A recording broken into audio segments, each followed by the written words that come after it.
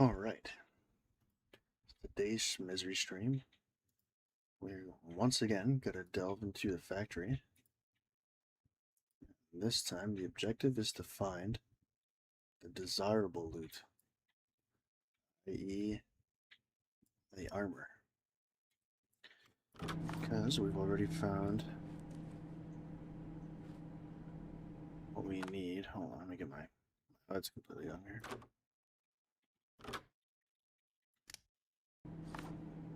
So we already have hazmat suit.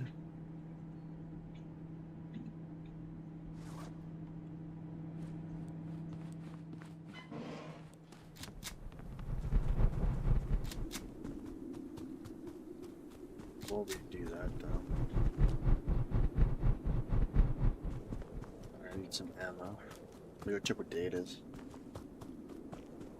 The factory day, we're just gonna make a run for it.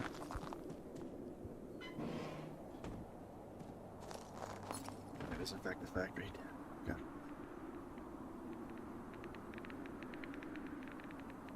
So we got like no ammo.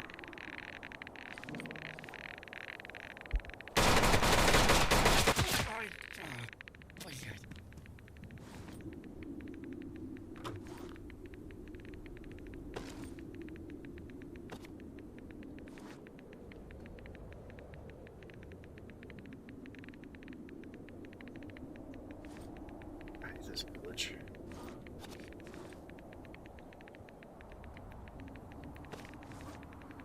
It's like it acts like Alt is being held down, so it drops items when you click them.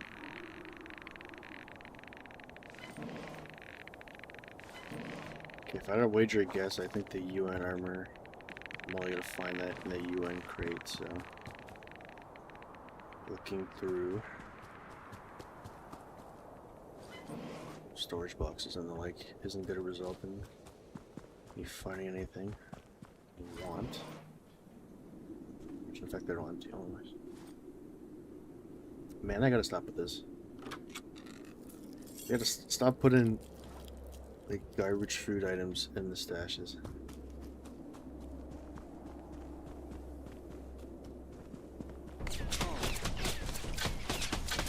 There's a zombie all the way up there.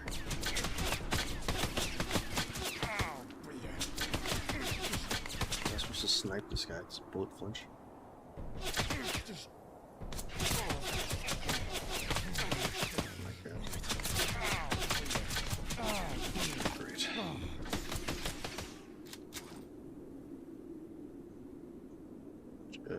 Great.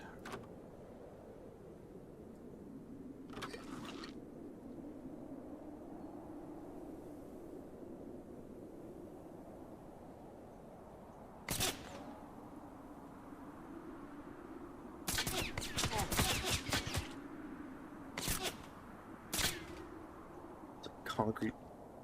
It's blocking my bullets.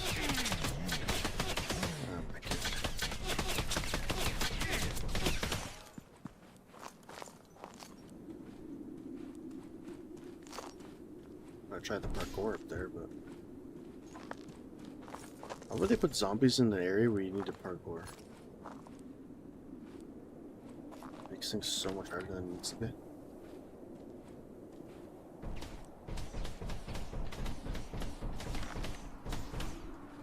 It's like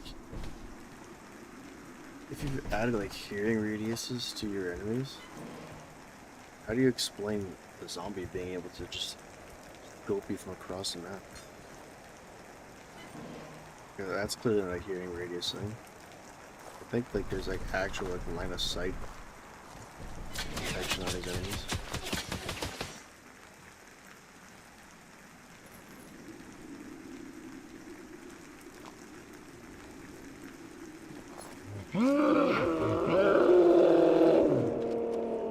That boy's loud AF.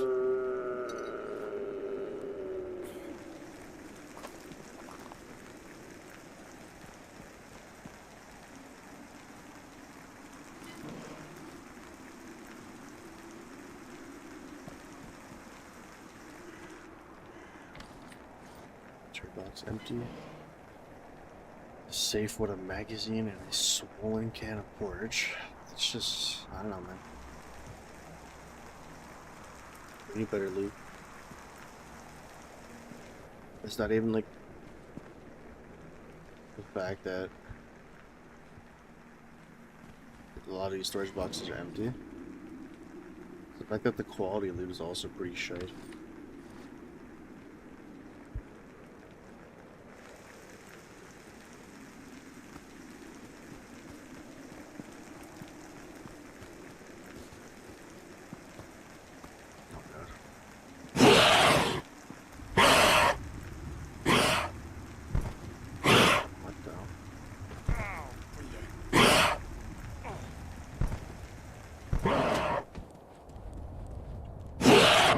Supposed to be like tall enough to bring me up here, yet it isn't.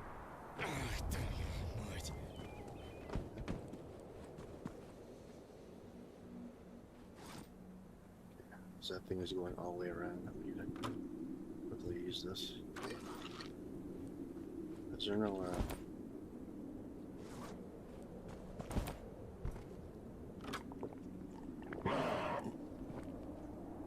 lighter biter?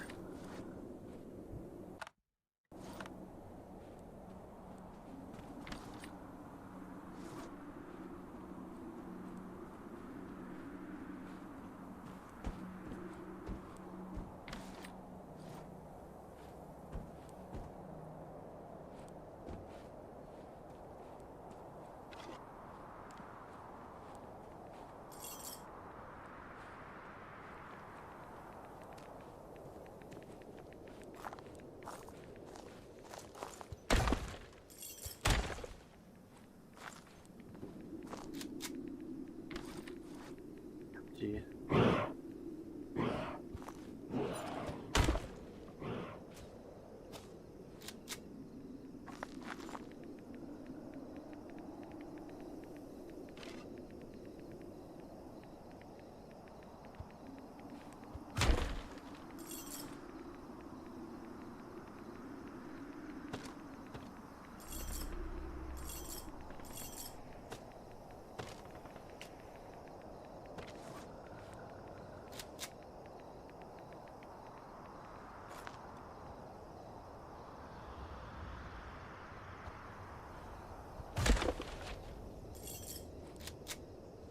There's definitely plenty of resources here, but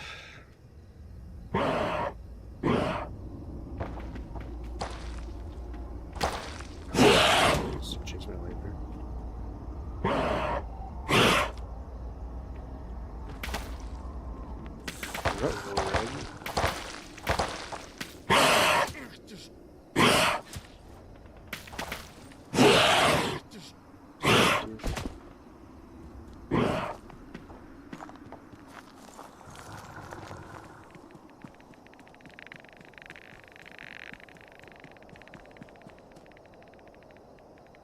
I found a single UN crate yet.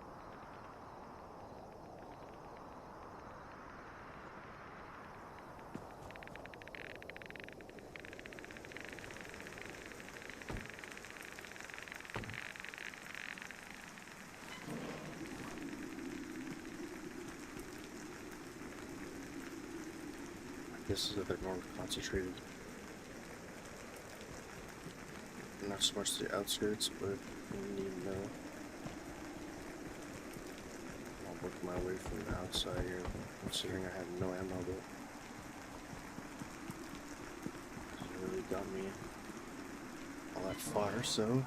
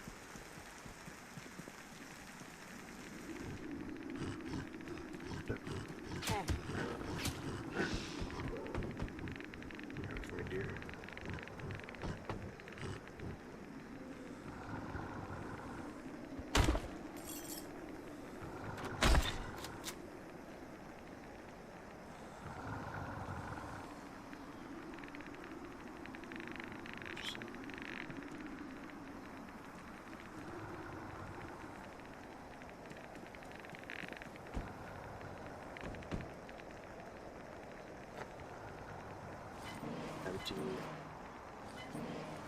Yeah.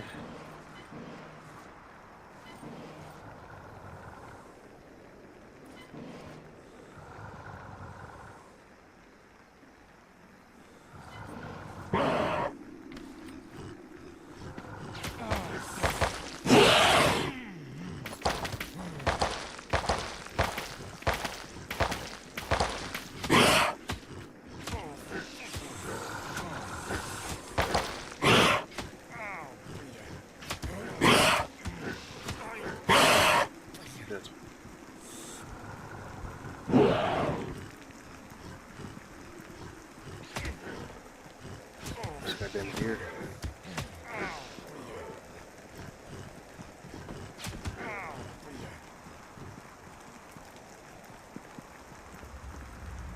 Okay, I think there'd be some UN stuff here. What's your box materials?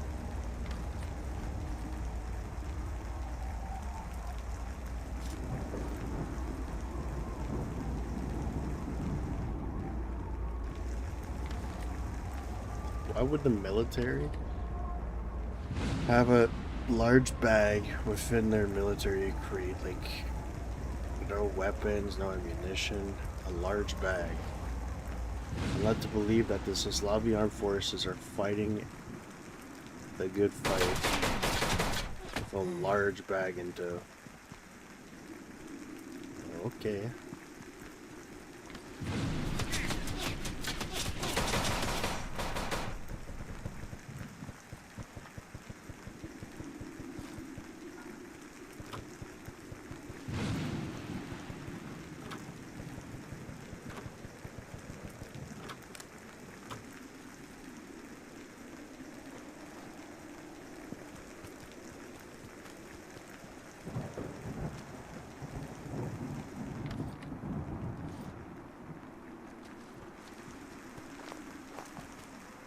Just more military boxes.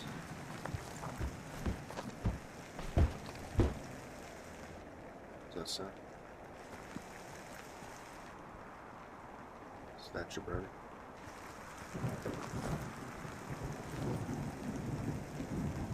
Stash with a bag of chips in it. Where's this man's stash? Cooling box is actually a pretty cool looting container, considering that I think it's like one of the only ways you can get like creature parts without actually killing the living creature. It kind of, I guess, makes sense lore-wise. It's almost like those containers that people use to, when people need like a kidney or something, like an organ box. And like, I could only assume lore-wise that they are experimenting on these mutants to try to figure out and know the enemy, I suppose, and then like their organs in the cooling box, like they're traveling with it. It's pretty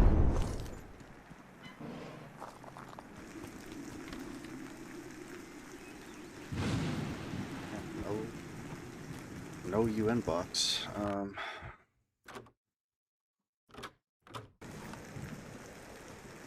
Come here and drop a quick save.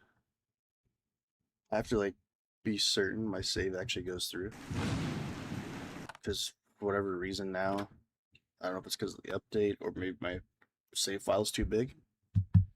It takes like 10 seconds, 15 seconds for the save to actually save. And there's been too many times where I'll hit save game and then I'll leave the main menu and this wouldn't have saved. It was just on my progression, so I have to now be cognizant that the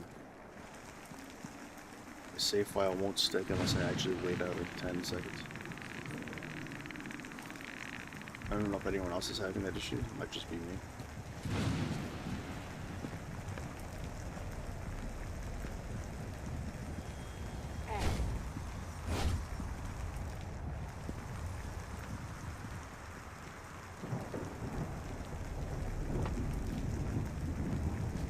Siren's about to go off, I'm pretty sure.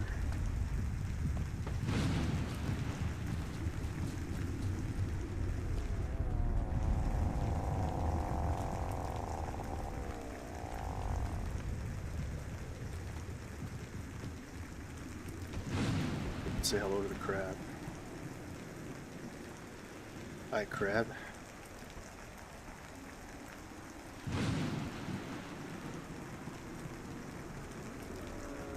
Take his caviar.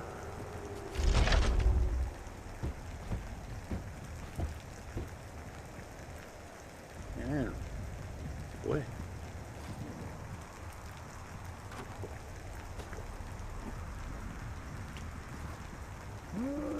Let's see how much support the operator. Imagine it would be one of the higher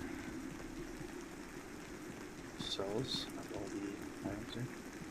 I see that.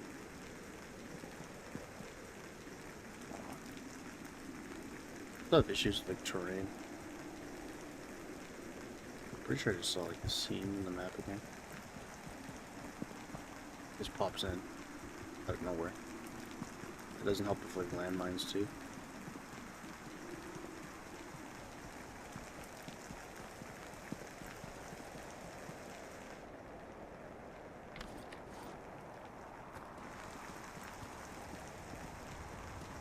Inside this building there'd be a UN crate at the same time. Like, you know, I'm just gonna get bombarded by zombie bullets.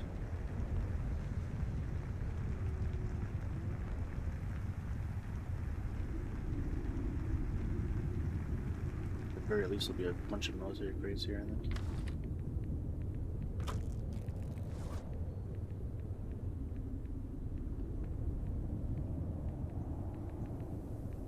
I don't think they still haven't had a way to like use the broom to sweep off that stuff, I imagine.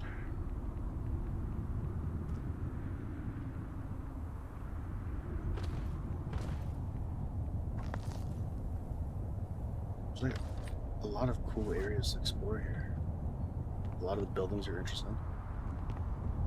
And then like there's plenty outside that's even more interesting in my opinion.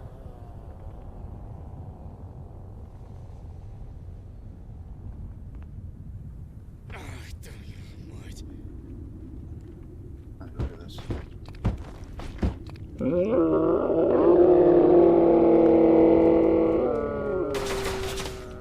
Of course, a zombie. Don't mind me, zombie.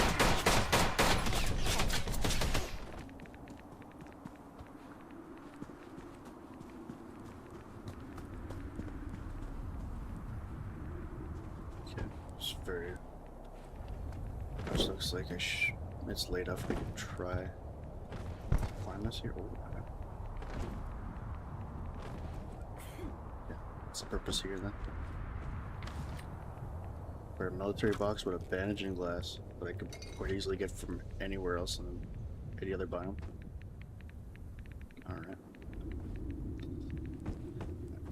I don't really see these 50 new items in terms of like actual loot. Unique loot that you'd find in these boxes.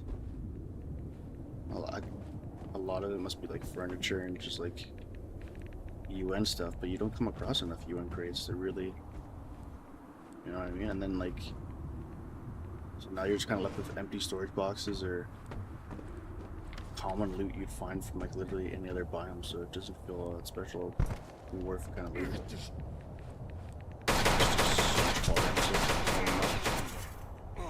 Holy shit.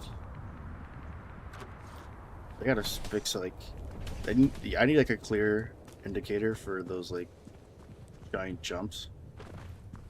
And also like some of them, oh my god, oy. Some of them don't even get you high enough to where the dev team clearly intends you to use them.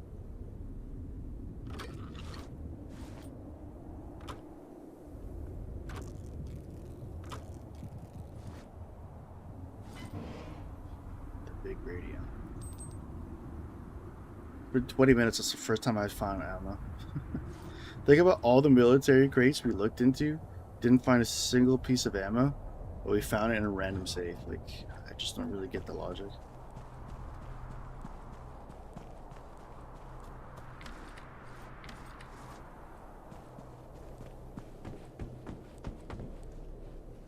If the reason behind all like these loot crates being this garbage is because lore-wise they want it to feel like the UN is being robbed by the ZAV. Like, is it worth it? At what cost that you want to build like this kind of cool lore thing, but all your players say that they can't find any loot, so even after hotfixing it, it's still like I can't say in its current state this is worth exploring for resources, especially.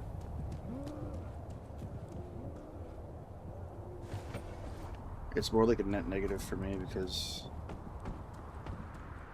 you're just wasting a bunch of ammo.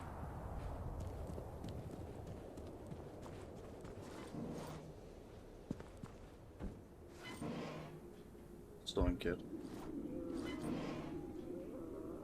Sure. Even empty. Damn.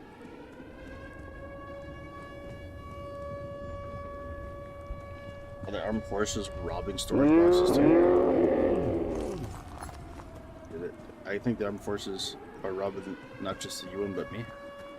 They want me not to have any resources.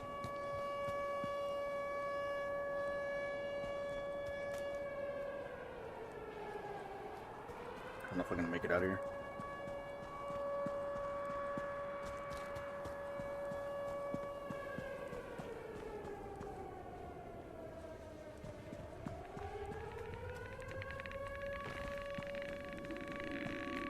And hug this wall and hope that the bunkers are.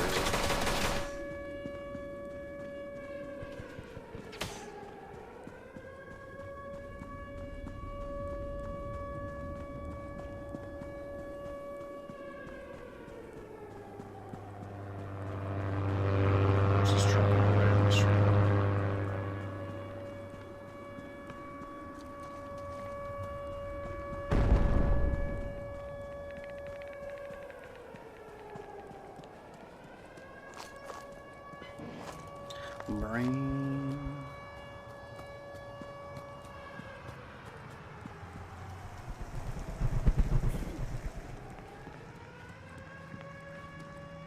Very cool.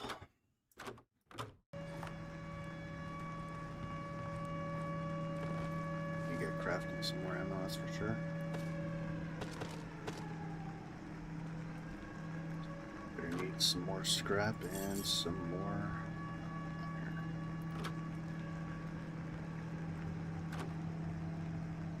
So much plastic. The ironic part is like I was begging for plastic to be sold as a resource. Oh, when did I pick up the helmet? That's interesting. I was begging for plastic to be sold as a resource at the trader, and as soon as they implemented that, I think they also like buffed like plastic spawns, or like just made the factory give out a ton of plastic, and now I'm just like, I don't even need to buy this stuff. Like, look at this, the crazy amount of plastic.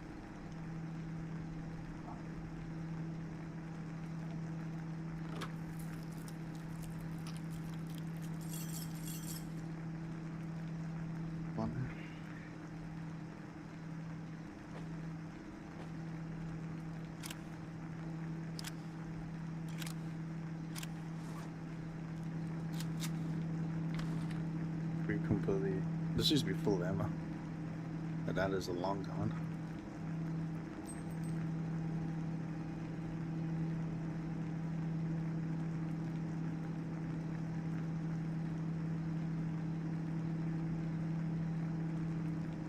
I think it's time to retire the AK and then move on to the SVD. Unfortunately.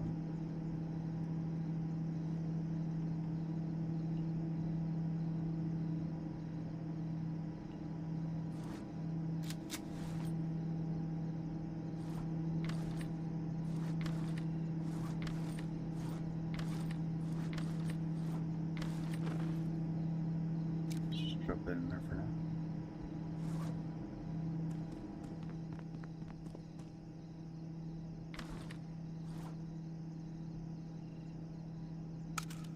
Grab the OSVD.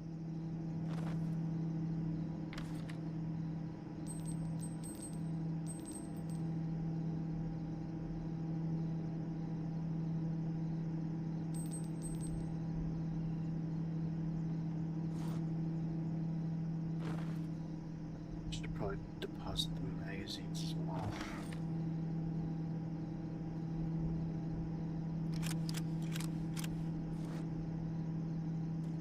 Better go grab the SVD magazines.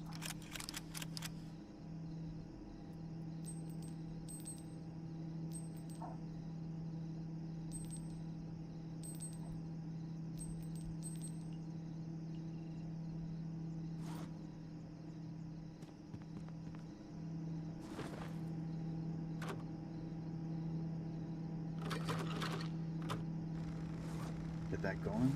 I think deposit all this. Got a bunch. Way too much wood here.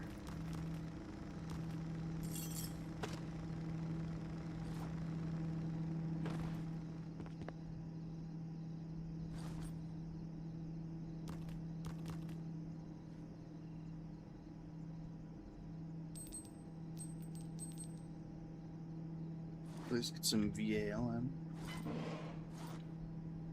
I need crap. Probably have a bunch dispersed around a bunch of random containers around here, so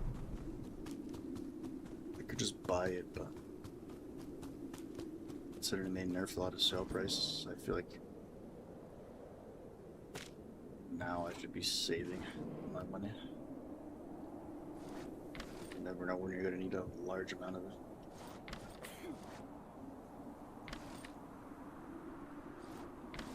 Because the buy prices for like the late game guns and whatnot pretty high, so if they do end up adding more content where you have to buy it, I'd imagine the price would be even higher. So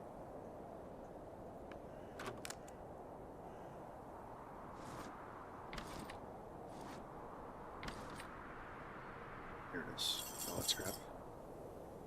You'd love to see it.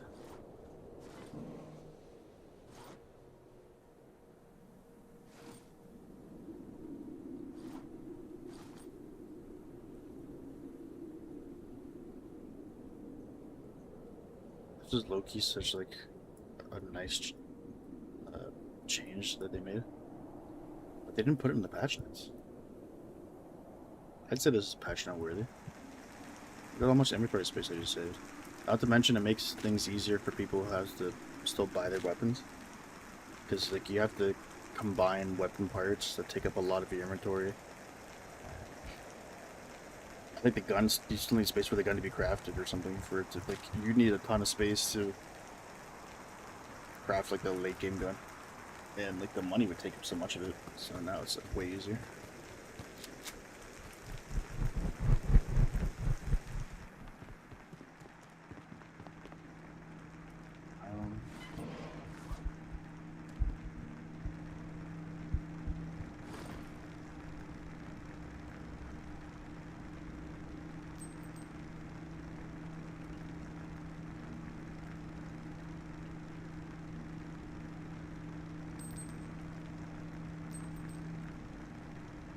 It's not gonna be enough. I'm gonna have to make some iron bar, I suppose.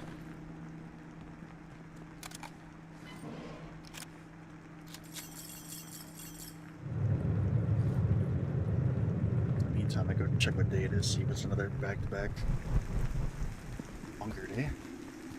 Or not bunker, vector.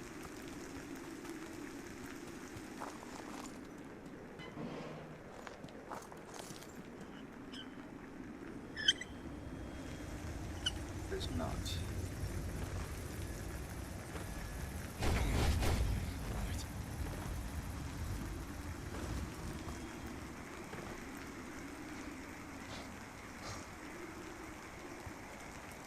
I want to kill the swampers for their arms. Would be a waste of ammo, maybe.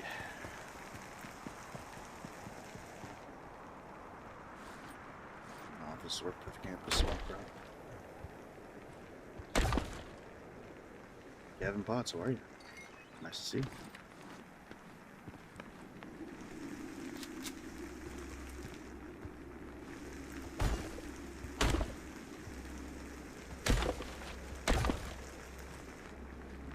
place is pretty good for loot.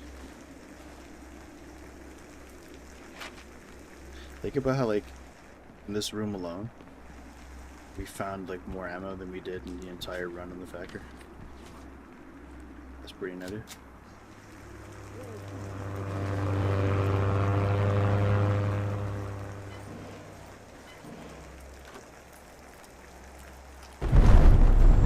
I'm just chilling at work, just found some of your videos talking about the updates on this game. Answer so much of my questions. Thank you. Hey, no problem.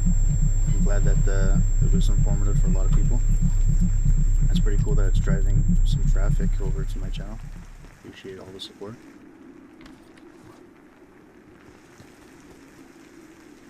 To be honest, I wasn't expecting it to take off like wildfire, but I suppose there's not a lot of information on the game, so. But like a lot of people shared the same opinion. A lot of the changes that they made, the updates and the balance issues, I feel like a lot of people are agreeing. So, not exactly breaking new ground, just saying what everyone's thinking essentially.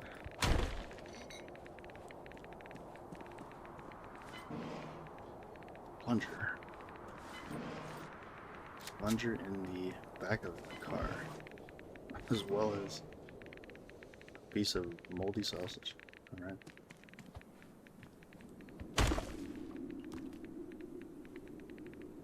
Factory has been driving me crazy. The area is so cool and ammo is pretty easy to make. So we usually just kill everything and get a massive payday. There's still so much. The game is great.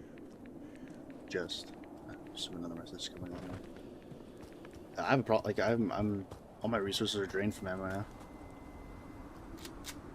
It's easy to make ammo, but at the same time it's like pretty time consuming as well.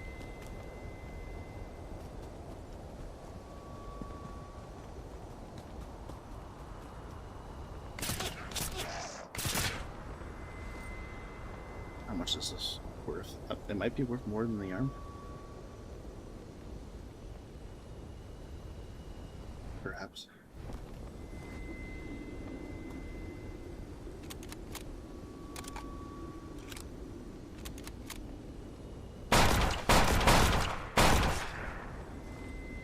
Oh, double armor.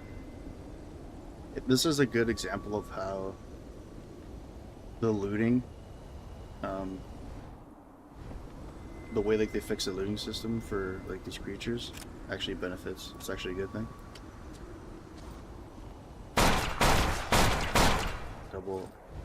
Look at this, and you get another arm and a moss. That's pretty good stuff right there. The thing is that it's limited by the size of the inventory of the creature. So like you can't get like 5 or 6 swamper arms. Like it's all relative to the storage, unfortunately. So that's what I found with the deer. The deer doesn't have that big of a storage, and like the head takes up a lot of the storage already. So you're not gonna be able to get like multiple deer skins and venison there.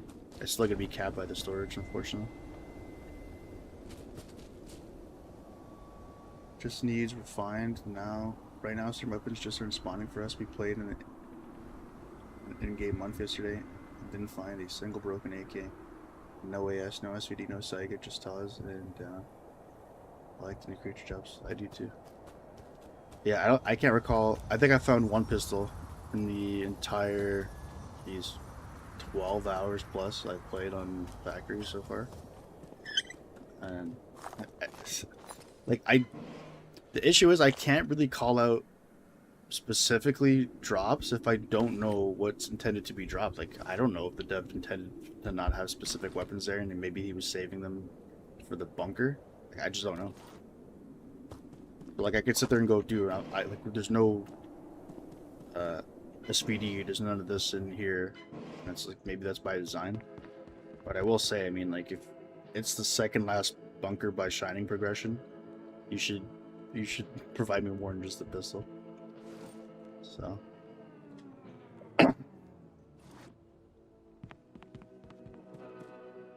designer also really new. We may have played the month. I have some OP here, but we still don't know a lot. Big landmarks. My memory's horrible in terms of like navigating. And the factory's pretty overwhelming. There's a lot of places to explore, and it's very easy to get lost. So, and by virtue of the fact that it's still really new.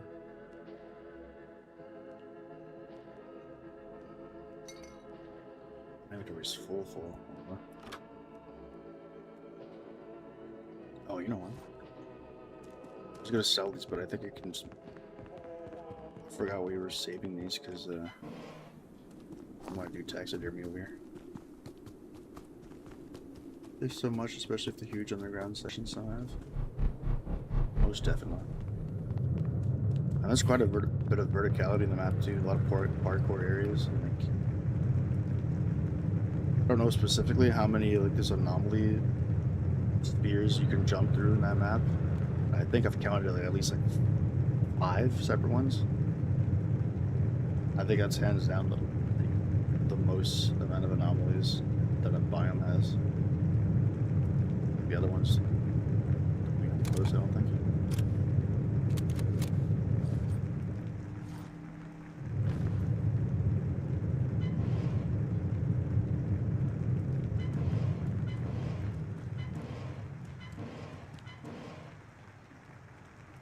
I'm so happy with the way this turned out.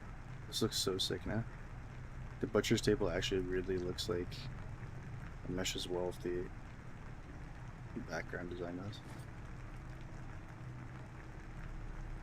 I just don't like how this... If this was able to pull from your inventory, which I don't think it does, but if it were to be able to do that, it would be so much better. Because as of right now, like this, they buffed this twice supposedly, and the storage is still too small. The problem is like the parts are just too big. Like you can buff the storage all you want, it's gonna end up looking ridiculous because like they need to make these stackable, or make it so it takes up like 1 square or something like.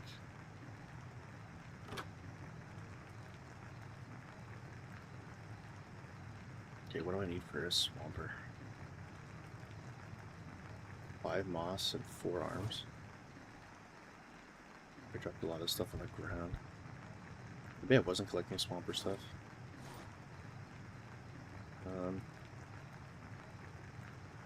A smart thing to do would be putting this in the fridge. This actually serves a purpose other than just like decoration for the bunker.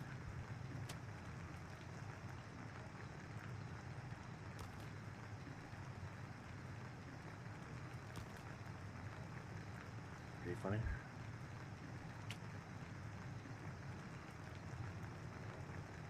And the plane...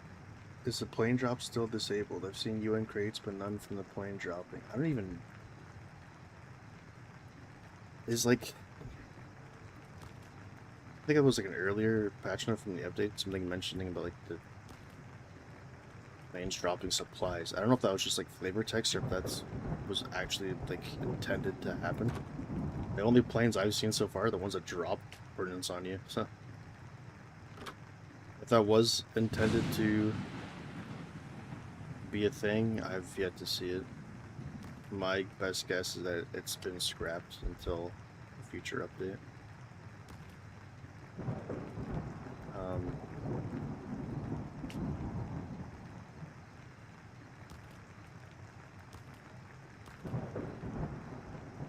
It's probably been scrapped with... Because I think there was supposed to be like this grad system, like this military truck with missiles strapped to it that were supposed to launch those missiles at you whenever you would loot a UN crate. They scrapped that, and that's probably for the next update. So I'd imagine if the supply drops were supposed to be a thing, that's also like on the back burner that they're gonna have to work on, which is fine because I think there's more pressing issues for them to worry about, and I think they should definitely fix what they have now before they add any new content. I'd be content with what like the content they have now, like nothing new for a little bit, if that meant that they would fix what they have at the moment. Because I can't imagine adding any more content would make this any less. Like, wouldn't add any more issues. There'd definitely be some more along the way. Because I think it might be spaghetti code, and every time they add something new, something else gets affected negatively. And if that's the case, you definitely need playtesting. Having something you can make to pull from a chest on the side. It takes like 1 power would be nice for more things to stack. The table looks sick if your decorations, your bases also fall. Thanks, man. I don't actually want to move this butcher table a little bit closer, but the fact that it has like everything already in it, if we bother, but still not flush as much as I want it to be, but yeah. It's just many hours of being bored in the late game. But like the bunker design, the whole like building of the warehouse is definitely taken a step back since this update, because now there's actually content for me to do. I'm no longer really hunting furniture items or kind of decorating the base. I need to fix this stuff though. So for whatever reason, I can only imagine because they try to fix dwarves and to allow them to roam now in your base, that for some reason the dwarves I had sitting on stools have all been moved.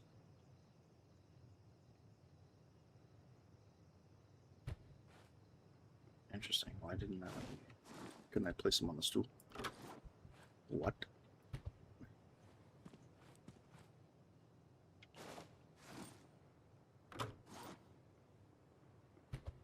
Nice. Read, if the content is fixed, the game is great. I love playing this game, and when you finally hit like a massive milestone, because some gear almost always the same loot and a lot of recipes and such are so expensive. You right, you right.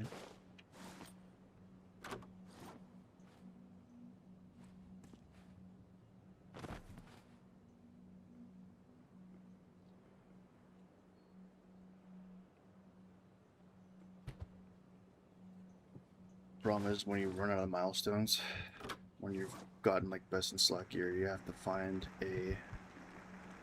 That's why I think it's beneficial for them to add a lot more kind of, what's the word I'm looking for? Make a more diverse gameplay loop. So like adding different things you can do, like bunker design and what have you. I can't put these guys in the chair anymore. I don't know.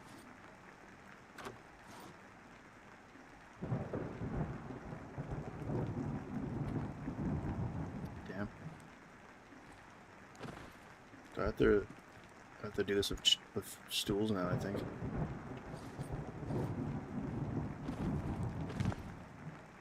I love like the proxy jumps you can do on the top of their heads. That's so wild. Bounce right off them. Oh, that sucks. Okay, I guess we'll just leave them there then.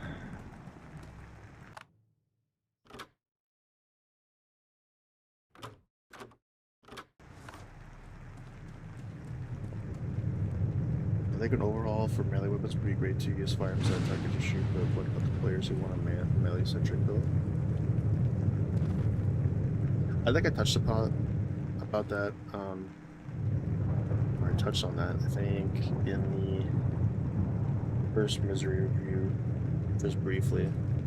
Because they had added blocking to the game, which I think, I don't even think it's working properly, but adding that will help incentivize players to use melee. The problem is that there's no benefit to using melee other than saving ammo at the moment. And by adding blocking, that works. Then there's more incentive. But like most games, they make it so that like the melee does more damage than the ranged weapons. So you're more incentivized to get up close to an enemy and swipe it with a thing. But as far as I can tell, not only is it not even equivalent to range damage, it's worse. It's way worse, depending on like what melee weapon you have. So yeah, I just don't see a purpose of like using melee weapons, especially since some enemies drain your sanity if you stare at them, like the crayfish. I think that's the way you're supposed to kill a crayfish, so through melee, because I think range damage doesn't do that much to it. Put simply, I don't think the devs have done a good enough job to incentivize you using melee. There's tons of things they can do to make that a thing.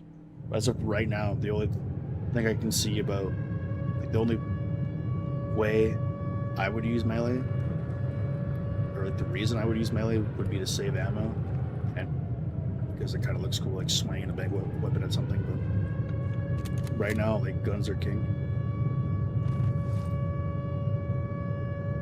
I gotta go grab that iron.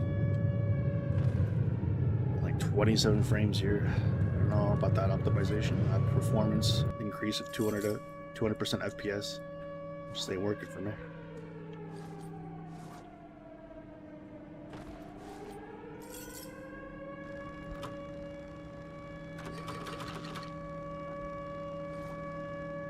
It's time to go to the warehouse.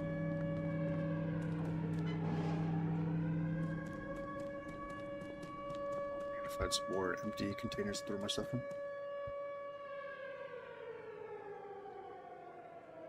I feel like the melee also doesn't do that much damage. They can make it like, I wouldn't mind if they just like over buffed it. If they just made like melee weapons really strong. At the very least, you'll have like a different bout of gameplay, even if it's only lasts a week and then like they nerf it again. Like, why not experiment with increasing a lot of the melee damage, right? I mean, you added melee weapons for a reason. Just don't feel like it's being utilized all that well. Like a lot of this perspective is coming from like the late game type thing, so like maybe these weapons would, the melee weapons actually did better like the early biomes, like I don't know, against bandits or something, but you're not taking a melee weapon to a mutant for the most part. But yeah, take it with a grain of salt because I haven't really been using melee weapons, so I'm not exactly the professor of melee weapon here.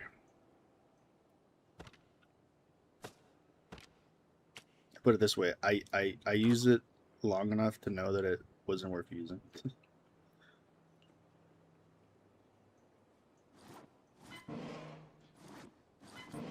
Yeah, it's a big safe. I can deposit all of this garbage. I'm gonna keep the medicine here. Heal bandages and old vitamins.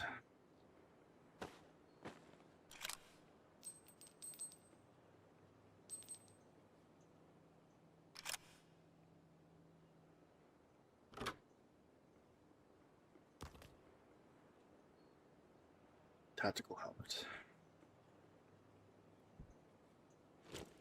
Not to be outclassed by the old assault helmet.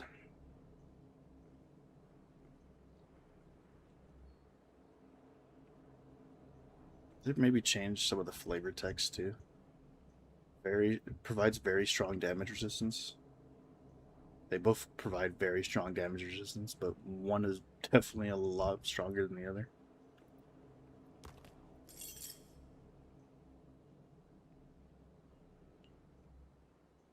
I didn't realize I had so many deer heads on me.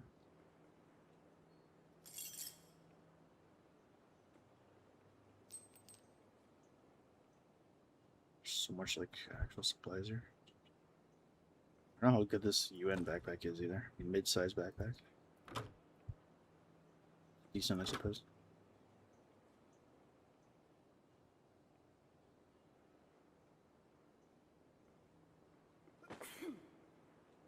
There's just a bunch of medical supplies here. I'll keep.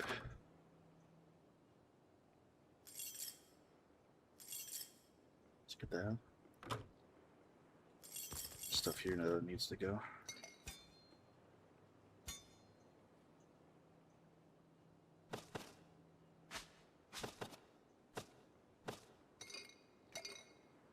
Definitely needs to go.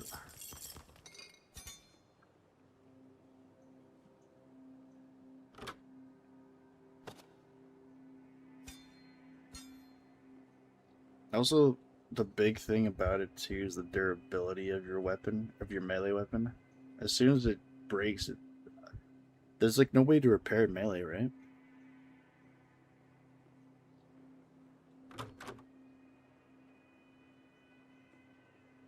And I don't even think you can craft melee weapons, except for like the sledgehammer, but I think the sledgehammer only has like 10 uses, so there's no like the range weapon outclasses the melee stuff in like every way. It's not even like fair.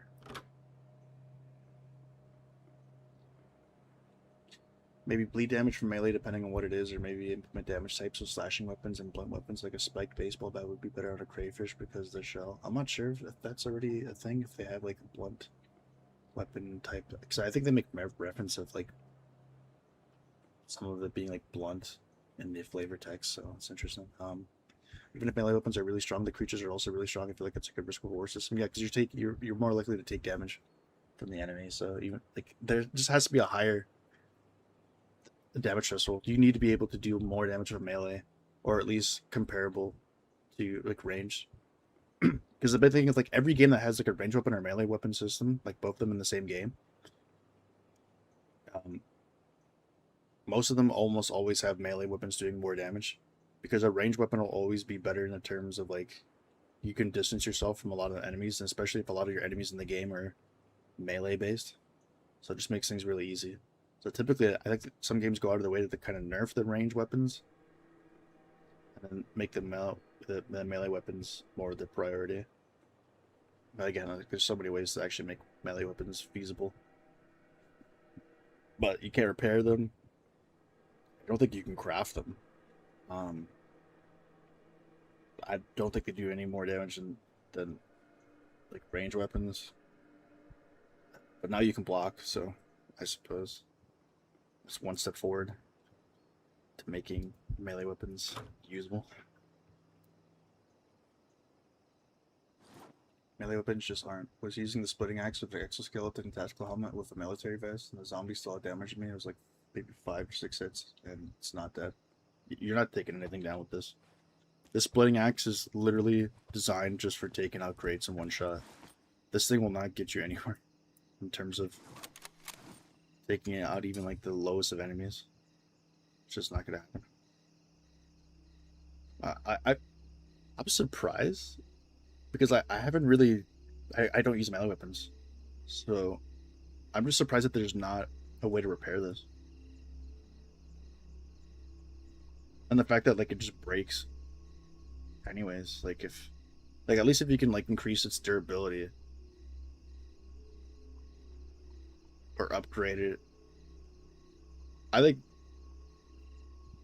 I don't want to speculate like suggest new content because they got to get this issue solved first. But if they were to do new content, I think the next crafting bench should be something melee weapon associated, where you take like the base melee weapons you find out there, and then use like resources or some other cool things to upgrade the axe, upgrade the sledgehammer, like upgrade these weapons. Like if you just got a baseball bat, like if the baseball bat already didn't have like nails or something through it, and like there was just a base baseball bat in the game, I think it'd be cool to have a crafting table where you can grab like scrap and combine it with the baseball bat and make a stronger variant with like the nails or barbed wire around it.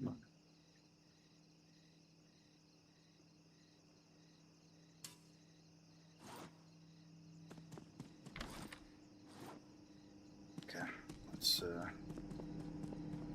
there's a new day out there. Let's see what it is.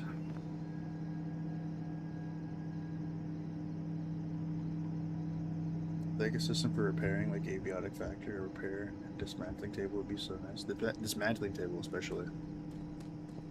A dismantling table in like any game already just provides. What's the word I'm looking for? Not so much an items thing, I guess, kind of. Like it just provides more of a reason to collect items you think are useless for you, because at least now you can convert them.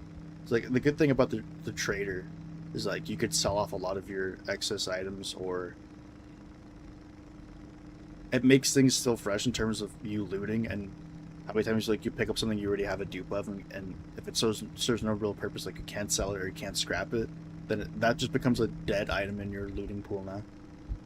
Because like if I can't sell it and I can't wear 50 military uniforms, or I can't utilize 20 of these things, it's more like a one and done.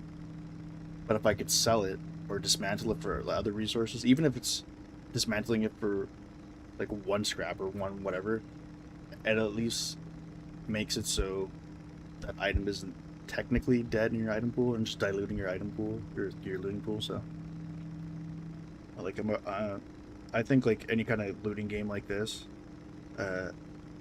decrafting station, or having a trader that buys literally anything like junk, and not junk in like this game's sense of junk, but like any item you no longer want, is extremely beneficial, and like most games should have that.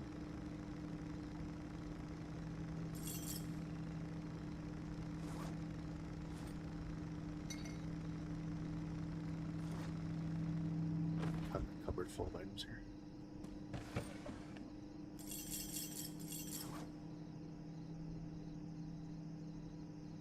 Not that axe. There's a melee weapon. Not shit. Oh, the big one. Yeah, you're right. What is this thing called then? I just assume this is a splitting axe because I use it to split open crates.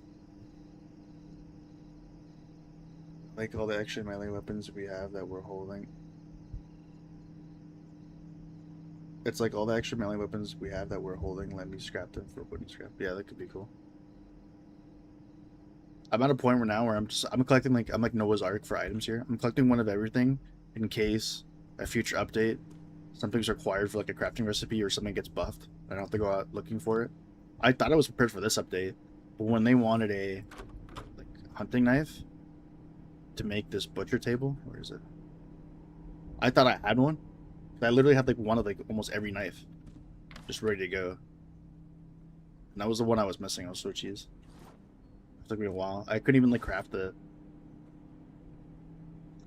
butcher table without like waiting a day or two.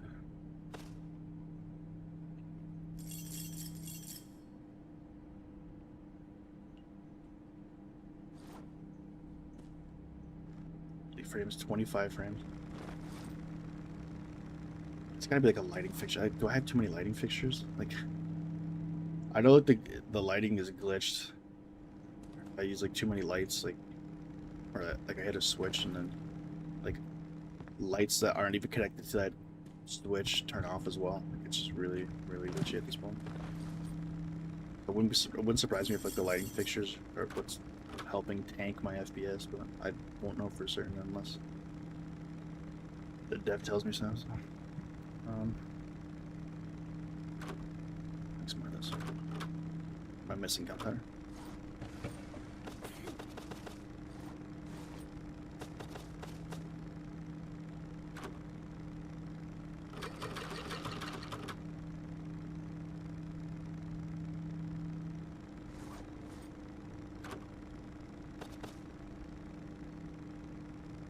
Is there weapon types that are in the game too? I don't think anyone has seen, so maybe it's a typo. If you look at the 5.45 ammo for the AK, it says it's for AK-74 and AK-74S or something. But other weapon I haven't seen. Isn't there one for like PKM as well? Like the PKM doesn't exist, right? Or am I losing it? What's the PKM? Anyways, yeah. Oh my god, my frames 21 for that's a new low. 21 for FPS. Yeah, almost hit 19 there. What was I gonna say?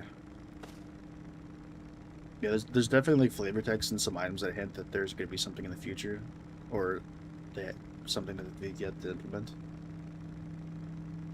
And for a while, I was calling that gun the AK-47, but it was actually the 74. I'm not a big gun guy, but my knowledge of AK-74 would be from the AK-74U from like Black Ops, which was a submachine gun in that game. Obviously, the AK is an assault rifle, but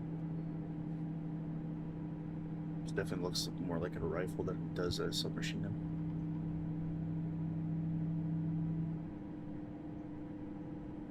It's like the weapon stock, right?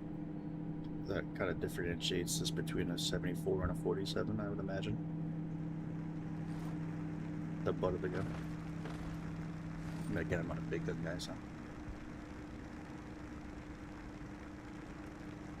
PK does. It's just unattainable. I think some NPCs or zombies have it. No, it's just a tease.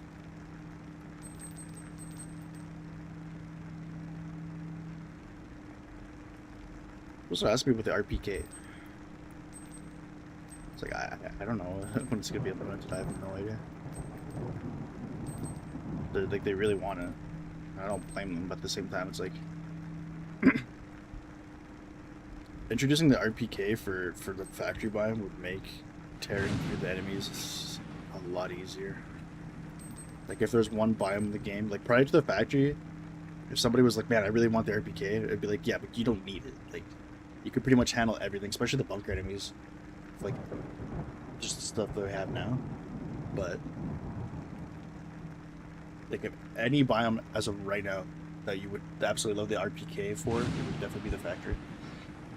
Just think about how many enemies you just mow down with that thing.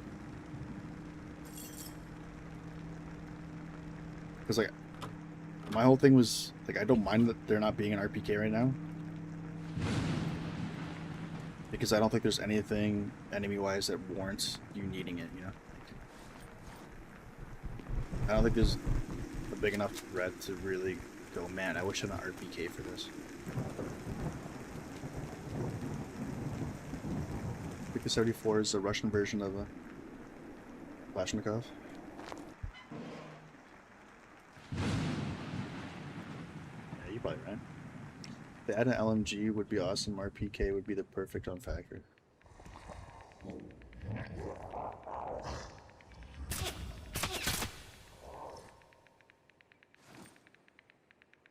This still baffles me how like these things go down like 2 bullets. And yet they provide you a ghoul part that's worth more than a twin would. Somebody just stepped on a landmine.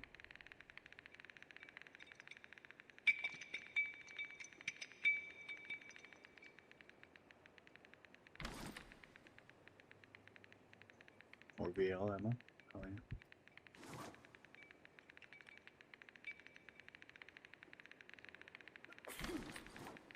yeah. Definitely need some more of these to finish the underground warehouse.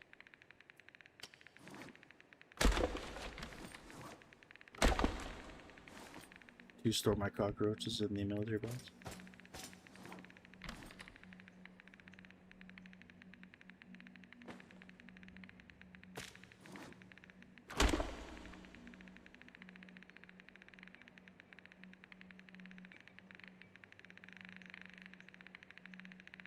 This area here is where I've found my military uniform for the exoskeleton. Wow, there's like nothing on these shells. Pretty crummy RNG.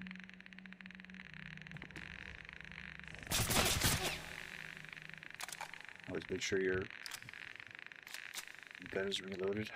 Nothing worse than trying to take out a ghoul, missing out on like one more shot, and having nothing in the rifle.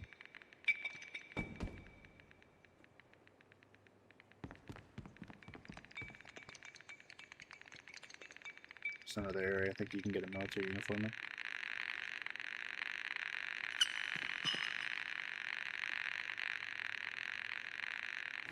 Medkit.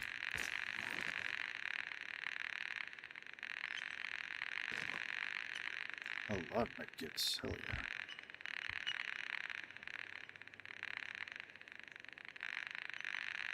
Yeah, I have like a goldfish memory, so I should probably start heading back in the direction I came from.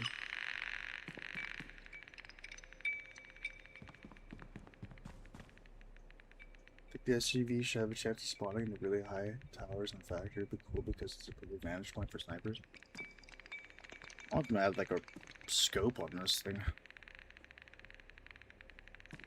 More weapon attachments would be cool. Even just to make the iron sights look better.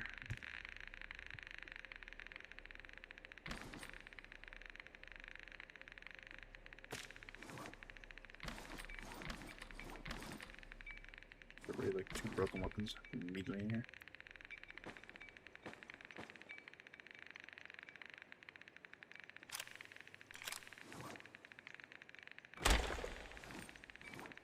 How small these military boxes are.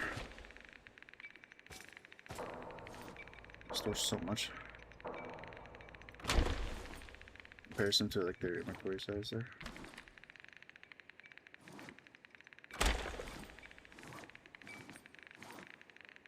No space for this item. I mean, I don't have the weight capacity.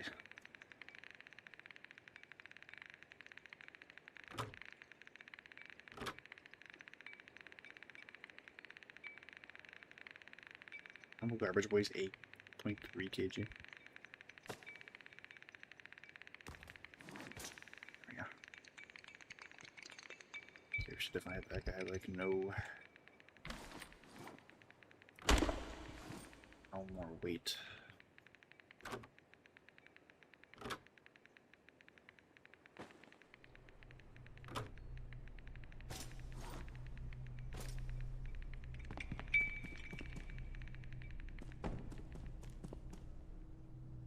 Weapons overhaul would be cool, like you said. Base game needs to tune up first, most definitely. See, the problem is, if they are operating on spaghetti code,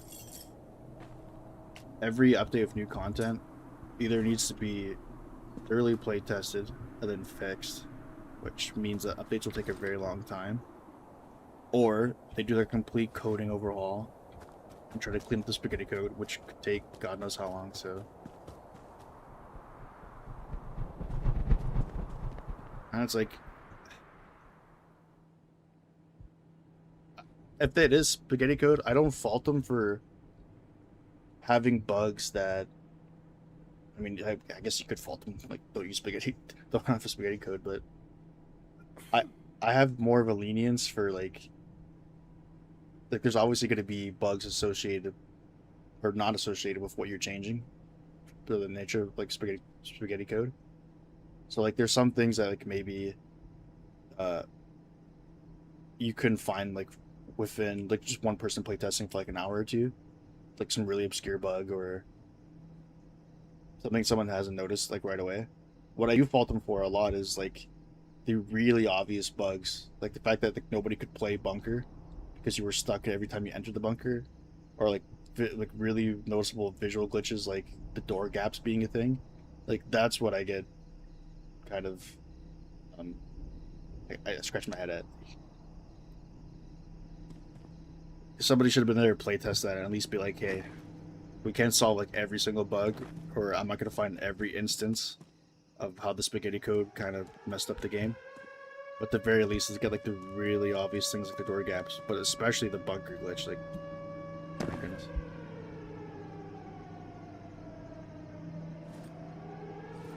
Let's dump all these military crates here.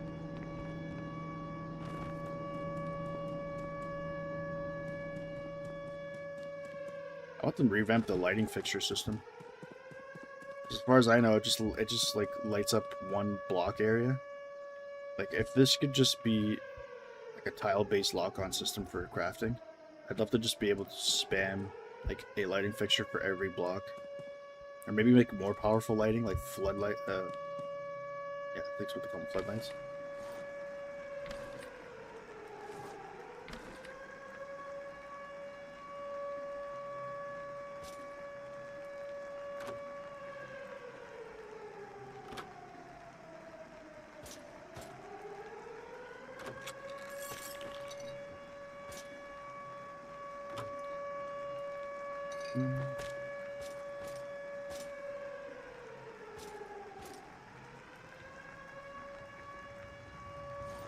Also, eventually, like, down the road, they might want to change the sound effect for the siren, because the siren sound effect gets copyrighted. They say it's, like, from a song, and also, like, a ton of games use the siren effect, and it also, like, screws up other people who want to monetize their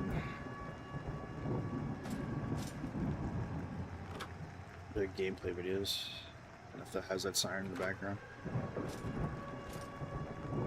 Oh bueno.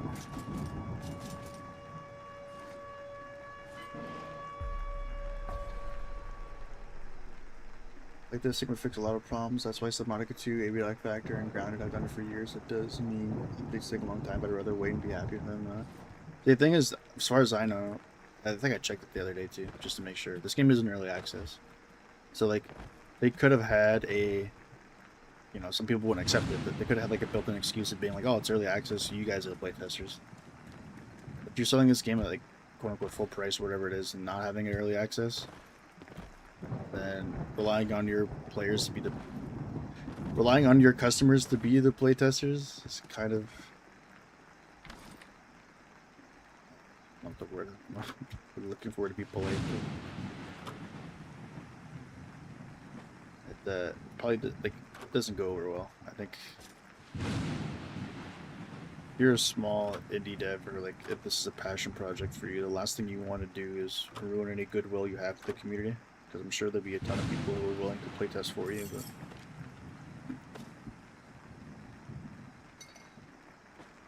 for the most part, I think people are pretty constructive on the Steam comments, like leaving reviews about the new update, but you're still gonna get people who are just like, "This is stupid. Why did you do this? I'm refunding the game." I'm saying like first impressions are very, very important. Like, most things in life you want to. What's the expression? Some people say it's better to ask for forgiveness than ask for permission. But that's not the case for, you know, for most industries, especially the video game industry. So you very much want to take extra time to make an update worthwhile, as opposed to put out an update and then spend that extra time cleaning up all the mess. You want your updates and you want your game to have a good first impression. Especially nowadays where people's attention span are very, very like non-existent, so they'll quickly move on to another game if they feel like this one insults their intelligence or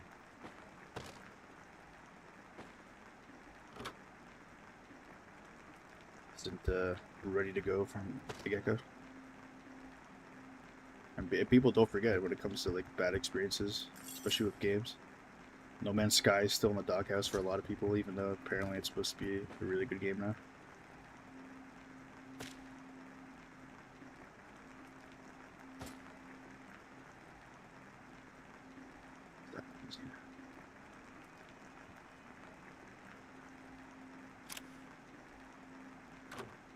I think they should add a bandolier.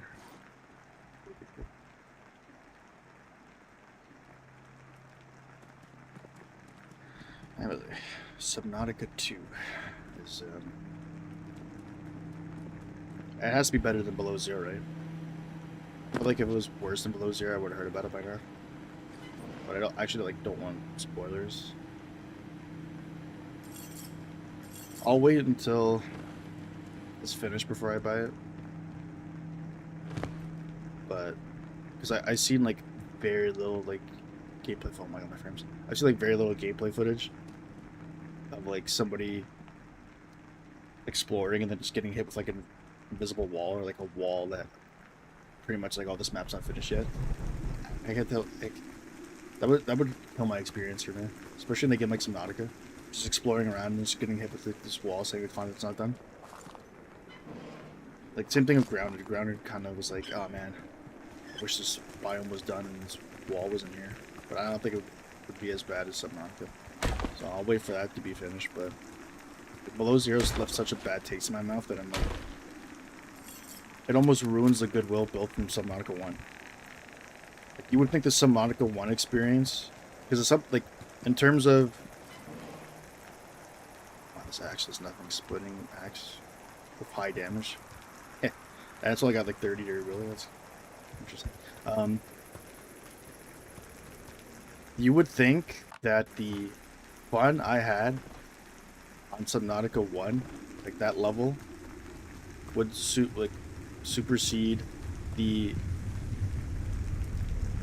miserable time I had, or like the disappointing time I had playing Below Zero.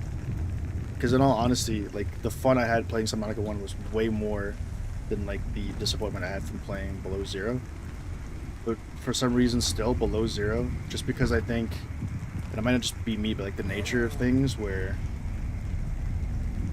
like all it takes is like a mediocre bad experience to really taint a fantastic experience for games. So I'm at a point where I'm like, below zero might have just tainted my height for Subnautica 2. So I'm just gonna wait until the game is finished and then see. There's like external factors that also influence below zero being a pretty disappointing game.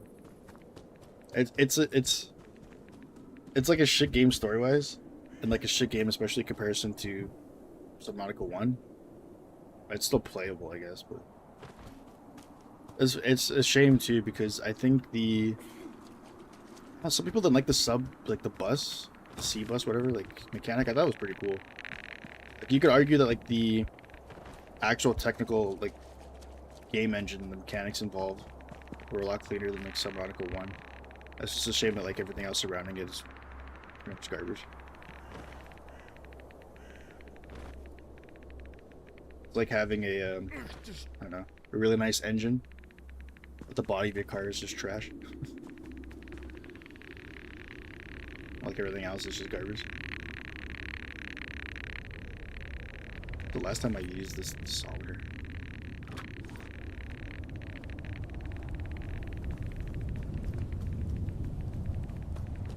To make like relic hunting more interesting again. I think like buffing the sales prices of the artifacts would definitely help. Or it did. It should help. So they did that. I just don't know how much of a buff it was because I was not keeping track of old artifact prices.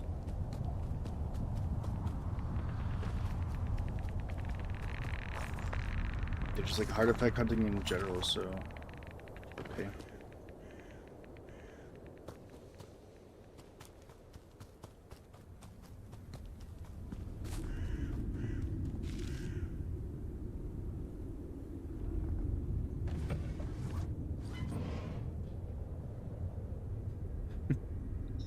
When I see a handsaw, I don't. First thing that comes to mind is definitely not something ideal for close melee combat. How do you use this for close melee combat? If you swung this at somebody or slashed it at somebody, I guess.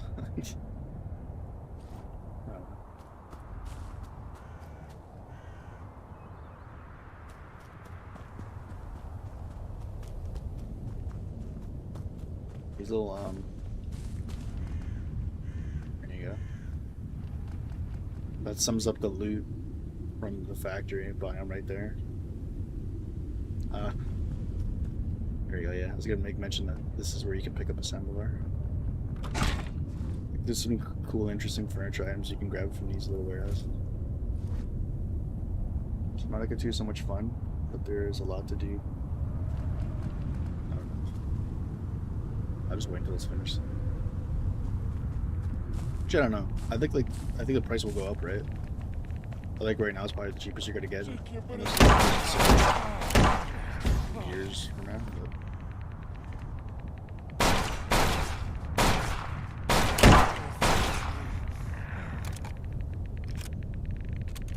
Like a game for like, I think a game like this, two people can play, but in the same breath, that's where the access are gonna be. The thing is, I don't think this, on the Steam page is listed as early access. But it's like officially confirmed to be early access, right?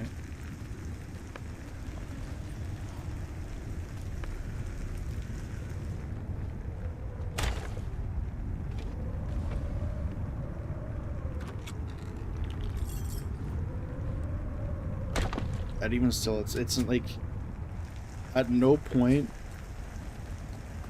do I feel like I've ever been critical or voiced my criticism about there being too many bugs or whatnot. It's just the lack of quality insurance is what's concerning.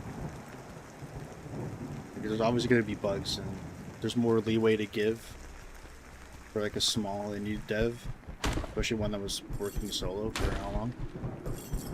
But at the same time, it's like you have to be held accountable and responsible for when like your game is literally unplayable. The bunker glitch should have never happened. Or I mean, as much as it shouldn't never. I guess it shouldn't, like coming from like a perspective of like you shouldn't be using spaghetti code. But the bunker, like the player base should not have been put in a position to experience that bunker glitch.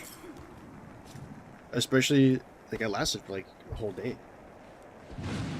You just completely, like, ruined an entire biome.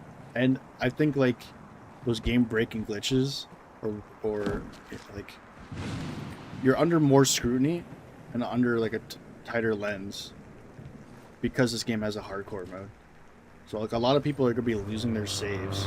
Like, the silent, like, two glitches that are really dumb and you would think could be fixed fairly quickly or easily.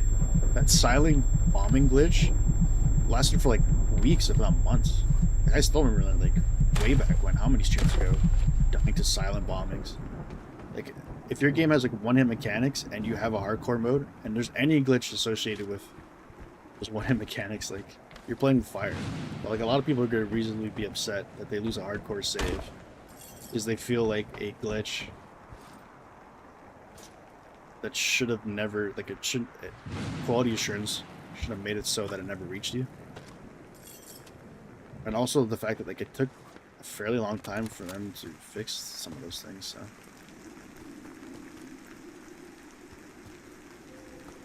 For me, it's more like the quality of bug than it is the quantity of bugs for this game, because understandable, it's gonna happen. But there's some that shouldn't make it past. Shouldn't reach the player base.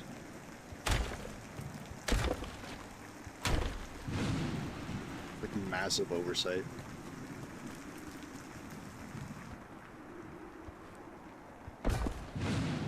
Not like through the wall barriers that are surrounding them. Finish, they call it a unique way of keeping you out. There's no dead set walls, instead it spawns a unique Leviathan. Not from what I saw. I saw, like, a video where it quite literally was it wasn't so much a visible wall, but that's just like a term people use, but it was literally quite literally like force field or something, like a wall that was clearly like immersion breaking. When I saw that, I was like, oh, okay, I'm gonna wait for this to be finished, because I could think of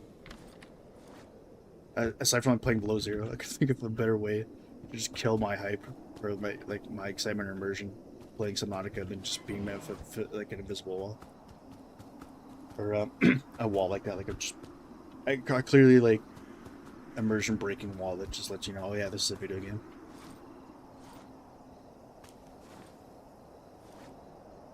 Like, don't forget you're playing a game.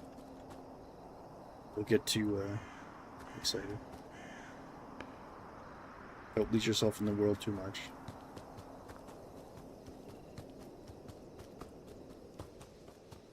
It's like one of the best looting areas, especially early on.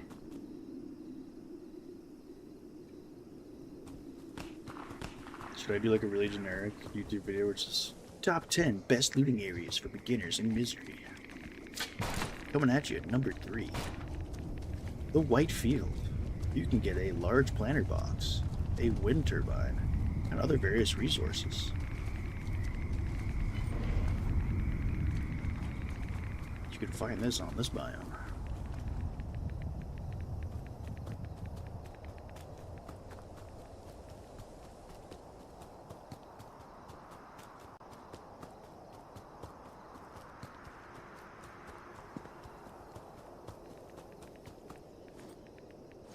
Yeah, I think we deposit some of this stuff and then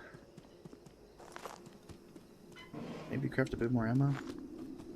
And we're gonna reset until we find the factory. I need to at least find one UN crate today's stream, like, my goodness.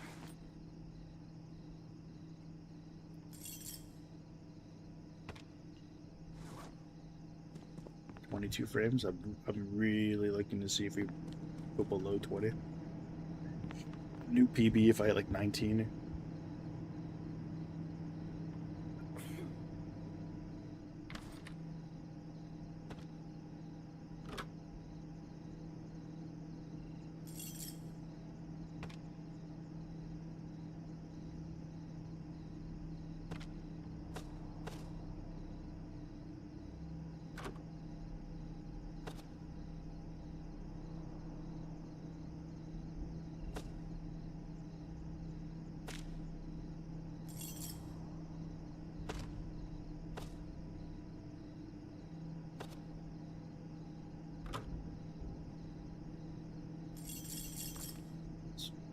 resource stacks. Add up 7 kg for a stack of 10 wood. Even electronics you think would be a lot less heavy, only by 0.5 kg. kg.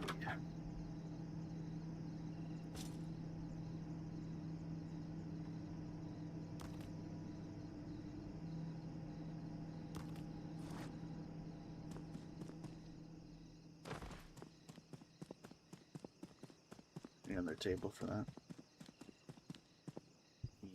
And these tables are taken up by things on top of them. Oh, wait, do I have a table back here maybe? I do, let's go.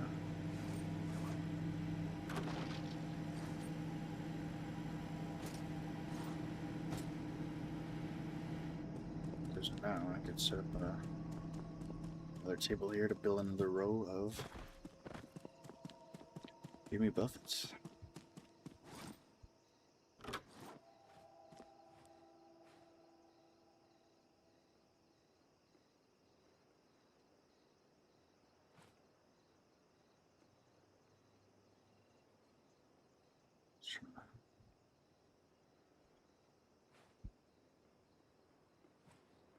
I need that much space away from the buffet. I thought it could have been closer.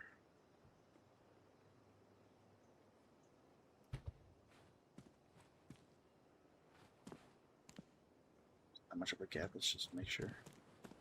23 frames. We're close again, almost to 19. Yeah, see, like, why is this, you could get a much, unless they, oh man. Like, there's a possibility that like, for, whoa, that was that.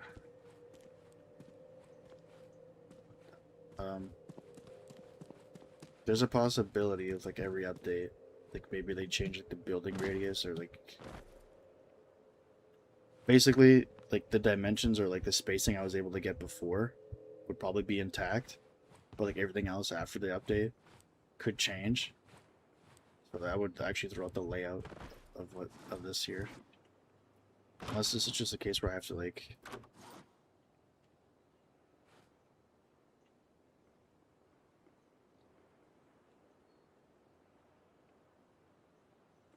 okay. Maybe I had this, like, 2 up against the wall.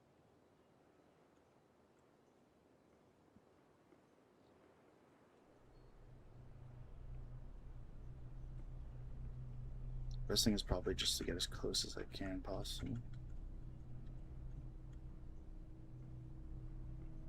And then push this to the back.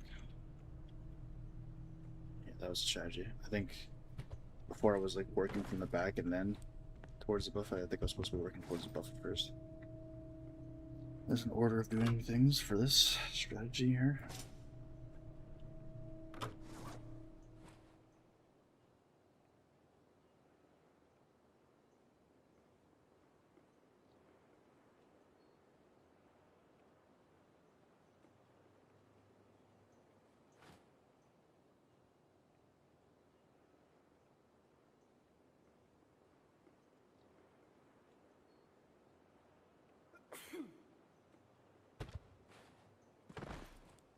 Yeah, hopefully that's good enough.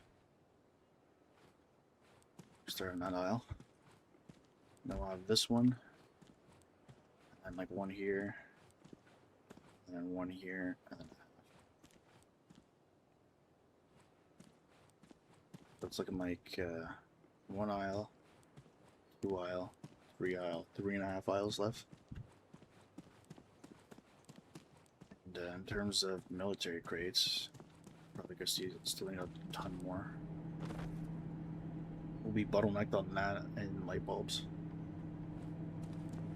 And then in turn, bottlenecked on power, solar panels. There's just a lot of stuff preventing this build from being finished anytime soon.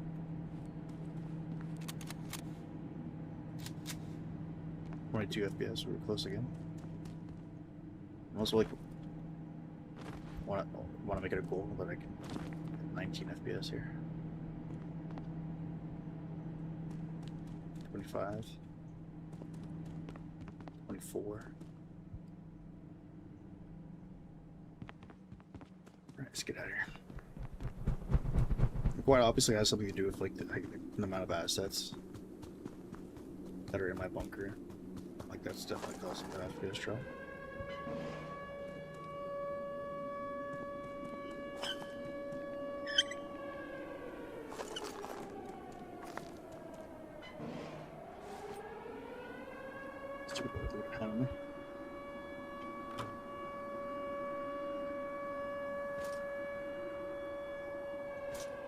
Stuff.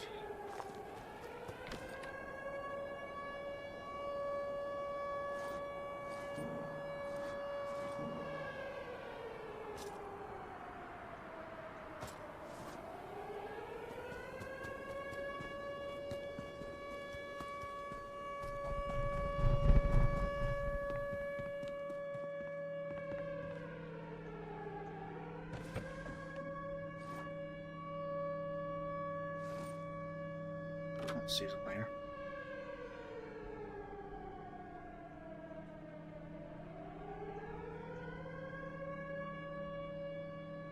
The fact that these things share the same name is confusing too. Torn United North uniform. They have two different models. When I was looking at this,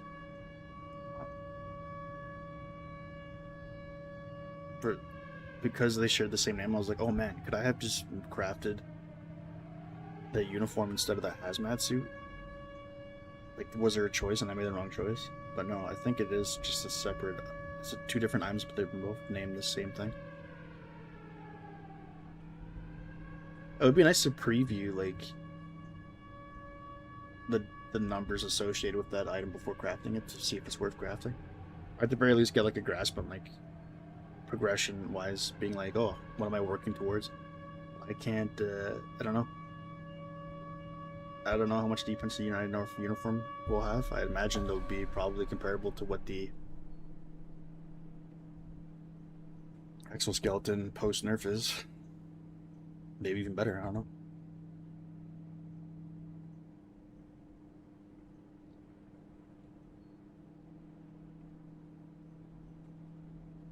I gotta repair this stuff again. My god. That's something I also didn't mention too, is like not only am I using a lot of ammo for these factory visits, my armory is getting pulverized. I'm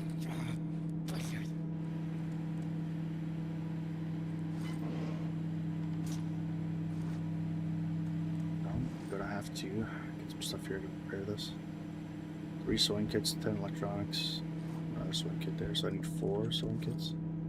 That I literally like just had. I think I deposited a majority of them somewhere. Okay, there's 3. I need 1 more for the rat wolf hide. And let's see one. Damn, so close. Yeah. Was there one in here? We'll find one eventually. The irony of building this giant warehouse is that I don't have anything stored up the locations yet. I don't want to have everything already done before I start depositing and sorting out all these items. By the time this warehouse gets done though, like, you're gonna be sorting for quite a while.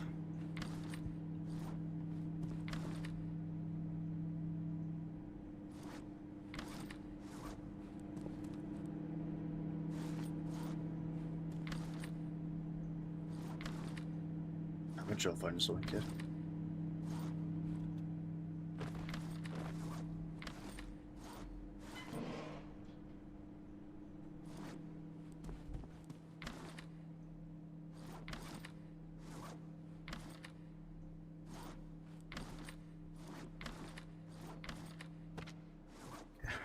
And then I'm gonna need 10 electronics, which I can just plug from wherever.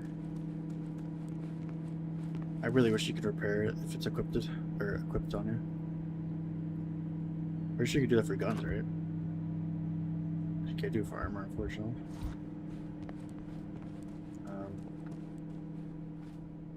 Electronics. Let's see. Like the easy thing to do is repair the ravel flat.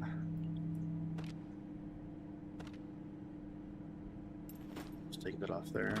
repair there and you're good to go. The pain in the ass is the exoskeleton, because I got 3 backpacks in the exoskeleton, so first I have to drop all these. Throw this in here first.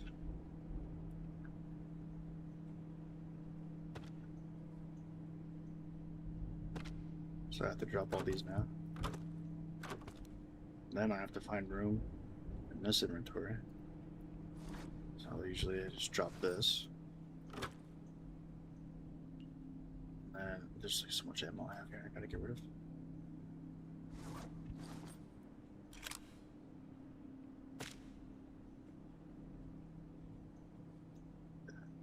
Let me just drop a bunch of this. See what I mean? Like, it's already a hassle to do this.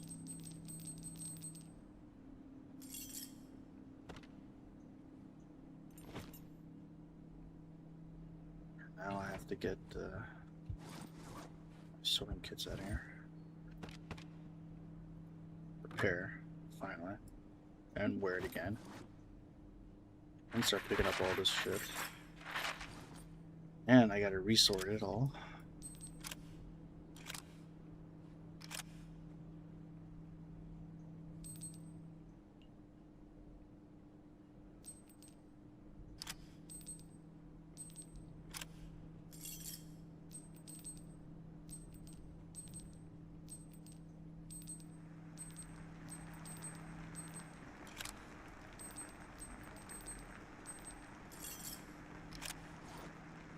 Pick up this backpack, and there you go. See? Easy. Only took us 3 minutes to repair this exoskeleton. Try to think of, like, from a developer perspective, like programming perspective, why you would have it so you can't repair this when it's equipped. I can only imagine there's, like, to avoid like an exploit or something. It just makes less sense considering you can do this with the weapon. You can't do it with the armor. So if they're not worried about you exploiting, like that being an exploit or something you can do to like break the game with the weapon, why is it a piece of armor? I don't know. Anywho, let's take a look outside.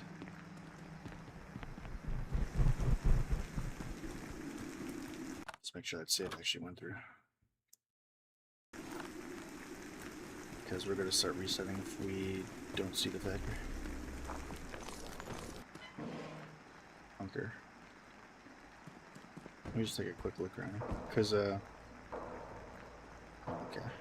This is still a thing. There was a patch note regarding, like, duplication of, like, boxes or, like, something related to, like, loot boxes spawning or being weird. Thought that this is what they were referring to. It's clearly not the case because this still happens where like random bags just floating around. What I was gonna say is I feel like I've seen everything the bunker had up to the point where they did that update. Because there's a new place of interest. There's a small chance that the thing I think is the new place of interest might have already existed on the map. It's very small though. I think I've seen everything, so. That new place of interest I've found I think is near like the... There's like a kind of like a spirally staircase. So if you come across like a staircase that kind of winds around, and I think it's near like the medical, like the med bay section of the bunker. I think that's the new area, the place of interest is it's around there. Because it took me a while to explore the bunker post Niagara Factory update to find this new place of interest. And I think I finally did.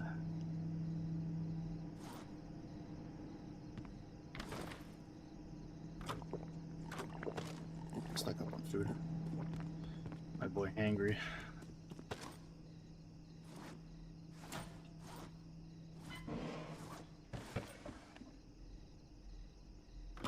Bag of chips and some beer. Exactly my idea of feeding myself.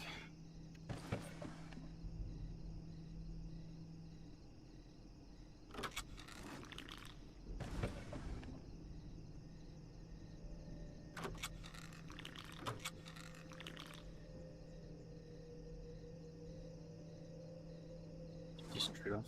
I think we're okay. I used to have like the provisions set up where like if I died I can quickly just go to that cabinet, eat, drink, whatever I needed, and then run out there, but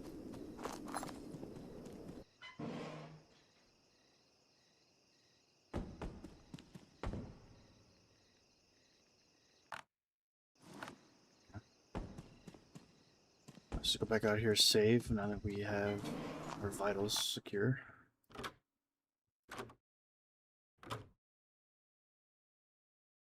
For the save to actually happen. I think we're good. And reset until we find the factory.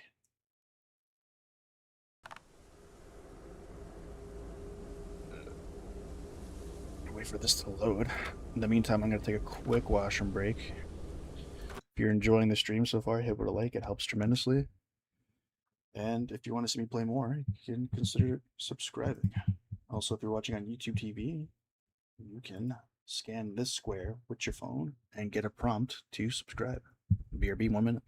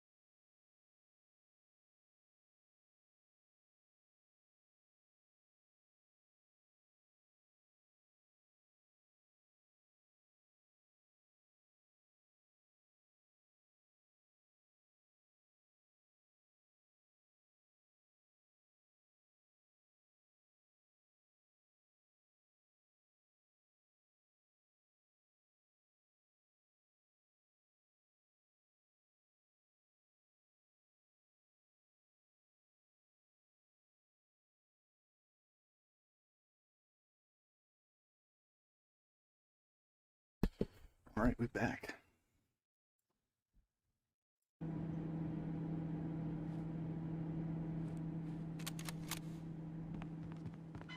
Let's hope we're back to the factory line.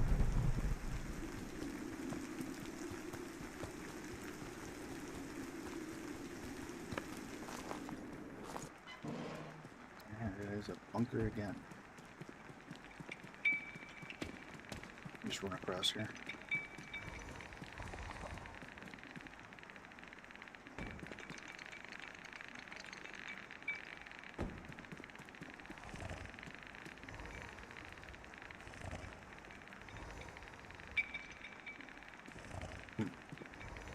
You could actually bump into this guy and not proc him. You can sprint by him, it doesn't proc him. If you take a shot, the silence weapon, he gets to moving. Interesting. Now we know. I figured if he came close to him, he might get startled. Especially if he were to touch the character model, I thought he would have grabbed me, but... Like, think about how much of a non-threat that guy is. I mean, it's a one-hit kill, so I can't say it's non-threat, but... He's a very weak enemy to kill. And as long as you don't shoot around him, he doesn't attack you. Like... So aside from the one-hit kill mechanic he's got, there's no real threat from like the ghoul compared to like the bunker. Like I'm trying to say like the bunker could be way more stressful in certain scenarios than then the factory can be more stressful than the bunker. So you really got like a million enemies chasing you and shooting at you. The bunker, for the most part, if you're smart, you don't really have to waste ammo or kind of put yourself in a bad position. 3 bunker days in a row. My God.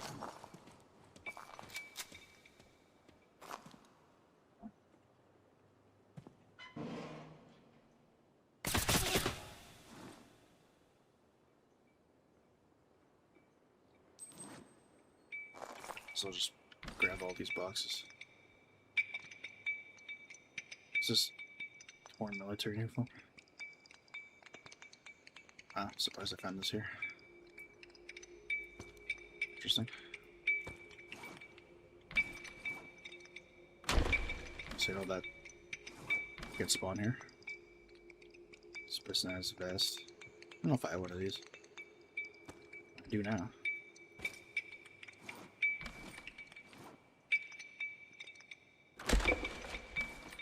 Already to like, but like the first 30 seconds of being in this biome, already have cooler loot than pretty much like ending the mega factory is below.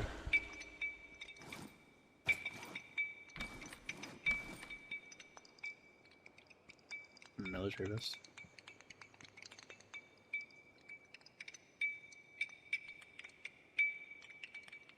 Joe Bow, are you? Is that missing from you?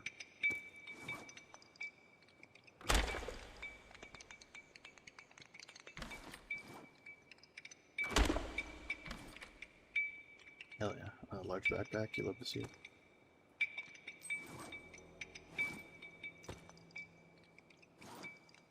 Enough space for that military box.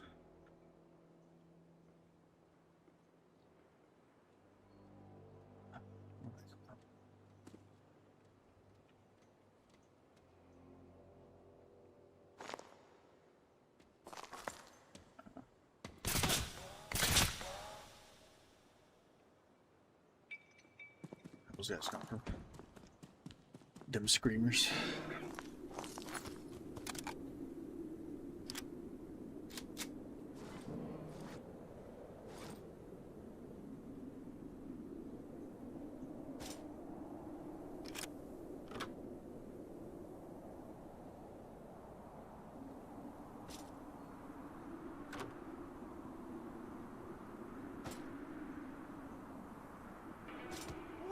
Gonna get to the fireworks factory.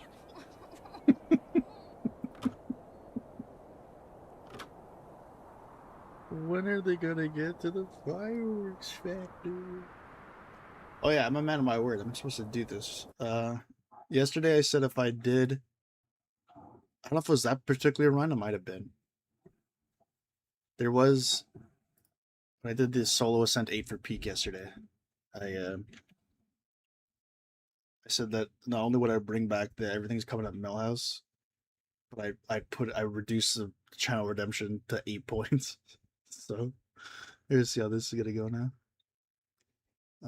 Let me just quickly change that for those enjoying the stream on Twitch. You can find my Twitch in the link pinned in the YouTube channel. If you're so inclined. I gotta regret this so much. There it is, 8 channel points. Millhouse is back, and now he's back in full effect. So enjoy the Millhouse spam that's inevitably about to follow. Everything's coming up Millhouse.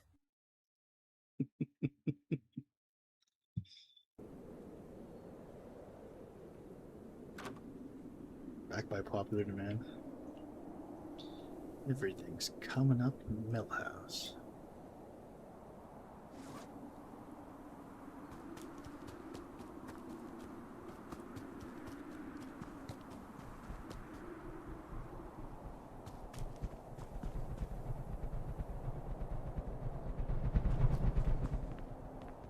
I want to see when I get spammed, like, if it looks like a continuous loop of Millhouse just walking in and out of frame.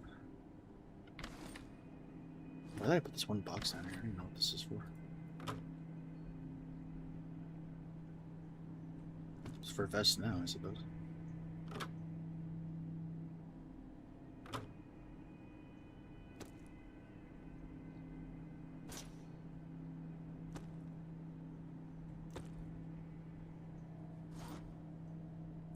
Who wants to walk with no house?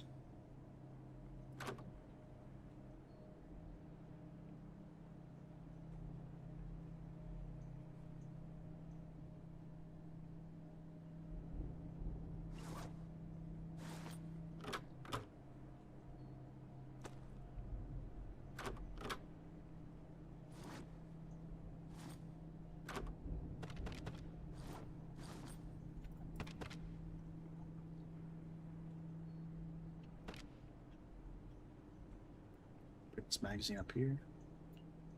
I said, bring this magazine up here. I'll craft another military vest just to flex. Or military uniform, I should say. And in the meantime, save the game real quick.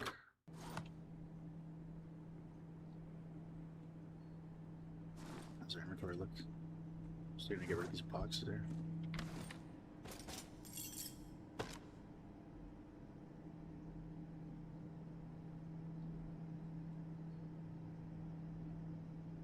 VAL ammo.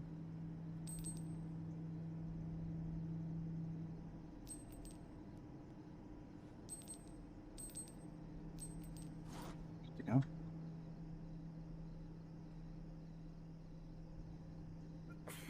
Alright.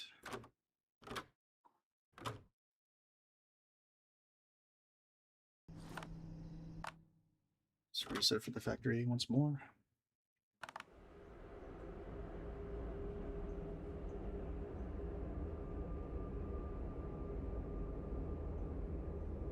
Almost 400 subs on YouTube. Hell yeah.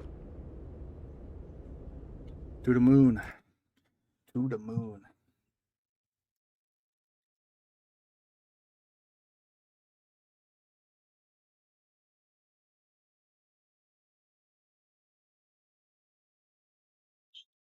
Which indeed. I need to set my fantasy baseball lineups. The playoffs are happening soon. Baseball.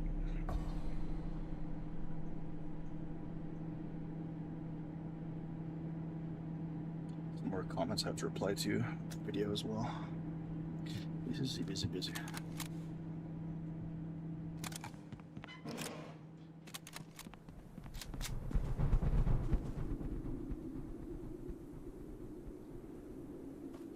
I don't know how to word it, but there's like an art to making gunplay in a video game really,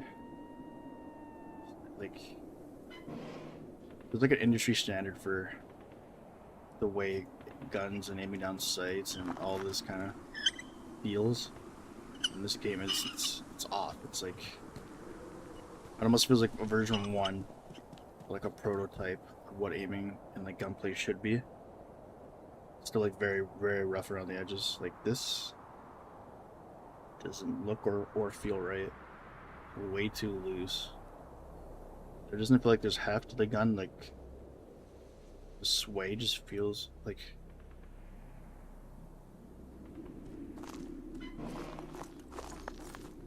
it just feels like a really rudimentary early stages kind of gunplay feeling here.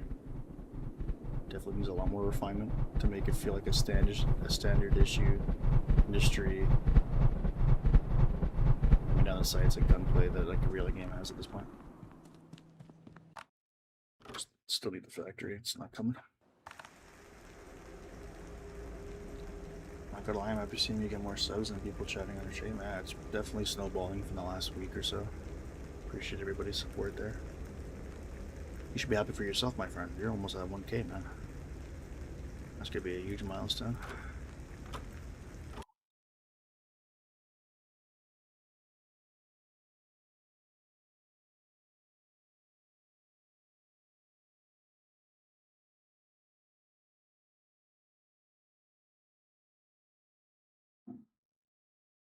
These loading times are brutal. Go downstairs and make a sandwich, come back, and I'll still be living. Soon we're all gonna be big on YouTube.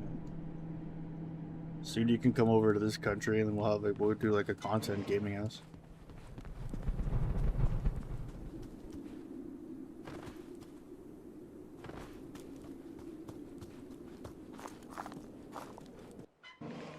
Bunker again. God damn it.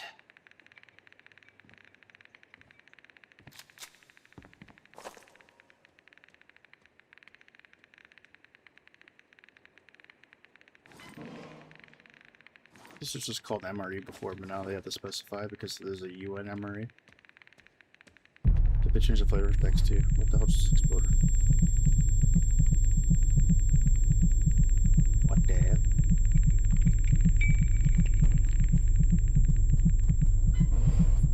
Anyways, pop the MRE here. And save. Get better vitals. And then we'll go back. Another reset. Yet another reset.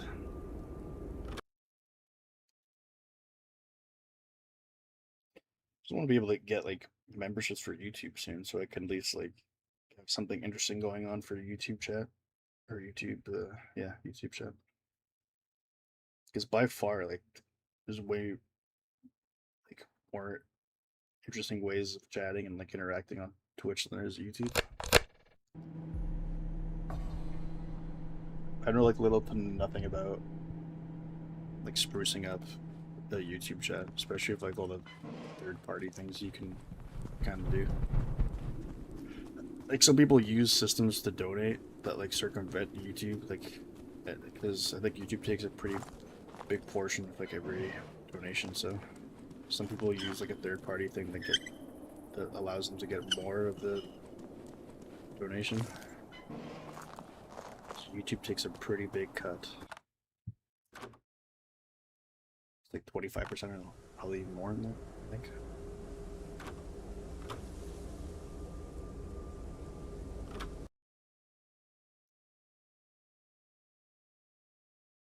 But there's like no real like Twitch feels more like Android in terms of like they actively work with like different third-party softwares that you can kind of enable through Twitch.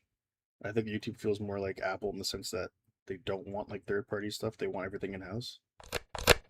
So like to circumvent like chat and stuff like that, and have like third-party stuff work through YouTube, you almost have to like have a QR code or have like a link in chat that people could go to in order to like donate separately, but still have like those alerts come up.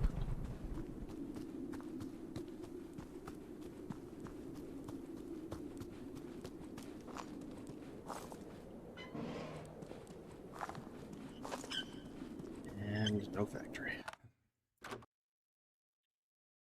How am I gonna find this UN armor if I can't even get on the biome that has the UN armor supposedly?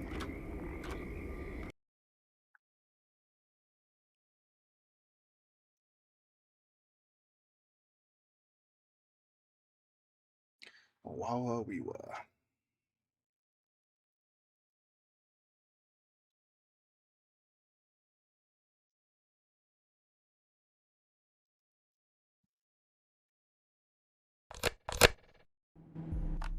I wonder if like pausing while this loads helps the frames on it.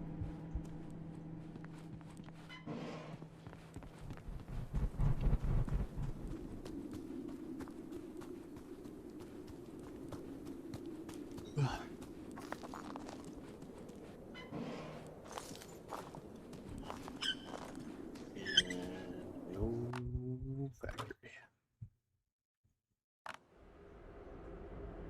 Eventually, the game will allow us.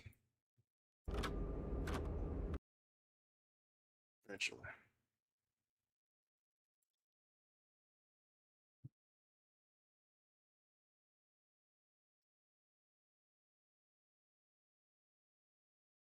Soon, TM.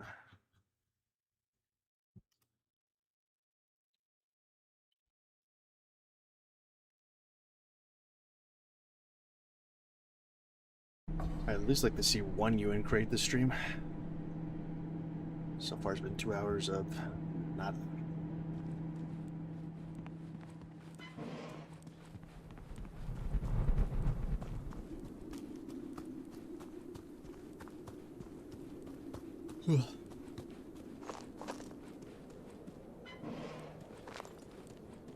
Finally, here we go.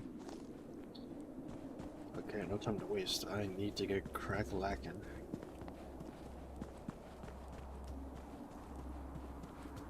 I have to assume these UN crates are doors.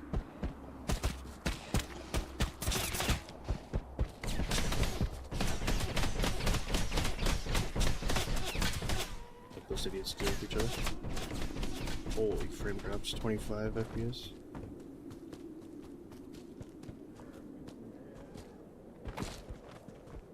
Damn, I'm starting to get the frame drops I would get in the bunker. Or like my own bunker.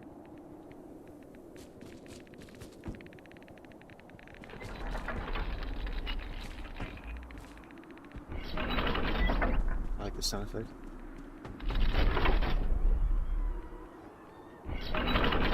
They like, there's so much creativity using out of this map. It's crazy. I can't imagine what people come up with this. It's a whole nother level. Like every other biome is so much less, so much less interesting. So compared to this one.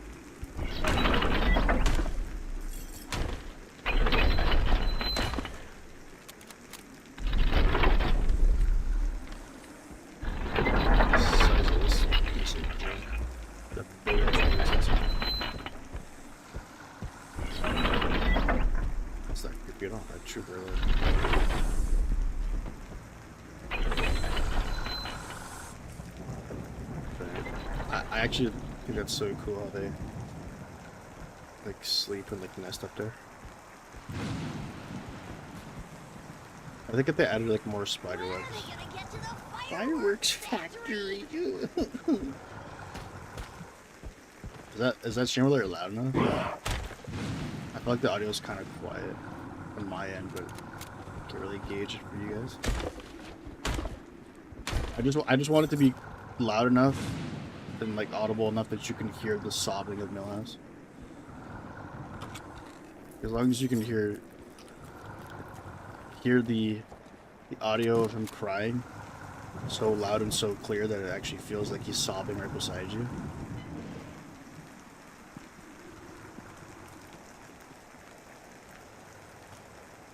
Yeah, there's crab caviar. Oh, there's the crab right there. What up, nerd? And he's stuck again. Like, I don't know. I'd imagine this thing's supposed to be able to move around. Where's the firework factory? It's right here, dude. Where's the big factory?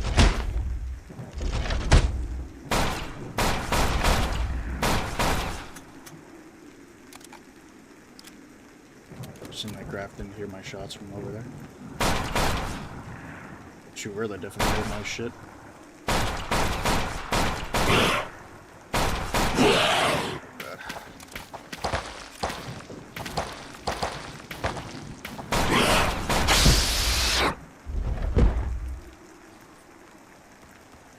Everything's coming up Millhouse. I'm like just as like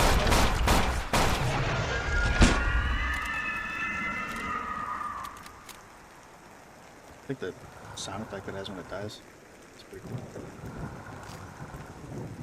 Wonder how they got that sound effect. Well, the dev team claims that like everything they have is from scratch and made by hand, so I don't know if that means that they're taking like some royalty-free audio sound effects or whatnot. But it's pretty impressive if it is in fact every single thing here they created.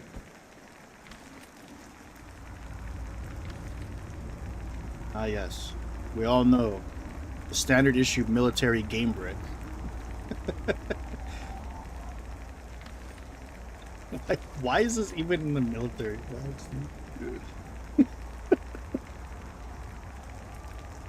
Oh man, I'm sure there was like some soldiers in Iraq that had like Game Boy station up there. Some Game Boy SPs. Oh man.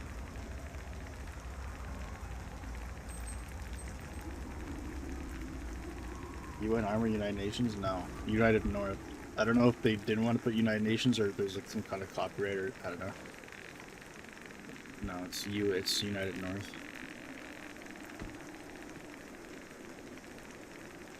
Shit, I didn't even notice this. It's a gun mounted on here. It's not even like a LMG, it's straight up just like a rifle. It's fine. Artillery game? Hell yeah.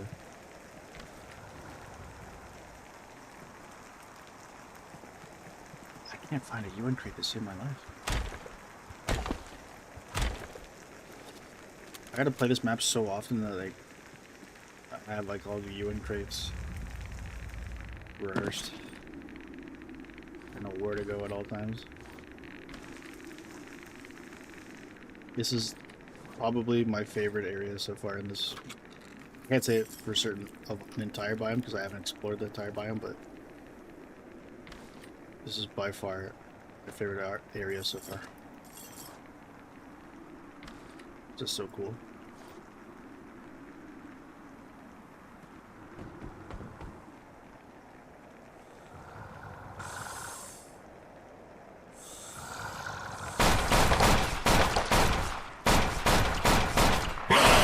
And everything is like I find the Truverla's head, the fact that it's like more like gorilla slash like it's like humanoid than it is like spider-like, kind of puts it off. But also like this face is so derpy. I can't get intimidated or scared seeing this thing at night when it literally just has, it just looks like a, what's his name from what's that game, man? Undertale. I don't know what the character's name. That skeleton does. That's what it looks like. The skeleton from the Undertale, then just having a big tongue sticking out. It's just not intimidating the slightest, unfortunately.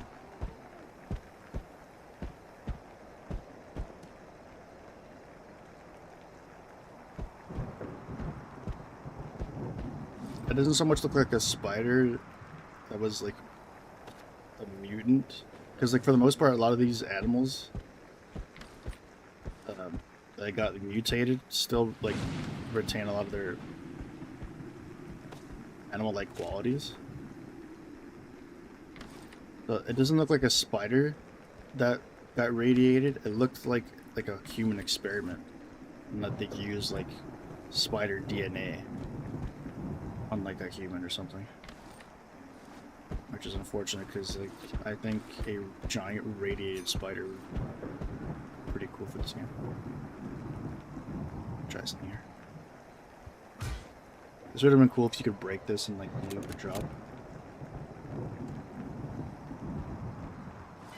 I do like the fact that they have like storage boxes spider webbed up here.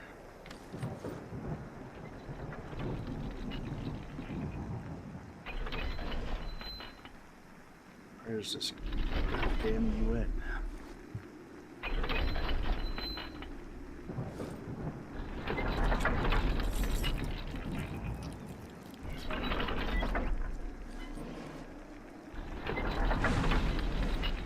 And they're pretty generous with the resources, the loose items that are kind of around, but like in terms of actually opening up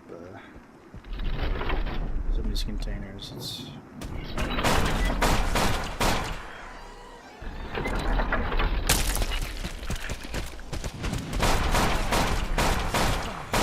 I could argue that these enemies are more terrifying. Just based on looks.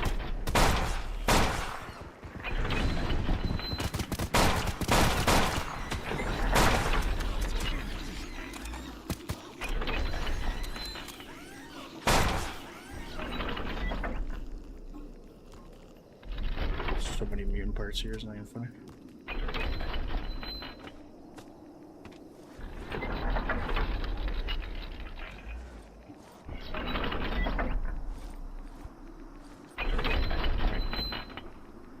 time for the valve reference.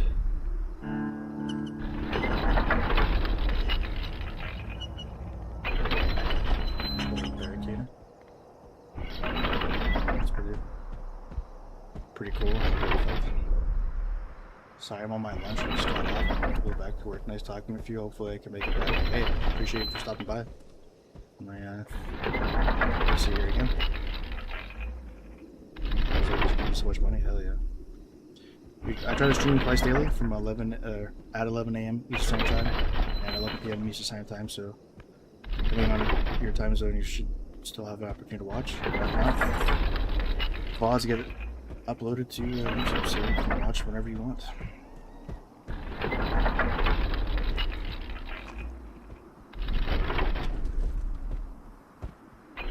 There's so many graphs down here.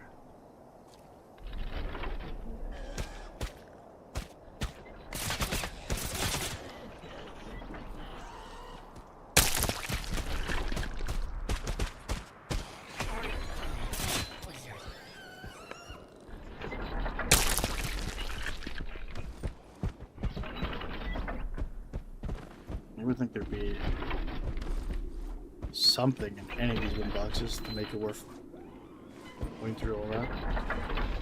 And all I get to show for it is a copper motherboard. For shame. It's just weird. But actually, like, just lootable.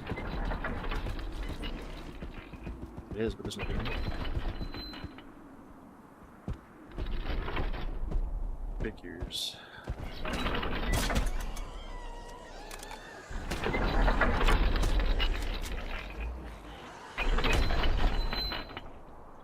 Also, climbing up this ladder feels like I'm watching like an old 90s FMV.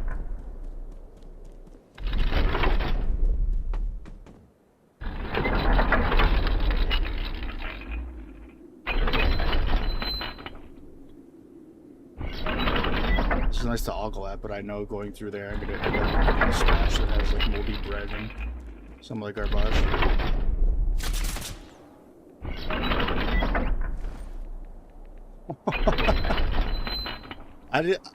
I thought that maybe they would have made this not be a thing. The way the loot drop table works, there's always a possibility for this to happen, but like logically speaking, this shouldn't happen. 2 deer heads. I understand it's a mutant. Character model clearly does not show that there's 2 heads here. It's hilarious. I thought there would have been like some safety checks and balances so that you wouldn't get like multiple heads from the loot drop table, but because like they go out of the way to try to make the game realistic, like having your gas mask HUD have like droplets of like rain or sweat, or and then like have like cracks in your screen to signify like your gas mask is not in the greatest shape. They'll go to that extent for realism, where it'll actually actively ruin your viewing experience. But then when it comes to like your immersion being ruined because 2 deer heads drop from a deer that clearly has 1 head, it's like, yeah, well, at that point realism doesn't matter.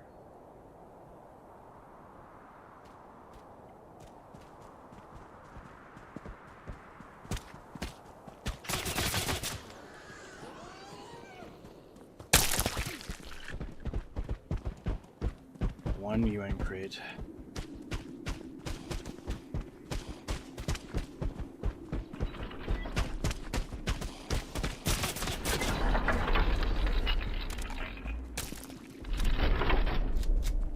I need like a bird's eye view. I need like an actual like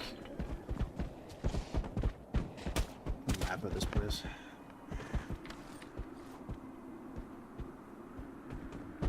There are way more armed forces than there are UN here. United North Forces.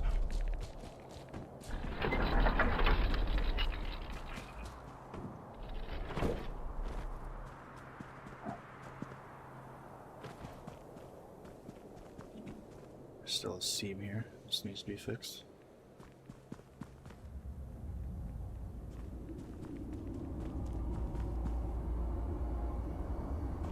Yeah, more armed forces.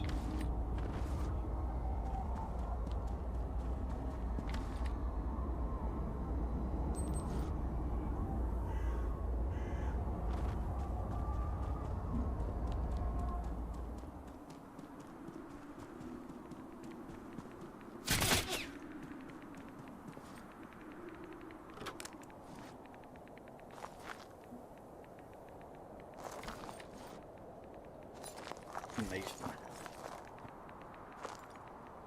There's like a helicopter flying over. Yeah, literally every sound imaginable coming outside my window on any given morning.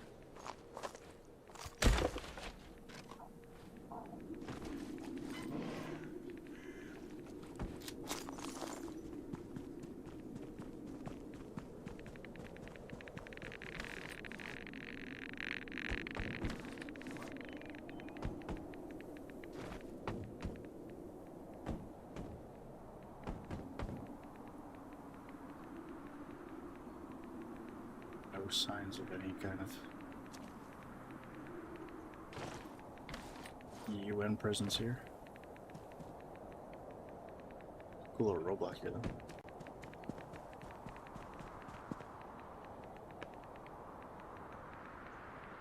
Knuckles Bash. Hey, how come you're using wolf hide instead of Spetsnaz armor?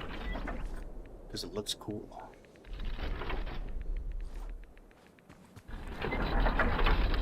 Also, isn't Spetsnaz like armor is like for this armor slot? Unless there's like a Spetsnaz thing that you wear in this slot.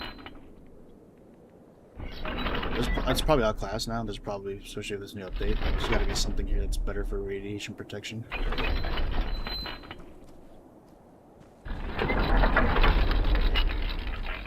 But like, I feel like I still take so little damage that I need to swap this Rebel fight out. I think it makes the game slightly more challenging. So I'd say that's why. It's a bunch of factors.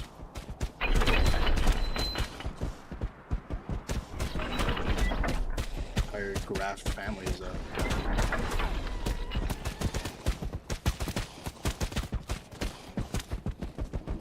solid 44 frames in this section.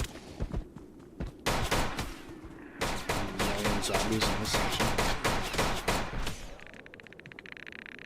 Still no sign of a wait, this is a UN soldier.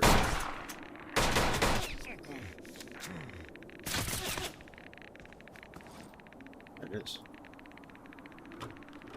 Does that mean a UN crate's nearby? Traverler right there. Guys, shoot the Traverler.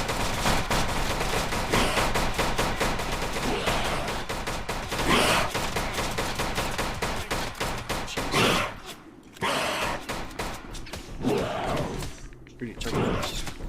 How am I still... Bro. Shoot this thing. Does melee blocking work? I mean, an animation plays. Consider that working, I suppose. Last time I tested it, it didn't seem to be working. I didn't notice it.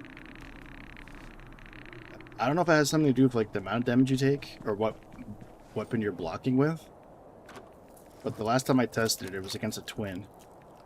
And whether I blocked or not, I think I was taking the same amount of damage, so...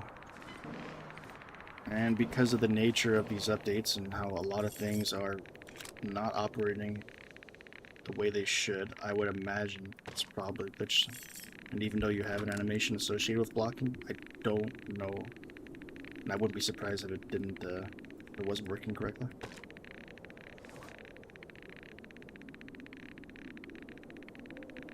Badass, I didn't realize it helped with Rad, and thankfully I'm one of the few with old X armor, so I might try the pair.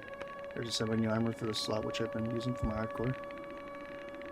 Yeah, it's hard for me to like really gauge what's man, there's a UN guy here, but I don't see a UN crate. How am I supposed to get this UN armor? Whatever. I'm not even if I'm gonna make it out here now. Yeah, you're lucky to be one of the few that has exoskeleton armor, because I don't know what's going on with literally every other armor having 3 defense at this point. It's kind of weird, but gotta take advantage of having an exoskeleton suit even though it's nerfed.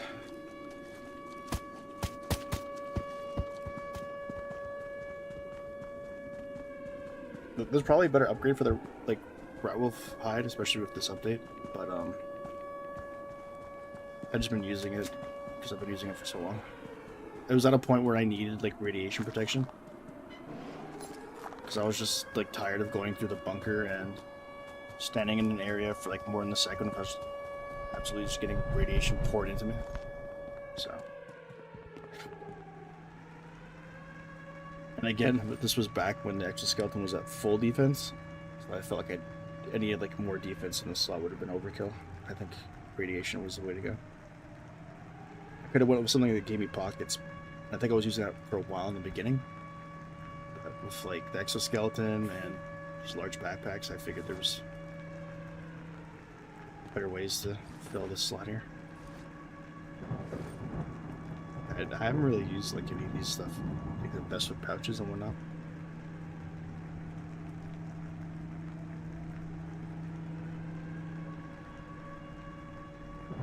Does this have storage associated with it? You would imagine.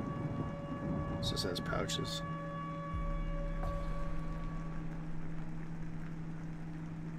I think there's a wiki for this game, but I don't know if it has enough like updated information for me to even like compare. I think the wiki does have.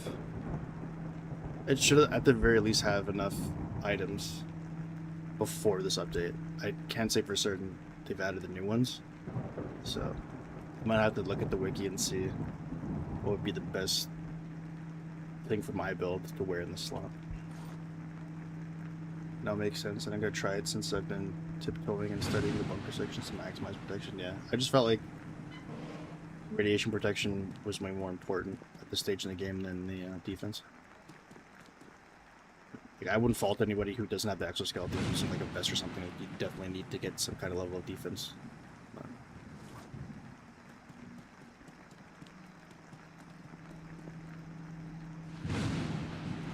Frames 23. Frames are taking a beating right now.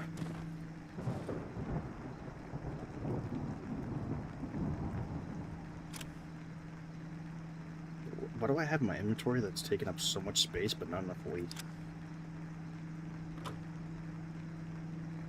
Radio sensors, it's a lot of like, these creature birds here. It's taking up a bunch. Interesting.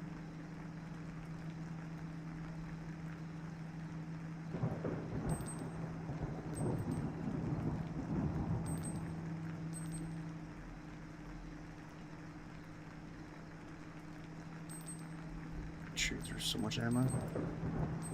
My goodness.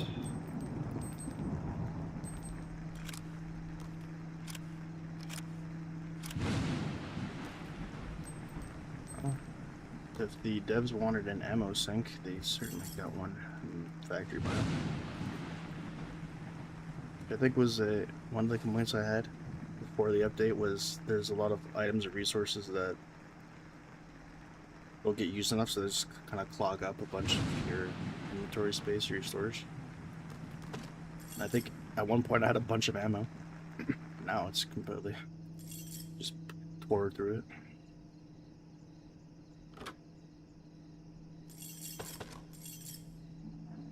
Just one thing the bunker does provide in terms of loot is these resources. Doesn't really provide anything outside of it. For the most part. I find it hilarious untested everything factory related is. I will say I've been watching your vids covering the bugs after almost losing hardcore 46 to bullshit location stuff looks. Yeah, man, it's just... That was like the most egregious bug here. Everything's coming up Millhouse. Yeah. I couldn't imagine, like, some people ask me about like doing a hardcore run, and I'm like, I can't. The state that this game is in, there's no way. I lose my mind. How easy it is to lose a save to like the dumbest stuff. Like there's no way. Invisible landmines, silent plane bombings, getting stuck in the bunker and not being able to move, and then having to like restart your save. Like it's just wait until the game's fully finished and fleshed out and bug fixed to do hardcore IMO, because you're more than likely going to lose your save file to something that isn't your fault. There's so much junk in here. You get out of this area in like 20 frames. WWW, what's up, EJ Gamer? The big W spam.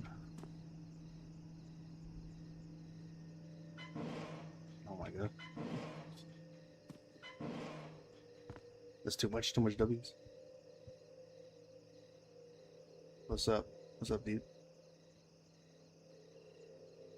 How can I find the M50 gas mask? Which one is that? Is it the one I have? No. I don't know. I have to see what the M50 gas mask even is. Because I would assume it's a good gas mask is probably in a specific biome closer to like the later shining biomes, if I had to guess, but just gotta try to see what the M50 looks like. Actually, can I craft it? Like, maybe if I can see it from there. M50, broken M50. Used by 9 over from. Okay, so this is the factory one. Oh my god! Please stop spamming W. So I read the chat up above. Gas mask M50 used by 9 over mercenaries provides very strong resistance to radiation. I'm having a hard enough time finding armor. So I would suggest I would assume that it's only in UN crates. You're not fighting this anywhere else other than the factory and anywhere else inside of the UN crate. And in terms of UN crates, maybe I've come across like 3 in the entire map. Like they're very scarce and they're. I can only kind of go from like, a visual cue of where some of these are, but when I actually get on the factory map, I can't locate these things. So, 1 second. Yeah, in terms of like how untested everything factory related is, it's just just a little bit of playtesting, and then maybe if they took them like an extra week or two, like because they came out with the hotfixes relatively quick after the update. So I can't imagine like you couldn't get somebody to play test this for an hour before you released it, and then did like the 1 day of hotfixes. Like that would have been so much more beneficial than just releasing it and then hotfixing it the next day, right? So it'd be my biggest quarrel is that like how no one's playtesting this. Like, the quality insurance just isn't up to par, unfortunately. Won't be chatting, but I have to do something. But I'll watch. Okay, appreciate that. I got stuck in the basic vent cross in the semi-new bunker map. Thankfully saved a 30-40 day run by autosave, and sadly the stupid wiki has no idea about it. Spamming. Yeah, spamming W's is boosting the stream. I don't know about that. I think it's just diluting the stream. And I'm trying to read like people's questions and I have to scroll up to 50 W's. I would assume that the YouTube algorithm is smart enough to detect one person spamming W isn't a fair measure of like engagement.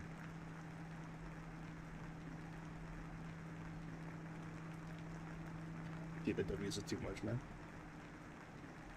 And 50 can't be found yet, I'm pretty sure. Interesting.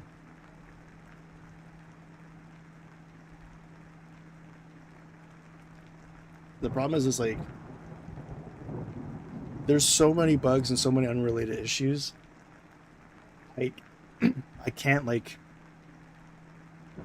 tell for sure if something doesn't exist in the game, or if it's the spawn rate's really low, or it's just me and I haven't found it.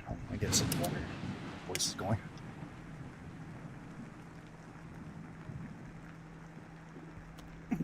So like the previous hotfixes already showed you, like that's further proof that with these updates, some items are completely removed from the spawn pool, like the item pool. Now whether it be items that already existed, or the fact that they had the bug where the looting containers are empty, like there's a very strong possibility that you probably like you said, the M50 mask doesn't exist. I haven't come across it. The only thing I found that was UN related in this update was this part here, the torn the United uniform, and I was able to craft this. So you guys want to take a look at what the United North hazmat suit provides? It says 3 defense and quite a bit of radiation protection.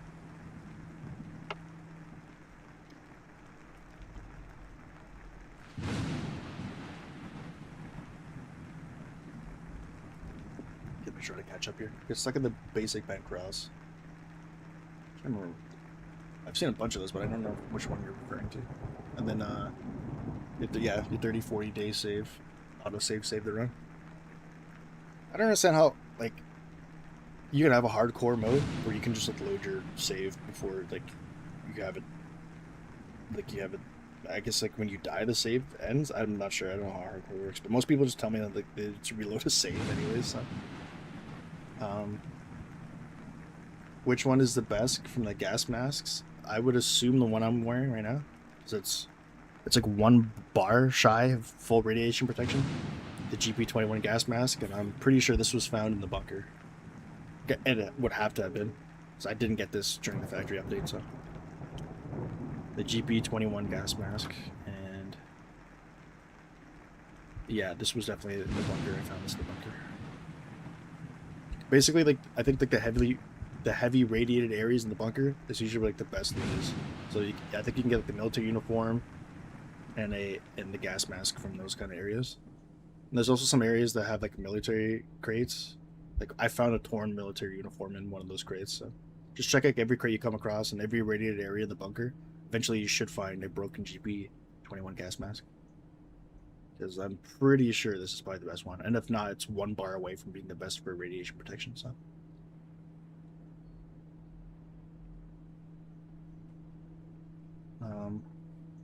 Love the enthusiasm. I don't think I've seen it. Definitely. Love this guy's content. I appreciate it. It's like I don't mind like the W spam. I'm just more concerned about like everybody else like reading chat. I think it's annoying for them. Have you found the spider basement? Yes. Did like spiders dead? That's if you're referring to like the true like spiders dead type thing. Then yeah, I found it. It's you can find like the footage of it in one of my VODs, but especially like in the review video I posted about the hotfixes. I make mention of it. You can see it in there. It's a pretty cool area. Like my favorite one so far in this biome. I've seen someone on a hotel hardcore server with the uniform, but I didn't ask how. Which uniform? The one, the UN one? I can at least confirm that the broken like United North, one of the armors exists, and I found that in a UN crate, and I don't think you're gonna find any UN items outside of those crates. So you load the save before die and you're good, but the minute you die and save, that save remembers the death no matter what you do. Oh, you have to save before death, huh? There's no like way like as you're dying to reload before the save or something like that.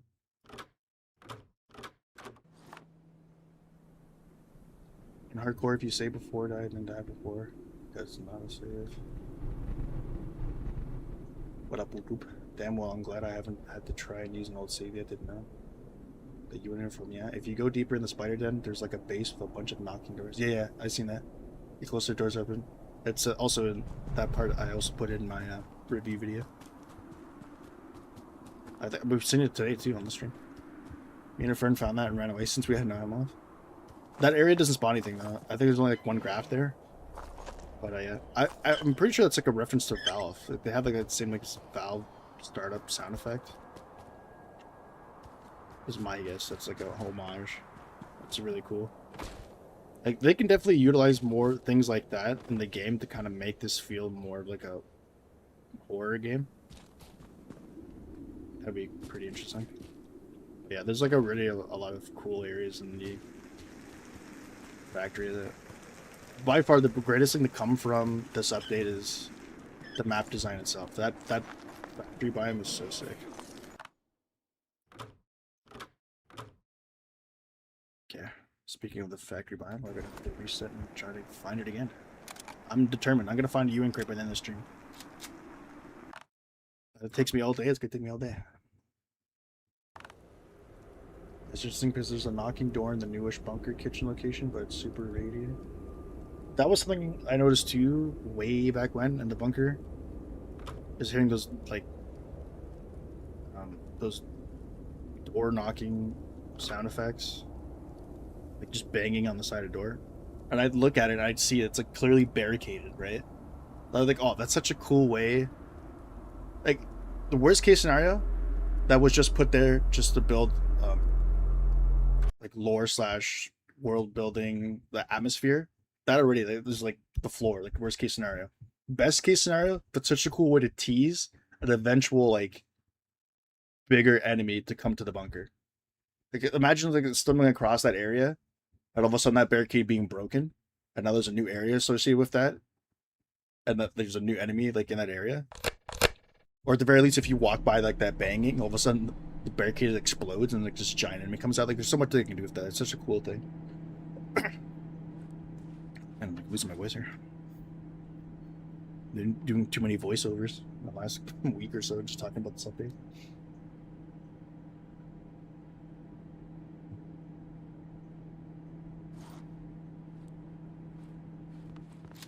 All right.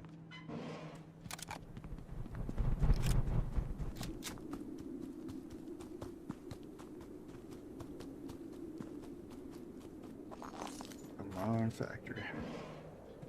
Oh my god, what was my frames there? I didn't get to check.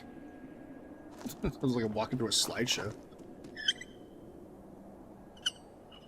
That's so weird. It's like I'm at 57 frames right now. I can't even get a stable 60 on this rig. It's so hard to enjoy the game.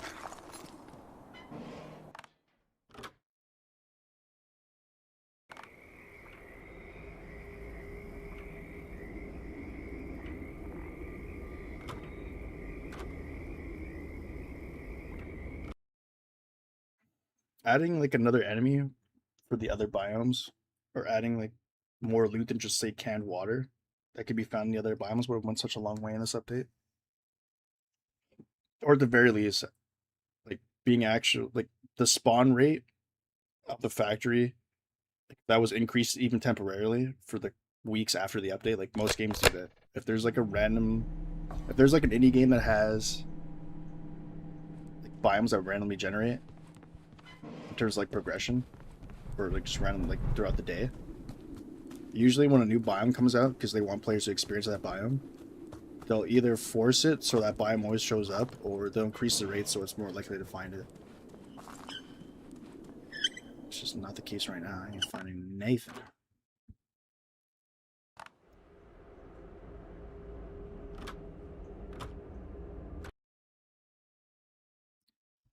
That's what I was hoping for, but the factory and the graft is my newest obsession. Also, about the frames, I've noticed when playing a laptop, I get weird screen glitches like small quick flashes. I didn't notice that. Small quick flash.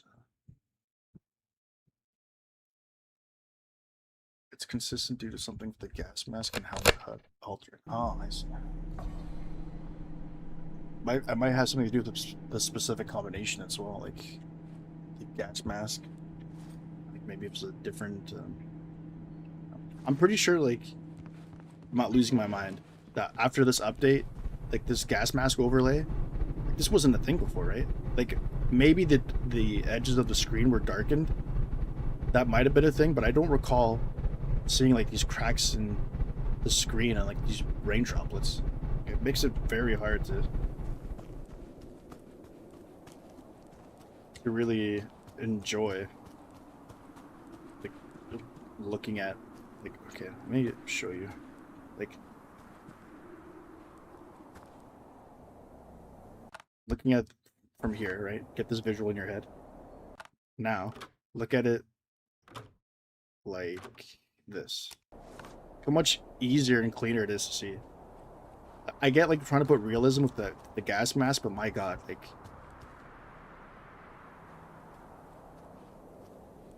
this is so much easier in my eyes.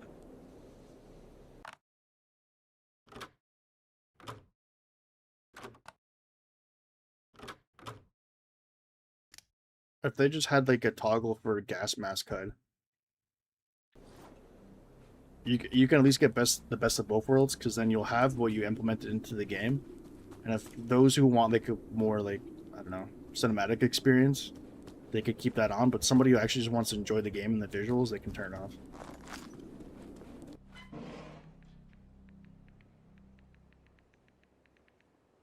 It's a 5072, so it's not a performance issue for sure. I'm on what was it called? The 4070 Ti Super. What the hell is it called? Is it? Yeah, I think it's the 4070. Something like that. I can't remember. There was a period of time where I was building my computer that I was like super engaged and spent like a whole month researching it. I could tell you every computer part I had by heart. Nah, my memory's gone. Kind of remember a few crafts which outputs and whether or no. Personally, don't like the direction it took the gas mask art alteration. The reference to Soviet PMK 2 and 3 style, but moves towards a less realistic and more gaming art. It's all about finding that balance. But I'm still like, and I've said this is actually the worst bunker spawn ever. You're forced to go through here. I've said it like so many times that I keep saying it. I'm a big proponent of gameplay first. First and foremost, your game should be fun. Above realism, above story, above the gameplay should be the biggest, best part about your game. And sacrificing that for realism is like, why would you play a game to escape reality?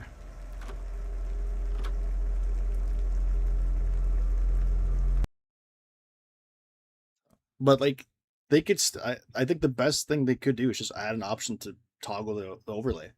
Like it solves everybody's issue. Like if you don't like it, just turn it off. If you do like it, it doesn't get removed. I'm not even asking for them to remove it. I'm just asking for a toggle so I can toggle it off. I think that's a fair. It should be. They say it shouldn't be, but with spaghetti code, fixing that might just cause other issues. I agree, but it's always nice to see real life items in a realistic setting. I completely agree with the overlay. I'm not saying get rid of realism at all, but it's just a trade-off. If the realism severely hampers fun, just don't do it. Or at least offer a toggle. Oh, yeah, finally, a factory. Okay.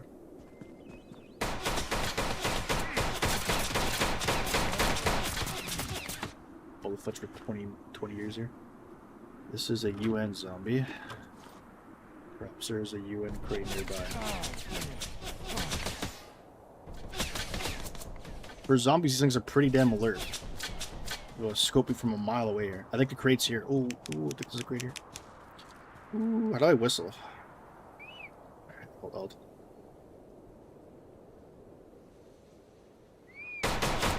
Oh, I'm actually just gonna learn what that whistle is.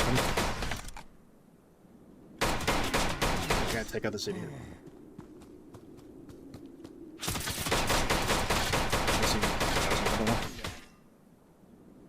What an ammo sink. I can't see him.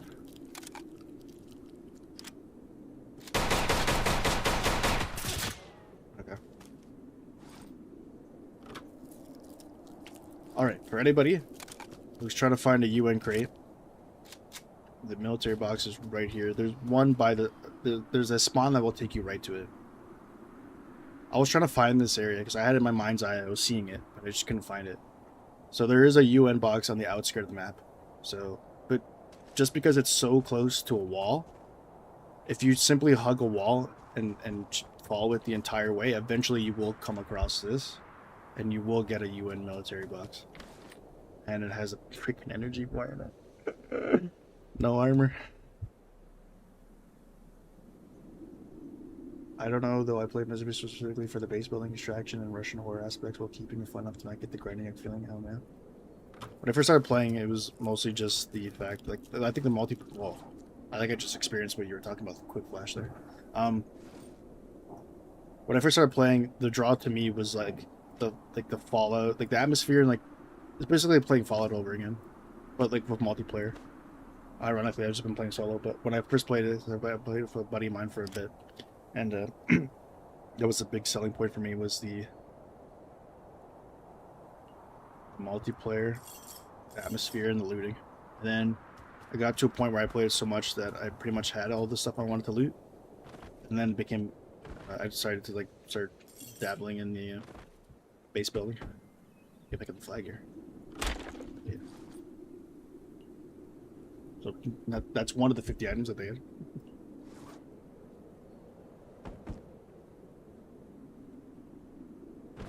You would okay, so you have to fight off like 3 UN guys here, right? So that's gonna take you a bit of ammo. Then you get access to 1 crate, all this inventory storage space, and I get 1 like chocolate bar that I could have gotten off literally looting any of these other UN zombies. You can put 1 piece of gear here, something, or at least more than just 1 chocolate bar. And if we're operating under the fact that there's only like so many UN boxes, like 3 I think I've seen, maybe, the totality of this map. That's not cool, man. But you can pick this up. I didn't even know. This will look good in my room. Yeah, I actually have to drop something here. Like, this is crazy. I have to play like Resident Evil inventory sorting here.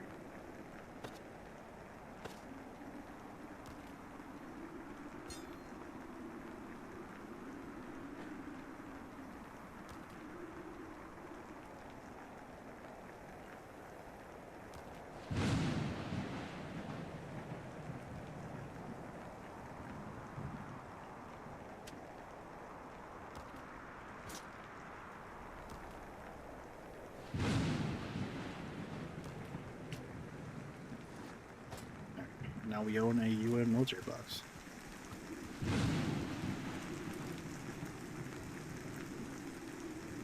If you ever get near a UN camp, the bomber planes spawn a good bunch and has a ton of UN crates. And flags by looted before the UN drops. I've seen campsites, but I haven't seen like crates, UN crates. I like 3 planes cross over each other trying to bomb. The flags I will say are nice and a great addition to the base building extraction. Not a critical extraction bit. What to say? Yeah, I think the bombing was glitched before it wasn't implemented correctly, and when the update first came out, I don't think I was getting any bombs flying, like planes flying overhead. I think, this is speculation, but it makes sense considering what happened in the last week or so. I think the idea was to have that grad thing. I could have sworn I come across like something like the truck with the missile launchers at some point. But I can't say for certain. But anyways, I believe the grad was supposed to be the thing that launched like ordnance on you, but it didn't get implemented correctly and it didn't work. So I think like after a hotfix, they just changed it to bomber planes dropping bombs on you, looting in a UN crate, but ain't nothing drop on me when I leave that one, so I don't know what's going on.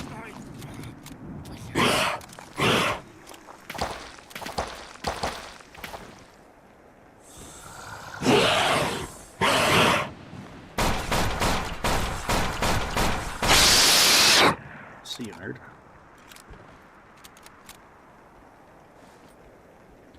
Double head. Everything's coming up, Millhouse. This guy's waiting for that. Every time I kill an enemy, it's gonna pop. No space for an item. Could this happen to me? Can I fit this here?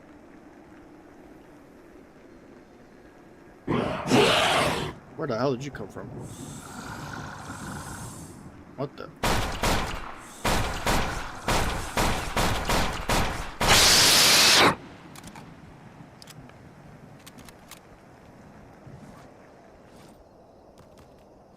Now I have to fit all this trooper. It's like that meme with the guy with the lemons. Why can't I hold all this trooper?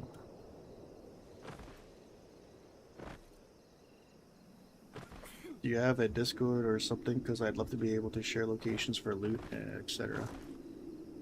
I do not, but I think that would probably be better served on the Misery Discord. I'm pretty sure there's a Misery Discord you can join. An official one. Holy shit, another UN crate? Let's go. Watch this be another chocolate bar. It's empty? Oh my god. The lore makes it so. Apparently these boxes are getting robbed. Makes it great gameplay. I love sacrificing the fun of looting and the gameplay for some arbitrary lore. That's a good trade-off. Hey guys, we came across one of the few UN military boxes there is. We didn't get the new cool armor, but I think it's worth it because the lore.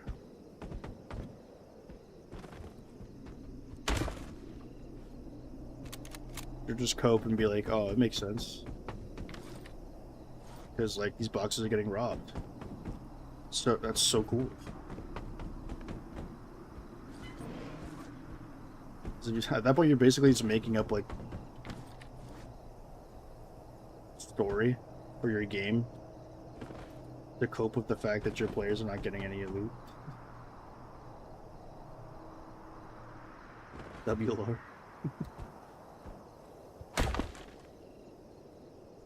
Ooh, I just appreciate the content. It'd be cool to talk and show base and shit. I mean, you just showing up here in the stream and chatting is like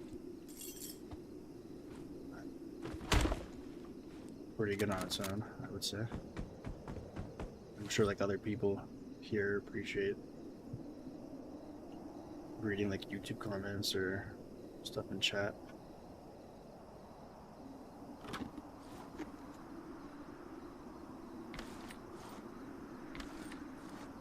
Another UN box that's empty. Yeah, at the very least we're like building up a memory of these locations.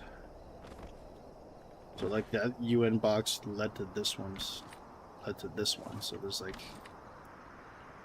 a few here.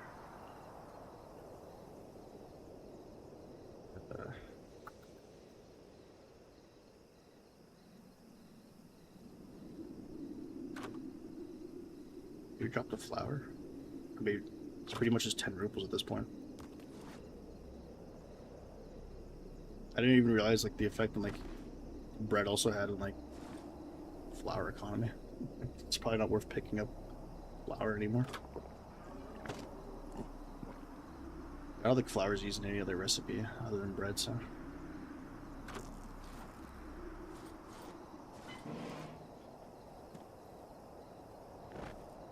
I wonder if you keep following his trail, we'll find more UN crates.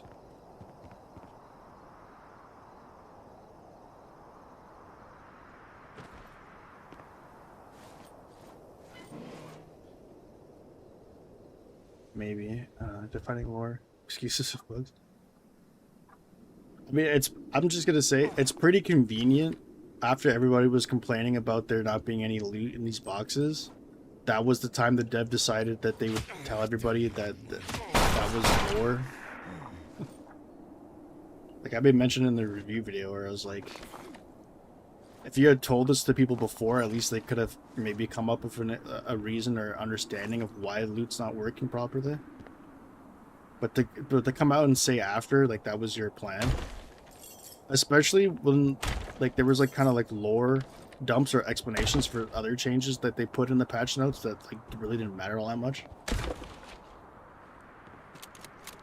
I feel like you can either go all in or all out. Like, tell everybody what changes you're making and why you're making them, and then maybe have like flavor text associated with the lore, the world building of the game, or don't do any of that at all. But to come out there and like, I'm not gonna say for certain that that's what happened. The dev is just coming up with an excuse lore-wise that the loot wasn't working. I'm willing to give them the benefit of the doubt that that was the original intention. But at the same time, you gotta the dev has to know like it comes across as kind of suspect. Maybe I found your channel after 2 of your bug videos showed up on my page about the bug fixes and new stuff at the factory. Oh hell yeah!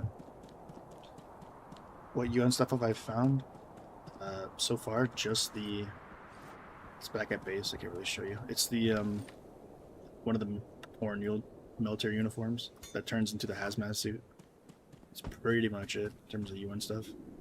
Then like the supplies, the chocolate bars, MREs. It's mostly just been empty stuff here, unfortunately.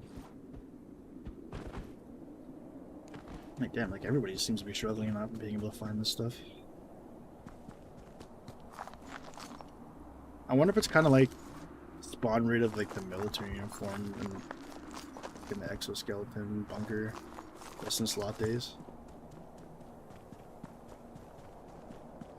Maybe that's why it feels like it doesn't. It's so hard to find. But the thing is like there's multiple UN items. It's not just the what would have been equivalent to the foreign military uniform. So even if you have like a low spawn chance for that to come up, I mean, you probably have like 3-4 the other UN items that you have spawned. So I'm just not sure. It's just lazy. If it is what happened. I mean, the more I think about it, the more it seems more plausible. I hope they end up using the PC parts and now sellable electronics junk to add to a new table for lore, etc. So, like,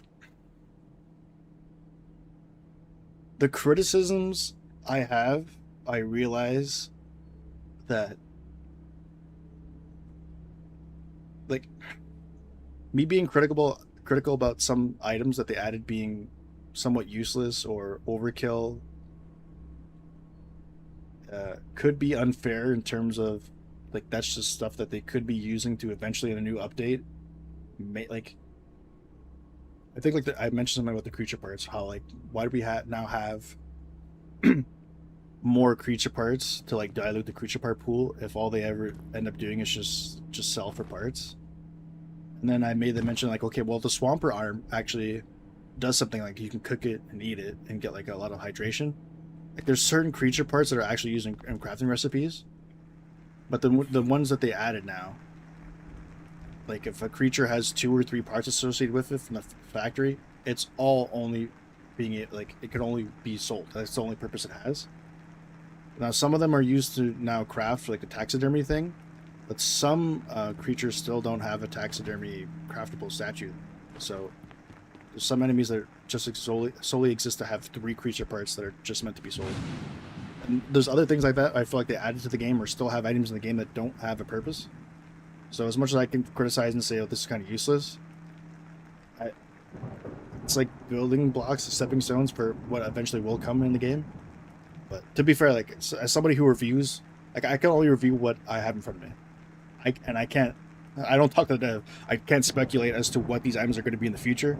So I can only say with cautious optimism that even though like a lot of the items that they added kind of seem useless or like there's no point in adding them, eventually I think there will be a thing where they will be useful down the road. Like, I would assume a lot of the items that they added, or some that have no purpose right now, will eventually be in a crafting recipe. Like before this update, I was mentioning how useless this insulating tape is, and while it is still kind of useless, at least they added a crafting bench that required the tape. So, like way before I did those 2 review videos.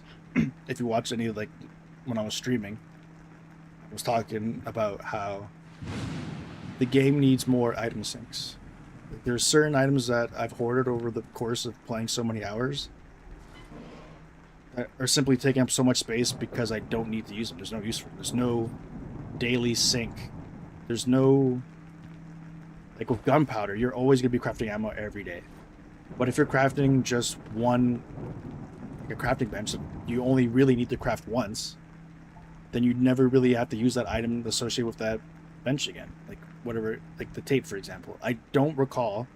There might be maybe like a gun cleaning kit or something associated with like using the tape to make something, but for the most part I haven't had to really use this tape. So I've just been hoarding a bunch of tape, and they eventually down the line came up with a crafting recipe for maybe ammo or something that I would have to use on like a daily basis or continue to use.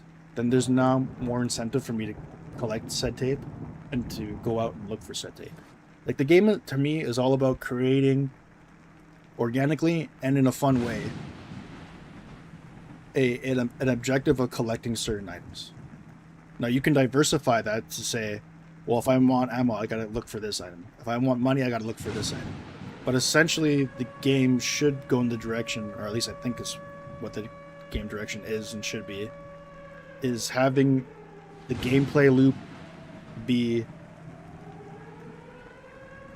it should all be tied together. Like, if you're, the big thing is that you want people to explore your map, you have to have good map design, you have to have good areas, you have to have good loot, stuff like worthy of looking for and exploring. But that loot also has to contribute to something in the late game. Like, it has to contribute to you getting more ammo, it has to contribute to you getting better defense, it has to contribute to like an ultimate goal of like improving your stats or whatever you have. And like, if they buffed, my big thing that I was kind of championing for was the junk prices need to be higher, because that will add another like spice to your game, where there's one more thing now you can look, like, keep your head on a swivel for, look out for, and actually be your moneymaker. Because it's clear they don't want bread making to be the economy, essentially, like the big money maker of the game, which I completely agree with. Like, when I play this game, I don't think of setting up a bread factory as like the ultimate goal of the game or the most fun thing. It's, to me, farming seems like, I don't want to say like an outlier, but something on the side. It's not the main gameplay loop, but you can, like, eventually they could buff this where it actually like makes more sense gameplay wise, and it could be a bigger part of the gameplay loop. Because right now, like, farming all this stuff for 10 hunger and carrots when I can just pick up like a lot of the food outside, it really doesn't seem like much. Like, I can, if I have like half the hunger right now, I can chew through like 20 of these and get them, like, get my hunger back, or I can just like literally go to any other better food source. So like, farming right now is pretty much dead. But the bread factory, like growing wheat and making bread and like selling it, was like what was keeping farming alive. Now that nerf kind of hit, like, farming is kind of useless, so like that gameplay loop is kind of much out the window at this point. But to replace that, right, if you're going to nerf or take away that big money maker, you should have a, like, so clearly, like, the dev doesn't see like that being the money maker. Okay, well, what does the dev think should be the money maker? What do you want to push, right? You should take that opportunity to, if you're nerfing that, to buff something else, like another new, a better method of making your money. Now, you can choose some, like, there's tons of different ways I think you can make the case for a bunch of other ways, like things to collect or do to sell to make money. But like, to me, increasing the junk sale prices would have been a great way to say, okay, we want to incentivize players to not just grab wheat and start this infinite cycle where you grow the wheat, you make it into bread, you go to the trader, you sell the bread, you get the money, you burn it, you take the ash, you use the wheat, because wheat is like already, you don't need seeds for it, it just continues to grow. So they wanted to stop that, because that literally like defeats the purpose of the game, where the whole thing is like going outside every day, exploring and grabbing loot and coming back with it. And then with the bread, with the money making system, you could literally just go from here to the store and never have to go outside. So like, I understand like wanting to stop that as their main money maker, but why not take the opportunity to push a new moneymaker, and especially one that coincides with your game design philosophy, like what you're pushing for the game. So if you would have buffed the junk prices, like, I would have like taken a big swing.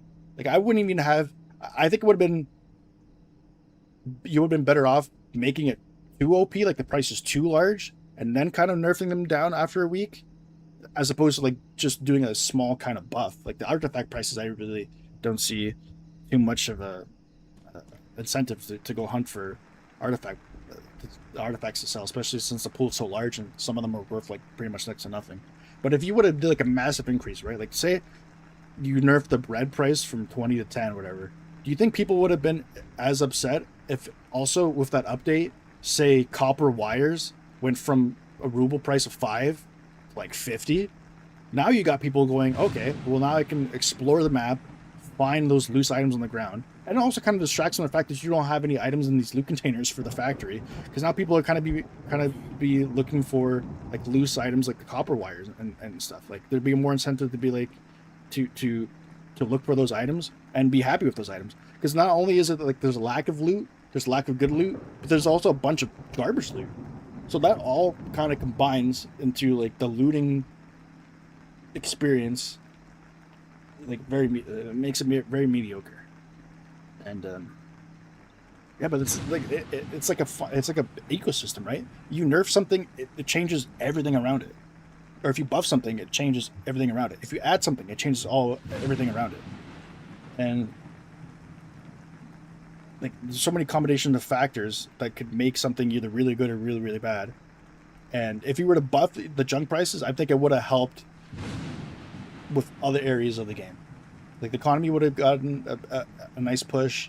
There'd be less focus or less heat on the fact that like the looting containers are empty, because at least now you can just like if you're going to have loot missing from the drop tables, or have it so like people have a hard time finding said loot, the next best thing to kind of fix that is to make previous loot that was garbage now worth getting.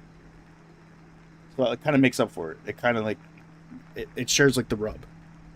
And I just think it was a missed opportunity. Like I think it could have went a long way into helping other facets in the game. It's like a butterfly effect that we're not. I just went on a long ass rant. Read the comments here.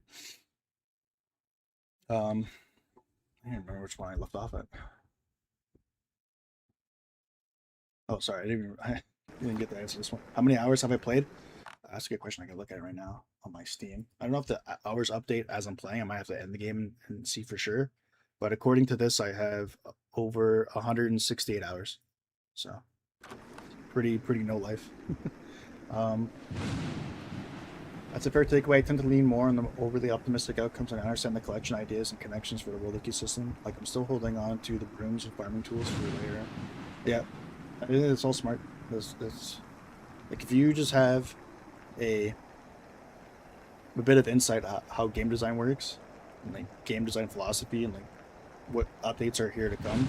I think, especially in a game like this where like loot, you should be collecting at least one of everything. You should be Noah's arcing, because eventually I think there will be things implemented that will use the items you think are useless. So, brooms, yeah. Info literally talk about this was brought to me like way back when I first started streaming Misery. Someone mentioned about like the brushing of like the radiation. So that's another gameplay mechanic that could later be implemented into the game. So, for maybe the entrance of your base from leaving the door open, yeah, I agree about the farming change with bread and etc. About the cash to ash and ash to bread cycle and balancing the shop. They didn't have to nerf the bread that much. Like you should, because like right now I think it's like very little incentive to do it. I think the real issue they had was like the cycle of like that cycle, essentially making it so players didn't explore outside. I think that's what got them kind of upset more so than the actual price of bread. But they've nerfed both, and I think they could have gotten the point across if they just like got rid of like burning cash. But exactly the reason I was subscribing, I watched your explanation of the factory video. That's exactly my ideas about the whole extraction risk reward system needing way more balance. But I absolutely agree with you how the devs should have playtests inside to basically incentivize you to re-explain the videos you made off. No, it's fine. Like, I'm sure there's people here that probably haven't seen the review videos. So, like, if the information is useful or helpful, it doesn't hurt to hear once or twice more, you know.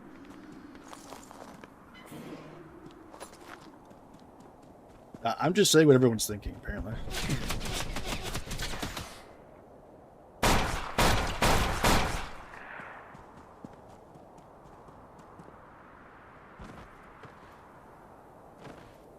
Like, that's what kind of baffles me too, is how the dev is having a difficult time with like these changes.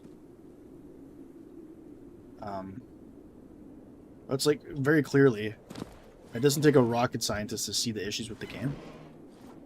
Like everyone like the whole community seems to, you know, be on for the most part, same page with like every change. Where like the criticism and complaints have been, you know, from like everyone essentially.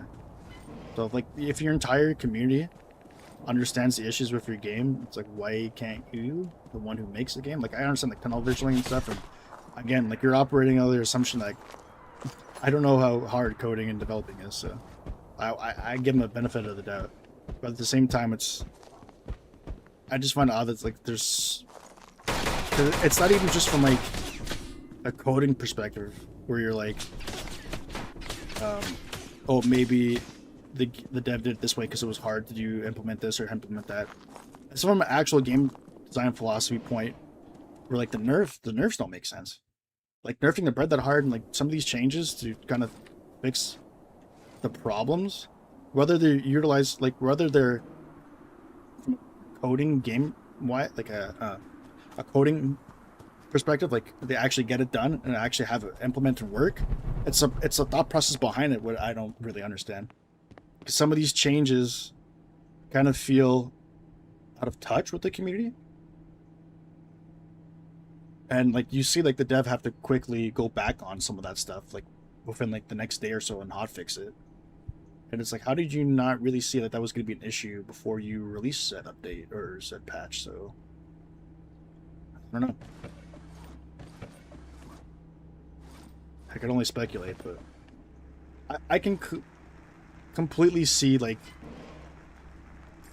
it being a situation where the dev, it's like seeing the forest for the trees, or whatever the expression goes, where it's like they're tunnel vision and trying to focus on creating something, and they're just not in tune with like the play testing kind of perspective. And you can see examples of that with a lot of the patches. One of them in particular was being the idea of like the graphs. Like if you didn't kill like the really small ones, that they'd eventually come back into full-fledged graphs. Like that's a cool idea in theory, but actually implementing it in the game, like that's something that comes across as like a cool idea for the dev. Like the dev's like, oh man, I'm gonna implement this. It's gonna be such a cool, clever idea, and the players are gonna love it. And not realizing like actually playing it wasn't that like people. I thought it was a glitch, and it's also, again, you're very, especially when you're working on just one biome, you're very tunnel vision. You're very focused on getting one objective done and like making this biome really good, and you're kind of not seeing the big picture. So you can implement something and think it's really cool, but then forget about other pre-existing conditions or factors that would maybe lessen what you added. It's like, oh, dude, we buffed the Truverla, or we made this really cool enemy, but like the players are gonna love it. But then you play on the bunker and you're like, you're getting chased down with like 50,000 graphs. Zombies are firing at you, and then all of a sudden a Truverla falls on you from nowhere. And instead of like having that moment where you're just like solitary, like just like walking and discovering a Truverla and like fighting it one-on-one, that experience of you facing that Truverla now becomes an even bigger negative, added on to the other negatives of you just being bombarded with enemies. So it's very much like implementing ideas or patches that in theory you think would work, would be really cool, but as a whole, the experience isn't there. And I think the dev has to like kind of step back and see the big picture from like a player's perspective. I think that's probably the best way to put it. I don't know how much of like if the dev actually like takes a break from coding and actually plays out the game and sees and it gets a kind of experience, but maybe they should for like a week just like stop working on the game, sit back and actually play it from like day one to how many shinings, and actually get a good scope of where the game is at this point. Because I think the dev is forgetting a lot of the other older content, and releasing some of this new content really makes the older stuff lackluster, not worth playing, obsolete, laughable. And I get it. Like I have I have some sympathy. I have some, I give some leeway to the dev because it can't be easy, right? It's way easier for someone to criticize or complain or analyze the game than it is to make it from scratch. So like you have to give them respect for that, and you have to can't be like super harsh on everything, but you have to be realistic. Yeah, the Des recently went from one man team to maybe a couple now. I'm not too mad or annoyed, but the lack of insight just show the rushing or maybe eagerness to get something out. I hate to say it, it comes across as amateurish, and I know it is like a solo dev and like a passion project. But if you're selling your game at quote unquote full price and it's not an early access title, you know, like if this was a free to play game or what have you, then you can't complain at all. Really, like, I mean, you could, but you couldn't like, you know, really fault the devs or get mad at the devs that much because hey, you didn't pay nothing for it. But if you're putting a price out there and people are paying it, you've now set the bar higher than you would if it was just free to play. You can't say it's just a passion project now. You're charging for it, right? You can't blame it all on just a solo dev. Well, you're making money off this game. You should have enough to pay employees to help you out with it, right? So I try to be as fair as I can, but I'm not going to pull punches, and I'm also not going to completely just obliterate the dev team in some like ridiculous rant about like they nerfed Brad, the game's over, the game's dead. I'm uninstalling. Because it's like first and foremost, the criticism should help them make the game better. It shouldn't just be come across as a guy ranting about the game being shite or mediocre or mid. It's providing insight. I think that's what I was hoping to do, or at least have that come across. Is like with every criticism or complaint I have in my review videos, I at least try to offer a suggestion, because it's very easy for somebody just to shit on something and just go, "Oh, this is stupid. This is dumb." It's like, okay, well, how would you go about it? How would you solve it? Like, what's it? What is the? Instead of just saying it's dumb, why is it dumb? How could you make it not dumb? Like, constructive criticism, I think, is should be the focal point of my review videos in order to make the game better. Like, the review videos, I think, serve a lot of purposes. Like, it helps me, I guess, if you want to say from a selfish perspective, it helps me kind of just rant and get stuff off my chest about the game. It also helps build my YouTube community. But at the same time, it also, I think it helps, provides insight for the dev. It brings a community of people together to exchange ideas in the comment section. It brings light to maybe some bugs or glitches or thoughts that maybe the dev didn't know about, like the update. And it provides like criticism and feedback and suggestions that maybe the dev end up taking and make the game better as a whole. So I think like the review videos serve a lot of purposes, and that they're fairly important for the game as a whole, for the community as well. So also it just provides like a concise what's the words I'm looking for? Let's say a concise recap, right? Not everyone has the time to read through all the patch notes or look at the comments or play the game themselves.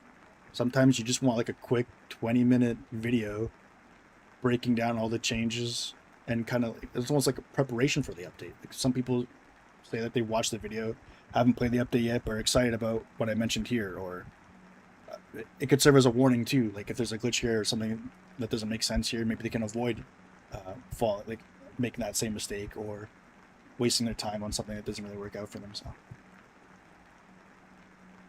but that's just a theory. Okay, I might actually be able to make this Chuberla thing now, so maybe I should just bring it up here. I'm gonna store like the non-weapon parts here. Just tired of this inventory being so damn full. I think the radio sensor might be the one piece of junk that's actually really worth grabbing. I think this thing's like worth like 60 rubles or something.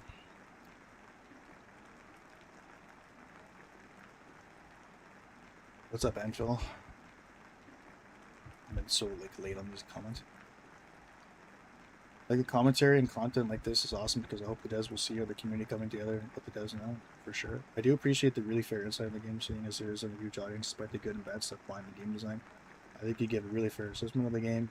You're right on the point with people like me just wanting a 20-minute video about bugs. I don't want to waste it studying the game with a few moments. I have to enjoy it. I'd say I'm basically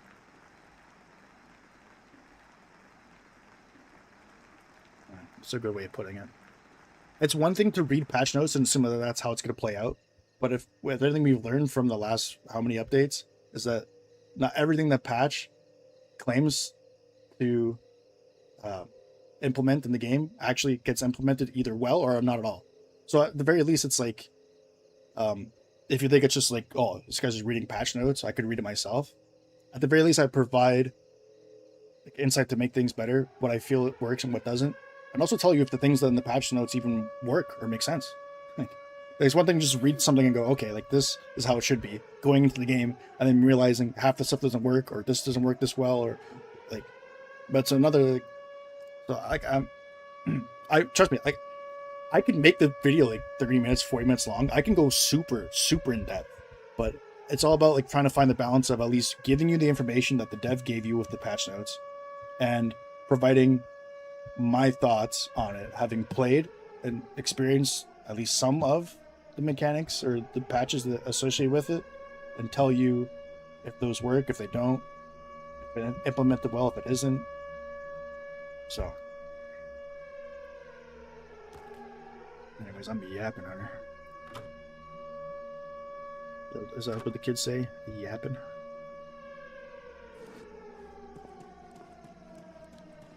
I was a kid once. One time.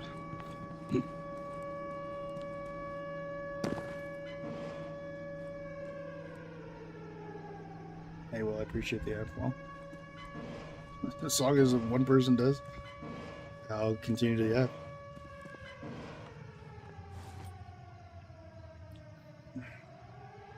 Jewel, fist, and head. I don't remember what this recipe is. 5 fists and 3 heads. I have some of the stuff on the ground, I think. Maybe it's just a twin speed. What was it again? 5 fists? 3 head? Yeah, I'm just literally just missing 1 fist then. Let me grab it.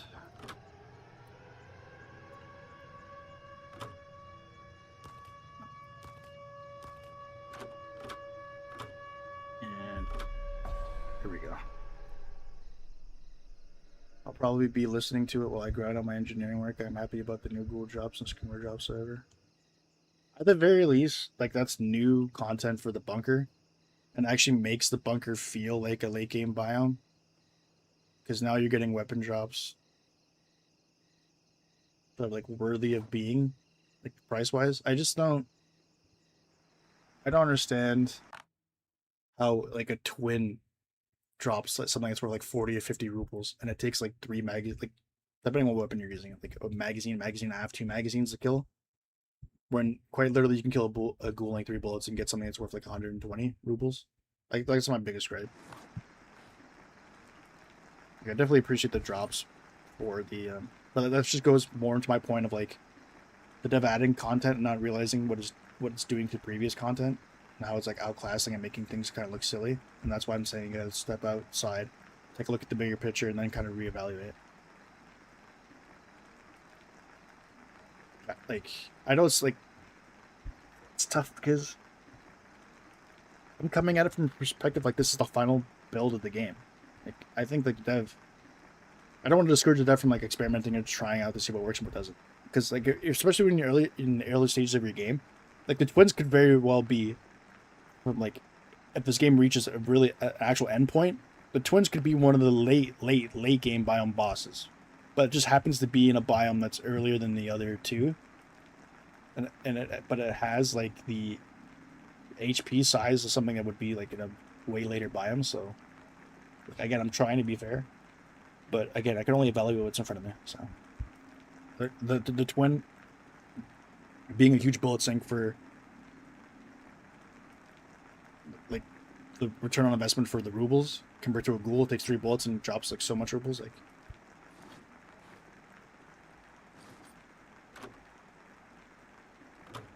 did this not go through? Or did I not? Am I missing a 30 wood? I'm missing all the wood. Holy shit. Need wood. 30 wood is a ton of wood. But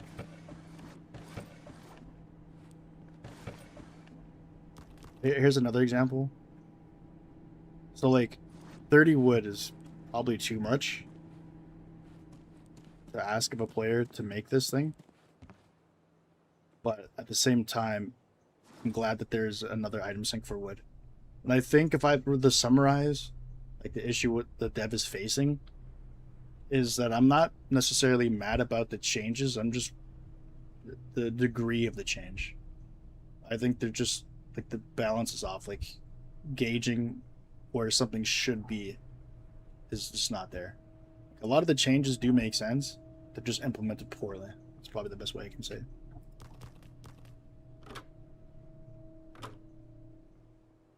What am I still missing here? 5 fists and 3 heads. I don't have 30 wood. I have 30 wood. I'm missing a head. Damn. Like, you could argue that's actually a good place to come from, because it probably would be worse the other way around. If it's like the dev just has really bad ideas, but can implement them well. Or like, like at the very least, the dev is coming from a place like of good intentions. Let's say it that way. The twins have been horrible since the beginning. I can't really gauge much about the beginning of this game because I never played it when it first came out. I played this when it was a free weekend, bought it, and then started playing from then on out. So I wasn't here for all of that stuff, but it's been a hit or miss with the devs for a while. On balance, though, if you remember when the crayfish first came out, I don't remember if they were always melee oriented, but I remember pouring so much ammo. Yeah, I had to look it up.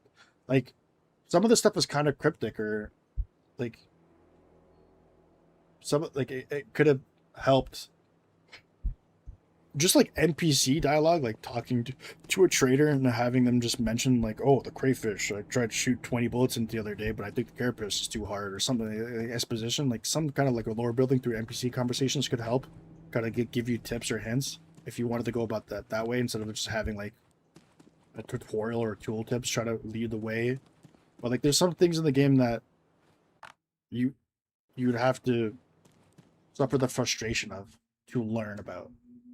And that was one of the crayfish where I'm like, I'm putting like all this ammo in this crayfish. Then I had to look it up. So I think at any point if you're looking up something outside of your game, like it means like you couldn't find it within the game, that's probably a bad thing. But crayfish is dumb. Again, it's a passion project where you can't be so critical. That's a great idea. But here's the thing, I can't. Because you're selling it, right? Like that, it changes the entire outlook. Like the game is the game. You stepped up now. If you're now charging people for your product, you're on a whole other. You raise the bar. You're on a whole another level of judgment now. I mean,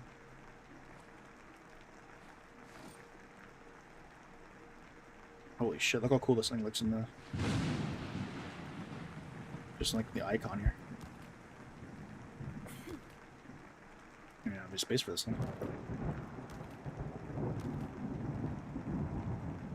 my god, this thing's huge. I can pick this up.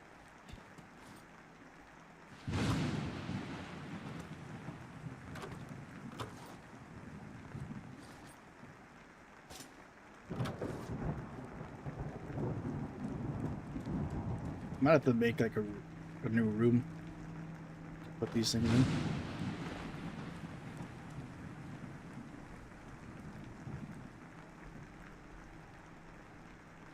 Dude, these have so much space.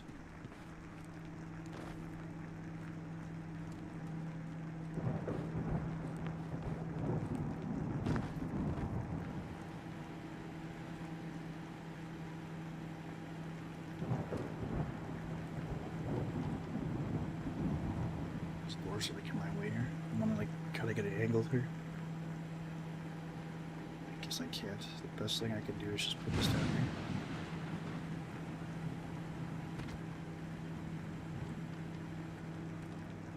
That's pretty cool. I mentioned this before, but I think it would have been a cool idea to maybe have this interactable.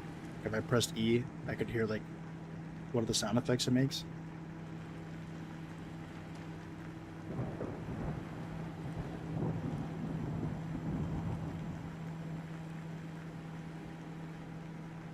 Awesome.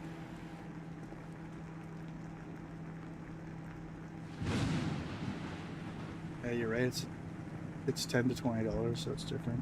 Judgment balance also like couple sessions, like obviously. If it's a passion project, there would be like no one would have to go that hard into critically breaking down the game. It's just like something for fun or whatever, right? Like nobody's seriously like if you're just somebody just joking around, like making a song for your buddies, like a music critic doesn't have to come in here and literally just completely break down every note. But as soon as you put it out there for sale, now it's open to, you know, deeper criticisms.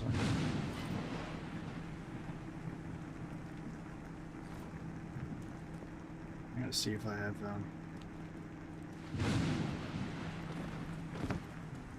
any more things I can craft from this table. We have 3 boar heads. What do I need for the boar? 5. I don't know if I have any more on there. More Chihuahua, more deer. Could probably make another Chihuahua one, honestly.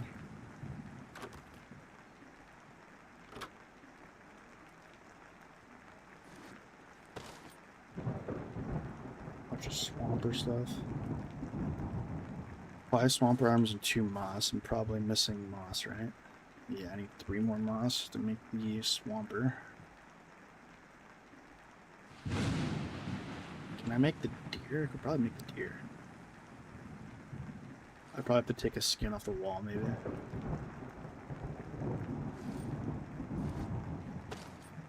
I thought I had there was a wall that had like 2 deer skin on. I can't even remember where that was now. I was losing track of my bunker. Anyways, I'm gonna check what day it is.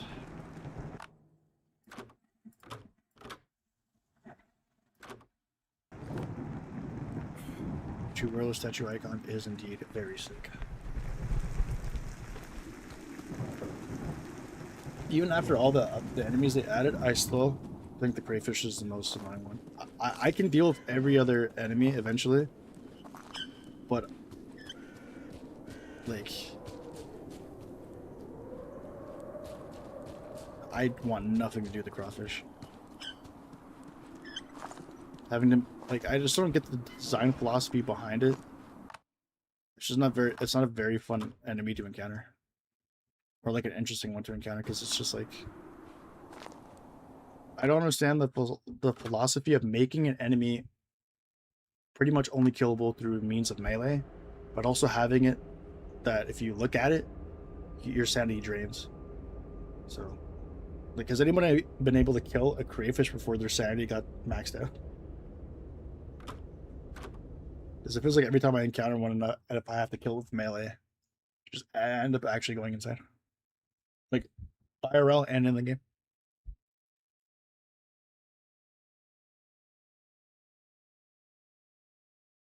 It is pure rage bait, like 100%. I think like the screamer goes about a lot better, because there's not too many enemies that actually like the sanity mechanic for the most part is pretty much like barren. Like it's not really utilized all that much. As far as I can remember, I think only 2 enemies do it, right? The screamer and that. Maybe if they added like the sound of a landmine exploding, or they could have added it some other ways for your sanity to increase, or your insanity. It's weird to say, because it's like it's technically like the bar is increasing, but your sanity is decreasing. So I almost wonder if maybe they would have been better served having the sanity, like the stamina or the health, where you fill it up to max, and eventually it slowly drains. I think that probably would have been a better way to implement it.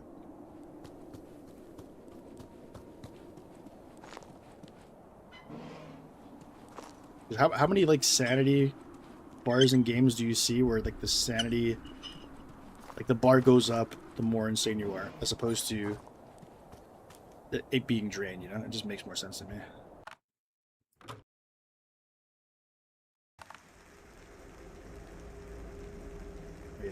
Crayfish. All my homies hate crayfish.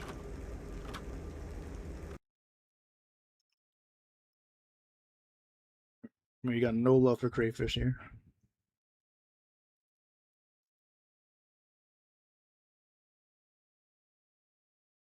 So like, they show like the boar and the deer having like severe signs of mutation.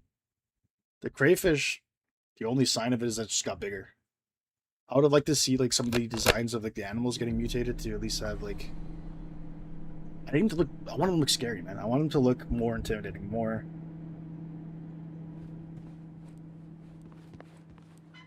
mutant-like, you know.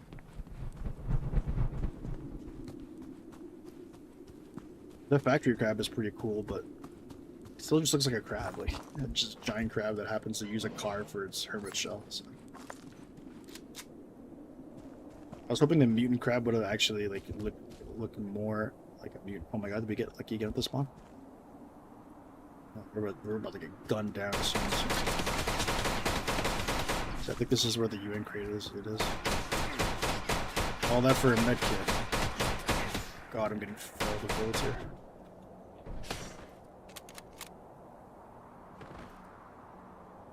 Start blasting with this. I'm gonna alert everybody and their grandmother here. So. Okay, I have to remember where, like, there's a path that leads. Where was it?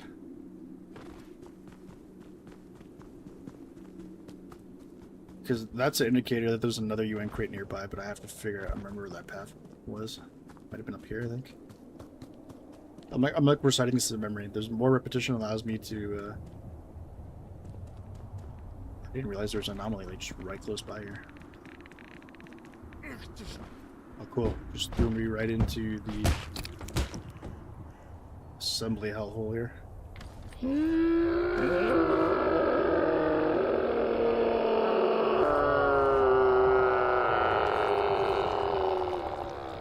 You think that's like a stock sound effect? Or they actually got somebody to record that?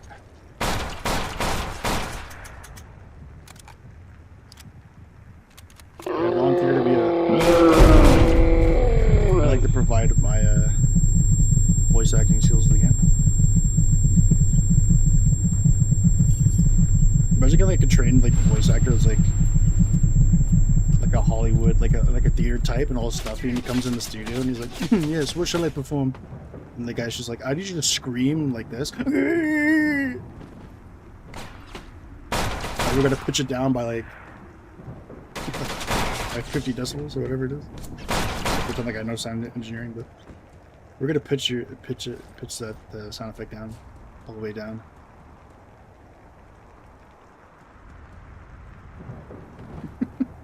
Just imagine like an aristocrat, the guy like has like a scarf tucked into his sweater vest, walking into the studio with the script.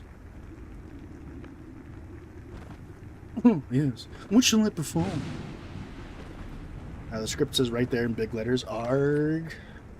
And if you could just yell that out like 3 or 4 different ways, and we'll be done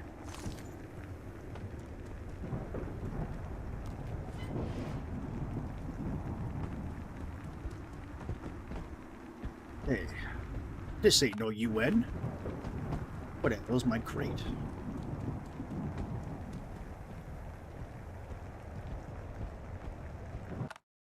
I think the deer and boar mutation should be related to the progress of the kill. Oh, that'd be actually a really cool idea. Or just like have varying degrees of it, right? It doesn't have to be necessarily a progression. Like maybe you come across a boar that just started its mutation process, or one that's survived for long enough that the radiation's really taken effect and made stronger variants. I think I might have mentioned that in a prior stream, but yeah, like stronger variants of enemies.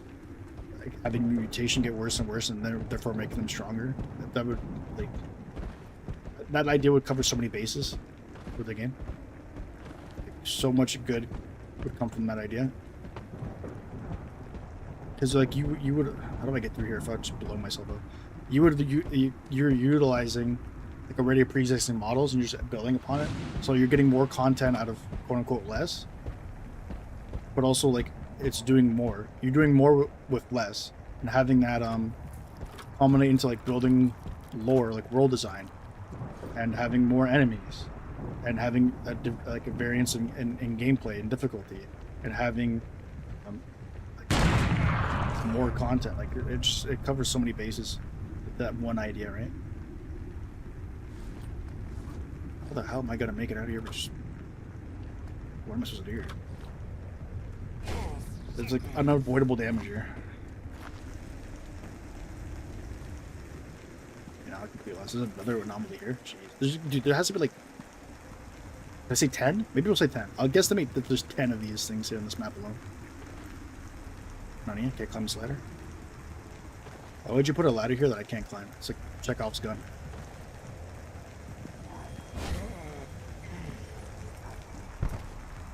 Okay. This pretty much sums up the development of the game. We asked 10 players during a playtesting trial, how would you think you would get up this building? Option 1, the ladder. Or option 2, walking into a random whirlwind and being launched 20 feet in the air. If you answered ladder, you're an idiot.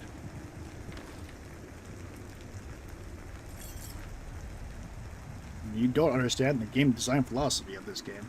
We should probably uninstall. Oh my god. Where did that just take me? What? Maybe it's not great to take all these anomalies. Okay, sorry, let me continue reading. This is another idea I had similar. I'm about to get gunned down and shots starting is gonna be exciting. That's mostly exactly what they did. All about like the yelling aristocrat voice acting for a small indie level game.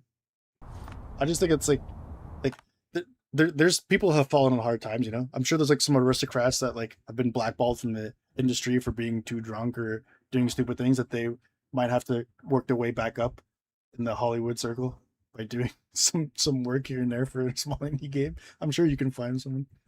In fact, I'm very heavy on enemy variant progression and enemy aggression and something in the world design ecosystem. When I first played this game, when I released the beta atmosphere, so much chilling due to the annoyingness of the encounters. Less is more. I think that there's too many traversals on this map. Having one nest above, having one in the den, that's all cool. But when you're literally walking around and like so many of them are just roaming, it really takes away from the mystique of the traversal. It's no longer as intimidating or a mysterious presence. But there's way more that I think there should be in the game, right? If it's limited to 1 or 2 or 3 maybe in the map, then it's like when you encounter it, especially after you buffed it, now it's like, oh shit. But now it really loses its shine when there's like so many of them. Not already like overpopulated enemy maps. So. The cool thing about the crab is like even though we couldn't find it for a while, there's a few of them that it's not oversaturated, and like you can come across like eventually when you come across them, like you're kind of like, oh cool, I'm glad there's a million of these things around here, right?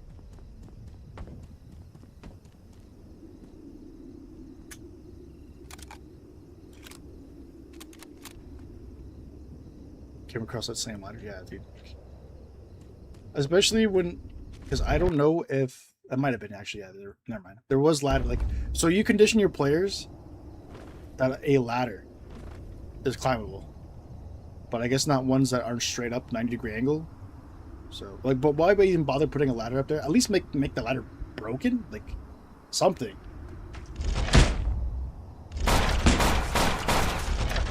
They gotta fix this, boy.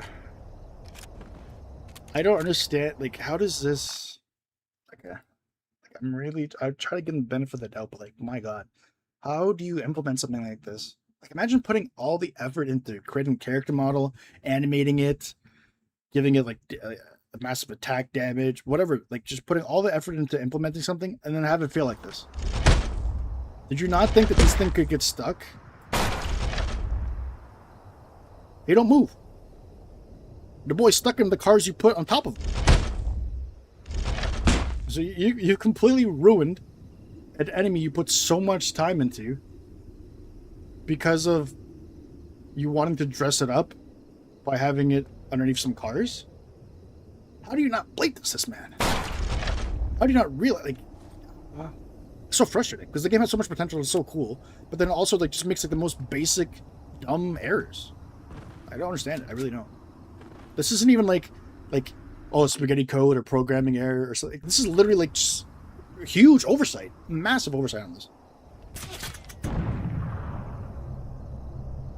I'm not taking it anyways, unfortunately, so. But there's a warrior. I need your head. Oh, nice. I think I actually dies in one hit. Oh my god. Gimme, gimme.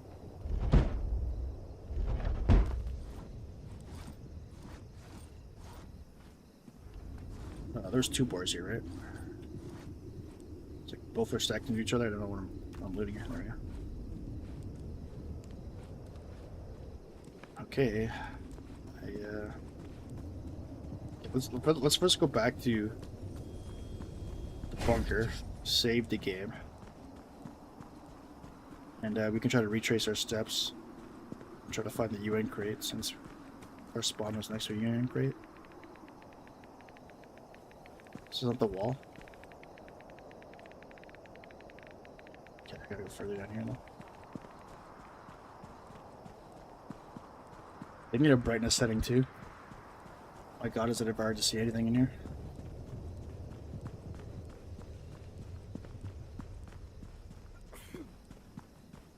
I hate some of the anomalies and getting around them. Unless they say the sickle roller chaplain shits.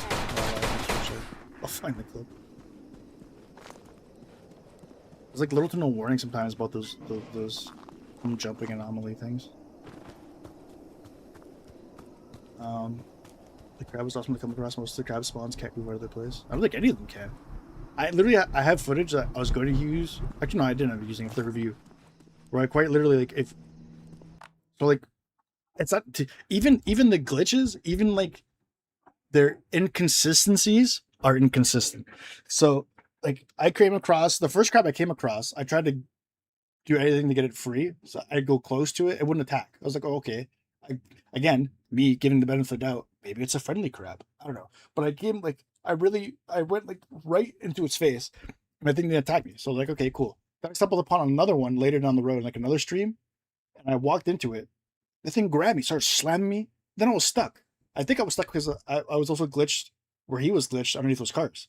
So I was trapped in a loop where he was just slamming me, and I couldn't even get out. Like, that's just funny. Like, even the inconsistencies are inconsistent. The one in the shed stuck between two cars under an overhang. Let's give them the benefit of the doubt. Maybe they're testing damage and mouth before releasing, but they're no. No. That excuse doesn't make any sense. Giving them like they can test again. If they're saying that they're letting like, does it look like the devs do play testing at all? Like, if they had a certain amount of time to do play testing, do you think they would waste it on testing like the enemy, like damage from a crab? Like, there's no way. It's just that's either a joke answer or copium. Just say like if someone were to seriously could say that without like cracking a smile, like not having a straight face, then I would say you're coping hard right now. It's hardcore cope. Now, guys, the crab probably can't move from a spawn point because it's just a test. I'm laughing my ass off. This game sometimes. Can we finally make this boar? Taking a robber? I think I need more wood. No. More wood, more steam. That's the wood. Holy frames. Ugh. It's disgusting. I thought once I got like this computer, I would never have to deal with 20 frames again, but here we are.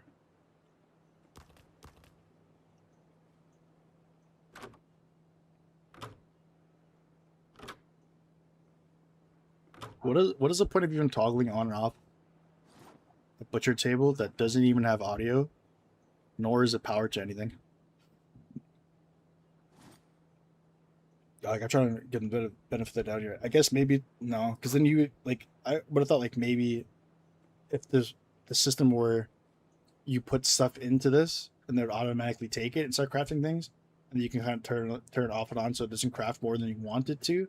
But that's not the case. You could just set up a queue. So this whole turn off and off system is pretty much useless for this. I do not understand. I tested my patience. I tested my tolerance for glitchy messes. And some of this like crafting time takes so long. Like ammo, please buff. I don't need to sit there and wait 30 seconds for a pack of ammo when I literally need to be crafting like 40 packs just to survive a factory. Like at this point, I think I better off actually crafting like multiple ammu stations. Ammu, English goodly. I mean ammunition, ammo station, whatever you want to call them. Because it takes so long to get geared up for a factory. Once I set up my supercomputers, because at the Pentagon here, on my new desk, I'll do some further testing on the frame issue stuff. But I do wonder if this is due to the upcoming NVIDIA looks up. I I think I might have just chuckled out loud right when I read that patch to myself before doing the video, where I saw that they were doing like GeForce whatever. I was like, why are you even like messing around with this when you can't even like, people can't even run this game in like 30 frames? Like, I don't know. Is this not crafting? What's happening here? How this thing turn off? Oh my god.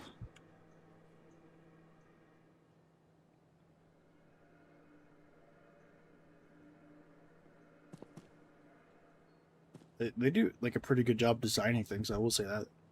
Game design, like from a visual perspective, is pretty sick. Like this butcher table is pretty awesome.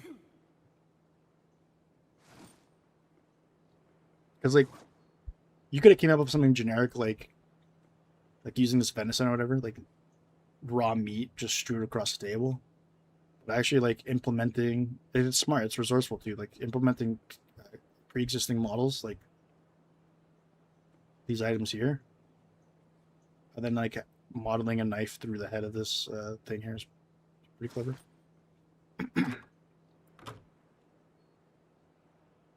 Here's the boar. Eventually I'm going to set up like a museum with these.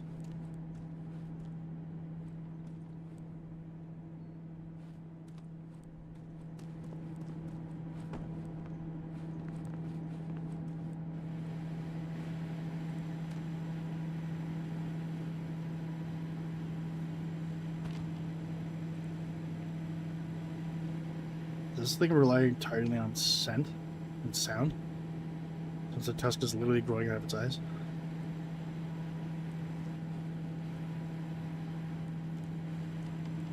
Again, like, I don't know.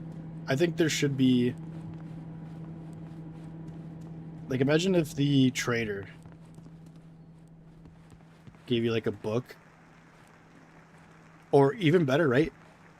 You start off with, like, a sketchbook, and every time you come across an enemy, you sketch the enemy, and you come up with a name for it. And every kill, like, milestone, leads you to put more information associated with that. Maybe I should do like a misery video where I just talk about like 100 ideas. Well, like that'd be sick, because there needs to be more information in game about things that are happening, and I think having a sketchbook where you can kind of jot down if you kill 5 boars, you get a hint about its behavior. You kill another 5 boars, maybe you get like you can put down the biomes that it's in locations. Like even just like coming across it in a biome, you mark it down. It's in that biome, and then you can just go to that sketchbook whenever when you're hunting down these species or whatever. Like that would be pretty cool. But also like the trait, like there needs to be. I don't know. See, I'm not sure what the scope of the like what the devs want for world building. Like if they want it to be like isolated kind of, where even though there's like alive humans like NPCs, there's no interaction with them whatsoever other than trading. Maybe that's what they're building towards. But if that's not what they're building towards, I think they could benefit from actually having like some kind of NPC, even if it's just like a really brief dialogue that would give like some kind of exposition or hints about how to go through the game. Okay, let me read this. Table's cool, but I'm still butthurt over the old Russian helmet and gas mask designs of the old gas mask headgear. I don't know what that looked like. I don't think I played long enough to know, but it sucks that they changed that visual. So for now, I'm 50-50 with the art department for the game because just a protesting. You just start find out what the devil is and just start put up signs. It's like bring back the Russian gas mask. Every other thing is mute. You should go into like the Steam comments and every time a new update comes out, be like, don't care, didn't read, bring back the old gas masks. I won't play this game. I don't care about any update until you change the gas mask back.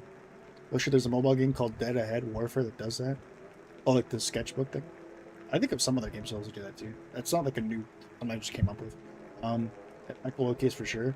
That's the thing too, is like I don't understand the like because nothing tells you how certain things work in the game. You just kind of like operate under the assumption of like past experiences, and also like if you go out of your way to actually read the developer commentary along with the patch notes to kind of figure it out. I don't know how enemies, because it's not consistent, right? I can't. That's a big problem I have with the game and the updates as a whole, is I can't get a consistent opinion on something because there's so many other factors that make that like theory inconsistent. So I could say like, oh, okay, like it's mostly echolocation. They can hear, but if I literally crouch walk 2 steps out of my bunker, and a zombie sees me from 50,000 feet away, starts shooting at me, that ain't location. I know like you were saying it specifically for the boar, but who knows? I don't know if there's lines of sight for enemies. I don't know how loud the hearing radius, if that plays a factor.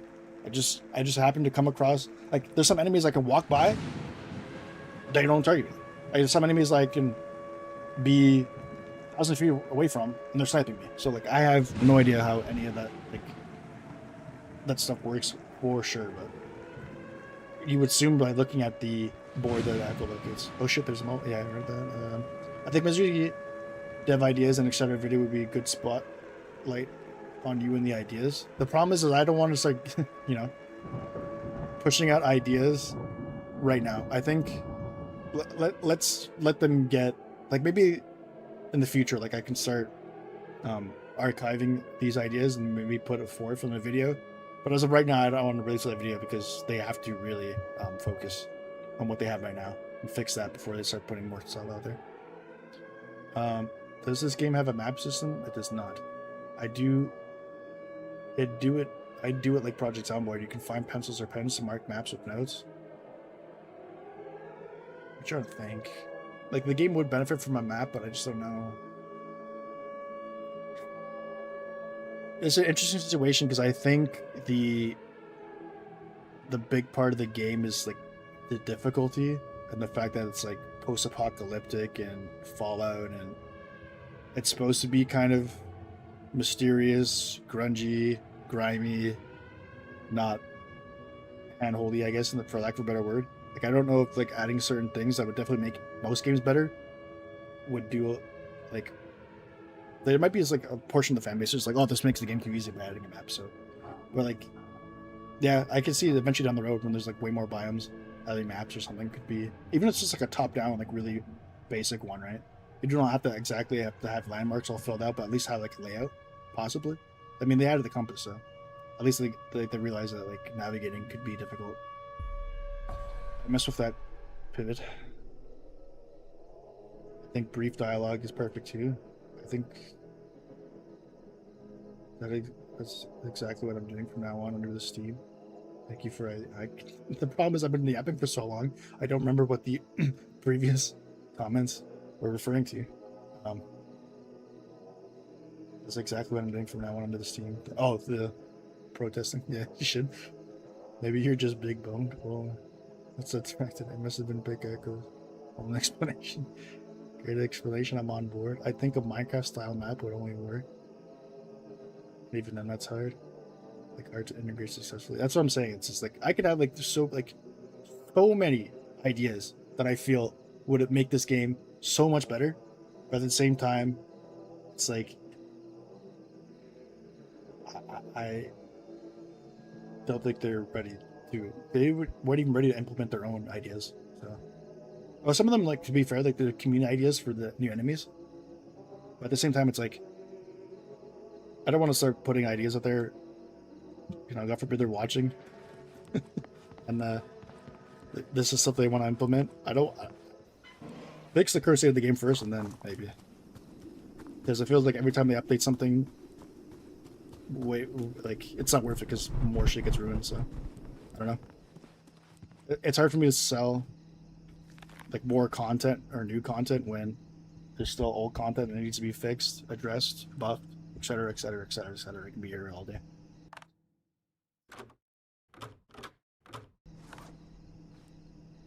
The map wouldn't have any indicator of where you are. You have to use places of interest to figure out where you are. Yeah, that's what I'm saying. Like the map should just be like a general layout, like a very brief layout of, just to get like a sense of direction, I suppose, and you can use it in point with like your compass. But I wouldn't want it to have like landmarks. But like I think it would make it a little too easy. They use community ideas, put some out there, but I don't want to be responsible for another patch, or at least partly responsible for a patch screwing up more stuff because of my ideas. Like I'm saying, like until I get a decent amount of like confidence in the devs that like the current state of the game is put together well, then I feel comfortable sharing a lot of those ideas. So I don't like, the last thing I want them to do is to go, okay, we're the next update, we're making a new biome. And it's like, no, please learn from the mistakes, fix the issues you have right now. Like that's what I said in the video. I said I'd rather them update the old biomes than make a new one. I don't think like we need new content right now. I think we need to look at the older content and fix that or bring that up to par. I don't need like another 50 more items. Like everyone's talking about, oh, we need more guns, we need this, but this is like, bro, I can't even get 30 frames in this game. Let's calm down by adding more assets, okay? I walked out of my bunker, I'm getting hit with 20 FPS. I don't need more furniture. I don't need more items. I don't need more enemies. I don't need more grand scale implementation of all this new content. Right now, give me frames. Give me liberty or give me frames.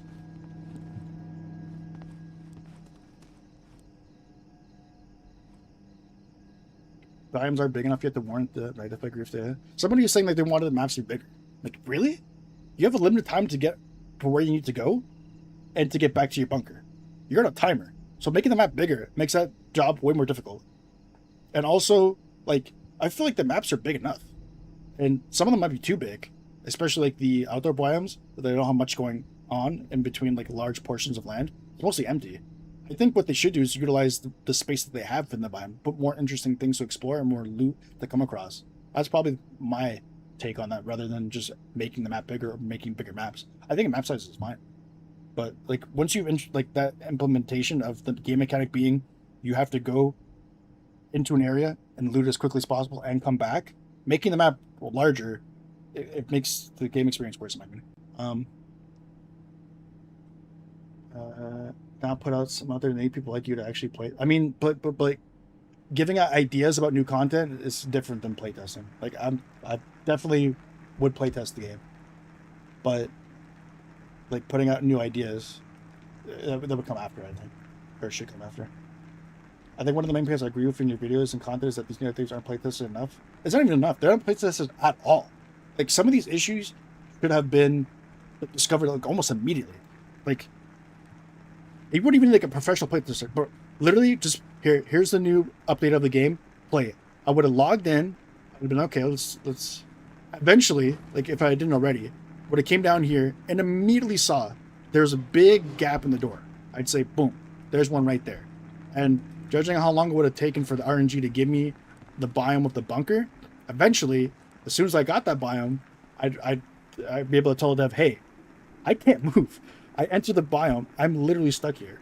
Like, some of these issues are so glaring and so big. I understand not being able to find something really odd, like if I jump at this certain spot, I get caught in this corner, or I don't know, make up any example of like something really obscure and that like most of the player base wouldn't come across. I understand not being able to see that when you playtest or put out an update, but when there's something that literally prevents you from exploring the biome, gets you stuck, and I didn't have to do anything. you literally just enter the biome and you're stuck. Like, how do you, how? And it's like, that does so much to damage the goodwill of the community.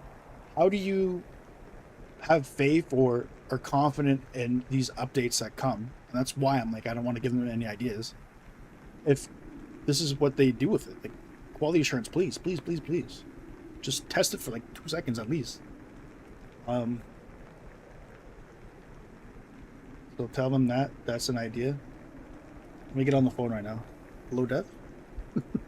You got 3 hours for me to tell you how you're messing up everything. I'll go splash that beer. Hell yeah, dude. Welcome. Go watch this stuff, man. This is exactly what needs to happen. More loot, but also more risk. It's like, I could sum up so many of my arguments about the game, but that's another one too, where it's like balance, balance, balance, balance, balance. There's so many areas in the game that the balance is not equal. Risk reward. There's just no point in exploring the factory biome if you're not getting the loot that's required of you. Like, trading in like hundreds of bullets to kill all these enemies on this map to come out with like a slightly better, I don't even know what's better, like a med kit and a chocolate bar. Me going through the factory biome feels like an indie wrestler, like someone straight off putting in like a 20-minute match, putting their body on the line, and then the promoter going, here's a hot dog and a soda, kid. I'm gonna slap on the back, good job. I go out there, I shoot out all these bullets, I waste how many hundreds of like all my ammunition.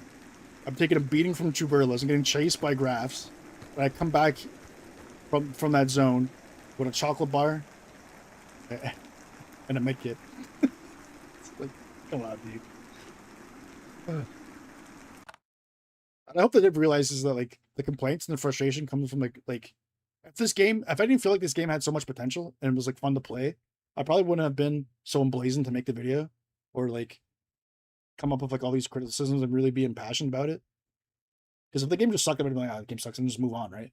But like they should take solace in the fact that they know that the feedback and like the negative whatever the criticism is coming from a place where the game is right there. Like I could see the silhouette. I could see what the game could become and how cool it could be. But you're just making like really, really bad mistakes. So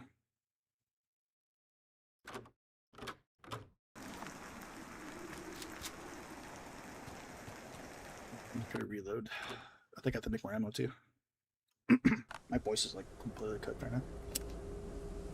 My voice box.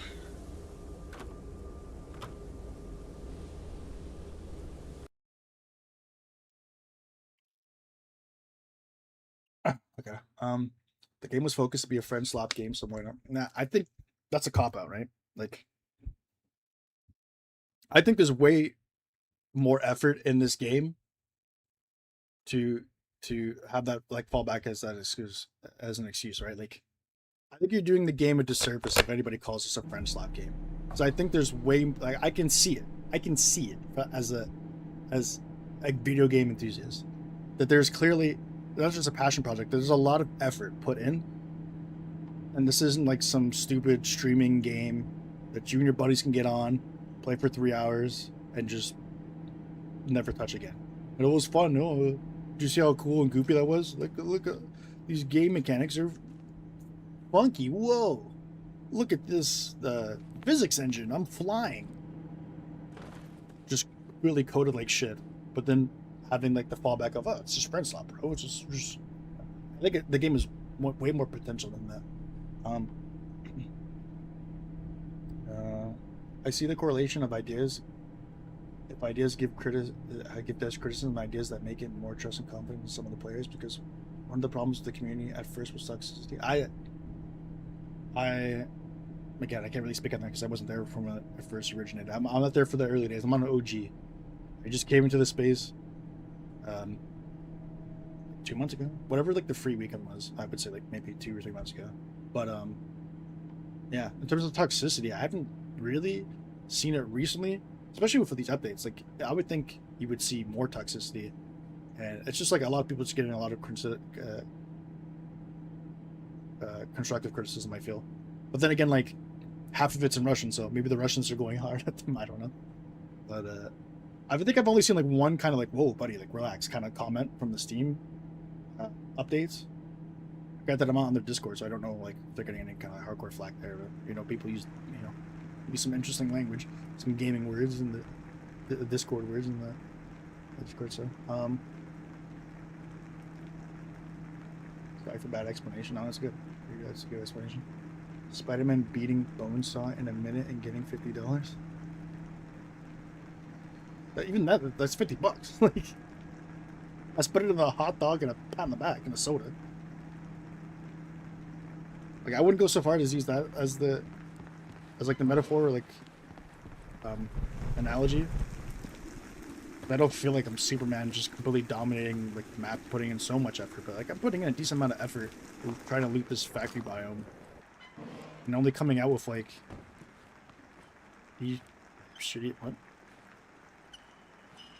I was gonna say this kind of looks. The lighting makes this look unfamiliar to me. Every so often I stumble upon a part of the bunker biome. I'm like, is this the place of interest? But like quickly, like, no, it's not. It's not new. I just wish my memory is so much better. I actually like. I don't know. I like that the So YouTube has a thing where not only do they kind of like write out a transcript of your video, your VOD, whatever, but they also kind of have like I guess AI associated with it, where they categorize or like summarize the points you're making through the video, so that could help. At the same time, it's like what makes it like what also makes me not want to do the video is knowing that I have hours upon hours, like these are sorting out there. Let's say 24 hours of me streaming the game, and in those 24 hours, I have a certain amount of ideas, and having to kind of sift through 24 hours of VOD to concisely put up like a list. That's a lot of work. So like putting aside like this VOD alone and having to skim through it and find the parts I would want to use for a video would take a lot of time. And I know it's just like, oh, just get a notepad and write down this thing, but it's like, okay, I have one idea that I could write down a notepad, but what about the several 20, 30, 40, 50 ideas I've spouted on like all of my other streams? It's just a lot. And that's why like I urge people, if you're intrigued, or because like the videos I put out for 20 minutes is one thing, but if you're actually intrigued in like all my takes, all of the little things that I didn't make mention of, all the new ideas, I would recommend watching either streams and then watching the VODs. I know they're long. I know they can be 2 hours, 4 hours, whatever. But I think if you like, that's the best way to get the full experience, like my analysis, essentially. I try my best to concisely put it in a 20-minute video, but there's just way too much, shit coming out of my mouth there. I can't possibly like put together a video that would be like anything less than 20 minutes. Even then, I feel like, oh man, like, are people really gonna like watch 20 minutes of this, expecting to just for like a quick, concise overview of like some patch notes? Realistically, it would take like what, 3 minutes, 4 minutes, 5 at most of reading all those patch notes. If somebody actually want to watch like a yap for 15 minutes, like I have to make it concise and interesting, and it's a struggle for me because I like to be as thorough as I possibly can, and I want to, because I know there's so many ideas, there's so much feedback that I've had on previous VODs and stuff that I just can't put in a 20-minute video. And also it would take a long time like to get every, because I'm like that, like I need to, I don't know if it's perfectionism, but I want to extract the most that I can from like those ideas from all those VODs. And then compiling that would be like, oh, it'd be a nightmare. It would take so long, and it would be like a really long video. And I just don't. I don't know if somebody's willing to watch like a 40-minute video of me just coming up with a million ideas and ranting about the game. So the 20-minute videos seem to be doing well. So. Because even that, like, again, I was kind of concerned about 20 minutes being too long, but it seems to be doing alright, so. What am I even doing here? This ain't factory.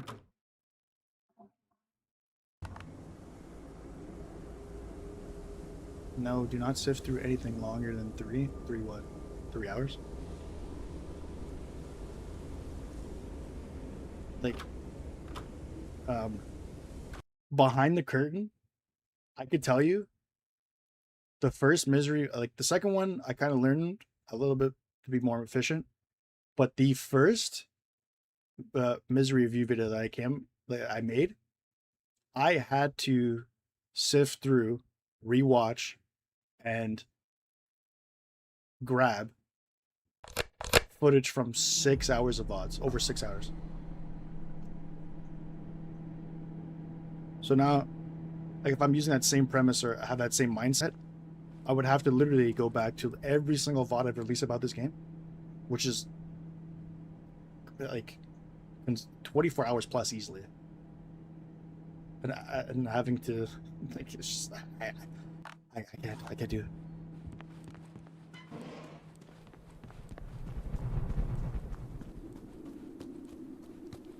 At that point, use Twitch, honestly, for just clipping the accessibility for viewers alone, or use peeps like me or the viewers to sift through. I would. You'd be surprised when people like long content like this. OCD, ADHD, patient 0. I do be doing work and studying while watching your vids. Your voice is very calming. It's the first time I've ever heard that. When I first started streaming and listened back to my voice, I was like, oh my god, I sound like that? It's terrible. Also, I have like issues with like, I don't know if it has anything to do with the fact that, so what's the right way of putting it? Like I do different like accents and impersonations and impressions and stuff. So like, I'm able to tap into kind of manipulating my vocal cords. But I think it also bleeds into like my regular speaking voice as well. And depending on the time of day and how I'm feeling, like I can listen to myself and I can sound like almost two different people at one point. Like, I'm sure people might have noticed in the second review video, like obviously it's just, like the nature of how hectic, like all the, because I may mention it in the video as well, where by nature of the patch being so chaotic, so too was the editing process. So there's certain points you hear that I had to like kind of like not ad lib, but like kind of add in some stuff that I missed later on. So like it wasn't one straight recording session, and you can kind of hear like, or here's like a really deep like calming low voice, but then all of a sudden you might hear like more energetic higher pitched voice, and just me hearing it myself, I'm going, what the hell was that? That sounds like another person. So yeah, I don't know. Can't say I've ever heard anybody say that my voice was calming.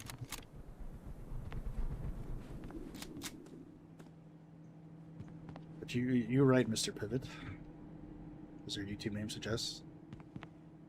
Probably would be surprised, because I'm still surprised at the reception misery reviews got. So I'm not saying there's no audience for it, but I'm just like, I mean, I just feel like it'd be overwhelming for me, because it was a lot of work to do the other two videos, and I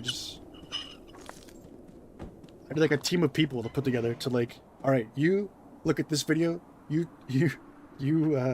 analyze the transcript or try to find any ideas worth mentioning in a video. You analyze this 6 hour VOD. It's just like one man alone doing all this. It's daunting. It's a daunting task. So, and if that's a daunting task for some guy to like sift through like footage of stuff that he's already said and put together like, just like a video, that's why I have respect and I have some compassion for the devs, because like imagine how the devs feel. Like the devs are putting in a lot of effort to make the game, and I'm feeling overwhelmed just talking about it. So and making a video about it. These guys are actually like creating the game. So what biome was this even? I didn't even remember. I just know it was a factor. This is actually a pretty cool biome. I think this is the one exclusive to have the mushrooms on the ground. Do I still need? I need deer skin. Can I kill this thing with an axe? Oh my god. Did I punch the dove? Take my exoskeleton punch. Don't run away. I need your deer skin. I'm so unprepared for this. I don't even have like a backup axe.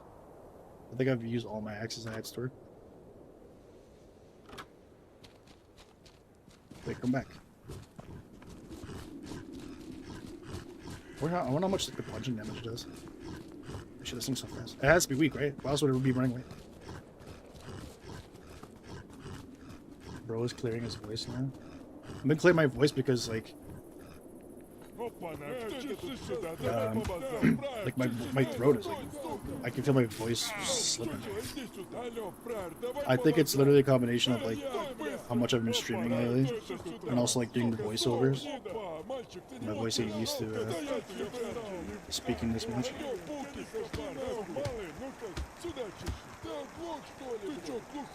This ain't no deer skin. Oh my god. What are they saying in Russian? I'm like, oh my god, I'm like, what? I'm stuck. This guy's literally surrounded. Fine, I don't want the venison. You can have it. Blip. I guess I'm learning Russian. Just to like get myself more immersed in the game. Like imagine tuning in one day and you just hear me go blip. Easter precautioned. You're like, what the hell?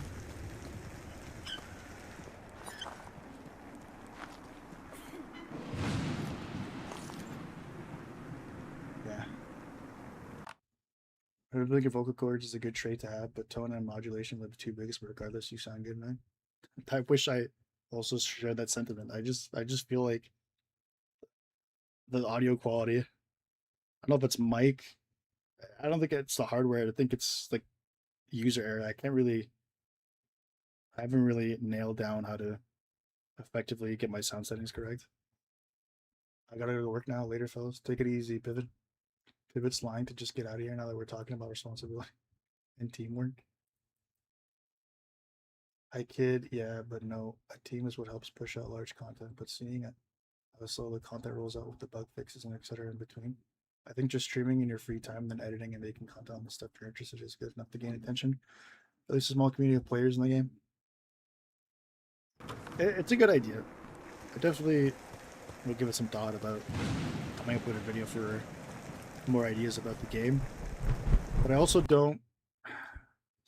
A lot of this is like walking a fine line, essentially, like tightrope walking, where as much as I appreciate a lot of like the feedback, the response, the subscribers, the people coming in from Misery, I don't want to have my channel revolve around Misery solely, or basically it's do or die tied to Misery. Like Misery's not gonna last forever. Like there's obviously at some point it's gonna die out, and then if my channel's all about Misery, the channel's more likely to die out. I basically just don't want to build my channel just off of Misery alone, even though I do appreciate everything it's given me so far. And I also don't want to like oversaturate content. Like I just came out with 2 review. Like it was kind of out of necessity because of the patch notes. Like I don't want to say, but like the dev forced my hand. But like the patch notes came out, and I had to gotta make a video on it. But like to follow it up with a 3rd video so soon about like new ideas after just complaining about how the ideas they haven't been well implemented, I just don't see. I don't see it as a good time right now. Let's put it that way. As much as I'd love to like be like, oh man, you got to capitalize on everybody coming in because of your Misery stuff. Like, I don't want to seem like, I don't know if grifting is the right word, but like milking. I definitely want to be one of those guys, and I see them all the time, that literally like hear a speculation or a rumor about a video game and then immediately come out with it like it's grand news and just bombard you with like weekly, daily videos about a game and just making up, it's just like, bro, you don't need all these videos. Like this is clearly comes across as like a video made to just milk more views and whatnot. But I want what I'm doing. I want every video that I sit there and make to have a real purpose, or at least if the main purpose of it is just to quote unquote grift or draw a lot of traffic to the channel, the video, in my opinion, ain't worth making.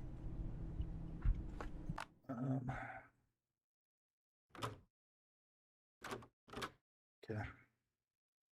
Looks like the save is actually coming in pretty quick. Let's go back here. Showing more survival horror cozy games would be cool if you got an involving voice. This is as somebody with I don't know if it's too much to say self-esteem issues. For somebody who, put it this way, I don't think my self-worth is at a point where I'm comfortable taking these compliments. I'm not used to it also. Thank you. But like, it's just very weird for me to try to see that, I guess. I hate the sound of my voice. Like, but also it's the way it sounds now. There'll be certain points of the day, or like I said, like my vocal cord manipulation, I'll sound like too. Sometimes I feel like I sound too high pitched. Like, ugh. Where's the bass in my voice? Right now, it sounds probably more bassy, just out of virtue that like my voice is going. But like, yeah, the suggestion of like survival horror cozy games, interesting. But I would say I played one that's survival cozy, especially cozy. That kind of match mix. Played with a buddy of mine. We did what's it called? Shift at Midnight. I think if you wanted more content along the lines of horror / cozy, I wouldn't say survival, but like horror. It's definitely cozy and definitely has some horror elements. I suggest watching that. I think there's 3 VODs on it. Or you can just wait because I'm going to be working on a video where I just kind of condense the best moments out of that. Because like I'm struggling to kind of get the long form content going in terms of like, I don't want too much fluff and make a video really long. I don't want it to be all that short either, to the point where like you don't really understand what's happening. But yeah, I would definitely suggest watching me and my buddy play, or proper terminology, buddy and I. To I recommend watching Shift at Midnight. Kind of check marks what you're looking for. I think my voice is definitely going. Yeah, no, that's fine. You should expand into all the stuff you enjoy because you find more groups and people interested in games or hobby you do. I've said it a lot of times, and it comes across as like platitude and like common, like everyone says this, but I'm doing this first and foremost. It should be fun, and when something doesn't become fun, I ain't gonna do it. So that works for this channel as well. If I don't feel like I'm having fun making a video, if I don't have fun playing a game, I just ain't gonna do it. Now, I say that now, but if, God forbid, crazy amount of success comes from it, and you know, when money gets involved, then very quickly, I think that opinion can change for most people. But gotta remember, people show up for both the content and the content maker. That's the thing, right? I'm striving to get to the point where, especially like on Twitch, like things are really lining up for me on YouTube, but Twitch is a lot more difficult. I started off on Twitch and then kind of went over on YouTube, but the ultimate goal for me is becoming somebody like a streamer that somebody comes to watch for them and not the game, if that makes sense. Like, I want to be, I don't say it sounds too narcissistic or like egotistical to say appointment viewing, but I'd like to have the freedom to play any game I want and know that there's still a fan base that's going to show up for no matter what. Like, well, as soon as I can make that transition from being somebody that you just watch because they're playing a game you want to see into being somebody you want to watch because you want to watch them. What you're coming for me instead of the game, then I know that I made it and we're doing something right. So, but definitely, yeah, I understand that sentiment. I don't know if we're quite there yet, but it's something I'm working on. Also agree with the angry monster ham. Oh, I was like lost for a second. Angry monster, yeah. Just don't let the compliments lead you down anything weird. Yeah. I was actually having a conversation with my buddy about this the other day. He was like asking me how the YouTube stuff was going, and I said I need checks and balances because it's very, very intoxicating and addicting to see a lot of positive, especially for someone who's not used to it, a lot of positive feedback, likes, comments. Like, as much as I don't fully agree with it. I have a bit of a more of understanding now for like cloud chasing, like the people who are obsessed with getting a lot of likes and views and like positive reception. I think it's stupid still, and a lot of people do a lot of dumb things for cloud chasing.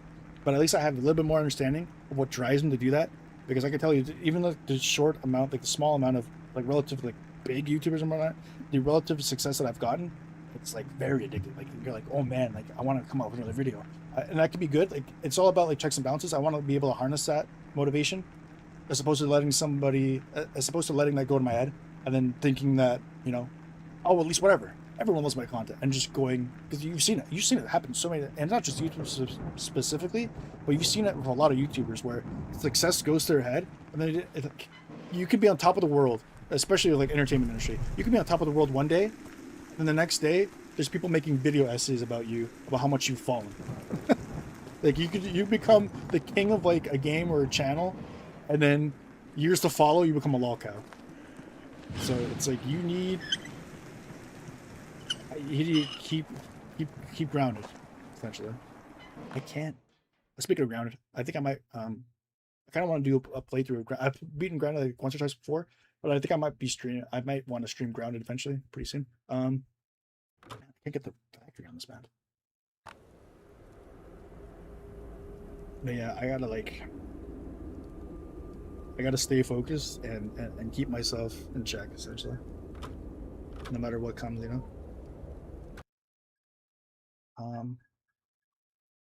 Bro is a human and his voice changes based on feeling and environment. I totally expect you to scream and yell on the yo. No. It's not so much that. Like I get like screaming and it's literally like, I don't know how to describe it. Like when I was doing my voiceover, I can I can do two versions of a line. One like an hour ago and one like an hour after. The exact same line. And in my mind, I feel like I'm delivering it the exact same way, and it sounds the exact same way, same tone of voice and everything. Then I'll hear it back and I'll go, wow, that sounds like two different tones of voice. One's higher pitched, one almost sounds like a different person, one sounds more like reserved and chill from another person. And I had to reduce some of the lines from the voiceover just because it was just like lines that lead into other lines. You can tell like what was recorded at one point and what was recorded at another. But like you could tell even more before I edited it and changed it a little bit.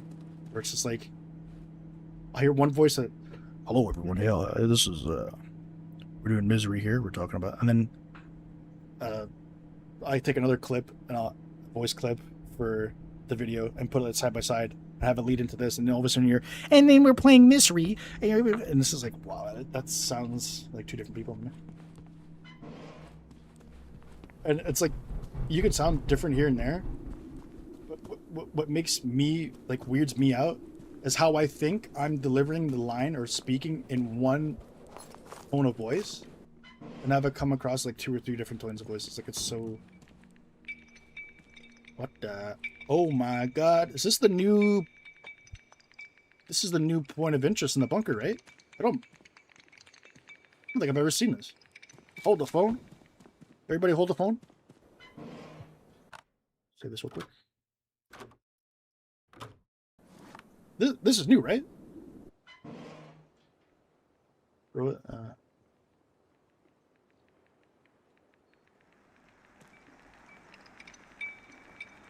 don't remember ever seeing this tank here. Yeah, this is new for sure. Doors lock. This is crazy. What the hell? Oh my god, you could just sneak back in here. And there's like a hole in the wall here. What the? And there's a stash. Hanging precariously over here. This is old? Aw, oh, damn. Dude. I've played the bunker so many times, I've never seen this. And that's why it's like it's hard for me to I have to try to fact check or like double check as much as I can before I release something in the video. Like if I'm operating on like different information, because like imagine if if you weren't here to tell me that, how easily would it have been for me to clip this and go, I found the new place of interest, and then everybody's being like, "You idiot! That's been there forever."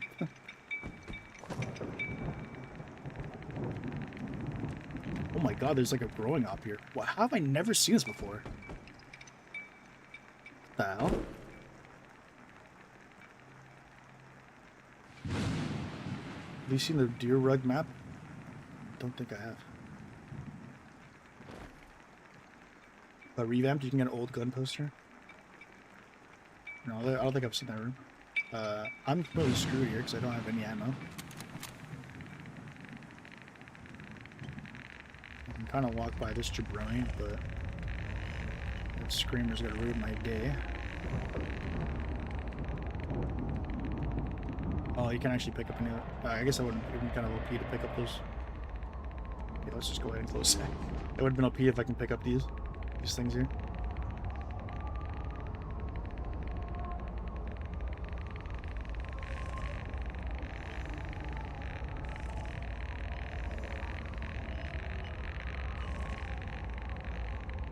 Is there anything on this side? There's a door and a ladder. Can I even get up this ladder? There you go. Wait, the growing room maybe now? I just fall off the ladder? What the hell?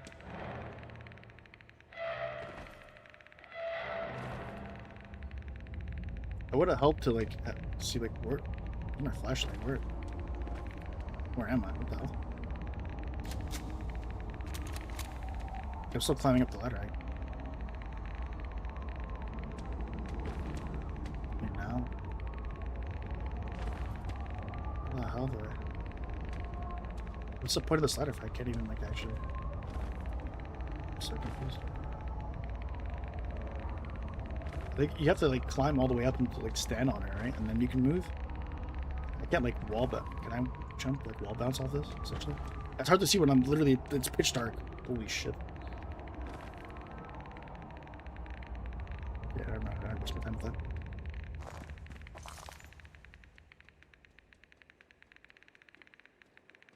I don't remember when it was added, but you can go to the deer rug map room by going down the ladder of the dead guy in the room next to the platter room. No, I'm just in awe.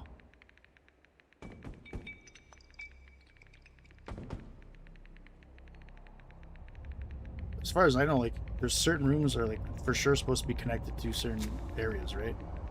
I understand, like, some of these rooms being randomly generated, but... for the most part, there's some rooms that can only spawn next to certain rooms, so... I've just never seen... these rooms in particular. Ladder makes you glitch. You gotta jump at the top. Yeah, it's ass. Do I need to go up there? Is there anything even worth looking at there?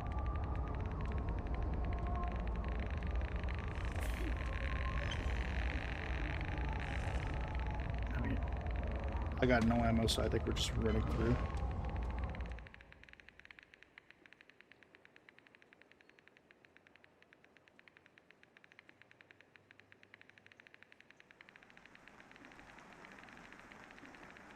The ladder, dead guy in a chair. Found the ladder. What the hell?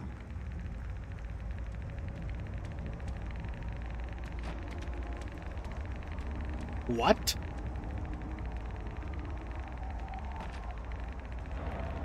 What the? It's like an actual like Fallout style bunker. For like for families?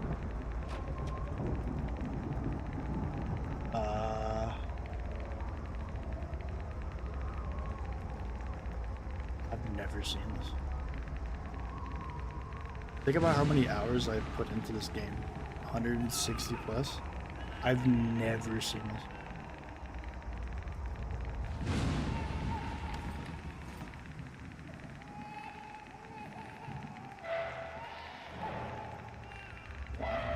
For words here.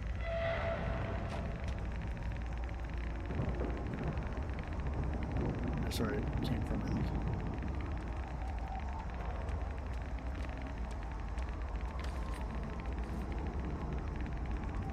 Is that cabinet backwards? This thing's backwards, right?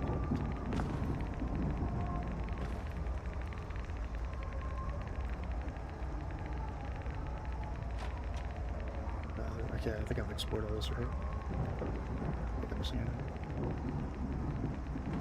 Get this poster.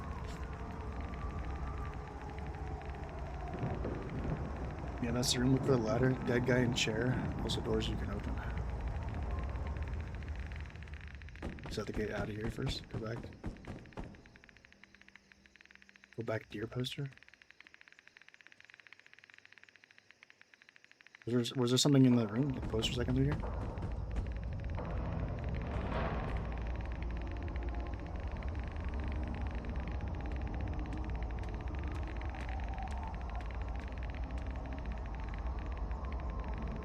This thing? They consider this a carpet.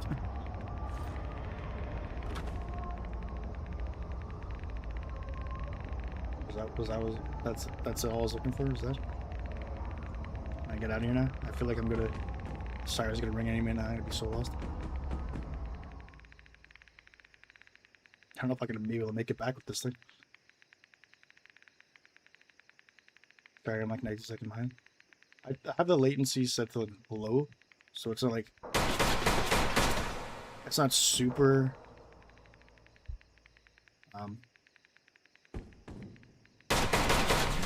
It's not like super exact. It shouldn't be that far behind either. 90 seconds seems a little too long for low latency though. So I can only imagine what like, normal latency is. Yeah, this screamer's like guarding the... What is it now?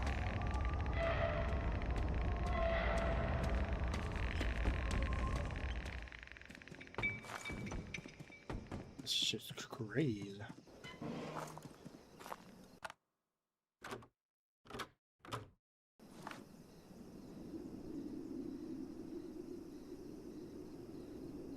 So look in my room.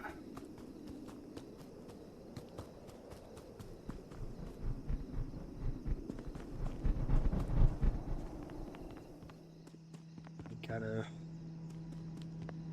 put spacers in there. Maybe I take down the wall flag.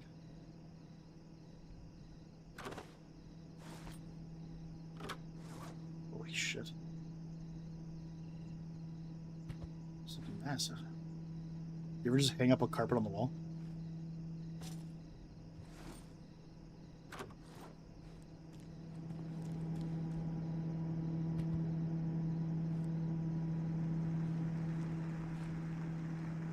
What's next?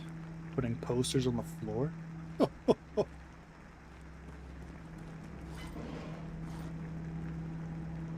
Big carpet door. I want to see if I can still do accents and impressions even though like my voice is going. The problem is if I don't do an accent or impression for a while, it's really hard to get back to its formal glory. I wish I had like a good Ronald Reagan. I think as soon as I can get down how he says well, that I can maybe... I usually just need like an entry word. Like a phrase that gets me in.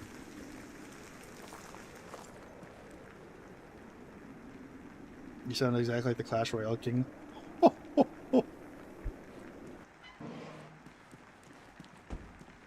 What's next? Coppered on walls?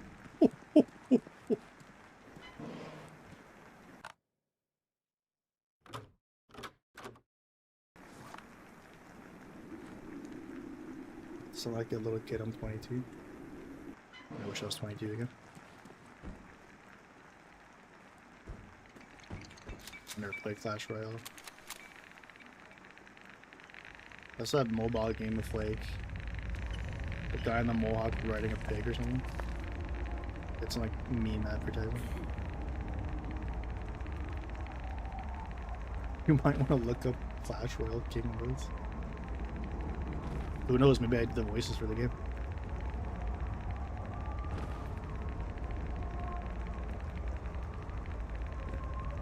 It's impossible to see anything here. Oh no, yes, kinda. Hog Rider! Remember those like commercials? Man. You know what would have been cool is if they put like a ghoul here, or like, again, there's a lot of elements they could do for horror. Like, if you just flash your flashlight here for a second, or even utilize this light here to show you like a brief flash of like a ghoul or something scary, and then have it disappear. That would have went a long way. But right now, it still feels a little. The bunker should feel a lot scarier than it is. There's definitely ways you can spice it up with some horror elements, as opposed to relying on just like the enemies being what generates the horror for you.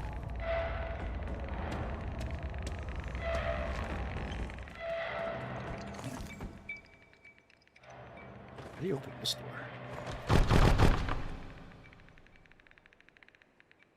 I like to see what's on the other side of that. Blue for real? Yeah, I want to get out of here.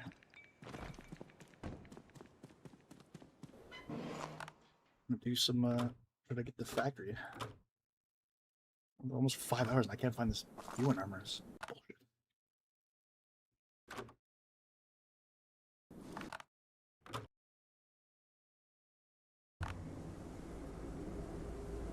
That one you can't open. In the factory, you're able to actually like break a lock or put a barricade on the other side of it, which I assume that's what you have to do for that part.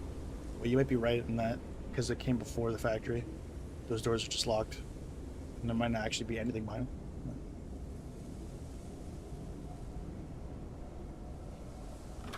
Yeah, I want to get like a. I want to be able to say "well" in Ronald Reagan's voice. Well, I don't have like the graveliness and like the shakiness of. Well, I can almost have like the tone of it, but not quite. But as soon as I learn how to say "well" in that accent, I think I could probably start extrapolating that into an actual impression of Ronald Reagan. I just need to get that one little entry word or phrase, or just a sound. For Schwarzenegger, I didn't know how to do a Schwarzenegger impression until I started making this stupid like, and then I somehow was able to stretch into words. And then it became like, I got to get out of here. Get to the chopper. No, put that cookie down now. But yeah, I wouldn't have been able to do that voice if it weren't for the. If I didn't know how to utilize that, but it probably done something like, I am on so it would sound terrible. I need to get that. I need that angst. I need that throat angst of generations of Austrian menial warehouse work servitude for me to really get the in there. Okay, I need like an MRE here.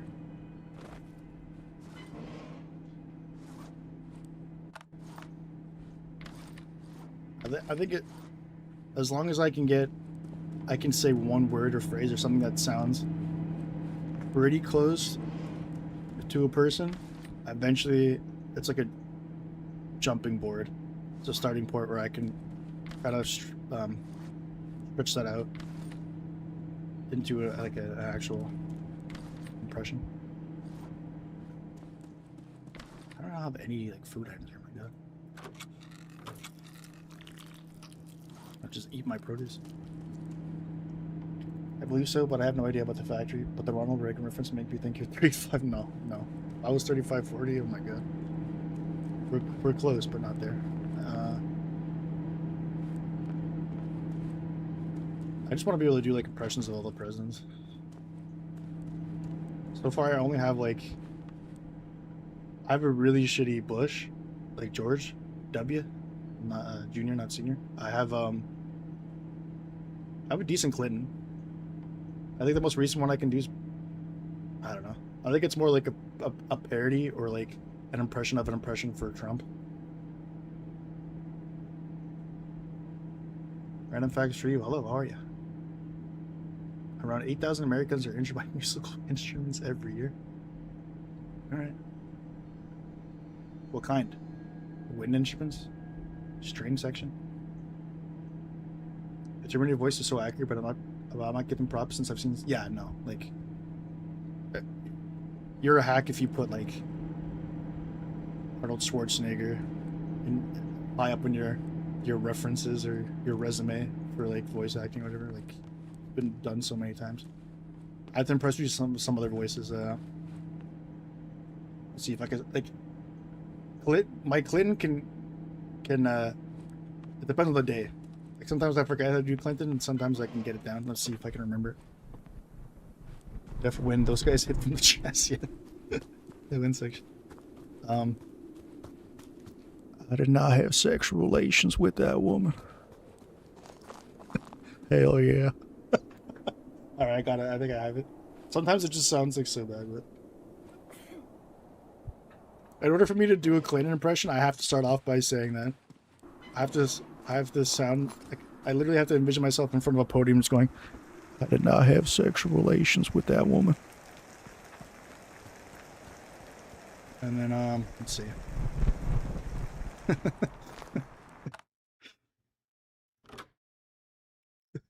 Imagine that. It's like, hey, Mr. President, I know how to do your impersonate your voice. You know what? Allow me to do that? Just by saying this line. I wonder how he'd react to that. Also, that voice is just so creepy. Like, imagine him being one responsible for telling you. Like, if he was in any other era, like if he was during the Cold War, and just hearing that voice going, like hearing him say, "The bombing starts in 4 minutes." I say, I literally can't. I have to lead into it. I have to go. I did not have sexual relations with that woman. The bombing starts in 4 minutes. Hell yeah. It's really what?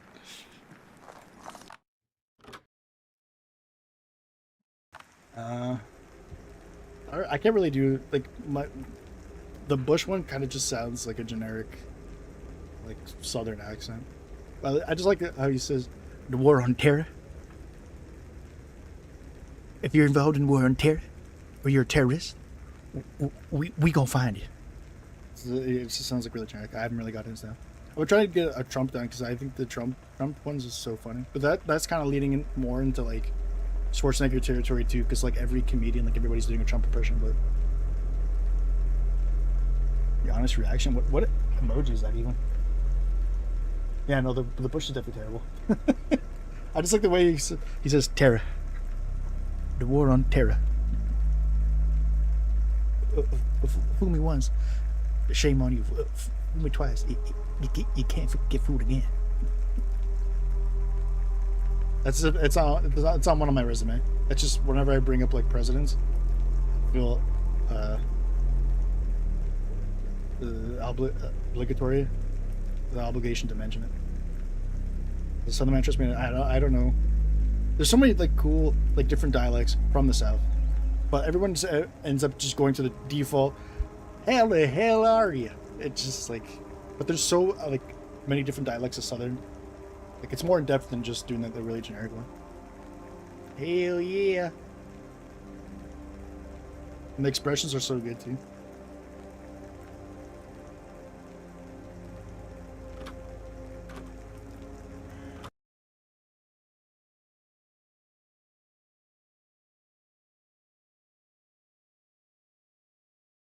What was the one I heard the other day? A Southern expression. It was like, if brains were fuel, you couldn't power a flea's motorcycle to get him to do a lap around a kernel of corn. If brains were fuel, your brains couldn't fuel a flea's motorcycle to do a lap around a kernel of corn. Oh my god. Louisiana #1. Isn't some Creole, like some Cajun one too? I don't know if it's like a mixture of like French and like Southern too. It's interesting. But yeah, I think like I guess like Southern accents, it gets a bad rap because it's just like everyone hears a shitty generic, like all encompassing.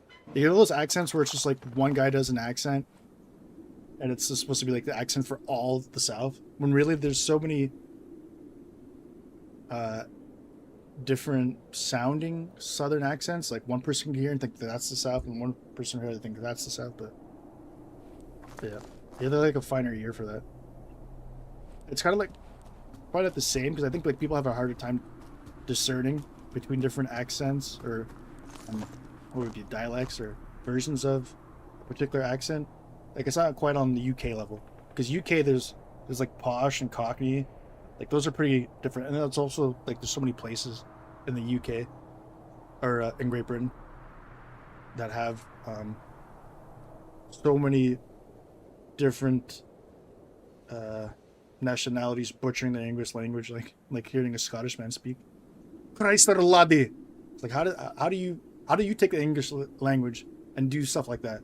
There's still some satyrs trapped in stone. You're like, how is that? How is the same English as a guy going, "Oi, bruv," or even like the Jamaican kind of like patois, mandem of like the UK. Let me land, fam. Big man thing, eh? Come to your yard, fam. You understand? You understand, rude boy? That's all the same English language, just completely butchered like 3 or 4 different ways.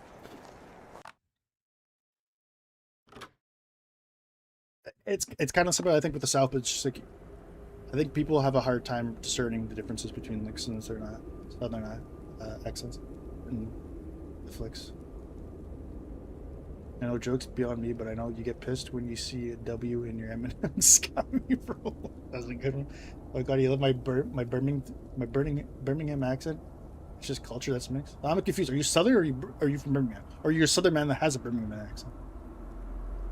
Like the Madame thing is just a Jamaican Alberta. Yeah, it's definitely like some Jamaican patois in there, but it's just interesting how like you're quite England, right? England. You're quite literally it's English. You are England, English, and then you just have like all these dialects just absolutely bastardizing it. You think of the most poshest thing like the Queen's English, hello mumsy, hello daddy, and then just somehow just going 100 meters into another part of the city, and then you just hear, oh yeah, Wayne Rooney, he's the greatest football player ever in the world. It's like how did we get from here to there so quick? It's great though. I love it. I would love to visit just like the UK and just walk around for like a kilometer and just hear all the different accents for the same language. It's fantastic.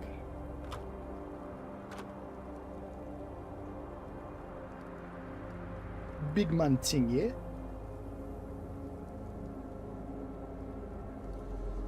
Okay, no, Robbie. I was trying to get like a good Welsh impression, like a Welsh accent.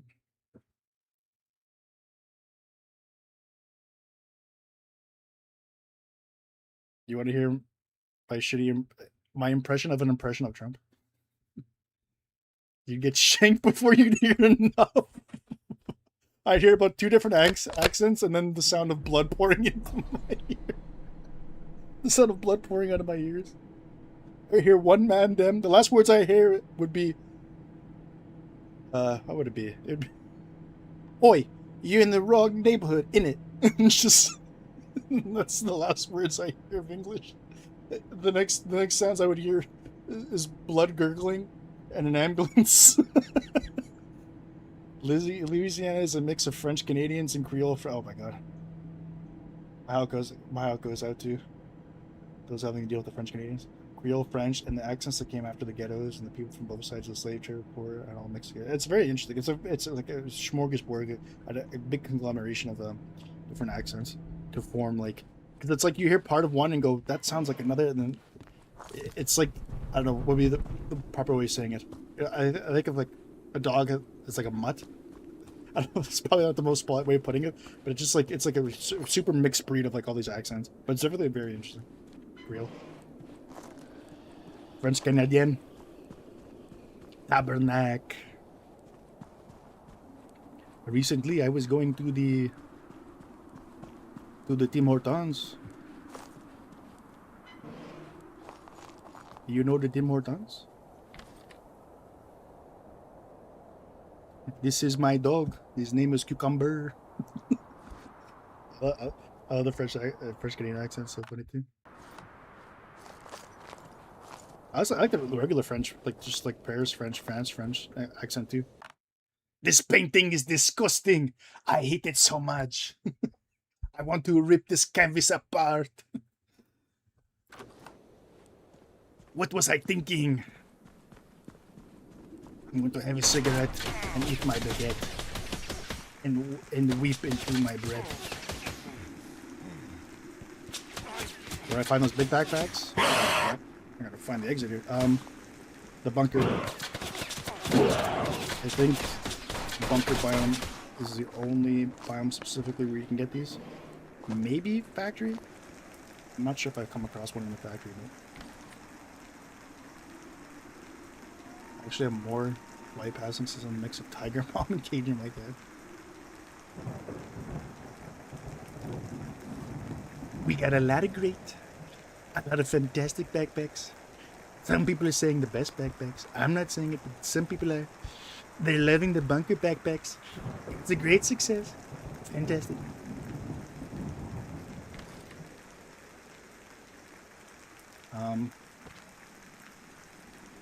My inventory's still so full. Take this out of here. I should probably take that kit.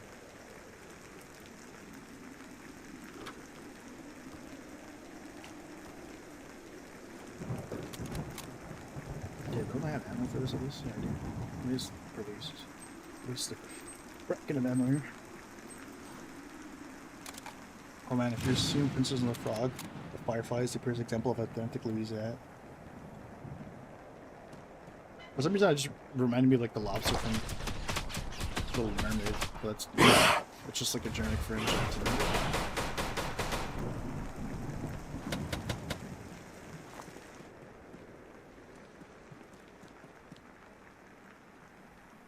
There's a bunch of empty wooden boxes. So also, hope that mutants attack the other humans around, or at least get distracted from the gunships. They do. First time I played, though, like it felt like the mutants and the bandits are on the same team, and they were chasing me down. But even zombies too. You think like zombies just because they're like, I guess they're kind of mutants as well.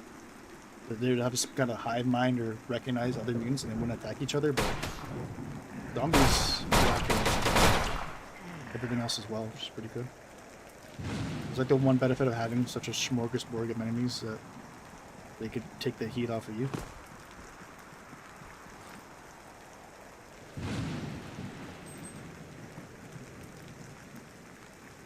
It's so hard to find any weapons for me. Like I only have two TAWs. Not even yeah,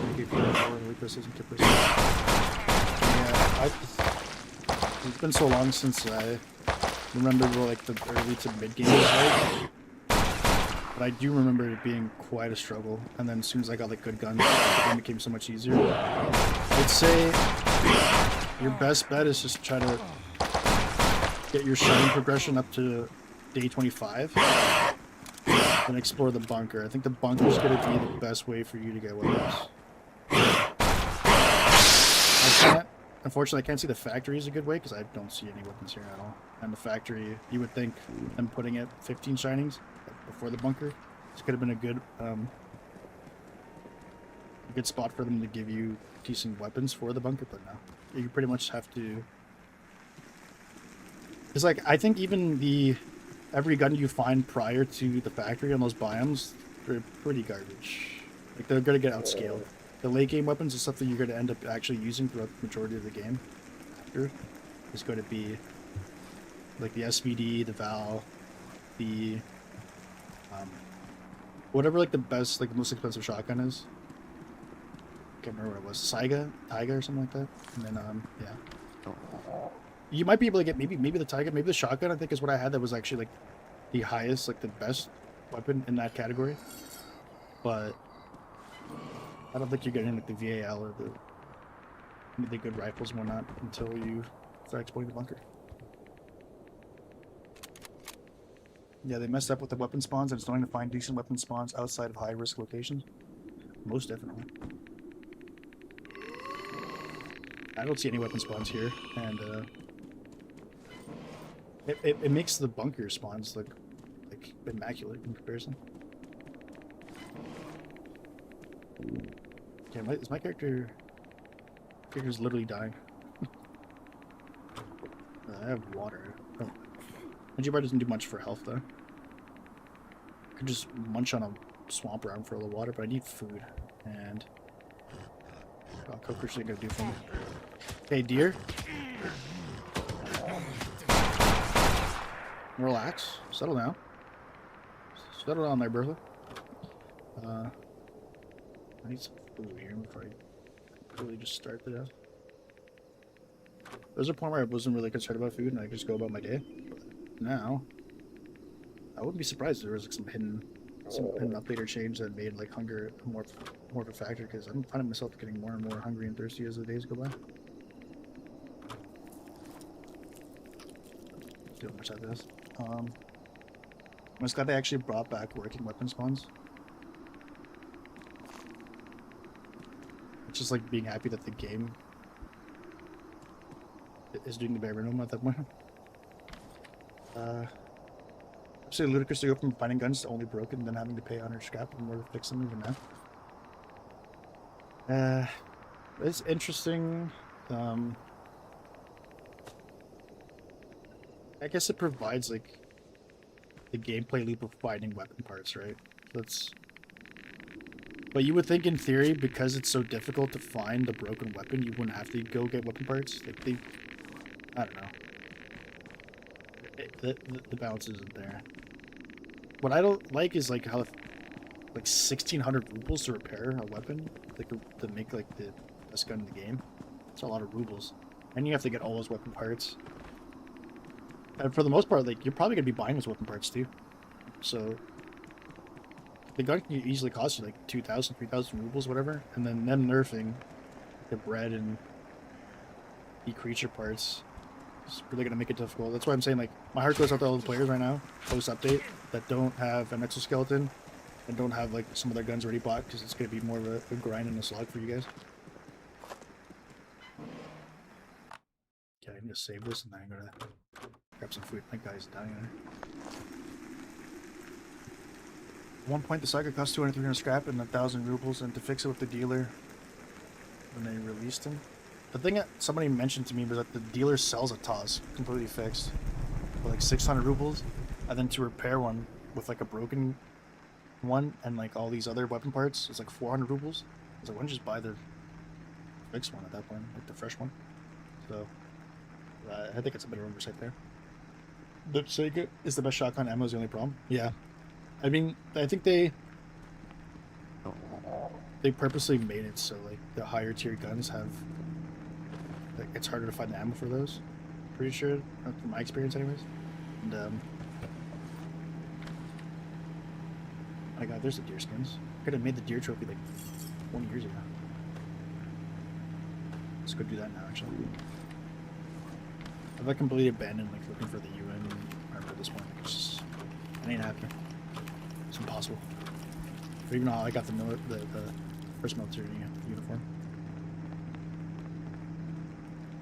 What was I saying?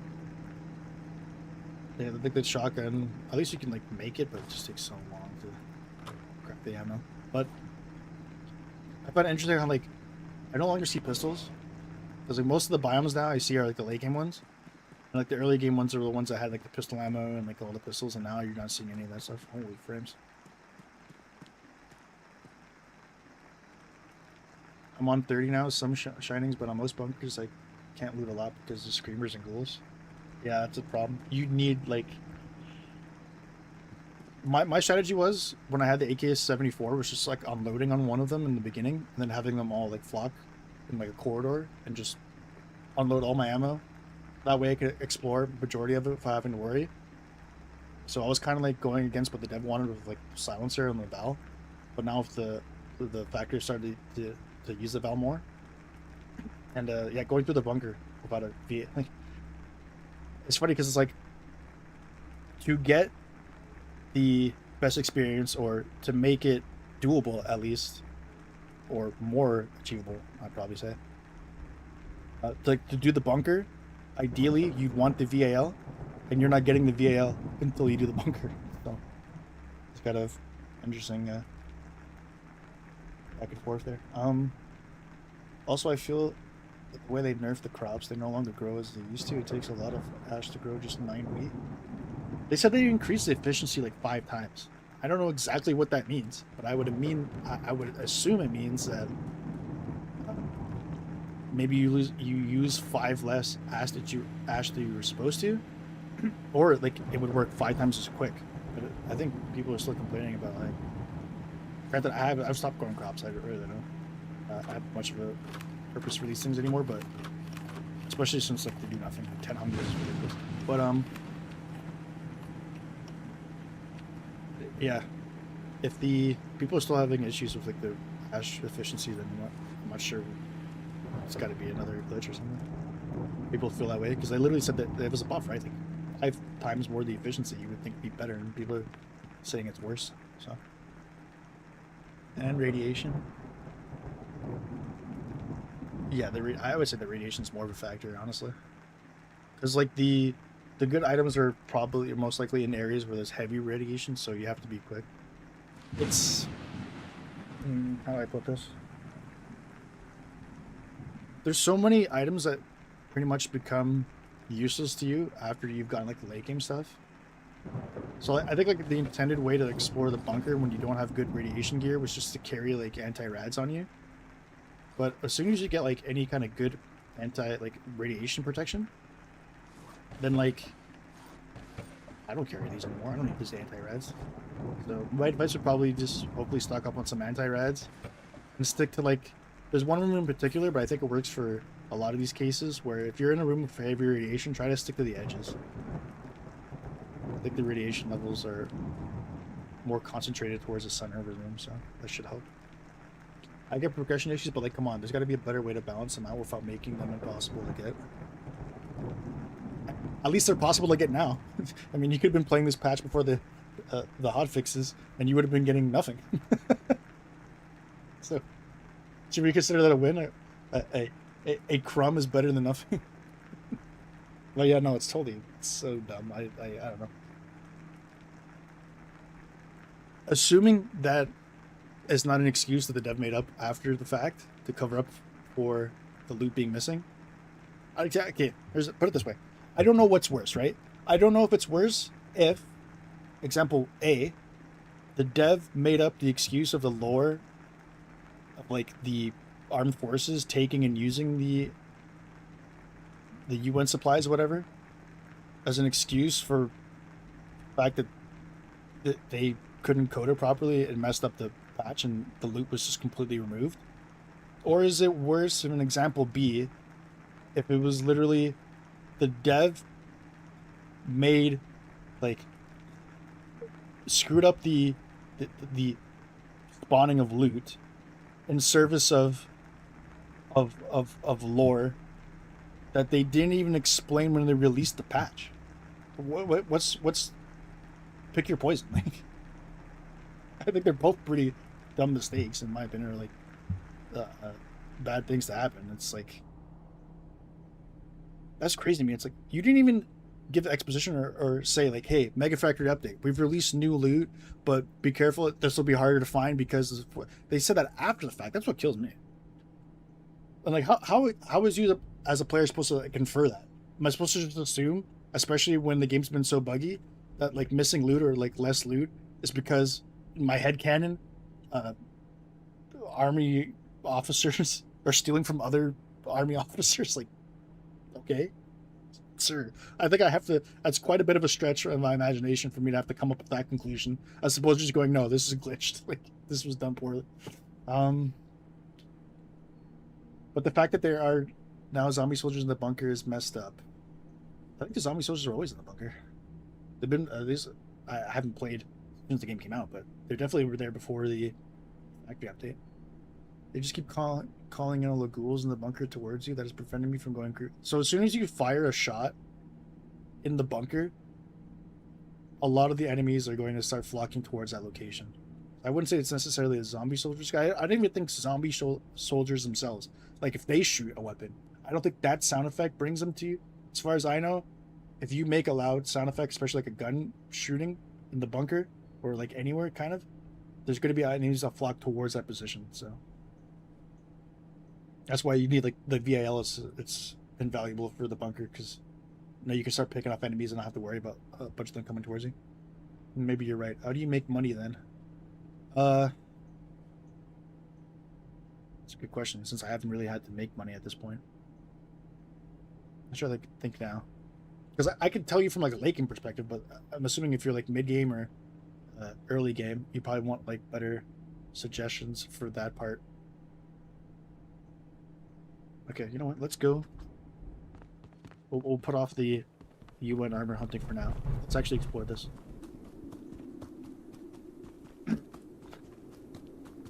Because all your money, like the best way for you to find out what you should do for cash is go directly where the cash is. You got to evaluate all these prices and see what is worth your time and what is most efficient. So if you go to the selling area here, you're not, no. Seeds, out of the question. Wheat, no.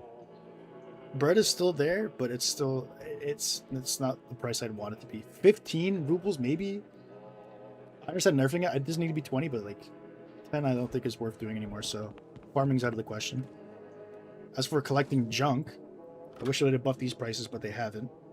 Like, nobody's collecting... No one's picking up a drill for 6 rubles. Nobody's picking up a game brick for 9. Radio you might do for 20 if you're really hurting. No one's picking up copper wires for 5. No one's doing armor plates.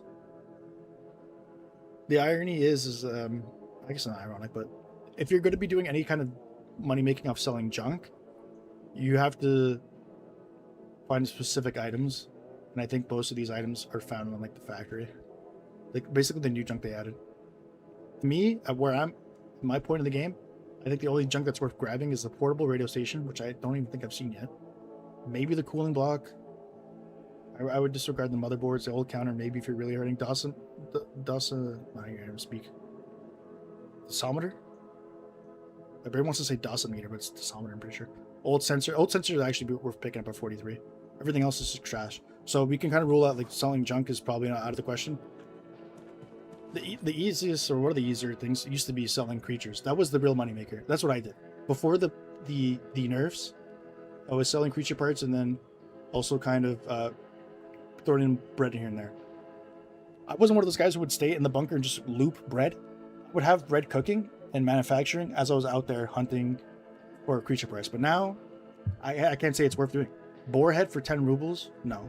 Because you got to think of it from a cost sunk perspective. Like, what are you putting in, right?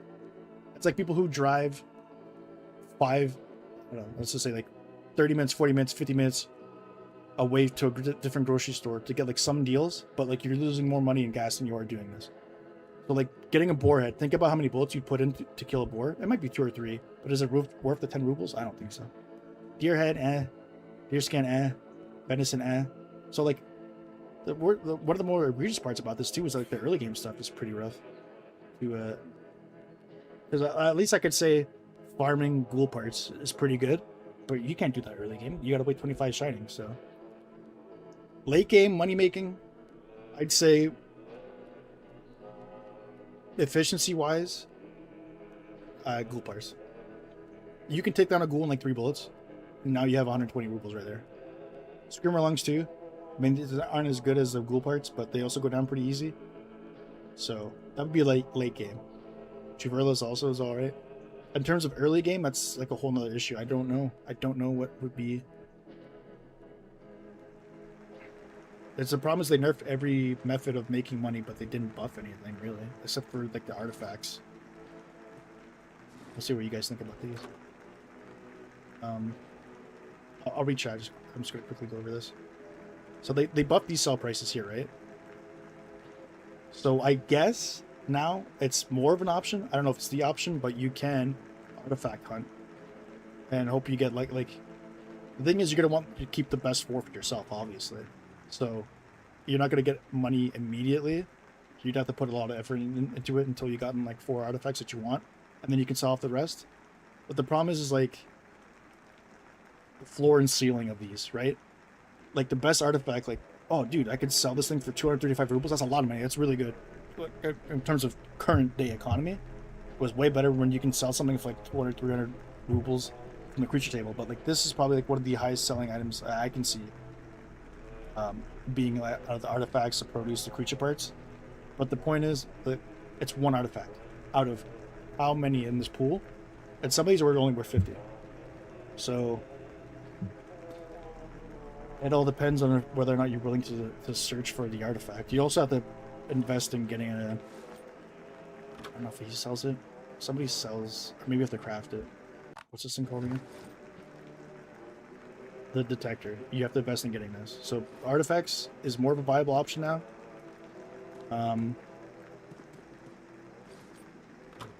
I'd say like selling broken guns, but you're gonna like if you're someone who's mid to the late, like the early mid game, you're gonna want to keep your guns to repair. So yeah, it's about. You know what? Let me actually take a look. Cause I used to sell field jackets too. Early game, I do remember I used to sell jackets because like they were so abundant in the early game that I would just grab whatever. There was one in particular. I don't know if they nerfed it. I think the worker suit. Something used to be 20 rubles that was decent. Like the hunter suit. If you can pick up a hunter suit, 36 rubles. It takes up a bit of space, but it's actually like the weight isn't too bad. Like this tunic here is worth 50.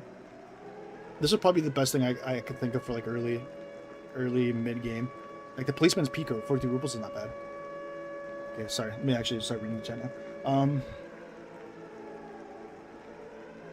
me go where I left off. So enemy shoulders are semi-new and do react to sound, but react to sight more, and will follow a little towards last scene. Ghouls follow sound mainly, and screamers are sound heavy. Ghouls don't follow sight at all. It is mostly sound, or mainly, I think only sound. I literally walked in front of one. I pushed one, and it didn't do anything. So you don't have to worry about that. It's just like making sound is what attracts them. And as soon as they start running towards you, I don't think they stop. Maybe they might if you run away, but as soon as you alert them, then you have to be on guard. But once they're still in like the dormant position, they're not going to be able to see you. They can only kind of hear. Then we'll go back to sleep if you're outside the path to catch. Okay, so I'm sure where the rest of them. Yeah, so I guess like they can. If you get out of the line of sight, maybe they stop. Wait, you're at 70. You probably all know this. Oh. At 70. 71. I'm 7 years old. I earned a lot of money from artifacts. Some cost a lot now, and they are not that good. Yeah, you can sell the junky ones. I mean, I don't hate the fact that they buff the artifact sell prices. I only wish they did the same for junk. Definitely a more viable method now of doing it. I don't know if it's the best one, because it's kind of annoying to do. But you're probably going to have to do it eventually anyways, because you're going to want artifacts. Like, these help out so much. I wish I knew these sooner, because there's like no indicator really of like how important it was to start looking for artifacts. Because like, look how much this gives you just for finding one, and it's like you gotta utilize all those slots. You gotta min-max, right? So I would suggest everybody struggling who doesn't have artifacts to look to get some of the best ones, like Julie Box and the Nevelyashka little doll here are like some of the best ones.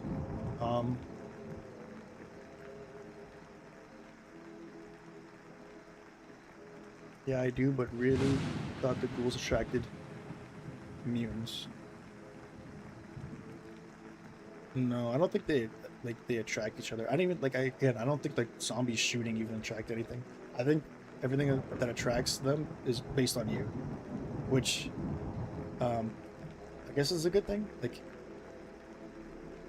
you're fully in control, I guess, of alerting your enemies. I don't think anything else coincides with alerting them, as far as I know, but I might be wrong on that. I've returned. Welcome back, Kevin. Now the ghouls can get set off by zombies or... Now the ghouls can get set off by zombies or soldiers, but they go to sleep quicker. They'll usually attack. Are you sure? The ghouls get set off by zombies? I know, okay. The reason why I'm not 100% certain is because like there'll be times where I'm roaming around the bunker and I know there's no enemies around me, and all of a sudden like a landmine will go off. I'm like, okay, well it's either like that enemy like pathing wise was that dumb that it just stepped on a landmine, or something attracted it to go in that direction. So I can't say for certain. So maybe you're right. I'm not gonna say anything definitively because there's still a lot of unknowns to me about this game. And I'm sure, obviously, for a lot of you, we all have questions. So, chat's popping off here. But those screamers are as loud as saying shots of some So long, yeah. I feel like until anomalies and tweaked farming artifacts, certain anomalies and tweaked farming artifacts are worth it. I can tell you how many times. 100%, 1000% agree. Artifact hunting, the large part of the reason why I didn't do it is because in the beginning was kind of cryptic and didn't know everything associated with it, like understanding mechanics. But once I did it, it started bringing me into areas that I was like avoiding.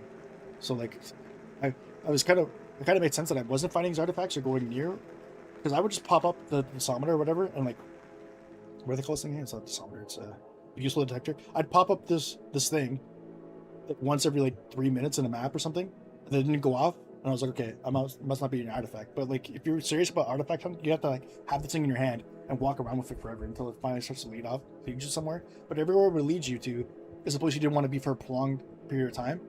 And the thing is, to find the artifact, you have to be in an area for a bit of like a prolonged period of time. So I hate to dodge like spirits, draining your sanity, and the worst ones, yeah, like the landmines or the anomalies that launch you up in the air. There's one in particular, I think it's like in a crater, that if you get near or you try to find this artifact, you're constantly getting thrown like 50 feet in the air. It's the dumbest thing. So that's part of the reason why I don't like artifact hunting and put it off for so long. But honestly, you have to do it, unfortunately. You can maybe skip the ones that you think are going to kill you or like it's really dumb. You don't have to actually go for those, but you're going to have to grab these eventually. Oh my god.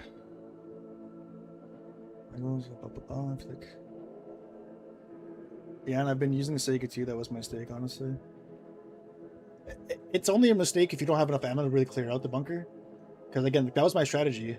Was just like unloading all my ammo and bringing all the enemies toward me so I can funnel them. And then I had like peace of mind that there wasn't any enemies nearby, so I could just make as much noise or do whatever I wanted. But if you don't have enough ammo to do that, then you definitely have to have a more stealthy approach, or like the weapons to kind of handle these monsters.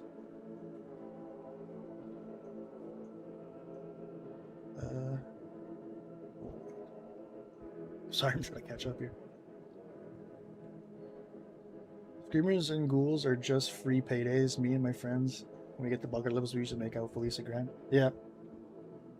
Like, by far, the ghoul parts is probably going to be the best money maker late game. But I'm trying to, like, also give some advice for, like, the early and mid game. Because I think if you're already late game, most people already kind of know where the money is at. And if you made it to late game, you don't really need the money as much, so. Ghouls will lose aggro if you can break line of sight. Okay. God, I got that. I wasn't sure. I guess I meant it in more of a term of like, as soon as the ghoul gets alerted, you're probably better off just trying to kill it immediately, because it's kind of hard to outrun it. Like maybe you can break line of sight, but it's pretty quick. And it's honestly better to run through bunker quiet of solo. Absolutely. Again, like you can just walk by a ghoul, it won't trigger.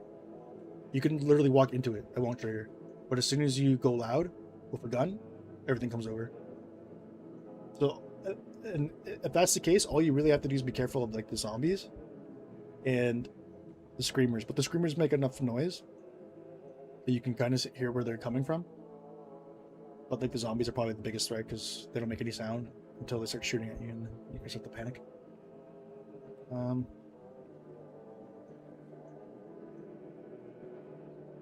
Bunker, I always just spray down. Usually if there's ghouls, they're all condensed in a room, and it's like a landmark at a bunker once you reach this. It also provides, because I know some people, or I guess like they've intended that the glow sticks would be a way for you to kind of leave a trail and like get back out there. Might as well just craft ammo as I'm answering those questions. So like some people can like drop items or like use glow sticks to kind of like lead your way back to the bunker entrance. But for me, it's like if I leave a trail of like dead bodies, I can kind of find my way back. So it does serve more of a purpose too, if just taking down all these enemies. But yeah, I would just like shoot when I had my AK.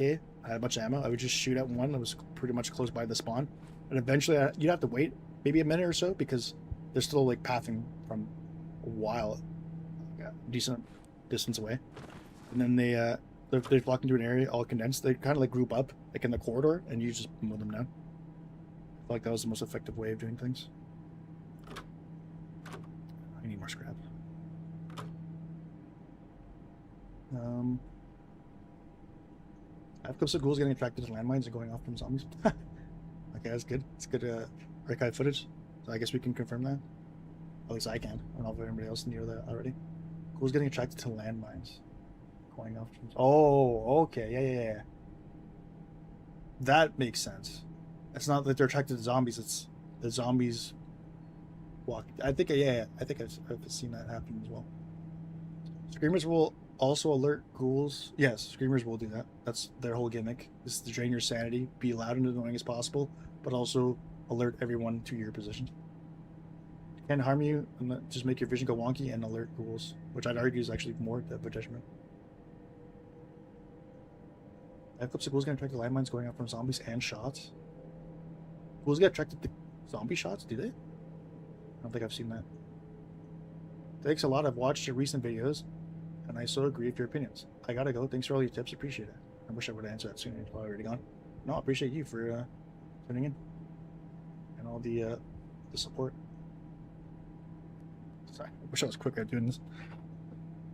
I guess I can't just give like a quick 10-second, 20-second answer. I gotta go on a whole diatribe. Yeah,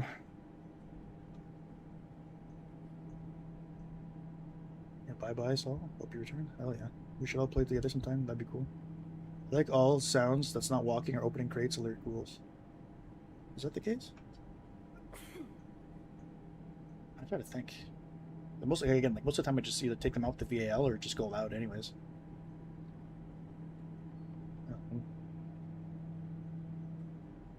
Of course, we can't be sure the devs can't figure out how to balance and let their community know what's going. Yeah, again, like, I don't fault anybody for being confused because I think even the dev is confused. And there's like the nature of like the bugs and the updates and everything getting topsy-turvy. It's very hard for anybody to get like pinpoint on exactly how something works 100% of the time. It's just not enough consistency. You're just like it's like folklore. Hey, did you hear? The ghouls get attracted by landmine. Oh, I didn't hear that. That's that how they operate?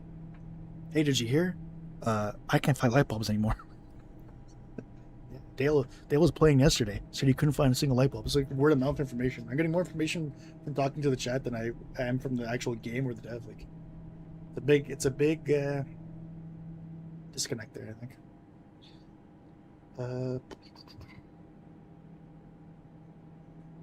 My rule for artifacts on hardcore world is nothing air related, only spikes, holes, and ghosts. That's it. I found 4 artifacts on one easy buy. I'm engaged that it's maybe 2 or 6 per map. I used to think it was 1 per map, but again, it's like more, I guess, lack of information or misinformation that kind of makes the game more convoluted. I would like to know how many, because I just assumed it was 1. Like, why would you assume there's more? I guess, like, if the artifact is that powerful, maybe, I don't know. But yeah, I think there's at least 4 in every map, but there might be 6. So I safe to say I think there's like around there. There's definitely more than 1. I'll say that. And yeah, in terms of like hardcore, again, I wouldn't recommend it at this point in the game. There's a lot of bugs that can completely kill your save, but I would be extra careful and definitely not mess around with artifact hunting if you think it's going to do a lot of damage, like the air related stuff, because they have not got a good let's just say grip on that.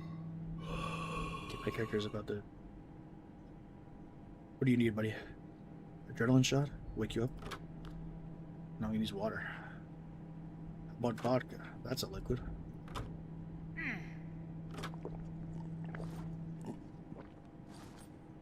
Sorry, let me just get some... I can't wholeheartedly deliver my opinion concisely without actually stopping what I'm doing. Unfortunately, I can't really multitask. I could just play and give you like a really long, you know, stretched out answer, or I can just try to get right to the point and answer all these questions. Let me get this going and then get back to the chat real quick. I'm not used to doing all this Q&A. Yeah. We can do gunpowder as well. Okay, let me just start crafting some gunpowder. What's the next shot I can read? Also, artifacts are only ever in anomaly events.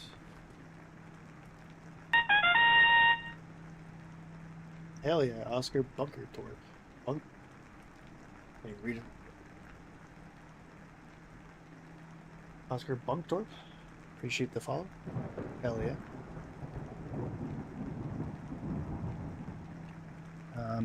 Sorry, I just got distracted. Let's see, the Twitch is getting some support as well. Why is this in this inventory screen? Do I have any gunpowder here? I don't. What do I need to make this again? Where are you? This be a folder here. Okay, now this is should be cooking. Let's go back to chat.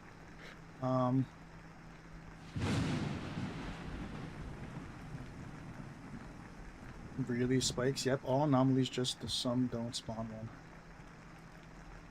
I'm trying to think. I feel like again, I think when I first started getting my artifacts, I don't know. I don't remember if I actually did experience anomalies. Like, I just can't remember doing it. So I can't say if that's the case. You're probably right. I will say recently, like, the ones I've, like, after finding, like, the beginning part of artifacts that I thought maybe were associated with anomalies, I will say for, like, the rest of them, yes, absolutely, they are anomaly associated. So the best I could say is that they're absolutely related to the anomaly, but I can't say for certain, like, the ones I found. You could be right, but I just can't remember if the first ones I found. I felt like I might have found one or two that weren't associated with anomaly, but I might be misremembering, so give it a grain of salt. But the only artifacts I go for are every once in a while the air ones. They're spread out, the black hole ones. There's some air ones that actually are manageable, but you better off just like staying away from all of them, really. Because, like, God forbid you have a memory like me and you don't remember which air ones are good and which ones are bad. Just stay away. Like, it's a percentage chance for an anomaly to have an artifact. Yeah. You shouldn't be looking for artifacts just by looking for anomalies. First, but they could be a good indicator for you to start your search there with your detector. So if we start to see some anomalies across, like, the map and whatnot, that's more of an indicator to bring your detector over that area and see if they're there. Because it's not a guarantee, but likely the case. It's the best way of putting it. These jumping artifacts here. This is what happens when you don't have enough storage for your butcher table. So what happens when your creature parts take up, like, one creature part takes up like 1/10 of your table.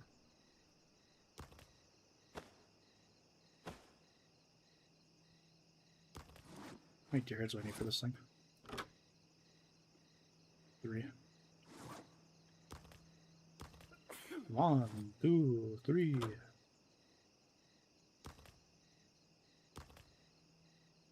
I can't even fit this. I gotta take more stuff out the inventory. Ay, ay, ay. I'll just drop these.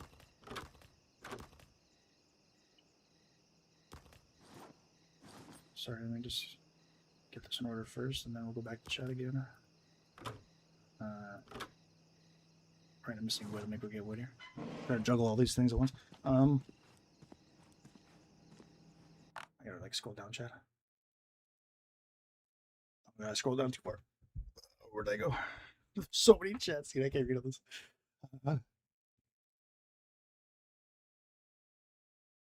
The spike ones, there's really no way past them because they spawn in a map too. Yeah, the thing I don't like about some of these anomalies, there really is like no avoiding them. Pretty much just like a damage check or health check. Let me turn this thing off. But those are pretty annoying. But I mean, I'd rather take a guaranteed hit in my, like, damage wise that's manageable than an uncertain toss up in the air that could one hit kill you. You basically pick your poison with these anomalies looking for the artifacts. Spikes are easy because as long as you don't hit multiples, it's worth the damage. Yep. Just don't play around with any of the air ones, the shooting piles, or the trampoline ones. Glow stick method is not patched. It's a glow stick method. As far as I know, supposedly people use the glow stick just to mark down, like, areas that you've been to the bunker to lead back out. I usually go deep into the bunker, like 3 to 4 silo 4-door turns, so glow stick is a must. Yeah, my memory's poor, and I don't have the. I'm not. I don't have the patience to start chopping items down. The only time I'll actually put something down, maybe, is when I get kind of deep, and like you're saying, like the big silo, where there's a bunch of doors. That's where I might put something down. But other than that, I'm not putting down or chopping down glow sticks. I think the artifacts have. Sorry, losing my voice here. I think the artifacts themselves need overhauled or maybe new ones. There are some decent ones, but some are just terrible, horrible. That's the thing. It's like power creep or like progression. Like everything is gonna look pretty much horrible to these ones here. But yeah, you're right. Like as long as they scale it progression wise to like the biome you're in, then sure. And the fact that you can sell them still means that like you could upgrade them in the future. So I think what probably is gonna be like the big issue with that is probably like going into a later game biome and having already like all this good gear and you're actively looking for a good relic and still having a chance of getting the shittier ones. So I think there should be more effort to balance. It's hard. Like there's kind of like some free flowing progression with this game. That there's some like there's not like some hard set rules as to what you can get progression wise by going through these biomes. Like you can still like your loot table could still have shitty items for the most part in the later biomes, and I think that's what's pissing people off is that they want.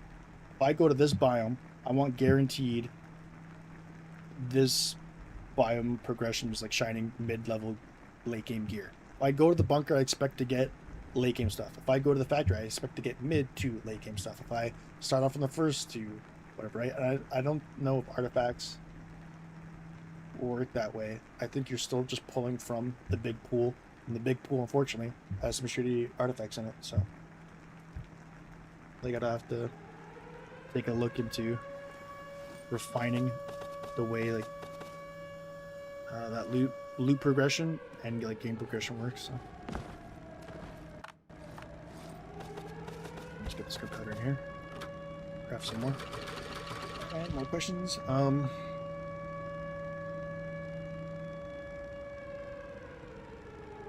I thought the ghouls get summoned from zombie shots. Dude came out of nowhere. Like, yeah, that's the thing. It's like if you don't know exactly what procs something, you can associate it with something that didn't happen.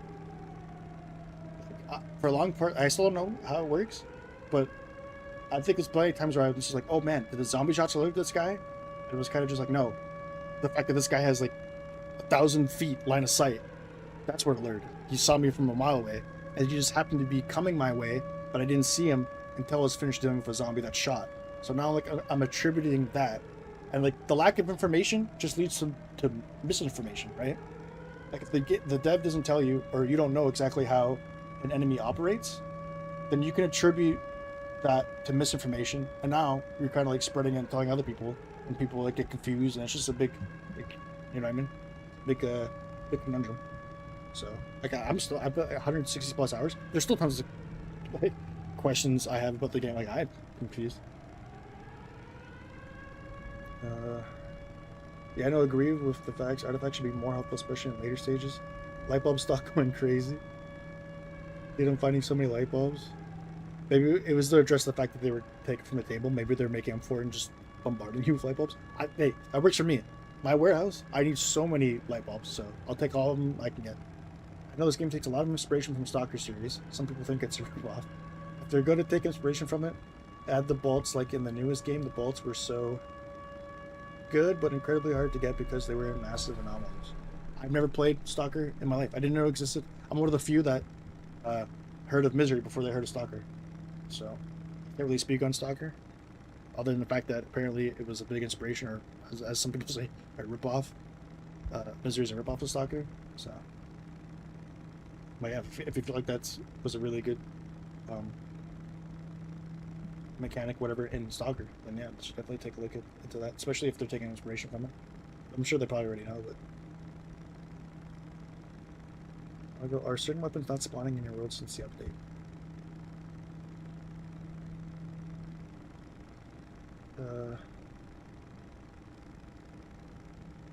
Oh my god, I just heard it's every time I scroll down, like the chat refreshes. It's like another like, whole list. I can't keep up. Oh, they just like end the stream and just put a black screen up and just me reading chat. It's just fine. Like I like answering questions, but like I just don't want like it to come across as like boring. That you're just watching an equipment screen and hearing a guy yap for 20 minutes. Let me scroll back up here. You got to be 6 at the most because refuse to believe on all 4 in the first 2 days of the cycle. You could be right. Stalker has sat so long that the Metro series is passing up in lore. Excuse me, and I find it hilarious that an indie game is outdoing them in the multiplayer department. That's the biggest thing for me. Is like, is there multiple Stalker games? Like, if the Stalker game was like the original, quote unquote, Misery is a ripoff. How is a ripoff provide multiplayer, but and like Stalker hasn't at all? Like, I don't know. I the big draw for me for this game, other than like the fact that it's fun and like it's a good game in my opinion, is the multiplayer. I think the multiplayer is a huge draw, and that's just like the way it is now in the video gaming industry. Like, even if your game's a single player experience or a single player game, you almost have to market it or have multiplayer available because that opens up like so many more sales to you, and like just by virtue of people playing it on stream with their friends and watching friends play with friends and having a good time makes other people want to buy that game. So it's kind of sad because like the single player experience, I guess you can argue, is kind of dying, and like more games now are kind of like this detriment of ruining a single player experience, making multiplayer. But yeah, it's just the way the video game industry evolves. I'm so excited for the new Metro games. Dude, I still have, I think I played the first one, 2033, whatever. I think I might have beaten the second one as well. There's a third one, right? And then I also have like the remake. I don't know if it's like a full remaster or just like an HD type thing of the first game. So I definitely should play those eventually. I just have so much my play right now. No, I'm certain that weapons are spawning in both broken and full states. It's just the spawn rates are effed up. Like recently, shelf loot has been wacky on a number of my worlds, like the armory room next to the bunker room warehouse and the white walls room, bunker red room warehouse where Exo and Bag used to be prime spawn area.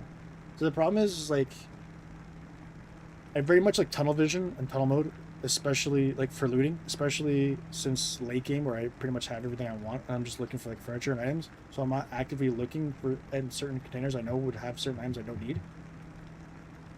And so I'm just not really noticing, like if I have been finding broken guns, I'm just not registering them in my memory because I don't care about them. I'm like, that's a very bougie thing to say, like being a late game player and having like all this equipment and just passing up items that players would probably want badly. But it's just like it's still not registering, so I can't say for certain I'm not seeing them, but I could tell you it's probably likely that they're either like the spawns for them are some of them probably gone or drastically lowered, even more so now.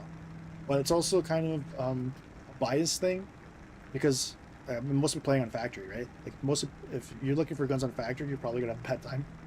I can't say for certain like whatever happened with the looting issue also affected the bunker, but you guys could probably talk on that. I haven't really been looting the bunker and looking for guns in the bunker, but it seems like everyone's having an issue with finding guns in all the maps. So I wouldn't be surprised if that's it's a glitch. It's just not, the guns aren't showing up. It's tough because it's like you want to be like, oh man, it's just, am I just complaining or crying that my RNG is bad, or is it literally like the game is glitched, like no one's getting these items? Bunker Red Room warehouse where Exo and Bag used to be prom spawn area. I was asking because me and my buddies played for a in-game month on Saturday, day 30 to day 65, on a single high tier weapon. No AK. I've never seen an SVD hit or Saiga. Were you doing the bunker? I mean, you're day 30, right? So you should have the bunker available to you. But if most of your time is spent like going through the factory, then I wouldn't be surprised you're not getting guns.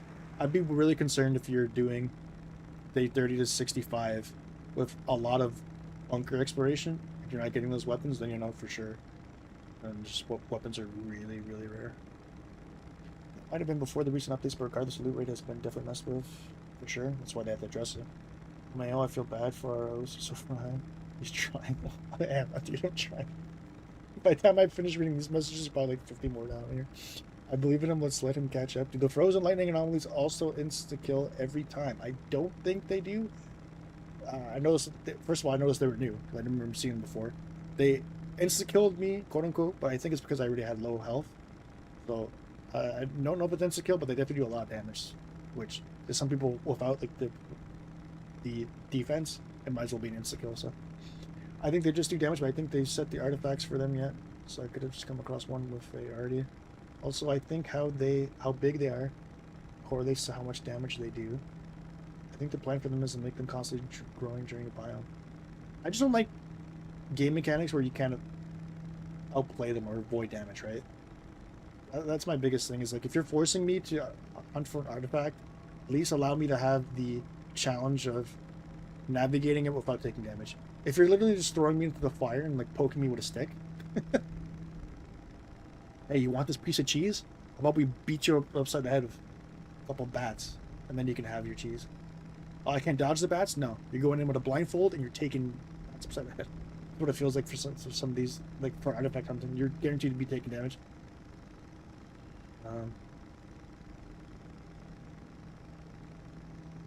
But like later development, yeah.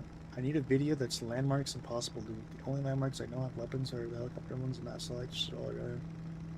That's a good video idea. Yeah, could probably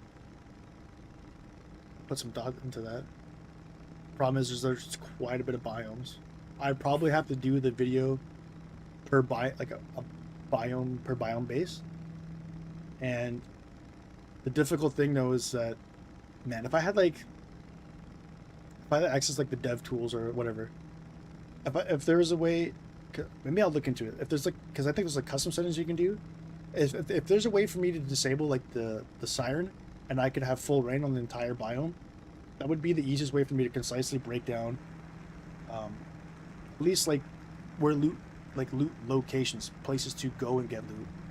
But I would need like a huge sample size, like data, correlating what item is found in what container, it's found in what biome. Like I can only give you like speculation, or like I'd have to spend a lot of time getting hard evidence as to what item comes from one container. But it'd be easier for you to like to ask me, and I can try to tell you offhand what I can remember grabbing from what container, as opposed to me literally like posting proof of every single item I've gotten from every single container, coming from one specific location, coming from one specific biome. The dev were to ever release the way the spawn works, tables work, like if biomes have a specific spawn table, I would assume yes. Then if certain containers had a specific spawn table, yes. But there's containers I think that are found in multiple biomes. I don't know if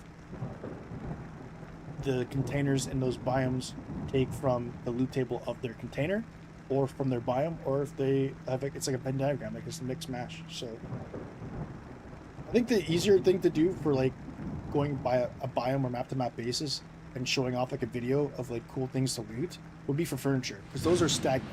Those are 100%. They will always be there. And it's more coming from my perspective because I've been hunting a lot of like furniture items to make the bunker, so that might be a better idea in terms of like going biome to biome and telling you these are the best place to get buffets if you want to build a mass project that involves the buffets or buffets. This is the best way. Like this is a rare furniture item, the samovar. You can only really find in this location here. This is a nice table that you can only find in this. That might be more interesting, but I don't think the majority of people would be all that interested, considering that most of them are trying to find guns and armor and weapons and more useful things than just furniture. So let's take a quick. Me and my guy need water, so let me just take a quick sip, both in game and IRL. Oh my goodness.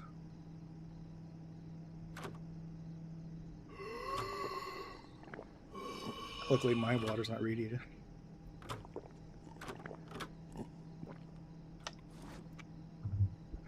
Okay, let's get back. What were you talking about?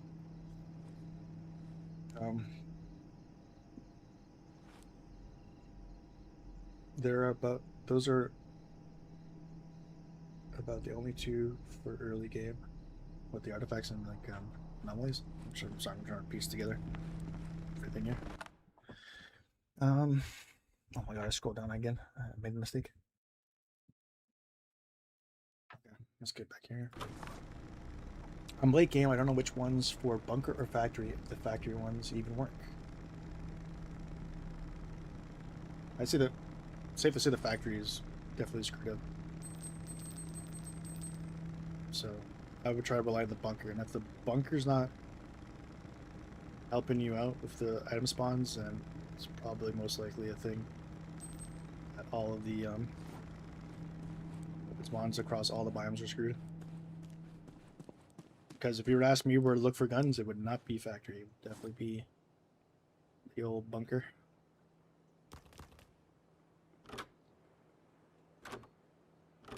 Crafting that. I think I see all the hearts in the bottom of the chat. It's distracting me. I'm trying to read from up here. I like a counter every time I have to read chat. I'm liking, but I don't know which one's a bunker factory. I could do that, but honestly, I studied the apartment map just to avoid wolves and twins. When hardcore came out, it's fairly easy to avoid twins. Even when you alert them, you can dodge their swipe. Like, you can literally just walk backwards, and their swipe will never hit you because they're so slow. The rat wolves probably more dangerous because they're quicker, but they also like howl, so like you'll know where they are, essentially. I have everything in his inventory right now besides swap the rat wolf for a military vest and just an AK. Yeah, like the let's see.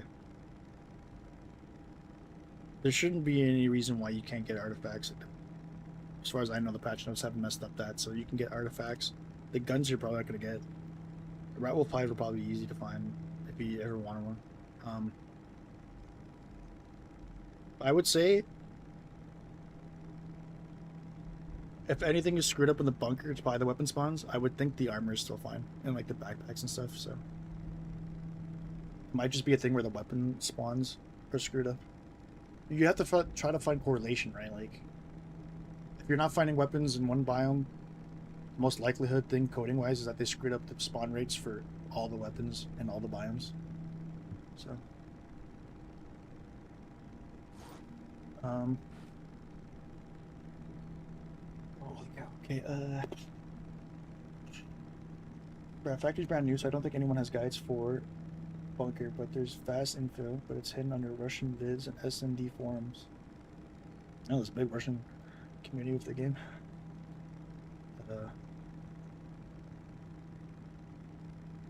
Shots doesn't everybody can read Russian and try to figure that out for themselves, but I unfortunately could not read Russian, and I don't know if I have the time to really explore. Think of it this way: it took a long time for me to come up with just a 20-minute review of reading patch notes and getting footage associated with what I was talking about. This might be something I do in the future, but I also kind of feel like I'm doing a disservice. I like showing the clips of what I'm talking about. I think it makes the video better. But I can do more frequent updates or thoughts about the game if I just put like a gameplay video of me playing and not having it relate to what I'm speaking about and just talking about something for 20 minutes. Like I could put together like a script or some what's the word I'm looking for? Make some concise thoughts and arguments and just have like random footage of me playing in the background. The thing that takes the most amount of time is actually editing the video you're seeing to go along with what I'm speaking about. So like that might be something I do in the future. I just don't know how it's gonna take. Like I think people appreciate the work that's put into those 20-minute review videos, being able to show you what I'm talking about and like edit those. But I'm just saying from my perspective, it's a lot easier if I just, you know, rant and rabble for like 20 or 30 minutes and just throw out a video, and then you can just kind of pick it apart yourself. It doesn't really do much for like those who want like a visual stimulant rather than just hearing me speak. Tutorial learners versus visual, I think. I went a bit crazy and collected every poster and rug and every decoration I could. Sadly, I missed out on the white Christmas tree and legendary hat. You missed out on it? The white Christmas tree? What is that? Was it like a timed event? Like they did for Christmas or something? You can still get a Christmas tree on the factory. But I don't think it's white, so maybe you're talking about something that was like exclusive back then. Same misery before Stalker. I played Stalker before Misery. Oh, I see. Same, you played Misery before Stalker? Played Stalker before Misery, but just Heart of Chernobyl, none of the other ones. I have absolutely zero knowledge on the other Stalker games. Or any of the Stalker games. I didn't know it existed until my buddy was like, hey, you should check out Stalker if you like this. I looked at it for a brief second, I was like, okay. But now I don't want to be playing like 2 games that are like this. Stalker's cool, but just way too much of a hassle to download and play how you'd want to. The base game is alright, but lacks what Misery has, and the devs take credit for all the mods the community made. Steam Workshop when? Question mark. Actually, it's probably gonna be a while considering how much of a struggle it's been lately to edit or to make up his. Yeah, and they all suck except Heart and 2. There's like 3. 8 Stalker. Holy shit. Wait, no, Shadow was good. Call of Yet. Let me scroll down again. Never played, and everything else was propped up by mods. That's another like video essay or like video topic altogether. Games that are solely surviving because of mods. You can make an argument that Minecraft lasts. I'd say that Minecraft got the opportunity to be what it is because it was propped up by mods. Like had Notch had like a strong like, no, I'm not taking any mods or any feedback. Who knows? It definitely probably wouldn't have been like the most high selling game. And I'm not going to attribute Minecraft's success solely because of mods, but it definitely helped propel it to where it is. But it ended up still being a game that wasn't solely kept alive by mods. It was also by the developers coming up with their own stuff too. So, but there's been plenty of games where, like, if it wasn't for a really faithful modding community, the game was pretty much dead and DevLink has abandoned it. There's a bit point in play after seeing others play with mods. That's another thing too, is like, I kind of get like how devs kind of iffy about mods, because it's just like, nothing would probably be more disheartening than creating a base game than having everyone say, no, your game's unplayable unless we put in all these mods that all the stuff that you didn't add and make yourself. You're basically just putting out like a husk or like a bone structure, and you got no meat on that bone. Everyone else is like decorating it for you, you know? It's like if you said, hey, I'm gonna build a gingerbread house, and you're really proud that you've assembled the 4 walls and the roof, and then a bunch of people come in with icing and cherries, and like, look how much better this is. This is amazing. And then you're going, oh, did you like it the way I made it? And they just think back to that shitty little gingerbread house. They're like, no, yeah, I can't eat this. I need frosting. What is this? It's like SpongeBob when they give that guy the Krusty Krab pizza. The guy's like, oh, thanks, but where's my drink? My Diet Dr. Kelp? I can't eat this without my drink. I can play this game without these mods. This is terrible. All the work put into the Krusty Krab pizza, all the work put into delivering this pizza to the guy, and he says he can't have this because he doesn't have his drink. Like, that's gotta really suck for a dev. That gotta be so disheartening. To know that you put in so much work. All these other people, like, at first it's like, it's really great. Like, oh, the community's interacting with me and like feedback, and they're creating cool things, and we're all in this together. And then everyone just ends up saying your game is unplayable unless there's mods. It's just like, hey. But maybe you can argue that it's probably the dev's fault that you didn't make enough content or do a well enough job. I don't know. Tough to say, but I definitely sympathize with the devs when that kind of stuff happens. Going down. We need night vision goggles or maybe a night vision scope. That'd actually be a good idea instead of just like disabling or putting a brightness meter setting to the game. Night vision would definitely make sense for this game's environment. Wait, I just realized I said 2 and Heart when they were saying game. It's just like semantics about Stalker. There's 8 games, bro. It's okay if you get them confused. I don't know what games you're talking about anyways, but it's just so dark. Dude, it's dark outside too. I don't know. I feel like the update made things darker. Like, factory at night, I can't see Nathan. And then like there's like fog effects now. Like the flashlight does like almost nothing. So We searched every single shining. There was not a single one we didn't go out and loot. Damn. Try turning on sharpen and gamma together. Dude, sharpen is so nice. Somebody recommended this to me, I think, and I didn't notice a difference. What was the setting? Sharpen and gamma? With the max? Oh my god. I look like I'm. This is a VHS tape. This is like I'm recording a home video from the 90s. What the? You know what this would be used for, like a music video. Okay, maybe we don't go so hard in the gamma. Holy. They put the gamma down. What's like super dark? Oh god. Why did you get me to manipulate the gamma? Maybe if I put a little bit up. No, that's still too. A little bit up. Maybe for like the thing is like I get it because you're saying the dark areas. It makes it easier to see the dark areas, but it looks awful during the bright areas. So unless there was a way for me to toggle that setting, like an overlay, like immediately on and off, then I would probably utilize that. But even the sharpen was too much, bro. Look at that. Yeah, they gotta come up with something better. I don't want to have to like toggle these every time it's nighttime. It's just a pain.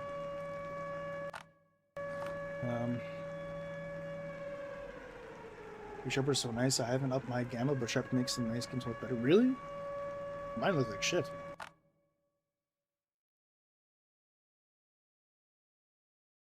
I haven't.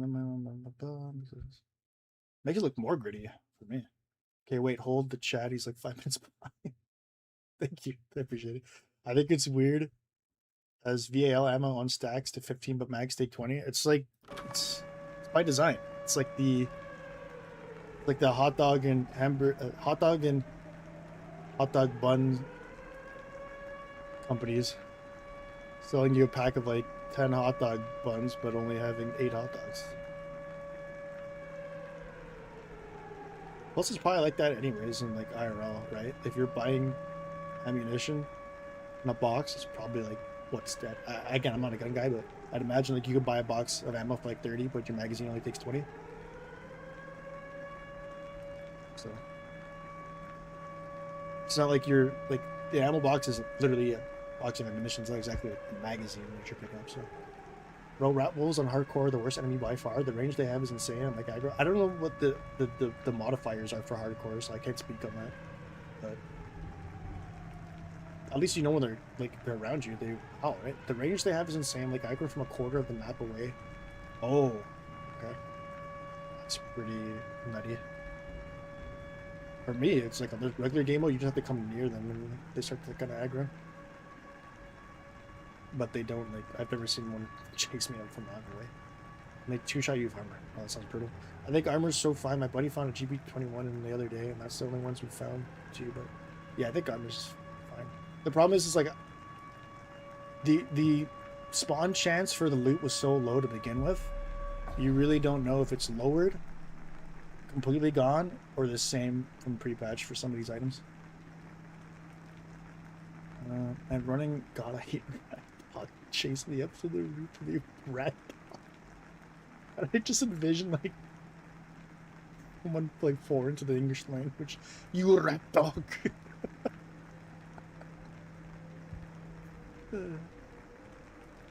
Rat dog chased me up to the roof of the apartments and down. I barely escaped by hopping a small flower bed, which they can't path onto. Yeah, that's a big thing too. Is like the pathing is really dumb. I know like after the patch, like the plague doctors like would ignore you when they used to be the most high aggro enemies in the game.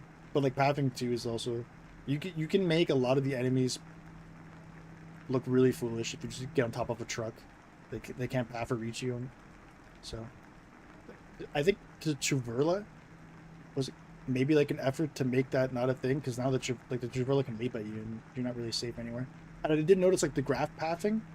Like if you get to an area that you climb up to, if there's a way to actually walk up to it, like the graph can get to, I think it sucks to make its way over there. So I'd say the enemies probably have a lot better pathing than what we have right now, which only makes me further the thought of or hope that they edit and fix and like, upgrade the stuff, the content they have right now to match what the factory provides for the most part. I definitely like you actually play testing side by side with talking about patch notes. Yeah, see, that's the thing. I didn't want to get rid of that. I wanted to keep that because there was an opportunity. There was an opportunity for me in the second video to try something different, especially because it's not an update. It's more just like patch notes that kind of fixes the update. But I still decided to go with that because I felt like that was probably still a better video. But yeah, so as much as I like the idea of like, oh man, you should come up with like a video like about all these ideas and stuff. Like I couldn't really do it justice. I don't really have like a visual element to put behind it, and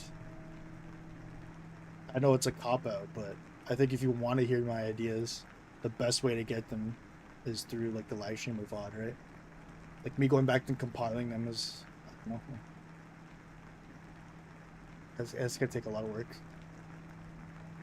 and I'm basically like reiterating what I've already said, right? Like, you know, it is what it is.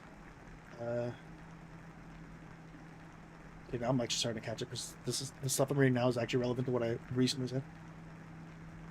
Good comms on the gas mask. Good, great to know.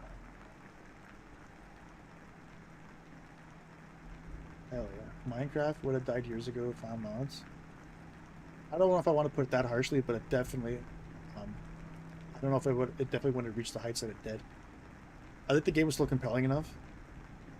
Like, a part of me is still kind of divided on the RPG elements they added, right? I think as soon as they put in, like, the brewing station and, like, XP and levels, that was the kind of departure from my nostalgia or my initial, like, the notch, quote unquote, the notch days, right? Like, obviously, I know they had, I think Jeb or whatever, he had some modders come in on his project after they were just modding freelance just for fun, and it was like a more combined effort with them.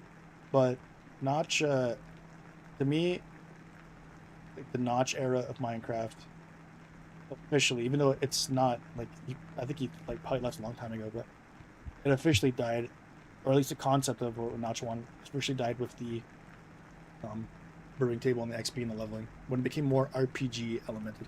Now it's a double-edged sword for me because, like, I don't want to come across as, oh man, yells like clouds, and oh man, it was much better. Like Minecraft, pure Minecraft back then, like you needed the XP, like the levels and the RPG elements to make it to what the game is today. But I can't help that it also kind of took away from, I don't know, what a direction, or it probably, to be fair, I think up until that point, I think Minecraft probably went as far as it could go for Notch's vision or the way it was going to, and that it needed the RPG elements to really get to where it is. So, but again, there's still some part of me that's nostalgic for like alpha Minecraft days, man. There's no, like, there's a handful of gaming experiences that were unique to me that I cannot replicate anymore. It's like a first, like, dose of the heroin or something. But Minecraft is definitely one. Playing like late alpha Minecraft, I'll never be able to experience that feeling again. That's what gaming is now for me nowadays, is finding a new game that gives me that same kind of, not the exact same feeling, because every feeling I've played, like playing, first time I played Zelda, Majora's Mask, or playing Minecraft, or playing Call of Duty multiplayer for the first time, those are three unique experiences, but they all have the same level of like nostalgia and like happiness. And now gaming for me is just becoming chasing that high, trying to find another game that could deliver that similar feeling, at least that high of a ceiling of elation. Docker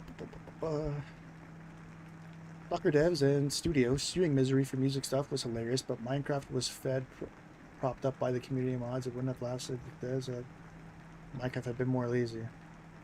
There's also a double-edged sword in that too. It's like, I mean, if you're blatantly just taking a song from Stalker, like, Nintendo doesn't give a shit. I think if you, they do give a shit, but I'm saying they don't give a shit in the sense of like, you're a fan-made project, or if you're making money or not making money. I think regardless, they will hit you with a cease and desist. They don't want you like doing any shit. But you know, if if it was just like a fan made project mod or whatever it was, and it's free to play, maybe I can see you getting away with using music from a different game. But if you're literally selling your game and you're taking music from the game that inspired you, then yeah, for sure I could see why Stalker Devs would do that. And yeah, the whole thing about Minecraft being fed up by the community and the mods, the people made that game to where it is today. It's like Notch did a good job of providing a vehicle for other people to modify and make great. Like he provided a lot, like really good foundation for what Minecraft would eventually be. I don't know enough about Notch to like we'll never know really if it was just Notch working on it, how much different the game would be, or if it would be just as successful. My argument's probably not, but it's a gritty feeling of Sharpen. Remind me of the classic 8-bit games. Sharpen, I just keep all by myself. Couldn't have said it better. I trim up gamma hair and brighten things so I can't make. I'm fine the way it is right now. Any like adjustment to the gamma and the Sharpen just made me just. Yikes! I can't.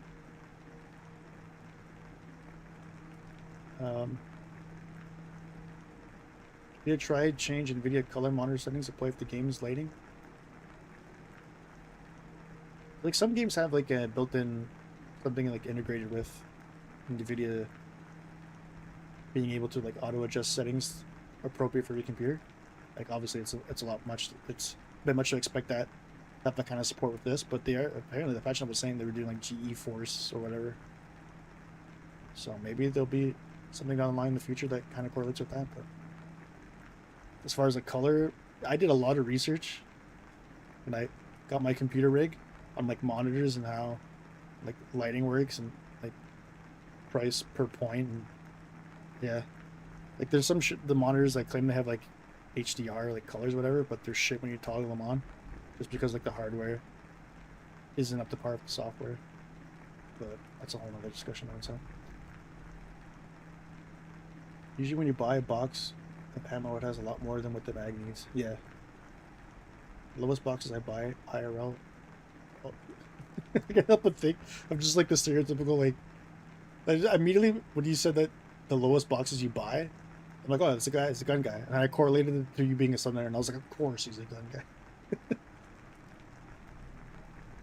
If you don't have a gun in the South, are you looked down upon? Do they spit on you? Depends on the state, but Louisiana is nice and loose about guns here. Academy helps with cheap ammo, but not so great culture and crime wise. Most of non-city South is semi-dangerous, especially in Baton Rouge.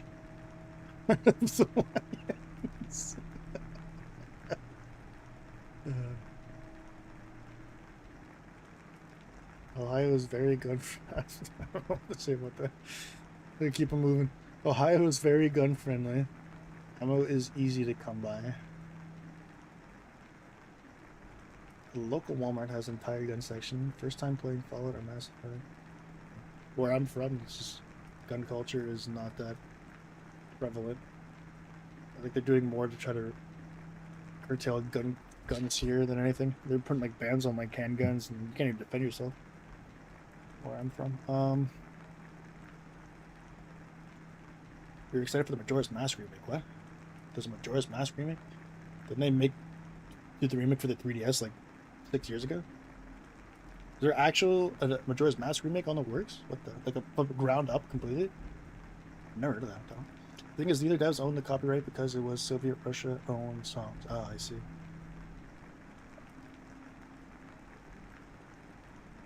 That's interesting. Like the thing is, like YouTube copyright. I think if you claim that it's in your game or part of your game, then you could kind of copyright strike other people, even though it's like a song that's not even theirs.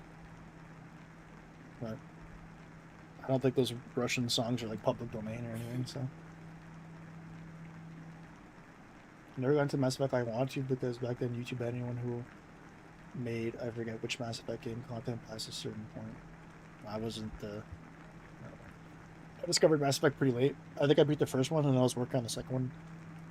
I was gonna start the second one and I just stopped. It's like I wish I would have been like a bored kid that had access to that back then. Now I don't have enough time to. I can't do the Witcher series. I feel bad if I start Witcher 3 because I didn't play the first two, even though like the first two are so outdated. But like, there's too much content for all three games. So it's like if I gotta play Witcher, I want to do it right and play all three. But that's gonna take me like hell. I might as well just enter a time capsule. And the same thing with Mass Effect too. Like, I appreciate like how much lore and like in depth and crazy that game is in terms of hours and story. My God, I can't beat the trilogy. Be glued to my chair. What now? Also, Ohio sounds cool, but it also always choose Academy over Walmart. Just better and cheaper ammo.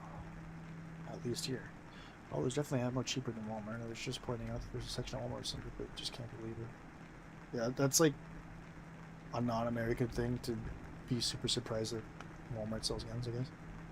That's, and my bad, I assume based off accent and text pattern, most of us in the host are American. You would assume wrong.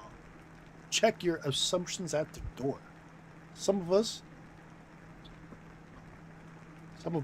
might be British. Oi, you're having a laugh. You're having a laugh thinking me American. I was gonna do a really. I didn't.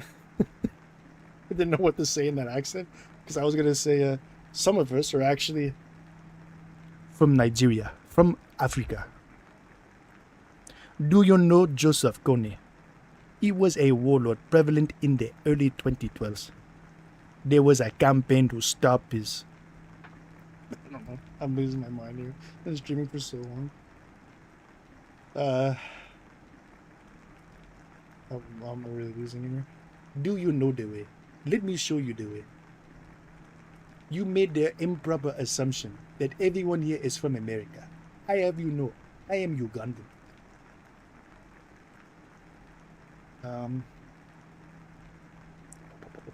I think they're making one for Switch 2. It's either Majora's Mask or Ocarina of Time. Yuck. I hate Switch. Switch 2, Switch 3, Switch... I don't know. I feel like nothing will make me happier than if Nintendo just lost their IPs. And then the company can just close down. I'm so tired of them coming out with like shitty hardware and shitty gimmicks. And not just being able to compete with the market. And relying on their IPs. It's just that their IPs are so good. For the most part. Like, think about how good the IP is, despite like the hardware limitations. And I'll think about how much better that would have been if it was made on a much better console, you know? They're always like super behind in terms of like tech. But it's not even like, I think it's on purpose. It's not even like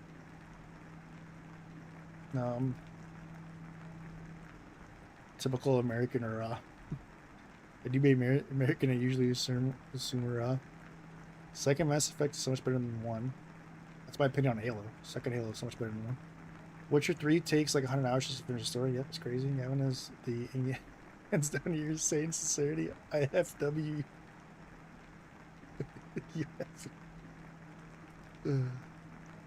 Mass Effect, I beat all 3 games in 3 days. All DLC included. What? You beat all Mass Effect 3 game. What? You beat all 3 games in 3 days. All DLC included. First and second game in a day and a half. Did you just power through it? You're not experienced or like. You must have just like spit. Like, how do you. What? Especially coming from. Canadian. Brit. The 51st. We're gonna take Canada. We're gonna make it. It could be a lovely state. 51st state. He could be known as the state of Canada. Gonna have a lot of hockey. I mean, this place might as well be America at this point. JK. Definitely not politically wise, but foreign interests. Like, everything here is owned by American companies or.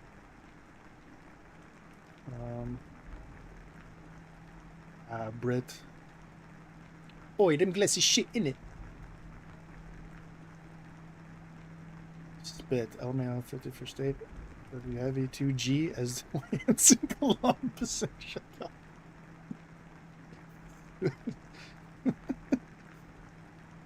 Yeah, shout out. I'm sure the YNs from Toronto would probably also say the same. Switch bad, Nintendo bad. Stop taking my stuff I paid for and saying I bought a license. Yeah, it's just. Oh my god, we can have an entire discussion on how shitty the video game industry is becoming. It's like the more and more I just read chat, the more and more everyone's just dipping out. I don't blame them. Like, it's just me. I've been trying to craft ammo for like. We've gone through like 4 in-game days here. Oh man.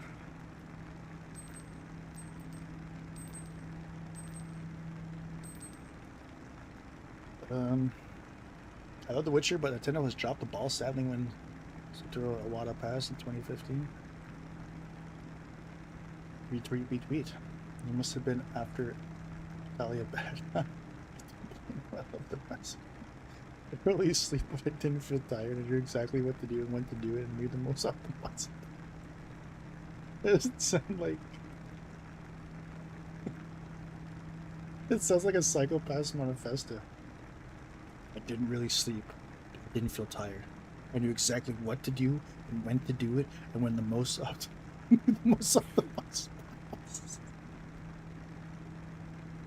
I knew where to go around every corner. I know who to see and who to check.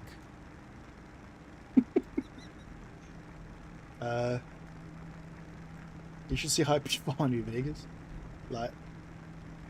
Lyra or Jack from Mass Effect. He's finally. I was about to mention that as soon as I did.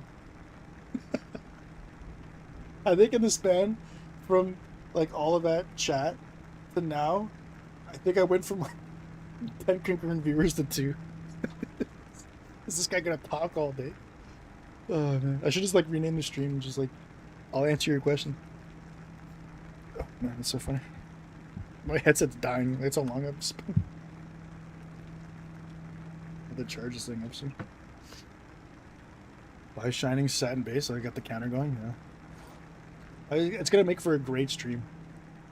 Like our VOD.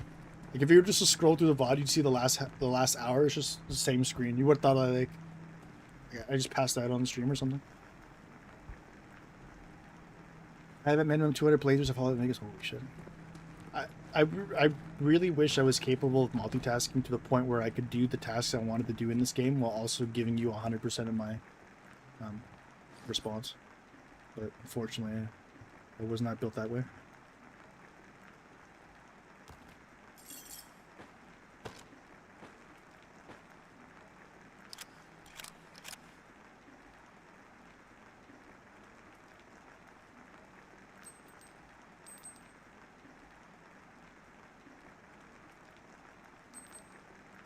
I wish there was a quicker way to just swap this into your backpack.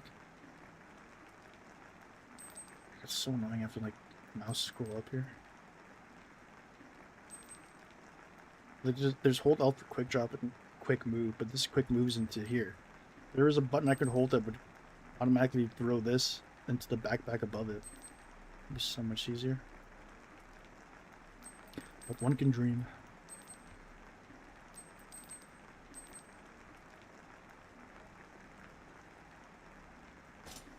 Let's see how the deer looks.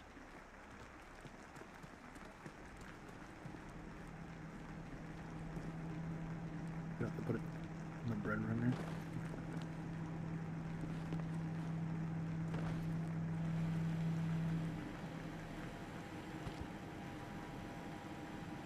Oh, yeah. That's crazy, bro. It's either Rich or has too much time, or both. Maybe control of time. It's a hyperbolic chamber. I got the game when I was 13 and I've never stopped playing. I play the new games once they come out, but once the new game was over, I started a new playthrough of New Vegas. How do you not get bored? Like, have you not exhausted every single option there is? Like, I can get, like, doing multiple playthroughs to side with certain factions and maybe, like, do different builds, but, like, honestly, like, after, what, maximum 12 playthroughs, are you really discovering, like, you're just doing it for the love of the game at that point? I doubt you're discovering anything really new. Because even like doing like the wacky, what do they call it? Like the wacky perk or whatever that like changes certain things about the game. There's still like, there's a limited ways. Like, I can't imagine you haven't experienced everything the game has to offer at this point. You can quick move back and forth. Quick move moves items into one inventory space of 2 containers. Every time I do it, it just goes to this one here in particular. I don't know how to set it up where I can actually just launch these into the backpack above me. So I can't even like pop this one out, right? I can't drag this one out and have it on the side and something like that. Unless I drop the backpack and then open the backpack. Like, I can't do it within inventory, I don't think.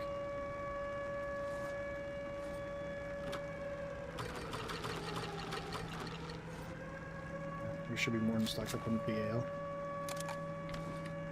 The real question is, I need a... Do I have any stockpiles of the axe? So that's what I need to break open the boxes. And I don't see it.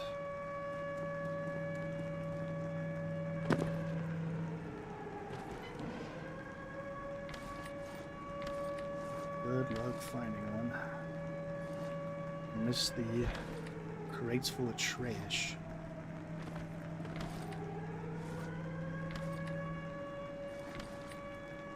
It's more likely that it's in a crate upstairs than it would be down here, I think. Or maybe in a crate that's outside my bunker. Also, there's a bit of confusion with like the biome being named bunker and your bunker, so maybe it's, I don't know, beneficial for them to maybe name change.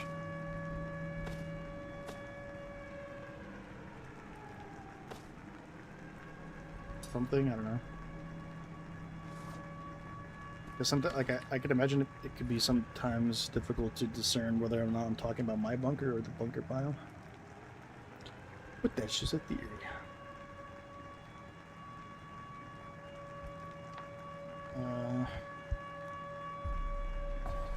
Once that playthrough is over, I start another, and then another, and another. Test weapon combos and skills and perks. Yeah, but like, you gotta exhaust those eventually.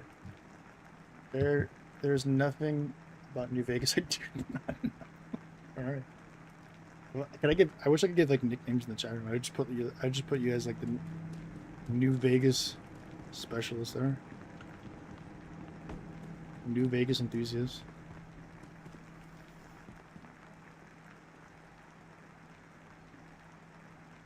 Damn, that is dedication for sure. I played the fuck out of Fallout Shelter and 4. Oh my god. I think one miserable experience to play Fallout.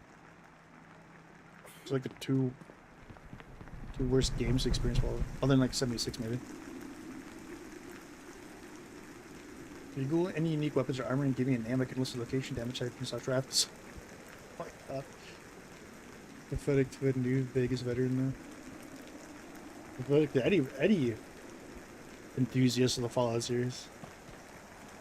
There's so many better Fallout games. Like if those are only 2 ones you played, it's like you experience quite literally the worst the series has to offer. A shitty like mobile game for microtransactions and a shitty like, sandbox test for Fallout 76.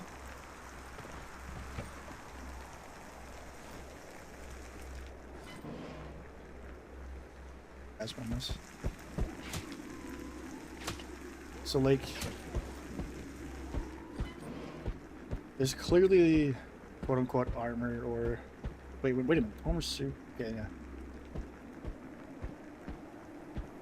So I think it's safe to say that it's not so much that items are like the loot pool is specific to the biome, but maybe the container, and then they just put specific containers into biomes, right?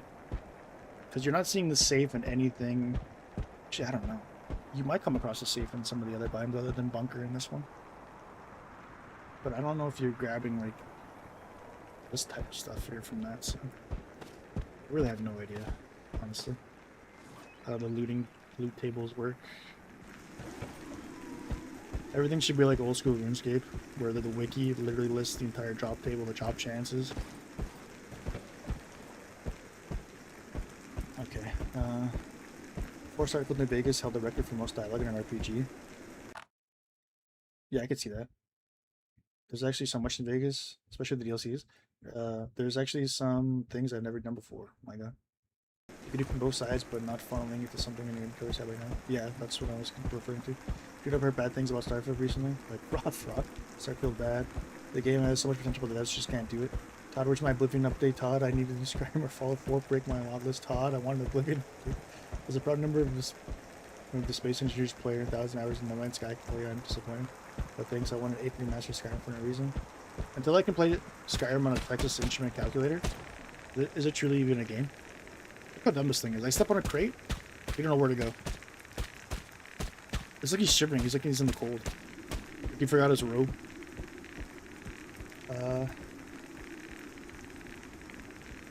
So glad I never experienced infinite graphs. The thing is, like, I only experienced it once. Because I couldn't imagine experiencing that often because I'm usually... I finish off the enemy. Why would I want to, like, roam around when this thing's still chasing me? But apparently people are just, like, shooting at it to the point where they split into 4. Didn't do anything about it, and it just kept multiplying. Or, like, it would spawn the big one again.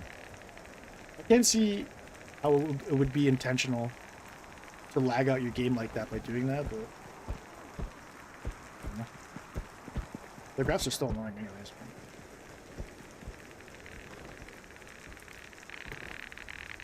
It wasn't that bad unless you have room temperature IQ.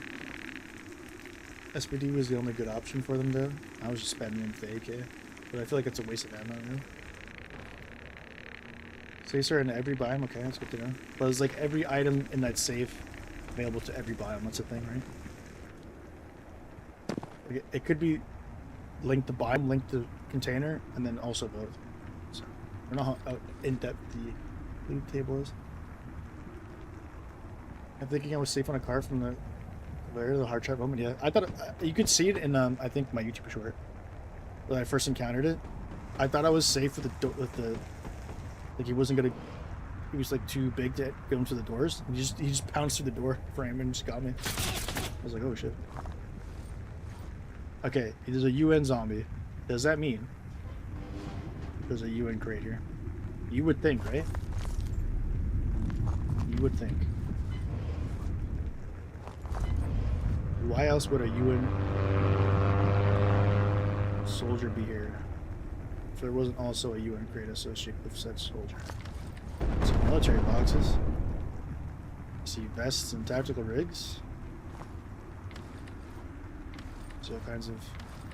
This is my UK Mandem fit right here. Shout out to a clearly Adidas ripoff logo.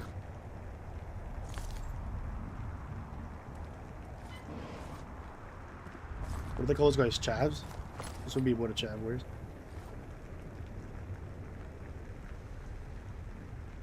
Okay, let me just quickly read this. Bro has no skin, he's probably cool. Just the way he's like, he's got his arms like in a straight jacket kind of makes it look like he's shivering in the rain and the snow. Also, why is there rain and snow both happening at the same time? It's just so weird. Let me focus here, I don't want to mess up this jump. Wait. I think a assembly's on the other side of this door. I wonder if they were doing. Well, that's probably what it was, right? Like, I can't imagine you continue duping it on purpose or like by accident. Like, as soon as you realize that it's happening, your frames are dropping. There's definitely just another like somebody was like trying to take advantage of the exploit. Or no, it wasn't even an exploit. It was literally intentionally in the game. They labeled some things in the patch notes as a glitch or an exploit. What it was most likely just an exploit. Like, it wasn't a programming or coding error. It was like a dev implementation, like oversight, like a dev user error for like calling the infinite money glitch a glitch didn't make sense to me because it's like the mechanic in the game is that you can burn money. Unless they specifically like programmed it so it wouldn't burn money, but it still ended up doing it and they messed up. Like maybe you consider that a glitch. That just seems like an oversight to me. Like I don't know. Maybe I just don't understand the definition of glitches. But to me, a glitch is something that like a coding error that people can take advantage of, or just a coding error in general. And an exploit is something that maybe was unintentional, but not a coding error. It's just like an oversight in the developer's implementation of something, right? So I think it would have been more fair to call it like a infinite money making exploit than a glitch. It's not like you were like duping money. But that's just a theory. Oh, hey man, I don't think he likes the fact that I tried to open that door. So like maybe door opening sound effects alert enemies too.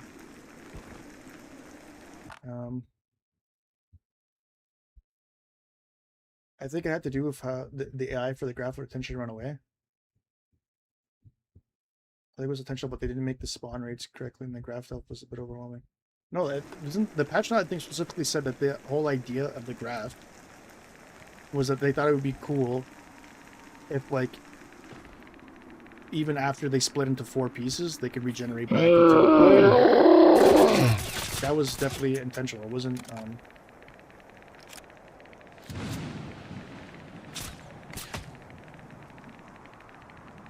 I don't want to talk about him. Believe it or not, the AS Val is one of my favorite weapons of all time. It's impossible to get them anywhere besides Russia. They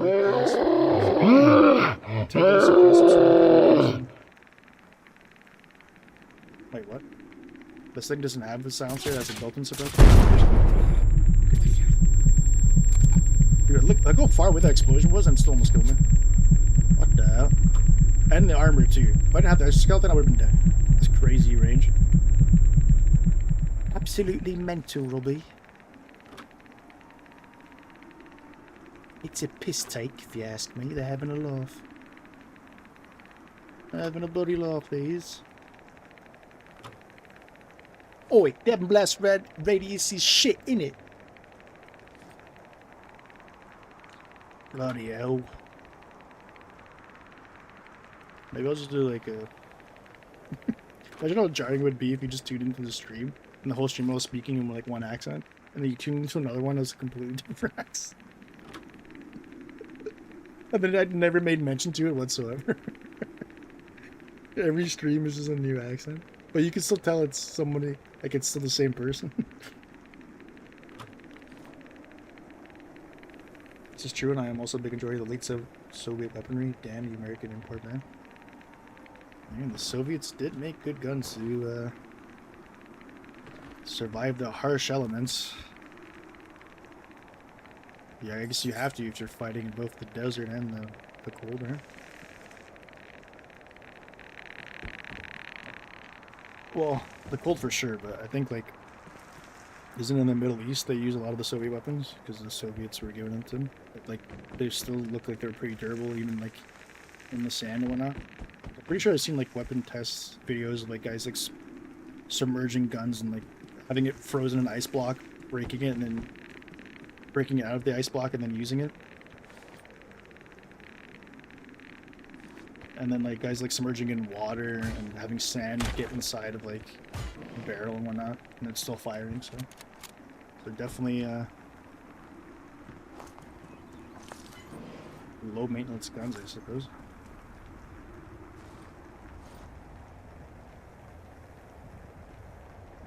I'm sure which company, but someone was doing a showing of a 556 Val concept of a recent large gun show earlier this year.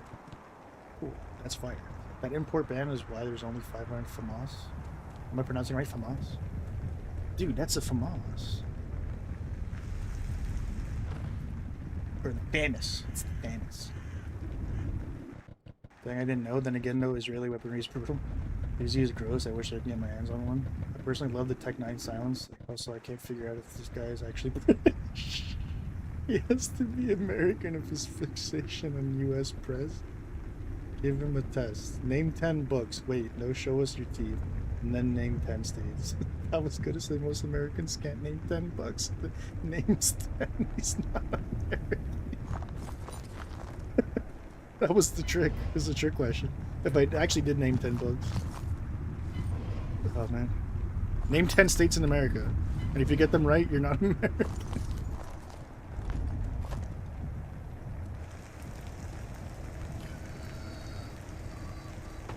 So you don't know if I'm American. It just happens to have a good British accent. Or I'm just a UK mandem. with a really good American accent. I think I like that air of mystery. I think we'll keep it keep you guessing.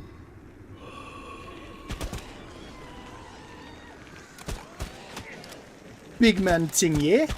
Arsenal.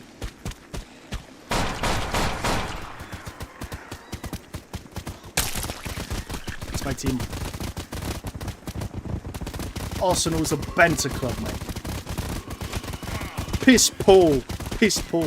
Until they won the Champions League. Now what you got to say about that? I'm about to die here. Yeah. I don't know where I'm getting all that damage. I was relying on the exoskeleton to save me, but... Also, I wasn't really paying attention. I have no idea where I died. So we might have to reload the save. It's not like we find anything important anyways. I'm looking for this piece of armor for like 7 hours. I have like no stamina. I should be close here, close by, right? Like...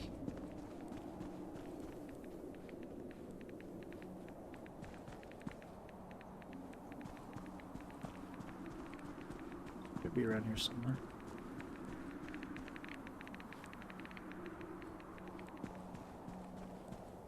Yeah, it's not my dead body, that's a zombie. I ran across here, didn't I? I think I was like over here somewhere. I have a cool fish memory, so... It probably is like really frustrating watching me. Now remember what literally happened like 30 seconds ago. But also like I get very easily distracted. And I put like my focus in on what I'm talking about more so than what I'm doing. One of my buddies I play this game with was actually Russian. He moved to the US when he was really young. He's pointing out things to me in game that are big in Russia, like the soccer field that also there's like a lot of graffiti and a lot of things written in Russian that I kind of wish I knew what they meant. No UK. That's not. You're trying to say mandem? It just sounds like you're saying madame. No UK madame? No UK mandem uses mandem that much. Cross off that list. Let me land, fam. You'd be surprised. UK slangers, we throw many of the same word in many of the same sense.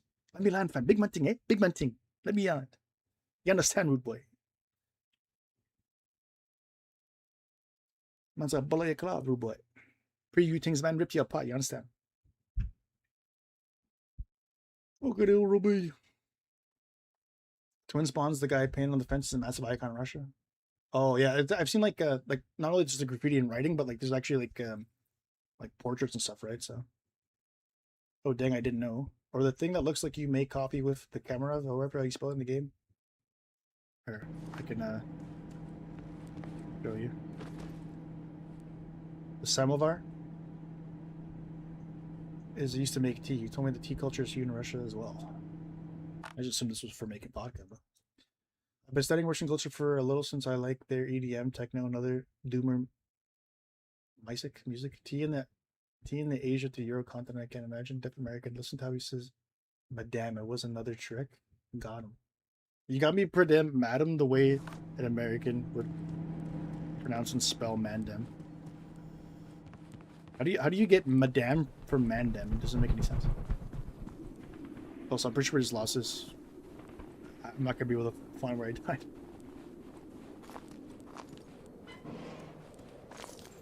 Only my compass can point me to the direction in which my dead body is. That'd be cool if you can like put a like a tracking device on your inventory, so then when you drop your stuff, your compass could automatically start pointing to it, or maybe like a dosimeter, some kind of whatever the meter is that tracks artifacts. If you had like a tracking device that you can just kind of pull out and try to find where the hell you died, because I haven't the foggiest idea. I just know I was running for my life.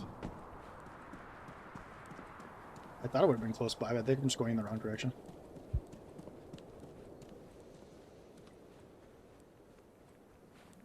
If I'm being honest, I mistype. What do you do if someone steals your wallet? The American answer would be, pull out my gun and shoot him. The British answer would be, I take out my knife and stab him. Oh, yeah, I forgot the radiation's super strong here. This is a really cool area. I dropped down there. There was nothing there in terms of like loot or anything further like exploration wise. But it's still like really cool to see.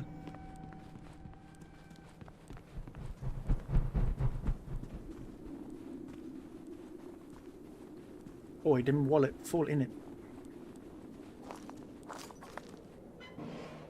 Is it an American YN approaching me, or is it a British YN approaching me? Who's robbing me? I have to have like the accent for it. Like, he's either telling me to run my pockets, or I don't know. What would the UK equivalent be? Oi, this is stick up, yeah?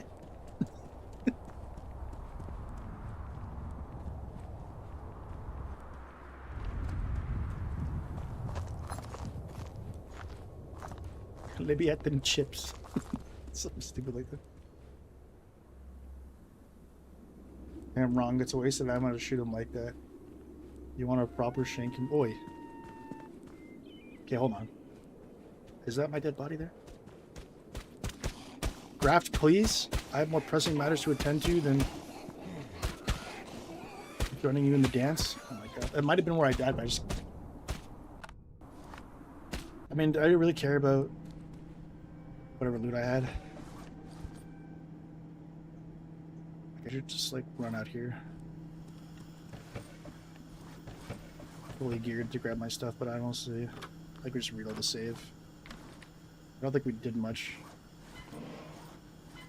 Not biome anyways to warrant me going through all this trouble, but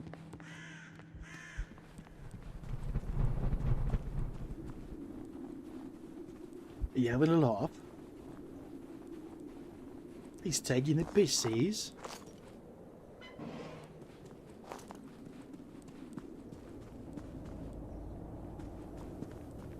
Piss take.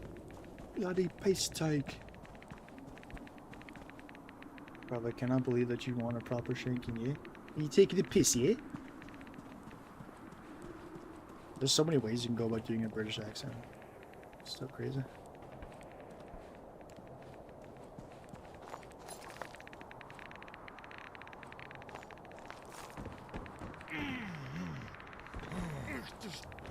Who's your favourite soccer team? Manchester United.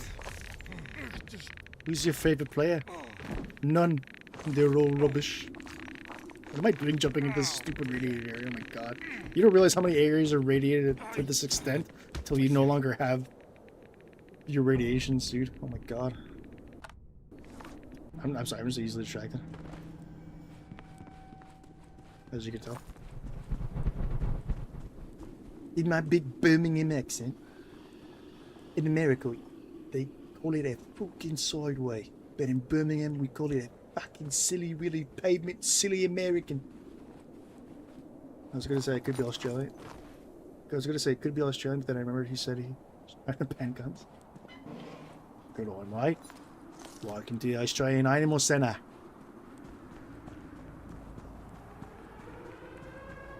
No worries.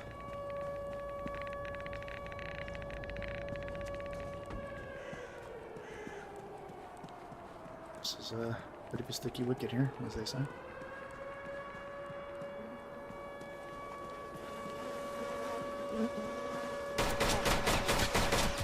Let me pick up my shite here. Oh my god. Okay, we're just gonna reload. The worst thing about the game is like, okay. I have the benefit of like having like this late game stuff. So you could argue that I have like a bias or I can't really see probably a lot of other issues that people are facing. I cannot imagine trying to do factory without some of this late game stuff. It must be so frustrating. Because I don't have to imagine it. I just experienced dying on factory and having to run all the way back to grab that stuff. Oh wait. I loaded the wrong save. The auto save was actually more efficient than the regular save. 537. So we lost like 23 minutes of progress. I wonder if it saved as long as it saved like my crafting of like the statues, I'm fine. could care less of like 23 minutes I lost like in the factory. I don't think we got anything really worthy of anything. Your body doesn't decompose. If it decomposes all your stuff, yeah. Whatever. Not brilliant enough. Birmingham accent's more like a lumberjack crouching from his chest. I don't know. I'd have to hear it. Chest 308. It's 7:40 a.m. Grab his time zone. Never mind. 5:37. Or I could just be playing on like. This time zone was based on what's on my computer, right? I could just change the time zone just to throw everybody off. Yeah.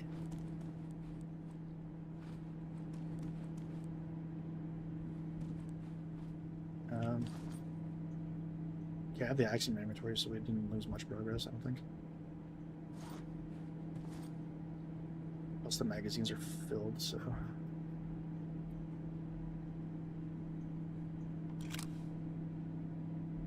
But yeah, that would suck for somebody who actually, like... would really lose a lot of progress if they died there.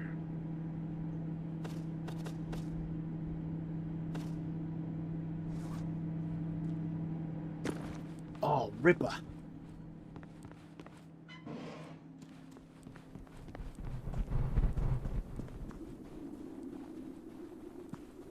You thrashed me, mate. No worries. You'll soon be up against much worse. He's from Melbourne. Melbourne?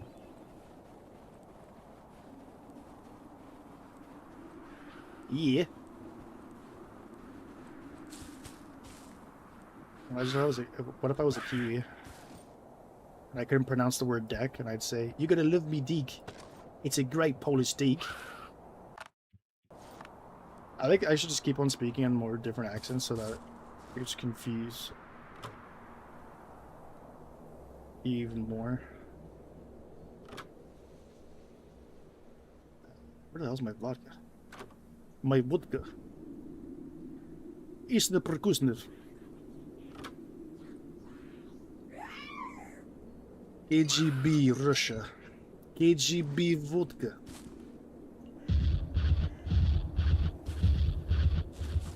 Vodka. Blit. Or I could do like a shitty Russian accent, like, "Hello my friends, it is Russia again. For today's video we're going to be shooting RPK in the middle of the woods. Strapping explosive to dummy, shooting dummy with explosives. Hello my friends, my real name is FPS Kyle, but I speak in Russian accent." It's crazy how like there's so little information back then. Like people actually thought that dude was Russian.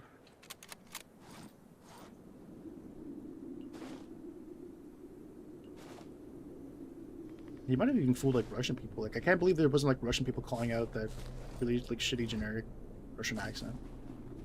How did you not like? I don't know. Maybe you got better at it towards the years as the years went by, but.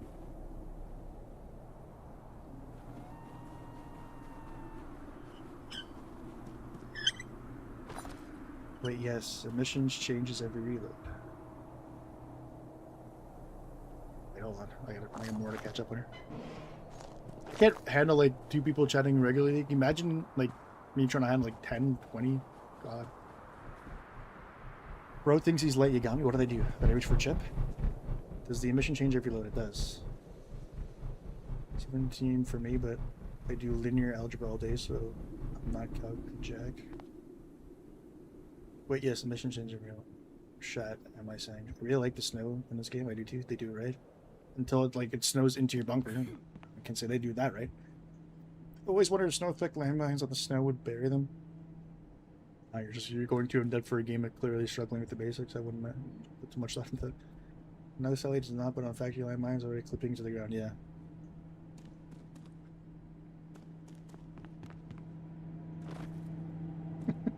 You guys want to hear my Christopher Walken impression?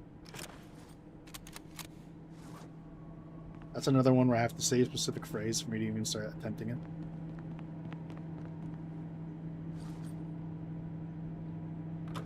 I feel like if I ask, it's like I might as well just do it, right? Like, Or are you guys gonna say no? I don't want to hear that. I'll leave right now.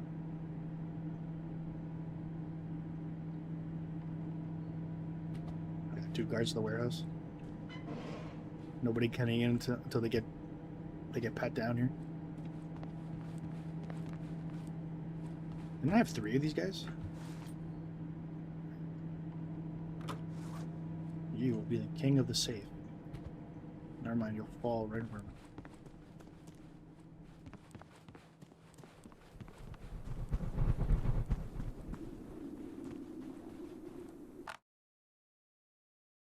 Yeah, bit busier. What? I got a question. Are you speaking English? What is that? Busier? Is that what you're saying? I still have to leave. Gotta go to the store so I can like feed myself. Yeah, I shouldn't be having shooting this long. My goodness. The problem is like, what do they call like Irish goodbyes? But I is a climbing over the hill and I is a climbing a mountain. You're there. I have issues like being the like first one to go, or like I'm always like the last one to leave. So if like this, if I feel like there's still somebody enjoying the stream, then I'll stick it out longer than I probably should.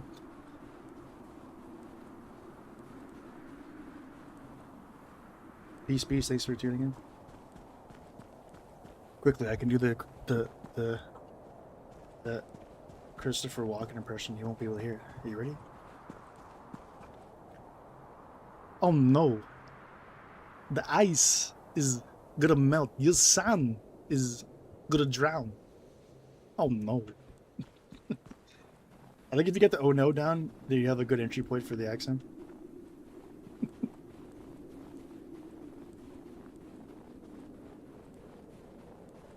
I seen them do a Peter Pan play, and I guess like they must have recorded the play live and then played it, or maybe actually I think it was a live play that they had on TV, and he was playing Hook, and just hear him go, Peter Pan from Neverland. This is so funny. And at one point he forgot his line. I think it's a clip on YouTube that people can find. He fumbles a line.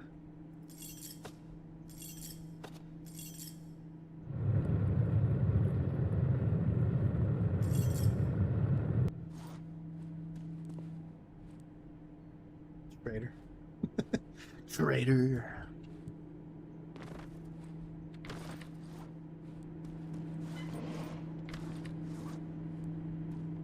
Actually running out of some like food supplies there.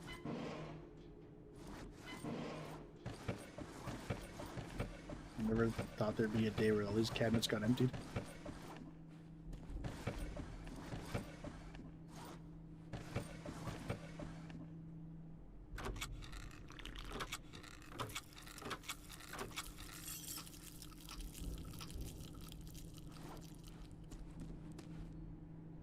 That's just you and me again, the witnesses. I mean, there'll probably be people from the VOD too. I didn't think the VODs like really did much. Like the majority of the views would come from the actual live stream itself. But surprisingly, there was a couple of VODs where the support was pretty decent after the fact. Yeah, I'm gonna look for the factory again, I guess.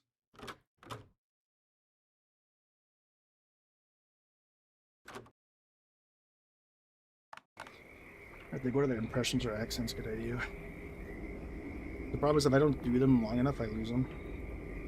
Like if I haven't done them recently, then they'll probably take me a while to get them back. Like I'm sure my Bush impression was a lot better back then, but I just never like. I don't know how it is for other people who do like voice acting or impressions or whatever. I feel like basically if you don't use it, you lose it.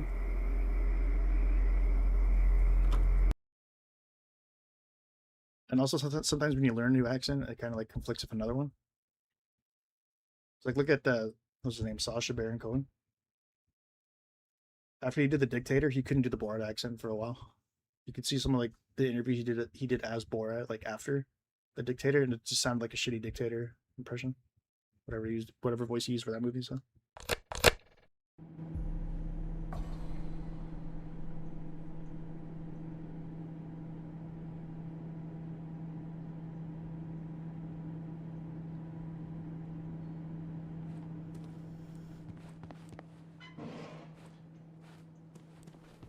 Let's see. One love, me Buddha. Respect, Jana. Ah, you son nice.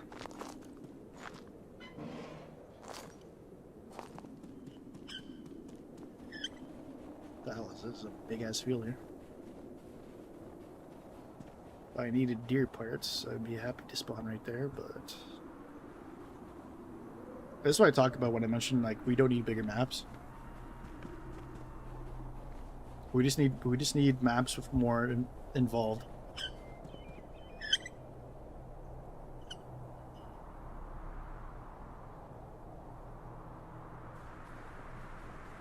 If there wasn't like a truck here and a deer to hunt here, this would be just a waste of space. Loop map, yeah, this isn't great.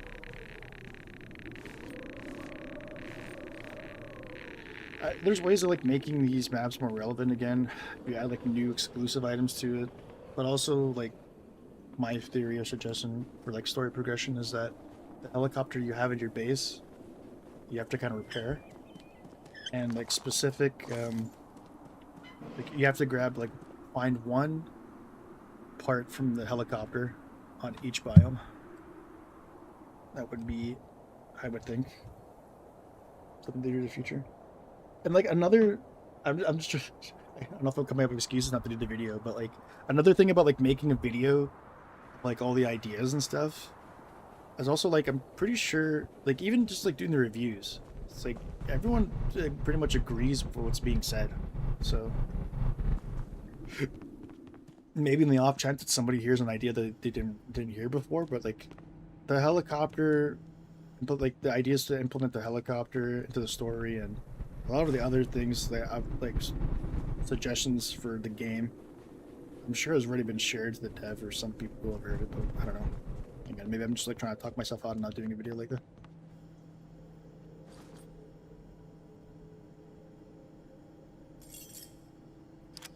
But definitely in the near future, unless God forbid there's like way more updates that I have to like review it once more. I think in terms of like long form misery content, I'm going to take a bit of a break on it. I don't want to oversaturate. I don't know. It's tough because like some people would say, "Oh, just keep pumping it. Like it's doing well. Just keep leaning into it, right?" But at the same time, I don't know. As much as I appreciate having people ask me questions or like hear my takes on misery, I don't know if I want to be just solely a misery YouTuber. Put it that way.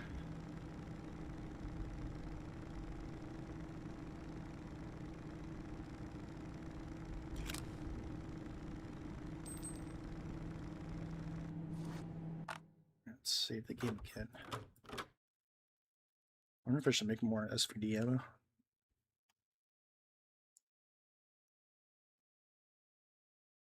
I'd love a boss style change to the base maps. Yeah, it's like you can utilize RNG so much of this game to keep things fresh. I just think they're using it poorly. Ooh, I also mess with that type idea. You don't have to be king, you have to be Sullivan. I have no idea what that means.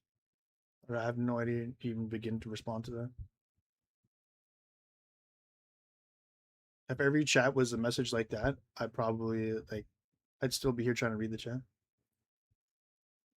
I'm gonna watch your weird dream style game video when I dip or if you get off LMAO. Oh, the Alice Dream style, yeah. I mean, to be fair, it's a departure from like, I don't know, the channel has mostly just been me live streaming games. I haven't really done much in terms of like, I think the misery review. Did I not load this game? No. I saved it. Oh, I thought I was like stuck on loading for some reason. The two misery review videos have been like the only like long form like type analyze game. Again, English could be. The two reviews are like been the only long form content that I've like did like a voiceover for and talked about, right? But I think the rest of my content on my channel is pretty much just me live streaming or a compilation of me playing a game, right? So I don't know how that's gonna fare well. There's not much overlap. Unless it's like you're watching me play Misery and then hearing me review Misery. I don't know how much of like the people who came here because of the misery review, how much overlap it's going to be for those people to also enjoy just watching me stream another game, right? Like, hopefully, you like to see some of the drip feed. I don't know what the proper word is, but put it this way: I don't expect people who really like the misery review videos to also be compelled or enjoy watching me, like watching VODs of me playing another game, or just watching a highlight compilation, essentially VOD or video. So like the only like long form videos other than that, pretty much, that I've been doing recently have been taking a VOD and narrowing it down to like the best parts, so you can kind of have like a condensed version. It's more for the ADHD to low attention span folks. And then I guess if you wanted a more not realistic, but like a more, I guess, like authentic, full experience, you wanted to see like all of my reactions and everything that game has to offer, like actually see what the game is like being played from point A to point B all the way through, and not just segmented or cut away, you could and watch the VOD. Yeah, hell of this. I don't want no bunker. This guy's snoring. Yeah, let's see. Screamer. Scream so you can wake the ghouls. Now they are awoken. It's a path. Okay, this guy starts running. I think he still pursues it. I don't even know if, like, breaking the line is... I don't know, maybe. I was under the assumption that if he's chasing you like that, it's very hard to, like, get him off. Still no factory. I mean, there's not much content in Misery to rent, but I'm more of a watch and follow if a person has good or interesting takes. But I like long form content for multitasking, but when I'm bored, I think the ADHD content I watch. It's also, again, I'm gonna keep using the term double-edged sword, but it's like trying to appeal to everybody, you end up appealing to none. And I just don't know, like, a good balance of, like, I have like the YouTube shorts that get somebody who has a really short attention span to like follow, but like they're way less inclined to like watch longer form content. And then I have like long form analytic kind of content with the misery reviews that somebody can appreciate, like my take or me breaking down a certain thing. But then if they watch like me actually play like a stream, maybe I'm not specifically analyzing, breaking down everything the game has to offer. But don't get me wrong, there's if the game is good enough, like I recognize really good game design. I recognize game design philosophy. I recognize the passion from a dev, what certain things are implemented, and I will point those out when I play a game. But I think if you, I didn't upload it separately. I had a like 12-hour affiliate celebration stream where I played Portal 2. I forgot how good Portal 2 is. If you watch that VOD, it's literally like 2.5 hours of me nerd gushing all over how great that game was crafted. Like, honestly, I might have to put Portal 2 on like top 10 games of all time. That's such a... And I even remember like they came out with a developer commentary too, so you can kind of get like even more of an insight and appreciation for how much work was put into that game. Like Portal 2 is... I could talk about Portal 2 for days. So like there's definitely some... VODs or like games you watch me stream where I'll definitely like break down certain parts of it analytically and like from a game design perspective. Like I'll point out some things that work, some things that don't, if anyone's really interested in like that nerdy type of take. But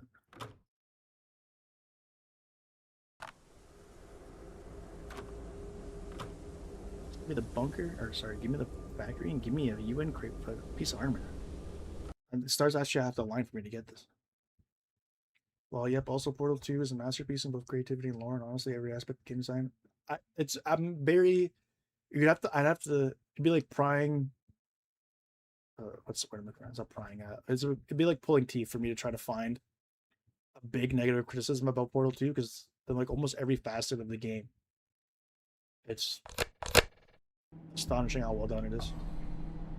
Because it's like, okay, this is good, but what about this? They can't. Nope, that's also masterpiece level. Okay, but maybe they skipped out on this. No, they did not skip out. This was just as good, if not better, than the other aspects of the game. You just get this giant rabbit hole of like, oh my god, like, I'll never rate something 10 out of 10 because like perfection doesn't exist. It's something you should strive to achieve, but you'll never actually attain. But like, if you were to do like a ranking, like the closest game to be a perfect 10, I mean, it'd be hard struck to find many games I put above Portal 2.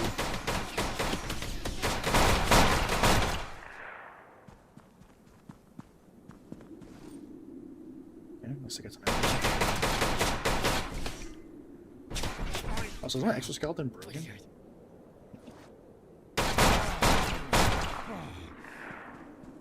I felt like the time I died because the exoskeleton had broken and I was just taking massive damage. I feel like I should have been able to tank the graphs anyway, but...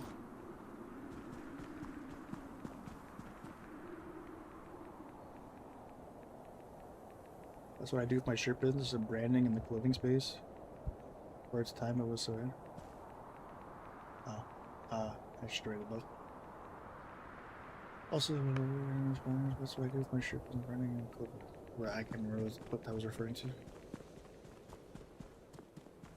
Diversifying the reach, I guess. But yeah, I don't know how much. Like, I'm just trying to remember for like that LSD Dream emulator. It's probably a stream that's more like my reaction would be like, oh wow, this is super weird. I think the game probably shines more than maybe the commentary, quite honestly, in that stream, but I don't think I was like over it, and like I wasn't really breaking down how the game operated for the most part. I was just kind of like taken aback by all the weird stuff that was happening. So, you know, it's hard to kind of like if you have a YouTube channel or something you're building towards, you should be able to describe it to somebody else.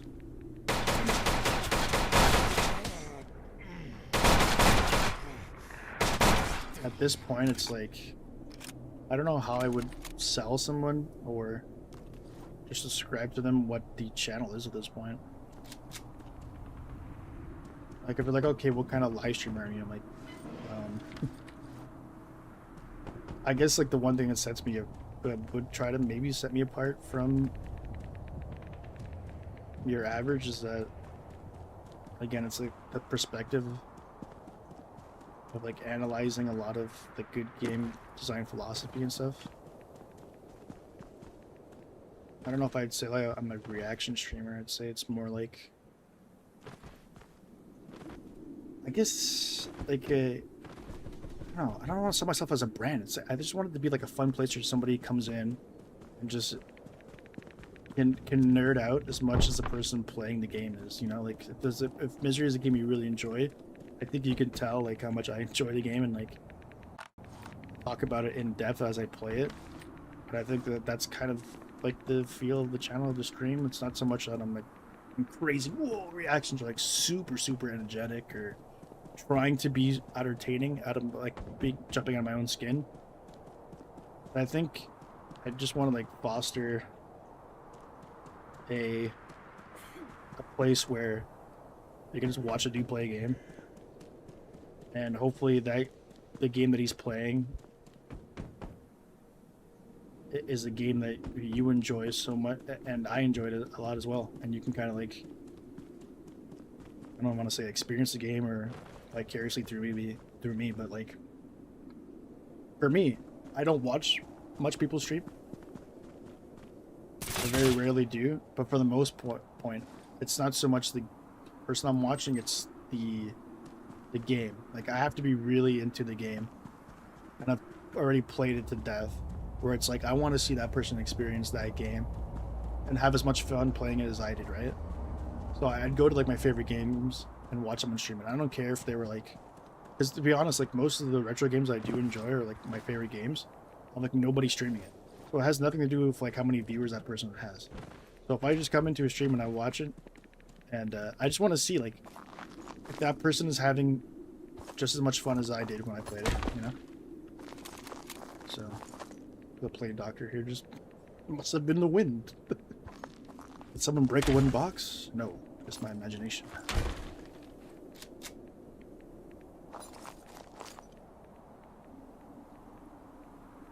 Yeah, let me hear this a bit. The same comment in the portal glaze comment. Know the commentary and notice of things like the map breaking and bugs I haven't seen anywhere else than small forums, and like it is a breath of fresh air. The things that set me apart, I also feel like are things that people find boring because they're outside the norm, but like in a way that's like, do you really like? I don't know. Is there? I guess there is like an audience for people who like pointing out good and bad things about the game from like a game design wise, like I don't know, because like some of the things that I do that I think I don't think like the majority of people would find all of that entertaining. Me walking across a scene and a texture glitch and me going, oh man, this texture glitch, like how do they not get this right? Like, I guess it sets me aside from like most, I guess, but yeah, I could be both a good and a bad thing, right?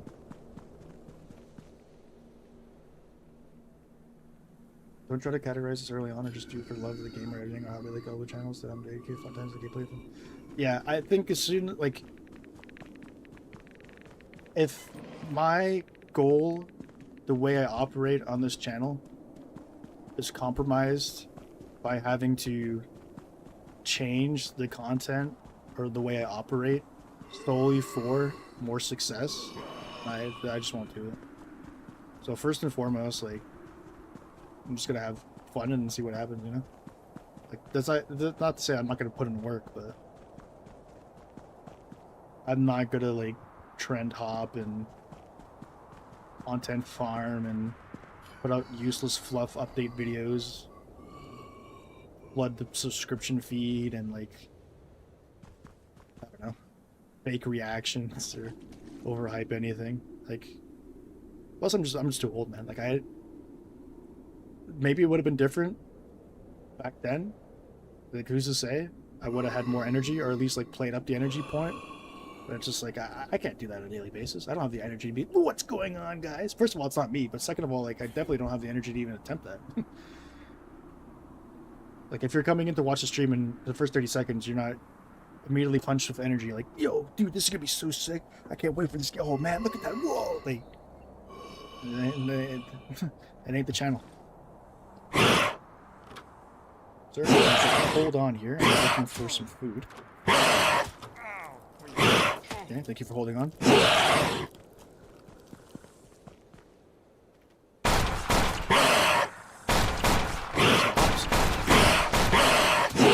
There's a second one. Good. That's one too many. Oh, easy is what outrun them. What the hell? The grass put up more of a fight. Those things will chase you down forever. I can't even see my compass, bro. I didn't even put like a glow-in-the-dark thing in the compass. How the hell am I supposed to read this? Can you see where this direction is? It's even harder to read your compass when you're getting 20 bullets flying at you. Slinging lead.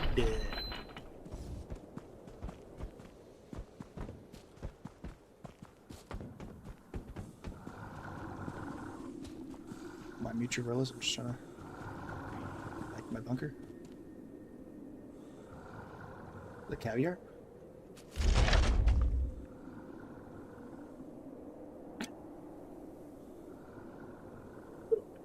I can't get over how derpy this thing is. It's like it gets up, you see it from behind, you're like, oh god, here it comes, here we go, this is gonna be creepy. And then it turns around, it's just a big crab, dude. Like, this ain't a mutant, this is just a oversized crab. Also, I don't even think that's how a hermit crab is designed. I think it looks like a regular crab that just happens to have, like, the cars like a hermit shell. It's like, hermit crabs look way uglier, like, way... They look a lot different, I think, from that. There's just, like, an island crab, or, like... Ocean crab, whatever you call them. Yeah, I think it's this wall here. I think it's backtracking.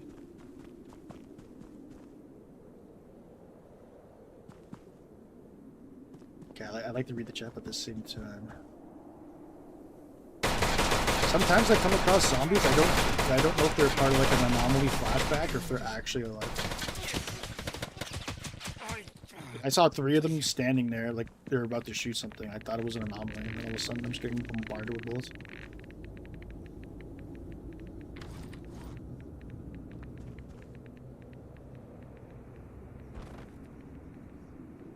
Okay, get up. Gotta get down. Get up.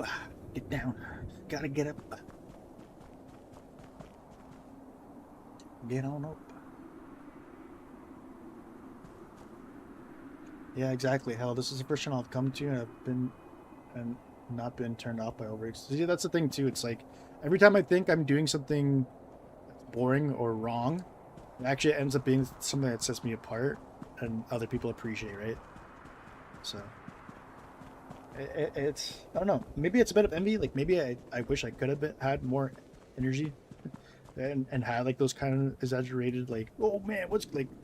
That's just that I don't have it in me, not at this point. Recently, exactly about just wanting to watch a game I enjoy or want to watch more of it at the moment. Yet I've been here for like 3 to 5 hours just chatting in between. I have a short attention span, to be honest, so you got to be doing something right. Oh, thanks, I appreciate it. I think there's a lack of genuine, non-crazy hyper content like in the most my streams and playthroughs. It's not commentary, just enjoying a music video while playing or all. Another non-moving crab pinned by cars like an angry sack dodged into the crowd. Yeah. I need to like restock up on some stamina here. Yeah, I feel that like so admittedly, like I'm late into the YouTube content creation. Like this probably would have been a lot easier for me had I started this a long time ago. Because especially after COVID now, it feels like everybody wants to be a streamer, everybody wants to do content creation, and with having that, it comes with a lot of people that even if it's not even intentional, like even if they don't want to come across like that's not their goal, it seems like there's quite an influx of people who look like they're solely doing this just to get successful. They're not doing it because they're having fun doing it, or they're not doing it, they're not, yeah, like you said, like coming across as genuine, like. And then there's also a bunch of like political grifting YouTube channels. Like there's an influx of people who are clearly doing this just to make money, and some people don't do a good enough job of hiding that. Or it's like, the yeah. What was I talking about? But like, okay, so like a quick, I guess, like background of like the YouTube channel. I started this thing like, God. See, even me just thinking about it, I'm like, does anyone care?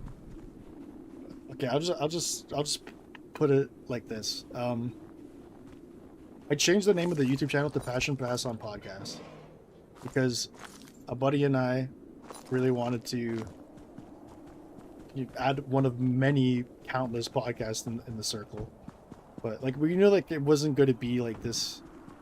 Like we weren't trying to make, like we knew like at that point making or doing a podcast was just way overdone. The market's way oversaturated, and that it likely wouldn't have done much in terms of like, I don't know, monetary success. But it's something we want to do because him and I, we share a lot of like same interests, but we also share like the same level of passion when we talk about certain things. And I think he would agree when I say, I think as much as I like, it's like the whole like giving and receiving type thing for gift giving, right? Like I get more enjoyment giving a gift than getting one. So I think I get more enjoyment, or just as much as enjoyment. So maybe this is a selfish thing to do as well. Like if I completely like played a game that I just love to death, and I can't like replicate that same level of enjoyment of me being like experiencing for the first time again, or you know what I mean. I could kind of get the similar feeling as if I get someone else to play it. Like, hey, like I want you to experience how great this game is, or how great this movie is. I want you to see. I want you to feel the joy I feel when playing a game, watching a movie, etc. So like the whole idea was the Passion Pass on podcast was going to be him and I guess we'd alternate every episode. Him bringing something to the table, I bringing something to the table, a hobby, video game, a movie, what have you, that we're really passionate in, and trying to sell the other person on it and convince them to try it. And then, but also like having the audience as well, right? Like, so I already had a plan. Like like the first episode, it would be about a video game that I really like, and I would just like nerd. It'd be like more or less the same of what you're getting right now, like this kind of stream where it just, but it wouldn't be as like super critical of like all its flaws. It'd be like like actually like nerd gushing about a game or a movie, and trying to sell you on at least watching, giving it a shot, and then like hearing your feedback, like in the YouTube comment section, be like, "Oh man, I watched that movie. It turns out that it kind of sucked, or maybe it was really good."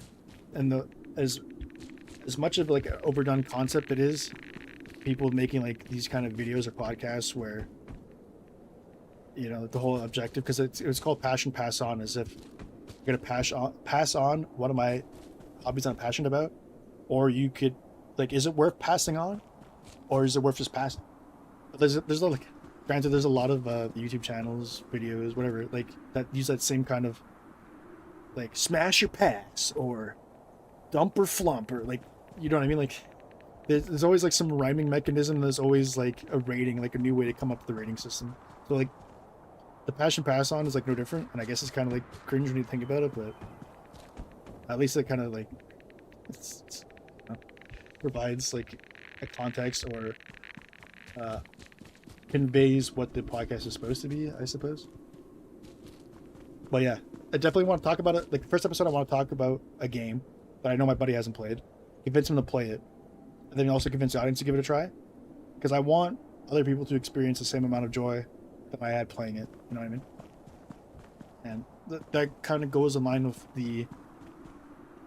what I'm saying about like what I want this channel to be, is to foster a hub, I guess, a place for people to share and enjoy the same kind of game or hobby, whatever they're passionate in as well.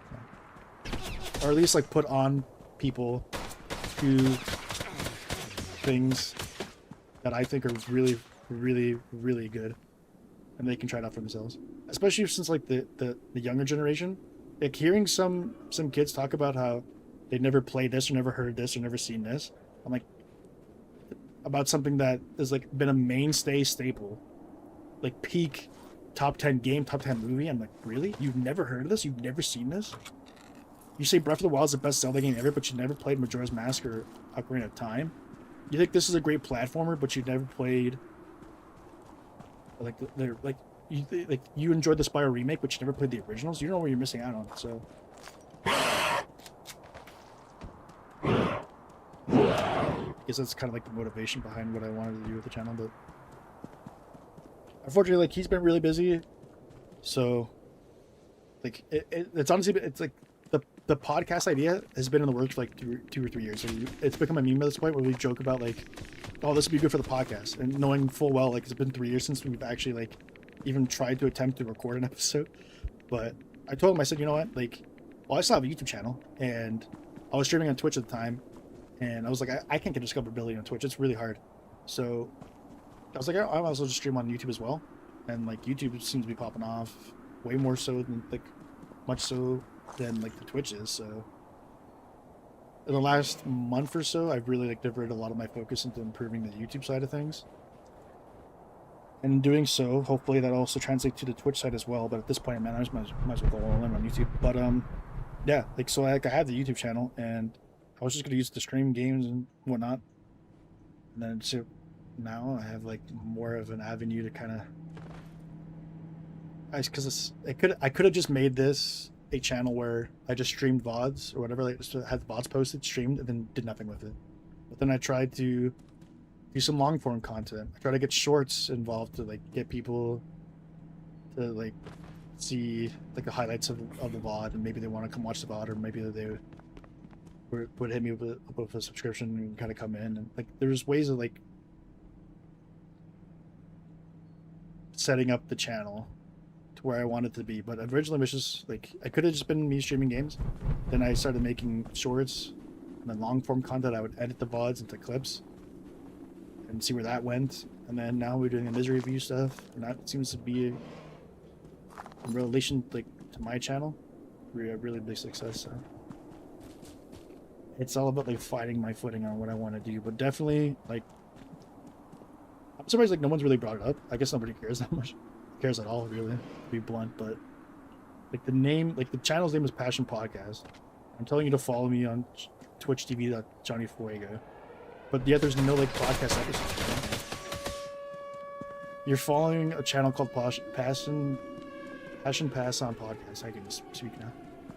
But all you're getting is just like me playing games. So eventually we're gonna do the podcast episode. I call my buddy, I'm like, you know what, like I have a goal, like once we because I want a, how do I put it, I think there's a big importance for me for the first episode to do, not do well, but to be like, to at least have a chance to do well. So like nothing would make me feel more defeated if I put in all this work to making this like the first episode of the podcast, and not at least like having a floor or a community of people to show it to really get any traction. That's like the mindset now. Like it's like, don't get me wrong, like 3 years ago, if Buddy wasn't busy, me actually said let's start the podcast, I would just upload it right away. And I'm at a point where maybe like looking for the silver lining in things and seeing that maybe this is a good thing that he's been busy all this time, because now I'm actually able to build up a channel and I can have like a nice launching pad for the podcast and just give it. I'm not asking, you know, saying it, demanding it's going to do well or asking for it to do well. I just want a chance. I want a chance for it to do well, and I think the chance would be higher for it to do well. What if it gets exposed to more people, i.e. the community and the channel that I'm building gets a higher floor, like more subs, more people coming in, and so yeah. So in terms of like when the first podcast episodes are going to come out, I don't know. I told him, I joked with him, I said once we hit like it'll be the 1K sub special. I feel like if I reach 1K subs, like even right now, I'm noticing a lot of people actively chatting and joining my streams, which is like really encouraging. Not like getting this level of engagement right now would honestly be enough for me to just release that podcast episode. But just imagine how much more likely the first podcast episode would be a success of everyone if it had a bigger like launch pad, if we had, the channel was a lot bigger. Is what I'm trying to say, right? Like, because like to me the podcast episode would probably be like something I'm really involved in. Like if a video doesn't do well, if the honestly like, if the review videos didn't do well, would have been like okay. Or if like the YouTube shorts didn't take off, you shrug them off. But like the podcast, I would want that to, if anything, be something that somebody appreciates the most. So, and by building the community up, I think I have a better chance of actually having that come across. Anyway, sorry, I haven't been really chatting, just been yapping. So exactly about just wanting to watch the game I enjoy. I want to see more of it, but I can't at the moment. Dude, I've been here for like, oh yeah, really. Yeah, I think there's a lack of genuine, non-crazy hyper content. Like in most of my streams and playthroughs, I'm just not commentary, just enjoying music for a while and playing. I think it's like radio guys too. Like they're not like, okay, like it makes sense for radio, but some people have like the radio mentality for streaming, where like you're uncomfortable with like silence. And it's like, well, maybe it makes sense on the radio, but like on the stream, you don't have to constantly be talking and super hyperactive and making note of everything. A lot of the big criticism that I had for people who like Let's Players way back when was like they'd announce every single thing they're doing as they're doing it.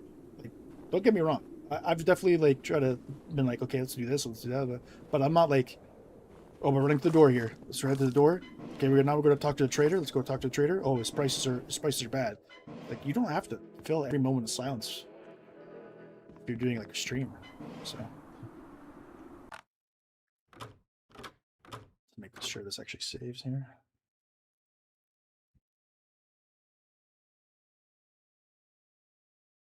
Another element. I think it's just a mainstream industry, and that's just how culture dictates. Yeah, you're right. I care. I get the concept. I like the detail and design y'all made it out to be. What may be cringe now can be a great thing in time.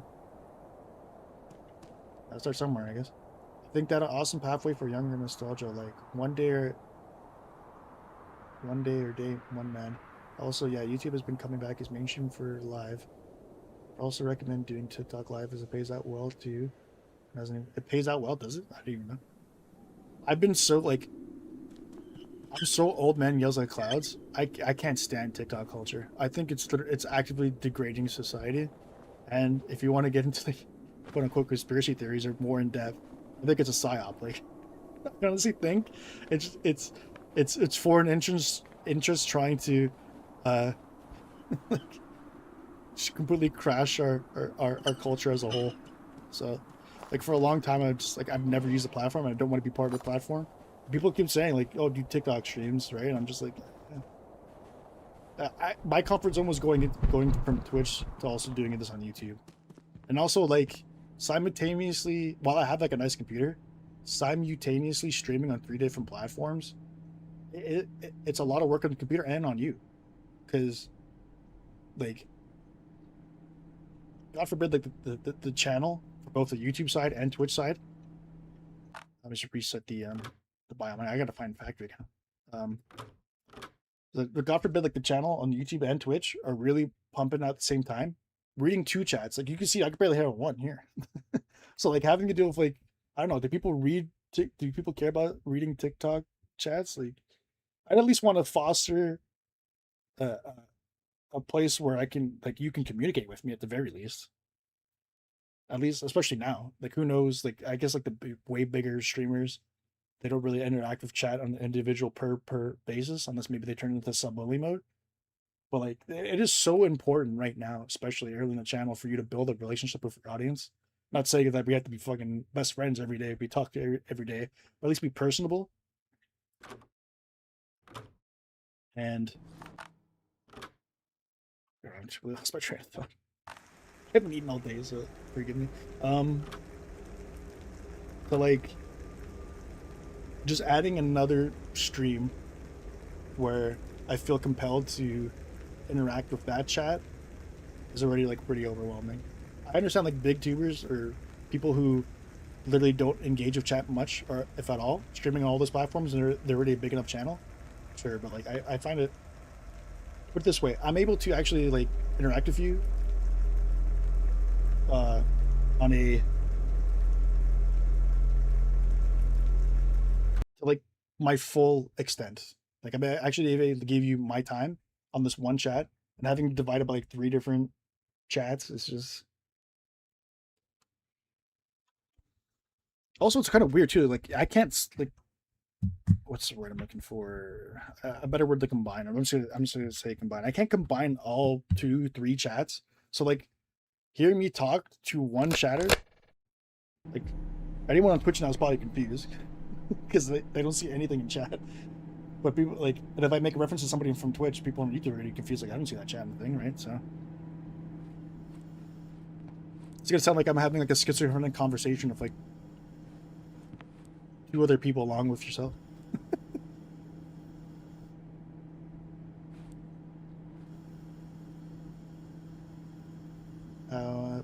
What? Well, I'll be watching you and will clear my pizza watch you too. Hey, greatly appreciate it. Appreciate you being here. I would highly recommend making a community hub like a Discord just for viewers and you and your friends to share ideas and games etc. Like also for TikTok, I get the brain rot. That helps, so I get not. In terms of like Discord stuff, I think like, again like it's pretty. Like I'm juggling enough already as it is, and it's like I don't have anybody who would moderate that because God forbid like I don't know what kind of there's some really how do I put this? There's some jabronis out there that could really like piss in the pool, and I don't have anybody to clean it. So, in terms of like making a Discord, like it sure like people that I trust, but if I open up to everybody, then it's just like I don't know. I can't be asked to moderate when I already have so much other stuff I have to do. So, but I have a friend who simply just streams on TikTok, barely even posting. He gets paid around $50 to $100 just to stream 24 hours to all week. That's pretty good. And he just plays Rainbow Six Siege and I'm crazy. Does he read chat? Does he interact with chat?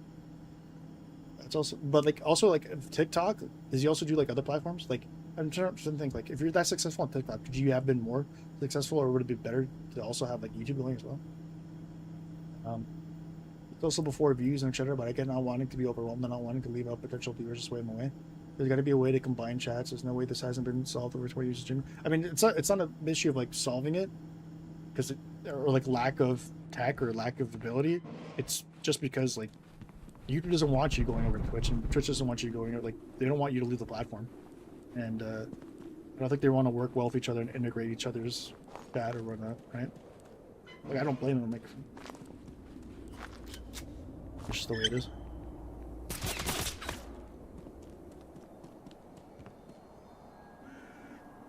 I was confused. I thought this was a factory for a second because I saw a soldier. Damn. I think we're getting the factory armor today.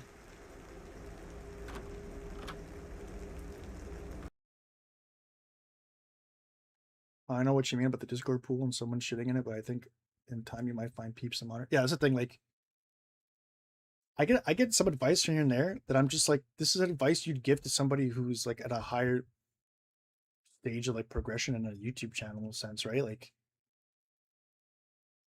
if I felt like I had enough people in the community that would partake in a Discord, like I could open Discord right now.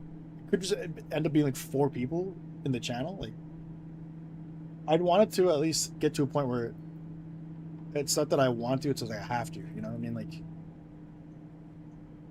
I don't think the channel is big enough to warrant. I mean, people keep asking for it, so maybe I'm wrong, but I just don't know. I'd at least want to get to a point where I had enough people I felt confident in to moderate, and then I would start one. And as of right now, it's like, how many moderators would you need for a Discord? 4? 5, depending on what size of what's happening. And it's like, can I say off the top of my head right now, can I trust 4 people to do that job? I don't know.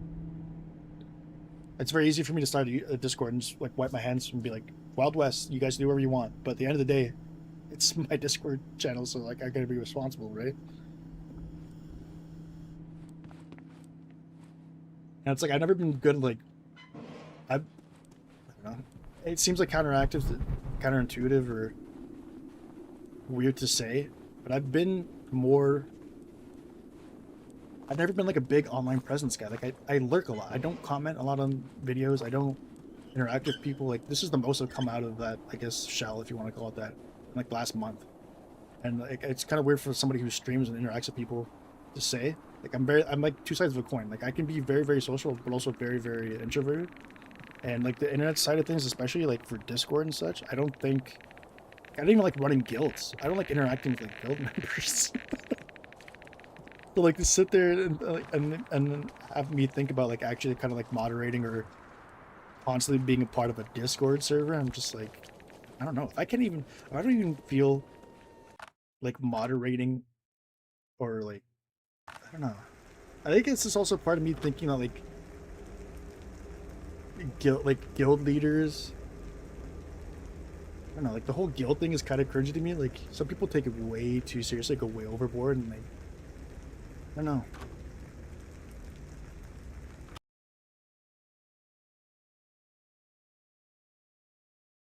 Some people like develop like real friendships from like these online communities and stuff, and to me, it's just like, it's like how far do I want to get into it? Right? Like, and it's also how distant do I want this to be in terms of like, this is a hobby, this is fun, I enjoy doing it, but obviously the goal down the line, along with many other goals, is to, this would be cool if this provided like a steady income. So now that if it becomes a job, how much do I want it to be like a distance? Like the job is a job, I leave it at home. But the more you kind of ingratiate yourself or befriend the community and start making Discord channels, it's now more and more involved in your life. And you can make the argument that if like it's not a career or a job if you're enjoying doing it, but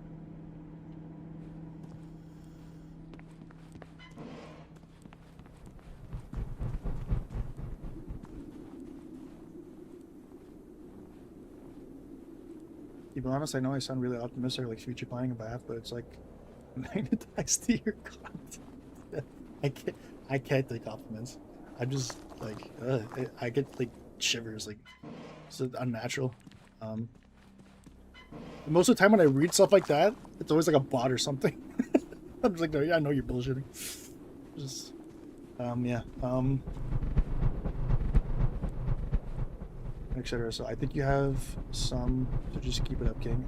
Completely similar. I think it's what you drew me to your content with the two music videos. Introverted approach and calm demeanor. And no, I get the stickiness and the back and forth is testing waters. Either way, I'm glad to be able to at least get you thinking about it. Yeah, I mean, like, at the very least, if you give me a suggestion, I'm not going to shit on it immediately. I will give it thought. But at the same time, it's like I'm also not going to give you, like, a guarantee that I'm going to do it. I know it sounds like a cop-out or, like a scopium or whatever you want to call it, but it's like, I'll meet you halfway in the sense that I'm willing to hear the idea and give it thought, but I'm also, you know, got to make no promises or guarantee that I'll actually fall through with that advice. But I've heard it like a few times already, so I also could be like a lack of self confidence or something where it's just like I don't feel like there's enough a want for the Discord channel, but yet like I've been ignoring like 3, 4, 5 people. How many people have come within like the week or so asking me about one? So no, I'm being genuine for real. No, you shouldn't entertain every idea. Man, I just sound like agree. No flopping, posting. For you can go get married. No flopping, quit posting for you can go get married. It'd be great if the channel finally like it takes off huge and I'm like, I'm quitting, guys. I got married. What was I gonna say? That's another thing too. Is like,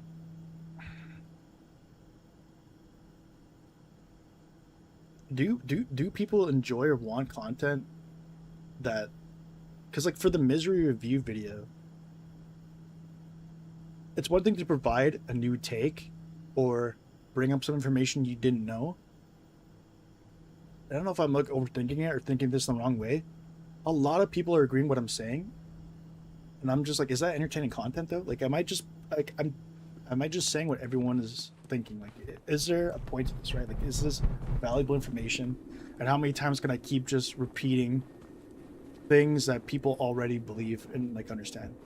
And like every comment's like, preach, I got you, I 100% agree, yes, 100%. It's like, am I guess am I preaching to the choir? Like, should I try to get friction? Like, should I have quote unquote hot takes?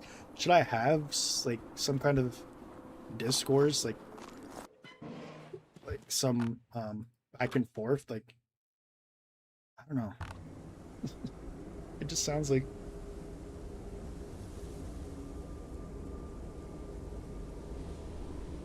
it's like I completely understand people getting upset or just like rolling their eyes with somebody just putting out content that's like the milk toast take, right?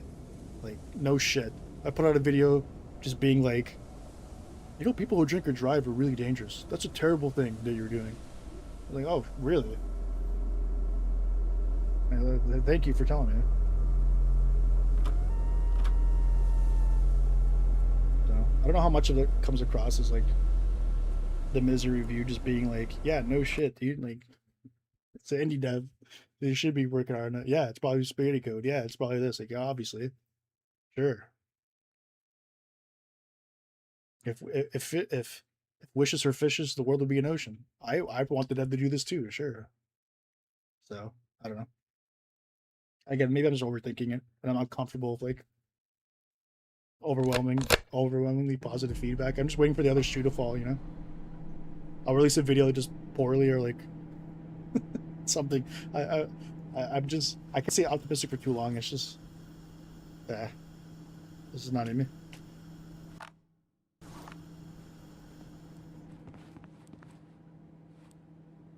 I think because there isn't much out there American-wise, it's appreciated. Yeah, that's a thing too. I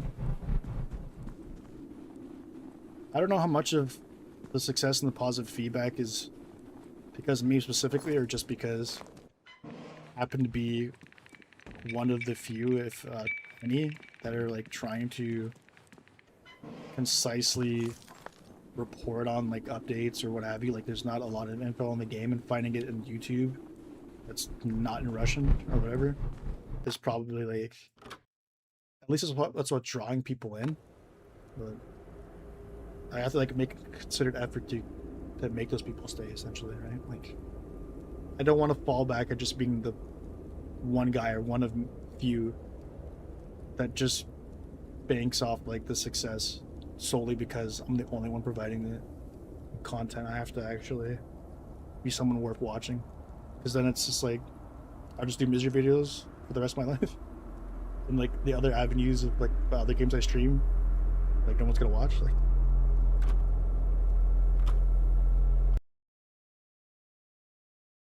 8 hours long. What's up, Fernand? Most definitely a long ass stream today. If you look at the Steam frequently asked question tab for misery, it's all either Russian, Spanish, or English, and then there's not much but a new form running around in the main Discord. You seem like a conscious person, or couscous. I don't know what that. Couscous person. And in the day and age, I tell people to not block out their anxiety. They're conscious about the logically span limit, not to the extent I think you're overthinking. Yeah, I don't know. It's like I can just fall into a rabbit hole of constantly yapping and getting philosophical, or really like breaking down certain aspects of my life, or how like things operate or should operate. Anyways, like I just yap, and like I think I get too in depth for my own good sometimes. But if that's what people are enjoying about the content, I guess I should just lean into it more. Again, to me, it's just like I don't know if it's like a low, like a self-worth issue, but it's just like I don't know. Don't get me wrong, I was very proud of like the videos I made, looking back on them. But there's like I can't help but like every so often in the back of my head go, oh, when I said there was boring, this is kind of boring. People, why would people enjoy that? Like, why would somebody want to see somebody nerd out about game design, or like how this should be implemented? Like, who cares about this stuff? But I mean, if you're saying you do, so I don't know. Maybe I'm just used to like I don't know, I grew up in an age where the let's play was the thing. It wasn't so much a stream; it was a let's play, and every let's player had to have like high energy. They had to. They never really talked about how fun the game was or how the game was made. It was mostly just straight reactions, and it was like trying to sell you on their personality. So maybe it just feels alien to me that doing what I'm doing is working out well, because I'm so used to like the other side of things being what's successful, I guess.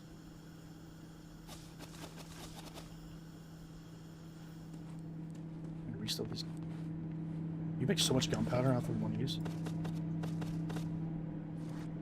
My issue isn't so much that like I have to like the materials to craft. Like gunpowder is so easy to be made, and like scrap and whatever. It's a fair trade-off. I just hate how long it takes for me to wait for it to craft and get geared up for every factory run, because you go through so much ammo. I honestly might have to make another ammo crafting station. Like every other bunker or biome, it would be like, oh, okay, maybe I'll come back with like a magazine full or 2 magazines full. I'd be like 1/3 into the exploration of the factory, and I'll have no ammo. The rebel stuff for me is biogenesis and theological stuff surrounding religions like Buddhism, Christianity. Biogenesis. Do you know about the CRISPR method? Tell me about the CRISPR method. The message got redacted. Was that a question? I didn't get to see it. Don't be an alien is my advice, but then again, I'm assuming don't be an alien. Okay. That's pretty good advice, thank you. Don't be an alien. Let's say I got a more younger brain ideals, airdrops. Did you get the airdrops? I don't think there's airdrops in the factory. I think it's still bugged out now. Somebody was mentioning it earlier today, and I don't think it's in the game. I think it's still bugged out. Is it literally supposed to be like items parachuting down or something? Because I've yet to see it this entire time I've been playing the update and the hotfixes. So, but you're asking me kind of in a way that implies that you've seen it, and you're asking me if I've seen it. but I think it's more like nobody's seen it all. And they're just asking me if I got it.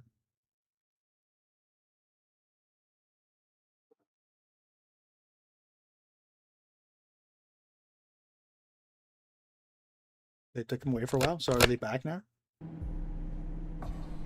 The CRISPR method, but death has been referenced in one of the DNA related courses because I somehow remember. The CRISPR method, I remember having like a discussion at a party. Like people I didn't know. Like I guess I kind of just show the person I am, where I very like I'm not a very surface level guy for conversation. Like if you're asking me what I do for work or like how's my day or just really generic shit, I get like I'm always like ugh, I don't want to talk about that. But if we get to the nitty gritty of like biochemistry and genetic modification, then like I'm all in. Like now we're into a philosophical debate or discourse. I'm way more engaged now, as opposed to me having to be like very surface level, like, oh yeah, well, oh how's the kids or how's this or how's that. I'm like, oh, it's doing good. Gives a shit. I know I don't. So I don't go out of my way asking people that. I'm like, oh, what do you do for a living? It's somebody I don't know. Because I mean, you're not gonna care in the next 5 minutes. There's no point of conversation. And I've never been one to sugarcoat that or fall in line of like that's the way you conversate in parties. But I remember engaging in conversation with somebody who was in like the I can't remember biochemistry, but something to do with genetics and working in a lab. And we were discussing CRISPR method and like genetic modification, and then like the philosophical quandaries that arose, whatever you want to say, that come from that. And also, like, I'm a big Ghost in the Shell fan, so like I'm really that kind of conversation I find very interesting about like the ethics, morals, and um, I guess like laws associated with like essentially playing God of manipulating genetics and also like cybernetics. So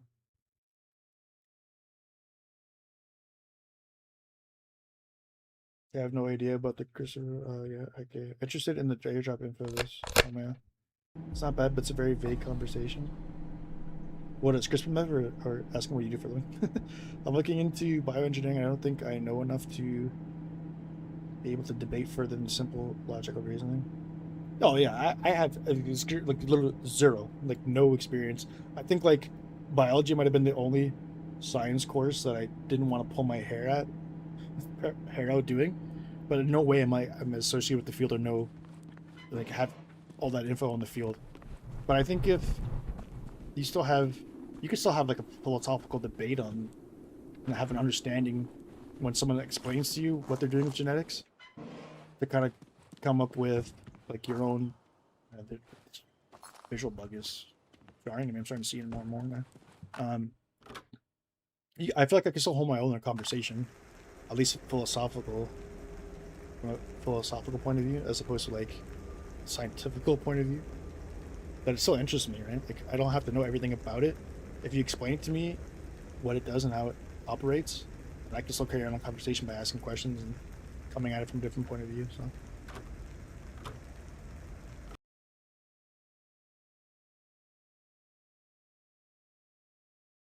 I'm gonna say chalking up at this point. No one's seen an airdrop. Nobody's seen guns. There's like so much missing from even after these hot fixes, and then another round of hot fixes will come, and then those will bring more issues. Like what is this? When does this end? You know, a part of me. So there was a part of me wanted to release a review video about these hot fixes as soon as possible, but another part of me wanted me to wait. But I figured like those 4 hot fixes was enough for me to make a 20-minute video out of.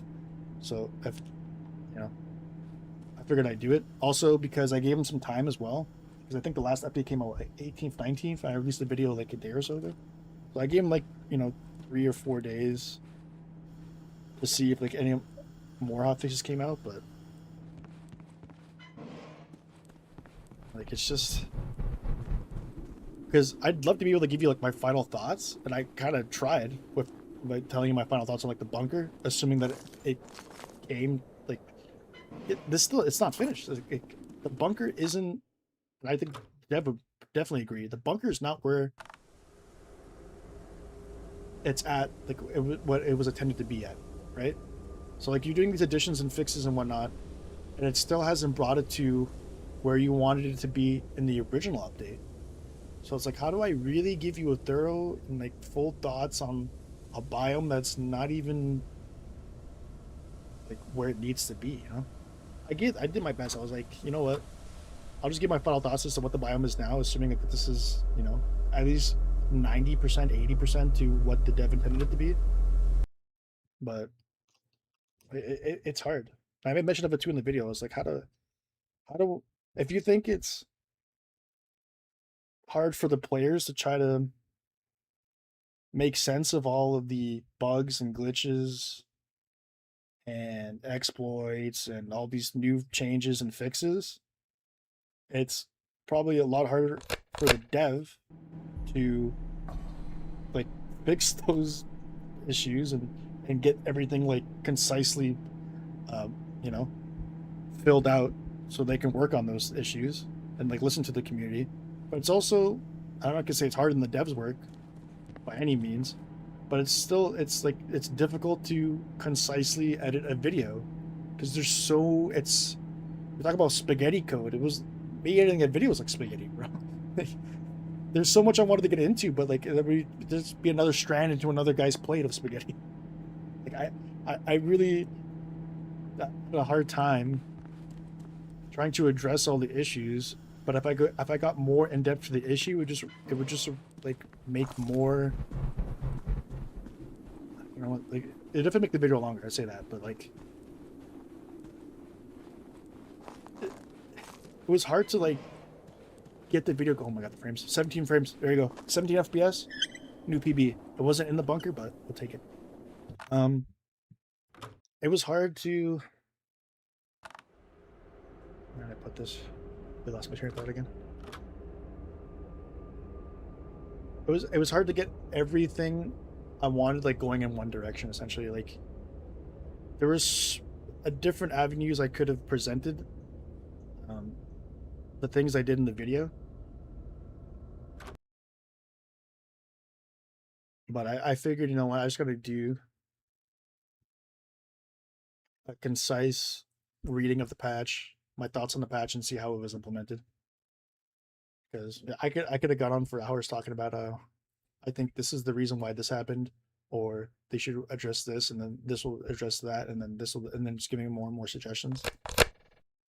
But like, yeah, it was like it's one thing to talk about a huge update. It's another to talk about a huge update. They came out with some hotfixes. It's another thing to talk about a huge update that came out with some hotfixes that came out with more hotfixes to fix the hotfixes that try to fix the update.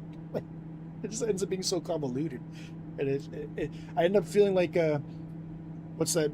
The guy from Always Sunny in Philadelphia, when he has like 50,000 strings drawn to like 40,000 different pictures. Like that, at one point, like halfway through the video when I was editing, and I was like, "Oh my god, that's me." I'm trying to like draw these connections and make this. I'm trying to make something that isn't concise at all.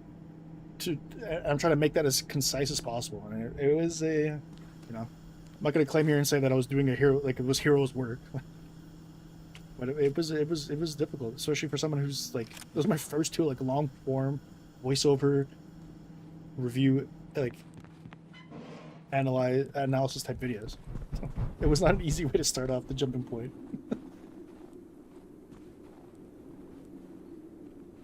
I've seen some cloning talk. Yeah. Well, what do you think is before Big Bang? Hello. I think really, I don't know. That's just that's above my pay grade. I think it's interesting. Like I guess some people say like you can't have science with religion. Like a lot of like the,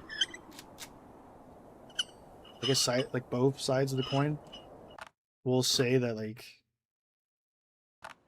science is 100% the way, and that religion has no play into it, or like religion, like if you're just straight believing in religion, then science is just all fooey or whatever. My take is trying to find if there is like some common ground there, like if it's a mixture of both. Like, what if science and everything that science dictates is a construct that a higher being implemented? Like, who's to say that everything that science says is this way wasn't because God intended it to be that way? Like, is there a realm of possibility where science and religion coexist? But in order for that to coexist, you'd have to A, believe in religion, and B, have religion be the dominant take on that. Like, the religion would have all the power there, because then you just attribute everything that science is to a god. And I think that if you're really like, if you're an atheist, you don't want to attribute. You think that science is unrelated, has nothing to do with like a higher being. So like you won't. There's no way you would allow like God being the controlling force over like the dominant force compared to the science. I don't know. That was a good answer. I think it's too has an incomplete circle since we know metaphysical things like the non-permanence on the universe. Yeah. Well, just like every time it's like, oh, you think God made this or God did this? Explain this to science. It's like, well, if you subscribe to a higher power, you can just attribute anything to God being responsible for that thing existing. And it comes out like as a really cop-out answer, like, oh, God made it so, God wanted this, God intended it this way. So like I get it, and I completely understand that point of like, you're getting two halves of two different circles, trying to put them together because you still don't know half of one or the other. I guess someone will make the argument that we actually know more about, or some people will have a more faith in science and believe in science more than religion. So you can maybe make the argument that the circle for science is more filled than religion. But I understand the concept of like, or the idea that we still don't know everything from science has to offer and everything that religion may have to offer. So we'll never truly know, I think, for religion. And science, it's like, as soon as we take one step forward, we realize that the universe is like another 1,000 steps ahead.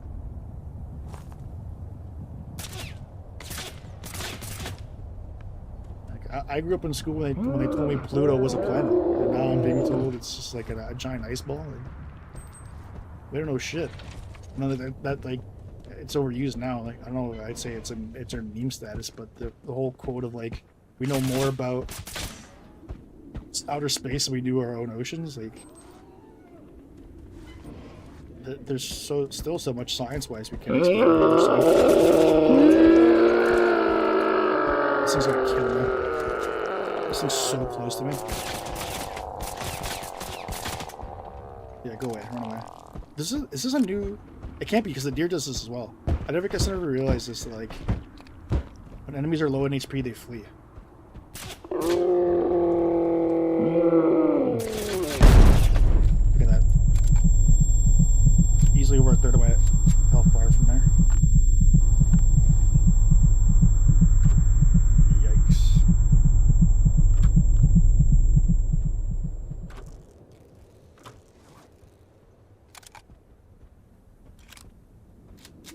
But also, who's to tell we're not NPCs in a right perfector system? Yeah, that's what cop-out answers are called. The God gap.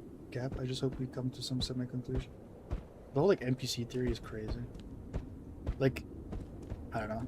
At risk of sounding like some high school girl taking her first philosophy class, the whole idea to me about perspective, and like, there's people who believe, they're usually called psychopaths, but people who believe that their reality is the only one that exists, and that everything else in existence is just a figment of said reality, instead of thinking that like other people are coexisting and experiencing in a shared reality, but they just have a different perspective on theirs.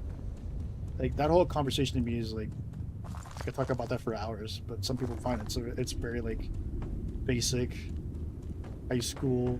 Like, yeah, I had that thought when I was 12, bro. Like, no NPC system theory. I don't know. In the country I'm at, like, there's plenty of times I see people just like zombie walking along And I'm like, I think that guy's an NPC. This guy doesn't operate like he knows he has a conscience or self-awareness. I think this guy's just operating on day-to-day existence. Like if I were to push him over, he'd probably just get up and continue walking. Like you wouldn't even know. How the hell am I supposed to get down here safely? I launch up here now. There's not even like a parkour section for me to kind of get down.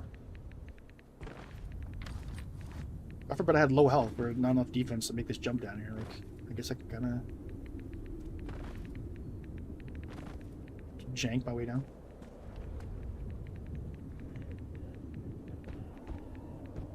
I just hope we come to some semi-conclusive ideal like Star Traveler. Not in our lifetime, unfortunately. We're not even really focusing the resources to do it anyways. There's no benefit for like mankind. Usually like you would want like money, like so it has to be something stupid, but like there's no benefit for us right now or like motivation to siphon resources to actually start doing like interplanetary travel. Like if like a do or die situation where we had like our planet is about to explode, or like obviously that would push the agenda. And also like God forbid we reach like we get past all the political discourse and actually figure out that our time is better spent not in fighting but or like a threat. Like we need like the threat of the planet ending or like another alien for us to like get our shit together, group up, start working together, and then kind of like push the idea of like interplanet travel. But like there's no money behind it. Like nobody, I guess like getting your congressman to petition to get like space programs is like it's mankind doesn't have a selfish enough reason to push like that kind of travel. And also like it's there, like they discovered water on Mars, right? I remember like watching videos like people who studied like are proficient in that field talking about laying out groundwork and plans as early as like 10 years ago for making Mars like basically a gas station planet.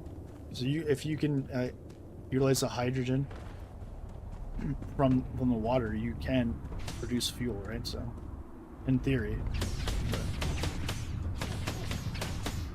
because you could make Mars like the gas station planet, where you would like make the journey across, get there, refuel, and now you have access to a better starting location for much farther travel, you know? So you could probably get to places you couldn't already have gone before. Then with anything else, it's like the more you keep putting into it, eventually it'll evolve and evolve and evolve, and then we'll get to a place where maybe we do eventually become a type 2, type 3, whatever it is, civilization.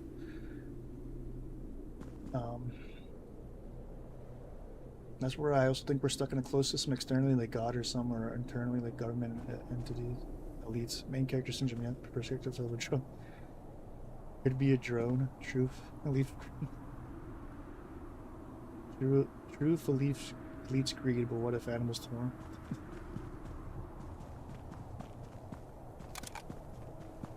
Could be a drone. Yeah, like I don't know. The scary part is like everyone. I think more people are probably like they're scared of like AI and stuff, but I think they're scared of like what's to come in the distant future more so than what's happening right now. Because if you seriously like look at AI, like how dumb that shit is right now, if you honestly say you're afraid of it at the moment, at least like, what's available to the non-elites, it's laughable. Like this shit isn't gonna take over the world. But like the whole like drone or NPC, like we are gonna get to a point, I don't know in our lifetime, but we're gonna get to a point where a cyborg, like a robot, will be indistinguishable from a human. And I think that's like the real scary part. Not even just like thinking, oh, there's gonna be an uprise, they'll gain sentience, they'll have their artificial intelligence become real intelligence, they'll take over the world. It's like you're already seeing a microcosm of that. You're already seeing like a very small snapshot of that, like people being unable. I'm like, it's usually like, really horny the boomers who are like, dude, look at this girl. It's like, you know, it's an AI image, bro. That's not a real video. Nobody has, you know, no one's body looks like that. Like that's but like when it gets more and more indistinguishable, it's scary. It's scary to not know what's real and what's not. And that's a whole other interesting topic too, of like having to. There has to be laws now. There's gonna be a whole new, what would you call it? Category of law dealing with AI and eventually cybernetics. There's gonna be like the Ghost in the Shell, like TV show, movie. It's going to become reality. It looks like, in terms of like them having like a cybernetic like crime unit. Like you're gonna have to get lawyers are gonna have to study new law, and you're gonna witness like Wild West in terms of navigating and creating new law around what you can and get away with for AI.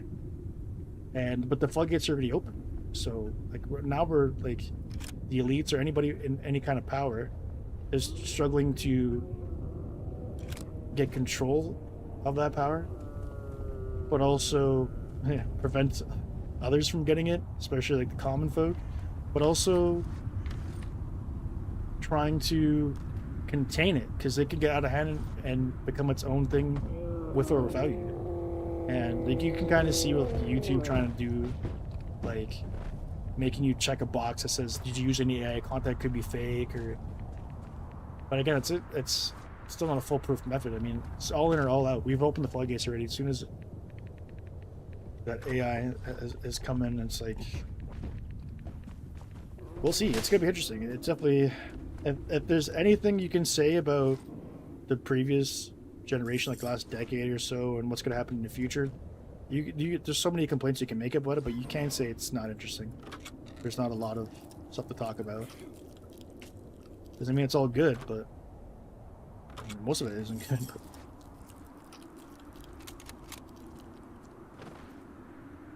But bro, I can't find any UN crates, man. Like, this is brutal.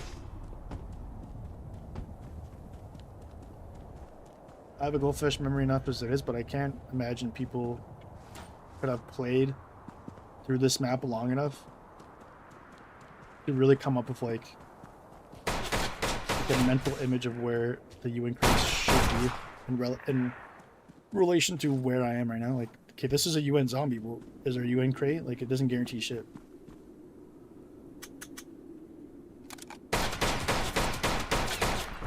This is empty, which is fine because it's just a set piece. You're trying to condition me into thinking that like UN members would be near a UN crate. It's not really doing a good job because I don't see any UN crate around here. Can't even get up here. I'm pretty much sure it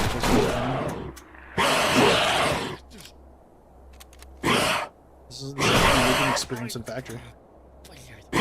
You release all your bullets, everything gets alerted to you. And I killed two UN guys in a Traverse for weapon parts and an MRE. I was lucky I even got the MRE. It could have just been a chocolate bar. I'm really out of ammo for this guy. I don't think I have Kypris. Kypris does like no damage either.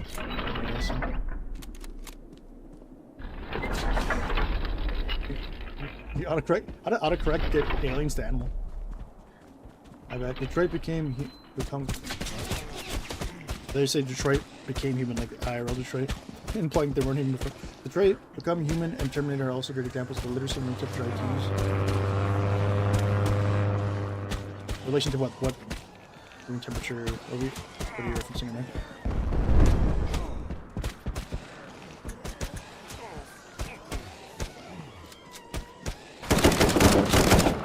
Skippers is awful.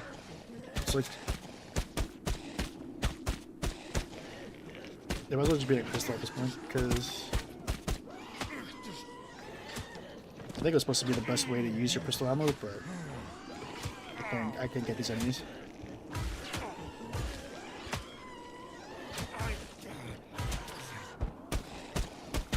At least the defense is going in clutch, but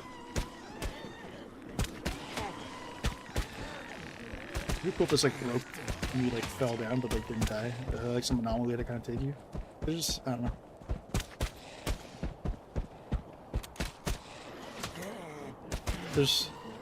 I come across like too many ideas playing this that just make me sad because I'm like, they can't even implement the ones they have here on their own.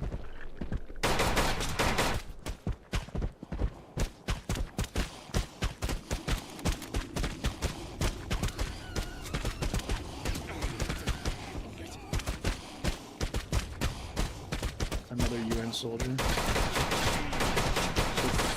Another UN soldier here. I don't see any UN crate. You concentrate 3 in an area in the corner of the map, and I don't see any indication of any loot. Which I guess is by design. I guess they just want you to kill the UN soldiers and get their loot off of their bodies, but as far as I know, they don't drop gear, so you can only get the armor from crate at this point.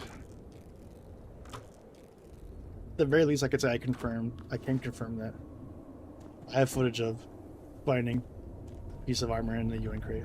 It does exist. Not much I know. Everything else, good luck.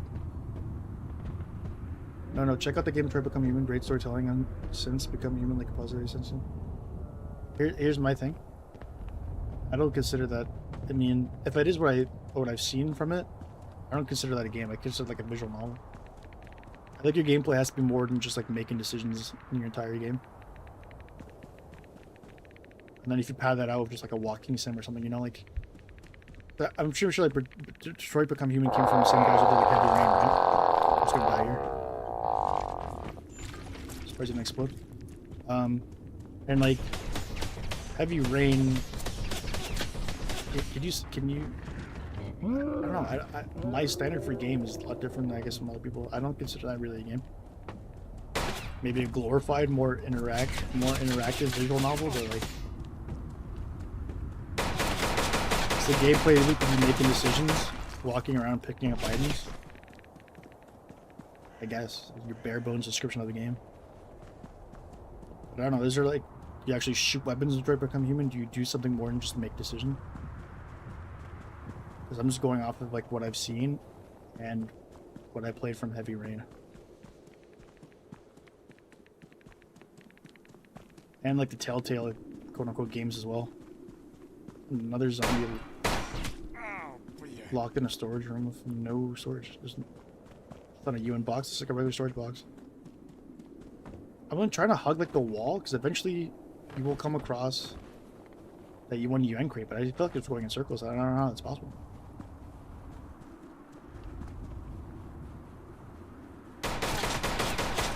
I've literally been in this area already. Like, I've been shot by these same 3 UN soldiers like twice in like the span of like a minute. Gotta like really hug the wall here, I guess. Yeah, but it is what you're thinking. Well, that's a fair take too. It's I don't know. They're good interactive stories. I would say that. But in terms of a game, I said it before. I'll just keep reiterating it. I think first and foremost, the most important aspect of your game should be fun, i.e., gameplay. If your game isn't fun to play, or it just like it doesn't control well, like the gameplay loop is uninteresting, then everything else to me can kind of just fall by the wayside. Like I don't care about your story at that point. I don't care about your world building, your sound design, your whatever else is associated with making a game great.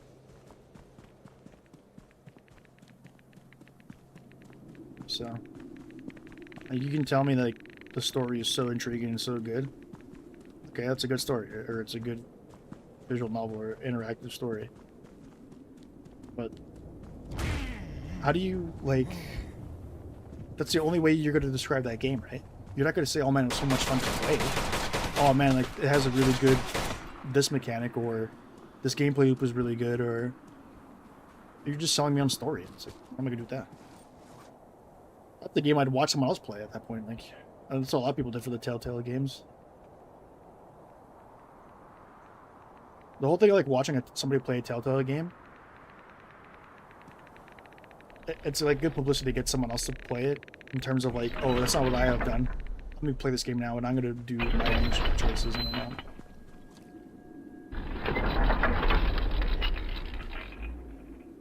That's why it's called Telltale, but I get their first preferences. You joke about like it being called Telltale, like the company, but they literally won a Game of the Year award. I'm pretty sure it was probably for Walking Dead or something. They won a Game of the Year award. So like, I'm like how? This isn't a game, guys. Like, what are you talking about?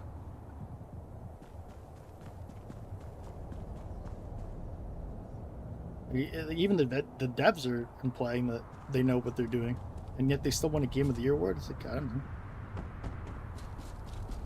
You might as well just have your company called "This Is Not a Game," and the winner for best game of the year goes to "This Is Not a Game" by This Is Not a Game Studios.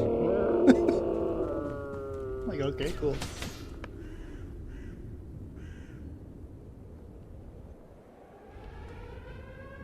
Oh, this is kind of interesting. Just like a shelf here.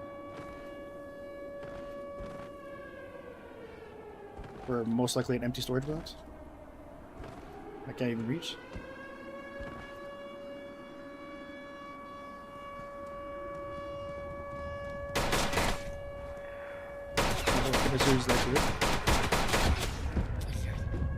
I like the guy who did like the AMC voiceovers for the show. He said it was like previously on AMC's The Walking Dead. And you always get you kind of hyped, and you see like a little flashback, and then you realize the show like jumped the shark like 4 seasons ago. That shit that had everybody hooked, man. That first season of Walking Dead, everyone was like, dude. And then quickly everyone was like, dude. Now there's like so many spin-offs and stuff, but so maybe the AMC guy is still doing something. But I think he also like there was like a Talking Dead show, so pretty sure I heard him go. And now for Talking Dead. I still think you can't beat the. Where am I going, bro? Previously on AMC's The Walking Dead. A little like song that would play. Got you hyped. I might get back to the bunker. It's fine. I didn't grab anything worth grabbing, anyways. Unless that's the bunker right there. I actually might be. No stamina.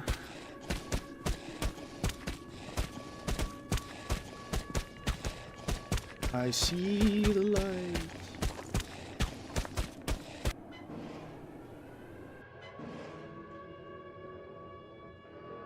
Hell yeah. I think people I think people like the exploitation and fantasy world when there's a level of realism and relatability. The AMC guy did amazing. They made me excited to want to watch that shit, even though they know the show started to suck ass. It was great. This is hype voiceovers. I get up like I always want like every time someone brings up The Walking Dead, I just want to go previously on AMC's The Walking Dead.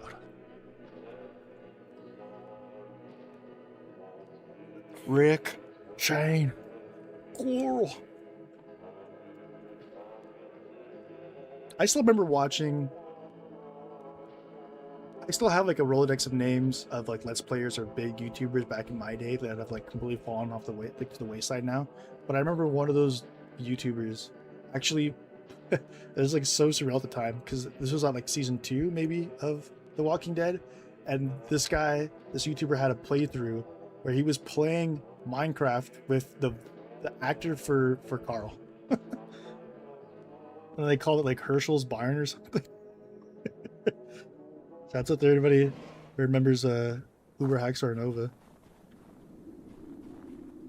Like their whole like creatures house, like their whole like their content house or like their whole crew or whatever for YouTube like video game content creation was a thing back then. Pretty big. I think I've grown comfortable knowing that out of everyone in the chat, I'm still the oldest person, so I feel like most of my references kind of like 50-50. I don't think anybody will remember that YouTuber, unfortunately. People are on to, and it's like vice versa too. People like will tell me about like a YouTuber, like or a streamer or a musical artist, and I'm like, who the hell is that? The hell? What the hell?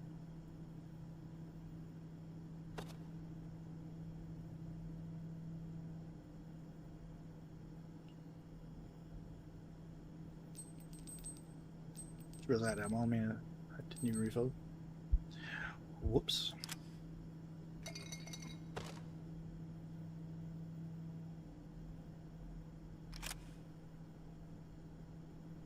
Let's see how much more ammo I produce. To the intro and I recap. Sorry for the. I should get the AMC guy to do my intros. That used to be a big thing on YouTube too. Like completely. People used to do intros to videos. Imagine like sitting through a 1 minute intro to get to the point of something like. Ugh, I don't know how YouTube existed back then like that. Like I should get the AMC guy. Like every beginning of like a new VOD, you should just hear previously on Passion Podcasts Misery Playthrough. Previously on AMC's The Misery Bunker. Do you think AMC can would pick up my streams? Yeah? It would be appointment television to get it on the television set to watch me play Misery.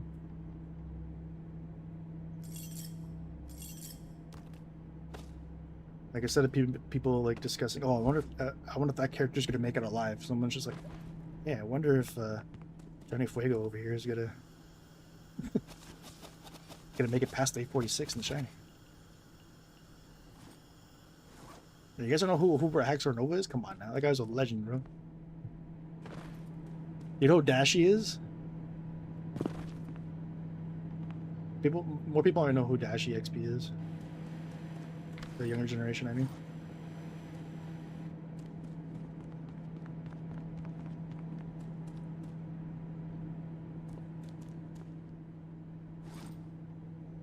Like these were the, I don't know, what is it now? The Markipliers, the quesos of our time.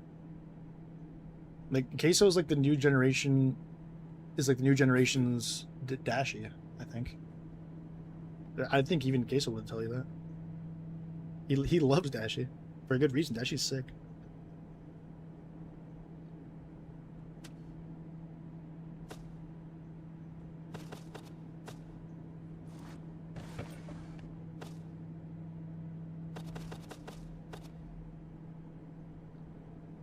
I think, but unsure. If you're unsure, then you don't know. It's like if you have to answer a price you can't afford it. If you're unsure, then you don't know. Because like that personality, that guy, like, it's not a personality. If you knew the personality, you wouldn't be going, "Do I know it?" You would know it when you, if you know, you know, you know.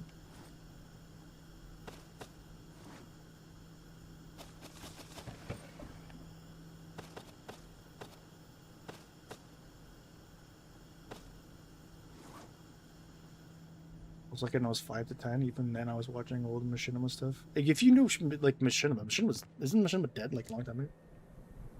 The old Machinima guys, I still remember. What was it? It was Hutch and Sea Nanners. Sea Nanners was the first one I saw play Minecraft. And I'm pretty sure him and Hutch were Machinima boys. So if you remember Machinima, unless you remember like a later version of it, although I think they went defunct a long time ago, then you should remember Dashi or Uber Hacks or Nova. Like those were like big names back then.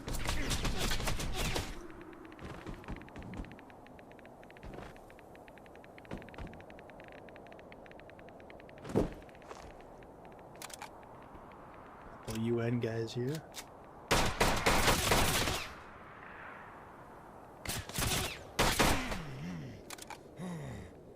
Will I find a crate? No, I will find some rice in the tent. It's just as good as the UN crate, I suppose.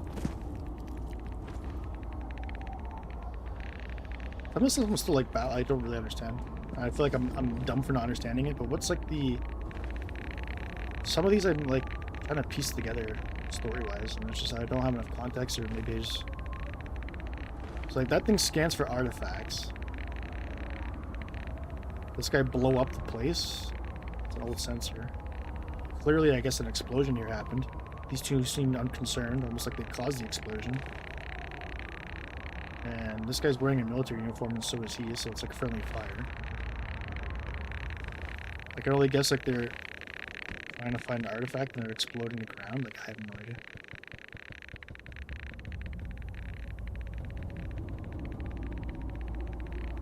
Was he fat or larger and did Mario content? Dashi, yes. Dashi was a heavier set gentleman, and he was definitely all about the Nintendo stuff. So I probably do, just too young in the cutoff. Like, if I looked it up and see the face, I probably remember digging for artifacts. Yeah, to be fair, it's probably like, if you remember watching him when you're younger, you probably don't have like a good memory enough to recall him. Because I watched him when I was like, probably like a teenager, like a young adolescent.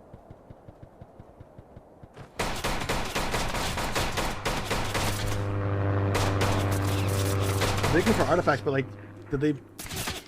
Where are these? Oh god. They're digging for artifacts, but they look like they. Oh shit! There's like UN boxes here up here. They're I don't want to get so many are empty. Shit! I'm gonna die here. Just remember to reload this weapon. What was I saying?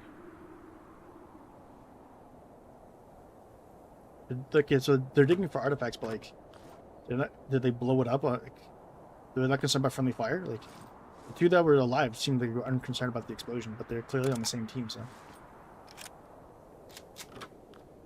okay, let's. If you were on the Twitch side of things, I could have like done a prediction. I really did on YouTube, but anyways, so we've killed what? 1 UN soldier, 2, 3. We've killed 3 UN soldiers. And we have found 1, 2, 3, 4, 5 UN boxes, okay? So we wasted enough ammo to kill 3 soldiers. I'm not even going to ask you how many of these UN boxes you think are going to have anything in them. I want you to tell me, over under, do you think we'll have more boxes with things in them than enemies we just killed? 3 to 5 ratio. Killed 3 enemies, got 5 boxes. Do you think we can even get at least 3 of these boxes to have items? We already opened up one, it was empty. Nah, UN fighting Zellies? I know, but like, those things down there, they were all waiting to see me. Like, that uniform and those guys was the same as the one behind the table. So, like, that's why I don't understand. Like, if they had like different uniforms on, then I go, okay, like they're blowing them up, or like there's no such thing as friendly fire, but I don't know if I want to take this guy out. Oh, this guy wasn't at the candy store here. Less. 100 and less. Yeah, I would probably say the same. But do you think it'd be less than 2, let's say? Empty. Empty. Empty. Empty. We finally got the uniform. Oh my god.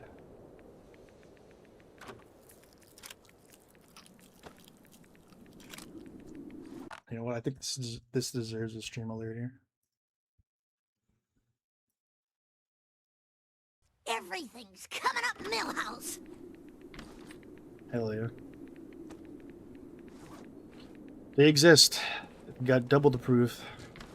Actually, wait, this is... Yeah, if I... Like, it's good that we got this, but I also think... Okay, hold on. Let's just... This area here with the big satellite dish, on top of this building, that's near the building where you can parkour up on the pipe, this broken down thing here. You can come to this building next to this giant explosion anomaly looking thing and get to the roof by this satellite. You will have an opportunity to buy UN boxes. So, as opposed to like just traveling the outskirts and finding one UN box here and there. I think if you know if you can tell where you are on the map in relation to where this is, I would say just beeline it here every time you refresh the map and hope that you find out. Like, this is probably the biggest, if not the biggest, it's probably one of the easiest concentrations of UN military boxes you could probably reach. I'm trying to see, like, is this like, would I consider this like dead center of the map? Which actually could be a good thing because like no matter where you spawn, it'll probably be around the same distance to get to.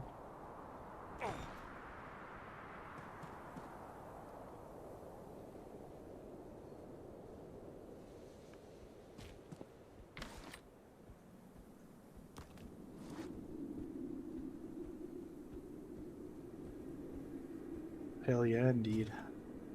Oh, you want a hell yeah? I got a hell yeah for you.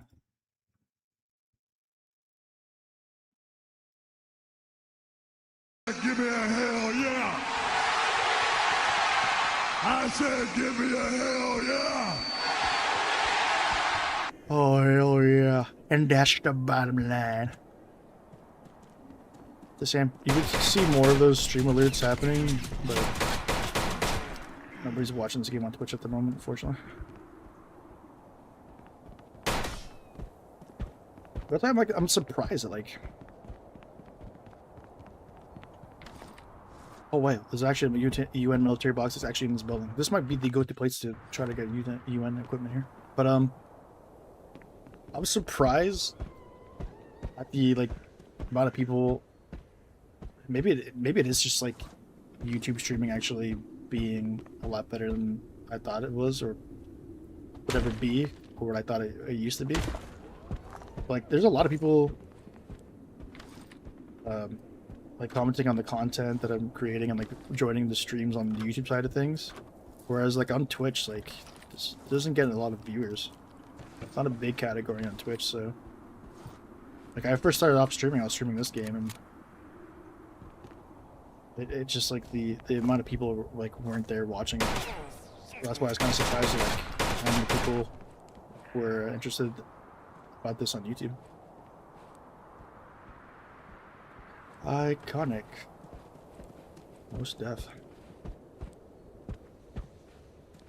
Okay. I actually kind of want to work on getting back safely now that I have that piece of armor. But what I was going to say is I don't...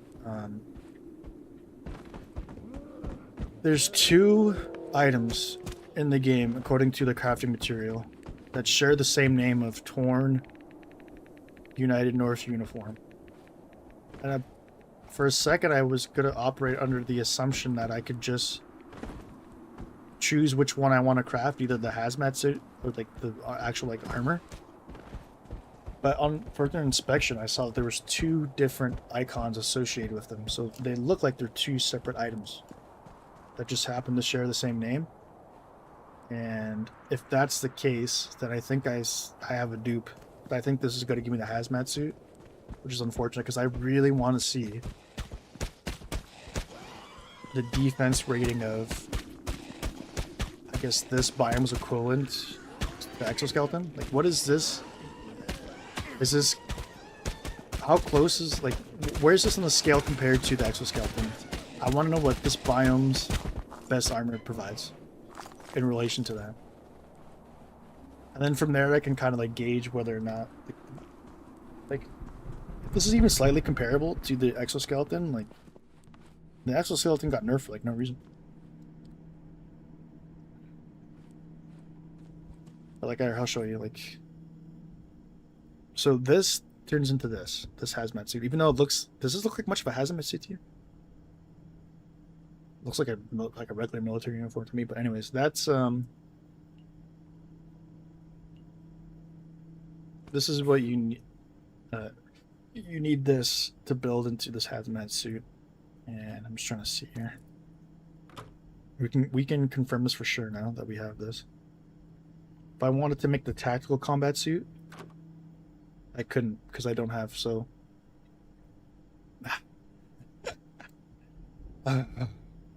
I really wanted this because I already had the hazmat suit. I wasn't planning on using it. I wanted to see how this was in relation to the exoskeleton, but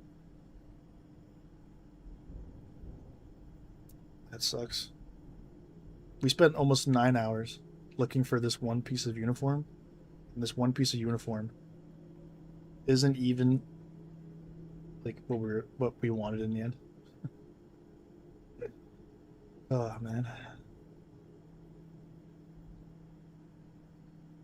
Let's read the description. This flavor text is something they also have to address. Like, it's very like tactical combat suit with body armor, very strong and holds a lot of items. So it looks like this. I would assume this is supposed to be like a step down from the exoskeleton. But how much of a step down is it if they nerf the exoskeleton? You know, I'm still trying to like understand why they. I know why you would do it. I just don't know why you would do it now, right? If the bunker is supposed to be the end game for loot, And clearly it was, because they put, or that's what the attention was, because they put the factory before it now in the update. And it had the best, like they had the best in slot gear. It was the best defense ever. They nerfed it, and I would think like something would take its place. But if they nerfed it to a point where the United North uniform is even slightly comparable to it in terms of stats, it's like, why did you bother nerfing it at all? Like, I don't know. A lot of like game, the game design decisions don't make a lot of sense to me.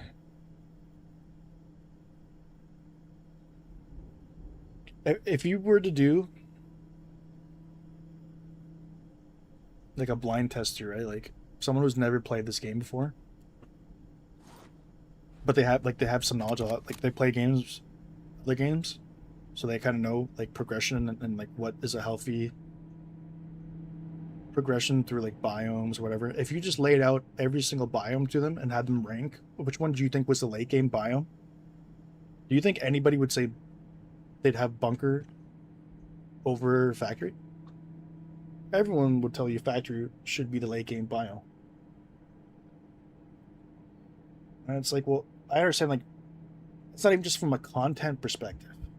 Like, difficulty, and if you're nerfing the exoskeleton suit, and you're putting something comparable to it, so now you're just taking another point away from the bunker being a late game biome. It's just like,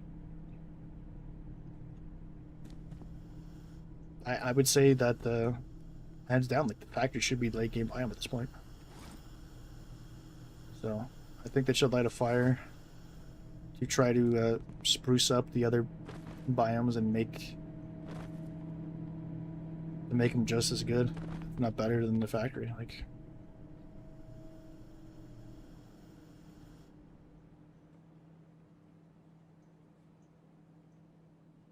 I'm already feeling the effects of what I thought was going to happen, and I mentioned in the review video.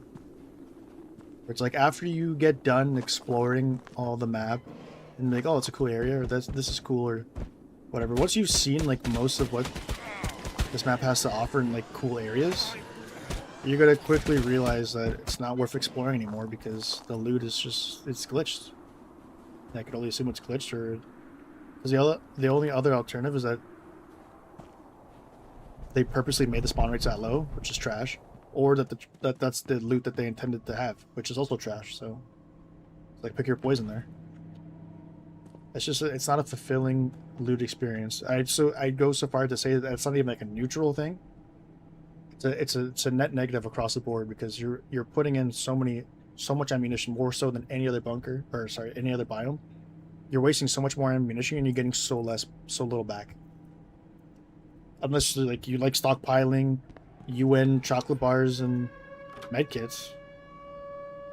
Like that, maybe that could have been interesting if we already didn't have other sources of medkits and things that gave you similar boosts that the chocolate bar does. So that's just that biome's version of medkit and the chocolate bar. So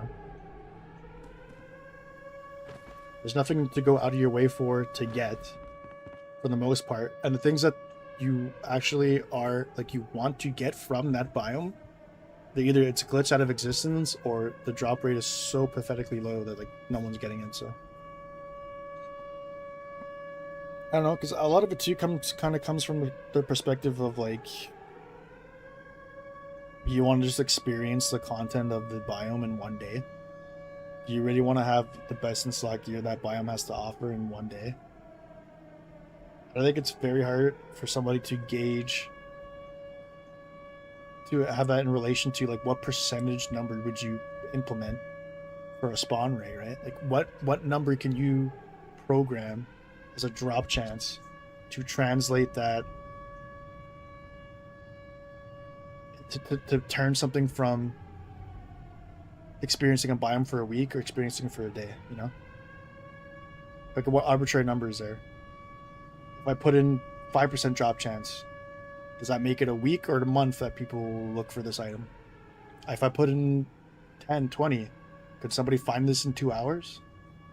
Like that's also an issue of like RNG, right? Like other people's experience with their RNG. Some people might have gotten so lucky that despite like the low drop rate chance, they might have just gotten the best gear by going into the factory, like right off the bat. But some people could take like months to find what they're looking for. So.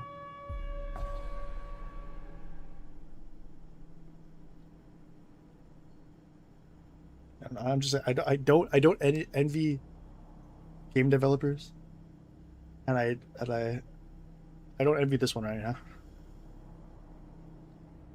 Like it's one thing for me to give suggestion or advice. It's another thing to like actually know how to implement that. So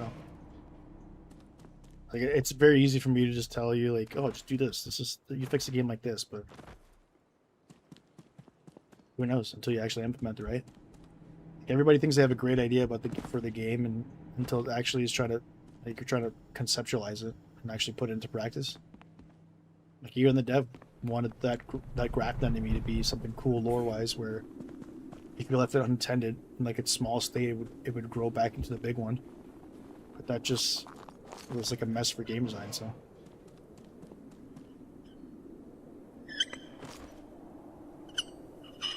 Oh, the clip for this game is steep as fuck. The clip for the what? What? No, the clip for this game is steep AF. You mean like the learning curve? The cliff? The clip for this game is steep as fuck? I don't know. Who's sleep deprived here? You or me? One of our grasp, like someone here between the two of us, the grasp in the English language is not holding. Or honestly, it could be a combination of both. Who knows? Do I have any more Amazon Workhouse badges I can give these dwarves?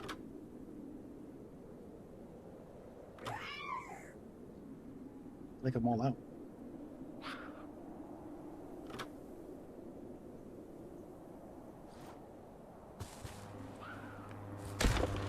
Man, they're gonna bomb my dwarves, dude.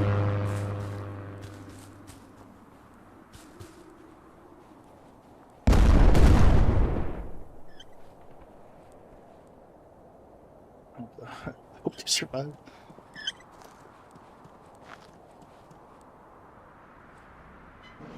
Also, I'm confused. Aren't you at work? How the hell are you watching the stream for like? Well, I can't tell exactly when you joined. It's not 9 hours, but definitely in like 20 minutes.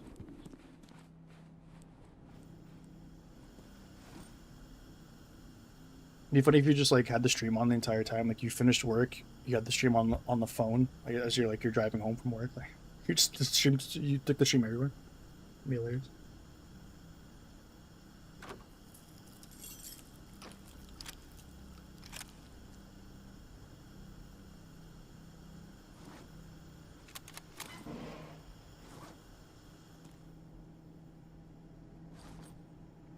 Yeah. Where did I put the vodka?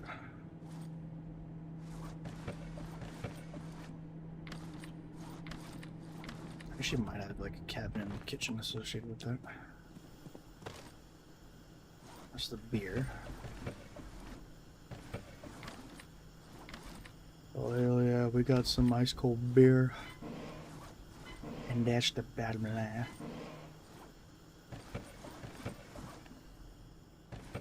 What? Said I got a little ice cold beer. What? I said I got a Heineken. What? I said I got a Pilsner. What? A Moosehead. What? A Molson Canadian. What? A Bud Light. What? Like I could just cut a promo just naming off beers and it would be entertaining. Where the hell I cannot find any vodka? What is my vodka? Sir, please, I am looking for the vodka. How do I go down here?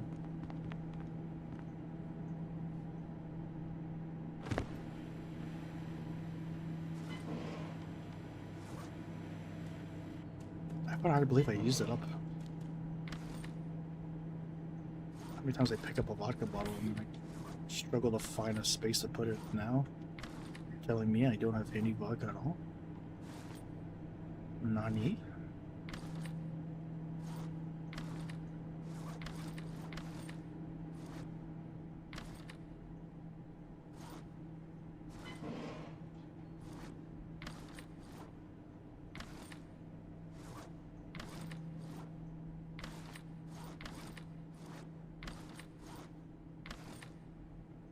Oh shit. These drugs, these dwarves can't get drunk.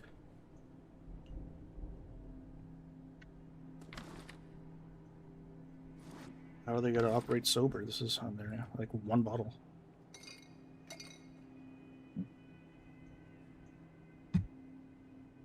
This headset's struggling for dear life right now.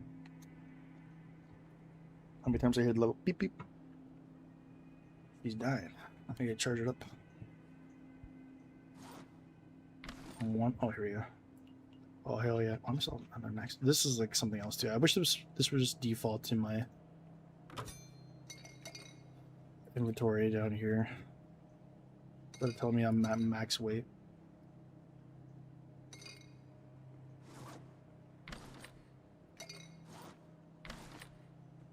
I know I had some vodka somewhere. I'll stockpile as much as I can here. As you can tell by the 90,000 military boxes and storage items are filled to the brim. It's crazy how a wooden box has bigger storage than a military box. Look at this. We asked 1,000 playtesters if they thought that this box would hold more, or this ginormous box would hold more. If you thought the ginormous box would hold more, you're an idiot.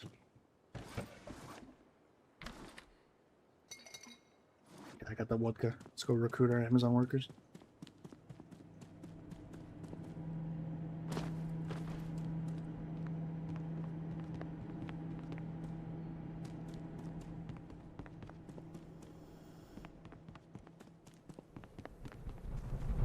I'm running. Come on now. I don't know when the siren's about to hit, but actually it's still like maybe soft time, that's fine. Just don't know if the bomber plane just completely eradicated this dwarven encampment. Oh no! In the arms of an angel, far away from me. Bro, what? He had a bag of chips and a bottle of water.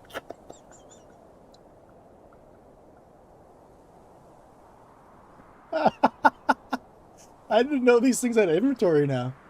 Like, I knew they did, but I didn't think they had items on them. I did not put this on this dude. This guy died with a bag of chips and a bottle of water. Oh my god. I gotta leave it there in respect. Yo, that's like it's like I recruit this dwarf. He doesn't have anything on him. Oh my god. That's so funny. A baggage. Maybe that's like the loot that the dev gave to them like default if they died. So you can kill dwarves for a bag of chips and a bottle of vodka, maybe. Oh my god. That's too much, dude. Look at the way he's laid out, dude. Like Mike Tyson just knocked him out. Oh man. There was like at least 3 of them here. Where the hell was the other ones? They all dispersed after the bombing. Here one. Hello? I have a blue badge to give you for Amazon. Yeah, he doesn't have inventory either. Like, there's no chips here. I'm telling you, I think they made it by default so that if you kill a dwarf or if a dwarf dies, he spawns in a bag of chips and vodka. We gotta test that theory out next time. Next time we encounter a random dwarf, I think we just kill him and see if he drops a bag of chips.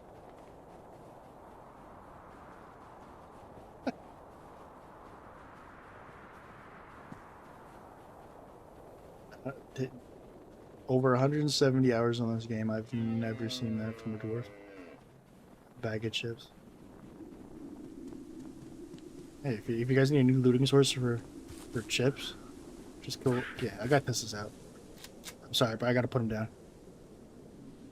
Does he fight back, you think? No.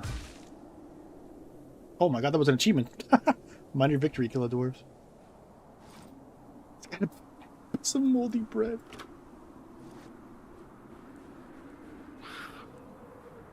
Oh my god, this game. The dwarf has been tamed. Now recruited. The dwarf has been tamed.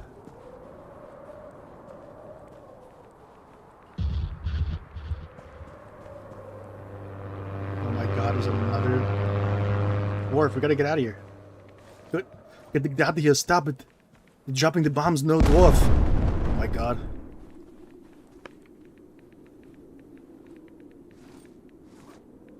Damn, I wasted vodka recruiting him too.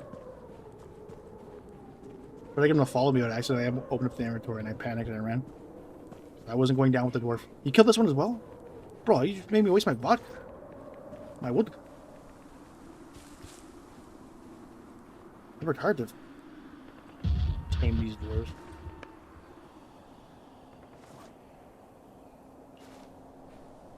How do you mean that? Oh, because there's some... Damn it.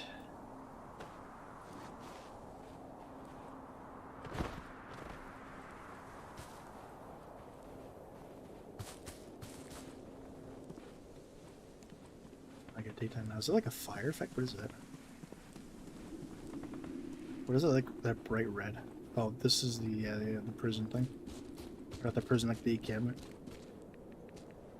It's like an actual source of a fire. What's up, Maplewood? Find anything exciting? Yes. It took us like 9 hours to find a UN broken armor thing, and it ended up being a dupe. So we already had the hazmat suit from the UN, so 9 hours for one dupe item is certainly something, I suppose.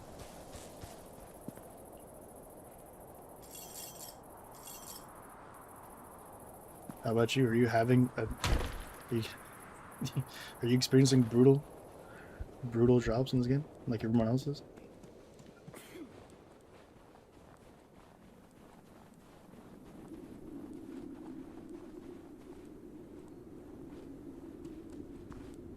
At least I could say, hey, found something. Some people can't even find, like, I know the weapons are glitched, but yeah. We're having a hard time finding like any UN stuff. I gave up, started playing other games. What a smart decision. I love how that was like delivered like the song, along the same lines like that Simpson episode. Where Millhouse's dad is like, I sleep in a race car bed. Do you?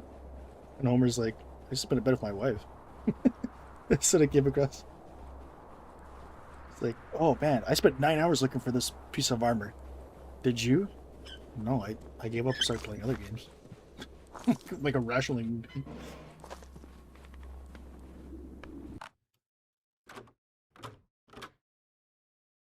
movie. I sleep in a big bed with my wife. Oh.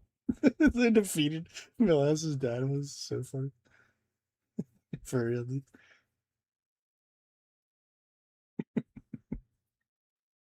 I'm glad someone was old enough in the chat to understand that reference. Like, I feel now I make any reference from something that's like 10 or 20 years old and it's just goes over the heads.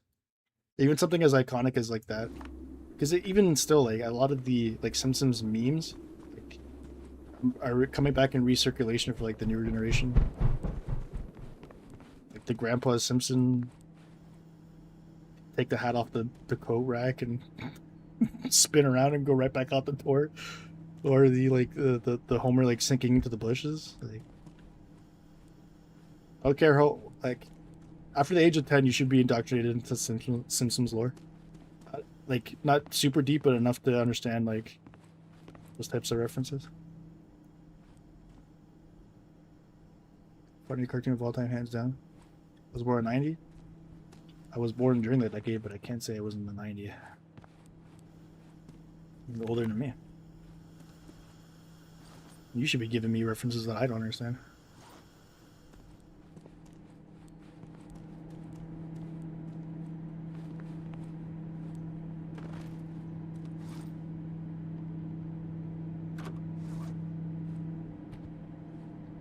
Yeah, I'll start to incorporate like more and more of the stream alerts on Twitch, more Simpson related, like this one here. When are they gonna get to the fireworks factory?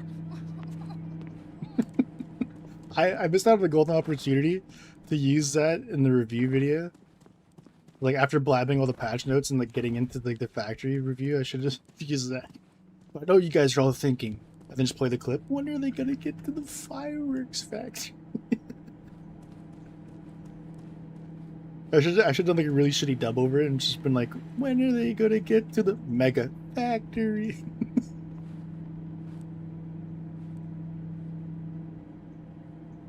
I know them all. Python, John. I got tons of quotes off the top Simpsons was. Hell yeah.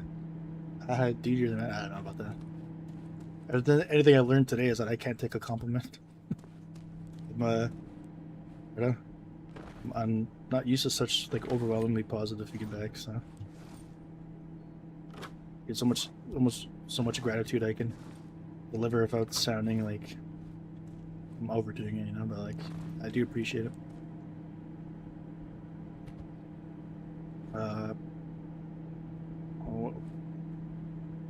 What is happening? Is this dwarf possessed? There's some divine being shaking up like a marionette. Is he feeling the groove? Or is he simply just humping the chair? I don't know what's happening. We got faster, what the hell? Yo, he's speeding up, he's about to launch. What? Oh my god, the closer I get to him, the more he just like... Is it because like I'm pushing him out? It's going to hyperspeed. Yeah, I want to see him just launch across the room. You can still like proxy jump off their heads. If I get like super momentum with this.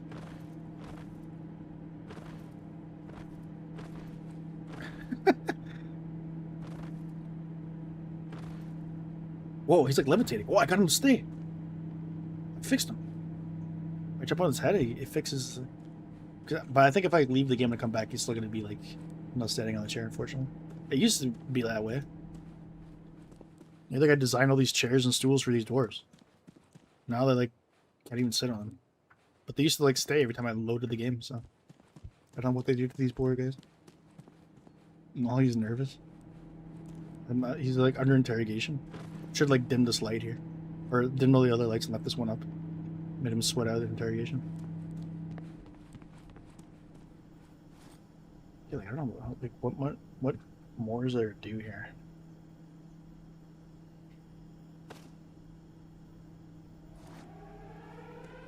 Okay, like wait for the siren. That's what you can do.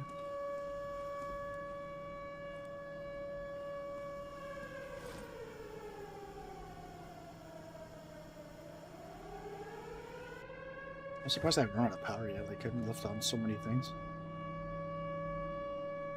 Oh, I see. We're like barely holding on. That's why. We have like no backup stored right now for like power. I'm supposed to turn this off.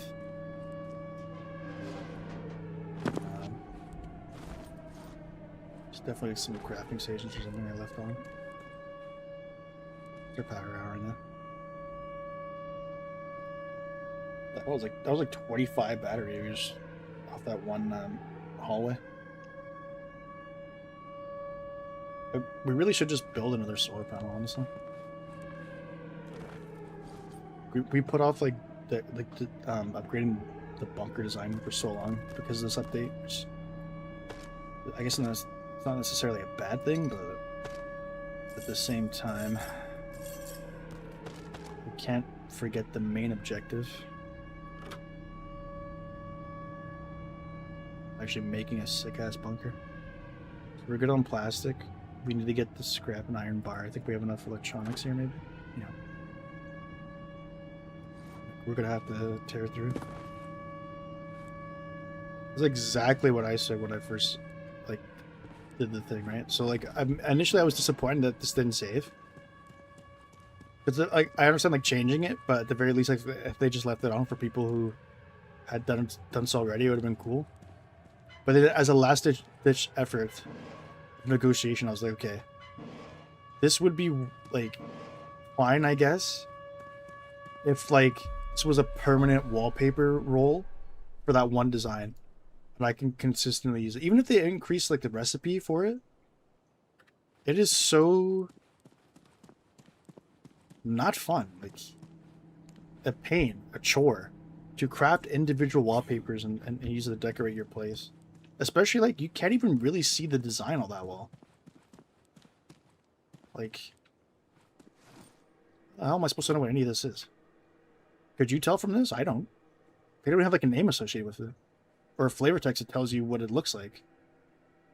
The best I could do is go off of color. I know this one's like light green. Well, that's like the green wallpaper, but then can you tell what any of these designs are? And you can't see them until you use them. And then I think if you use them, like, it's done. Like you can't like get it back. Yeah, I think you have to like just use another one on top of it, or to get rid of it. Like I don't know. Yeah, man, preach. I'm just saying what everyone is thinking. Apparently.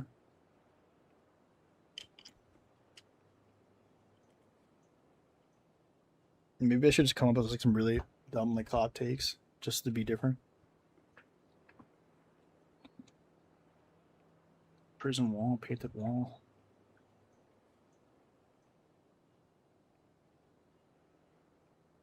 Oh, you can craft a cupboard, it's funny. Oh man, I'm supposed to set up my fantasy baseball lineups. I completely just streamed forever. Also, I was supposed to answer like a lot of yeah, I missed that. There's plenty of comments that I should get back to on YouTube. Most of the day, just that escape me doing this stream.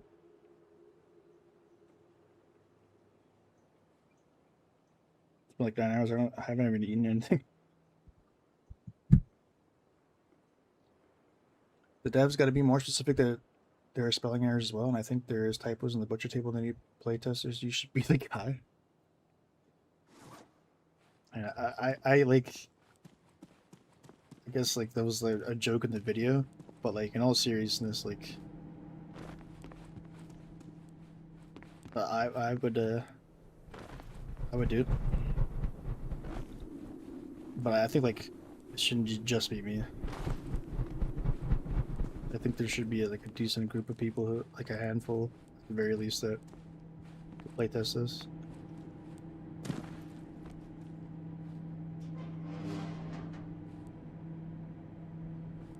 But definitely for sure I would advocate for them to start looking into getting playtesters. Someone told me that apparently they did have playtesters or something. They had better quality assurance back then,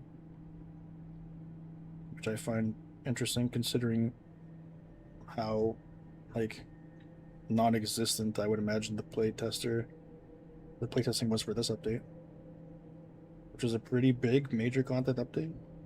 I haven't played like I wasn't like an early adopter of the game, so I don't know how far back it goes. If there were bigger updates than this, but I would say it's a pretty big update. So not do any kind of basic like any sort of playtesting at all is beyond me.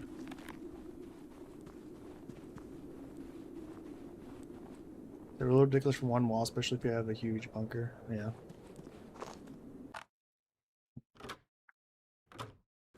It's just like what's more important in your game?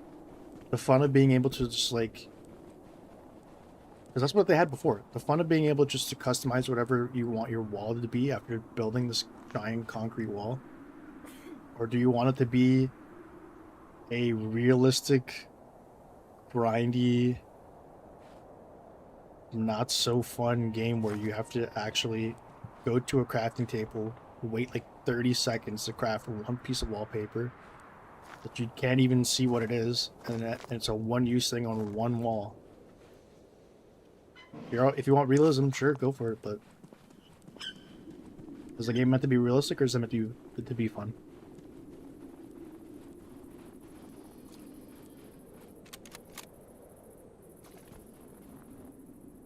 Okay, I think I'm gonna go back. I think I have some ammo made. We can restock. And I'm gonna try to find the bunker again, because now I actually have a good location for the UN military crates.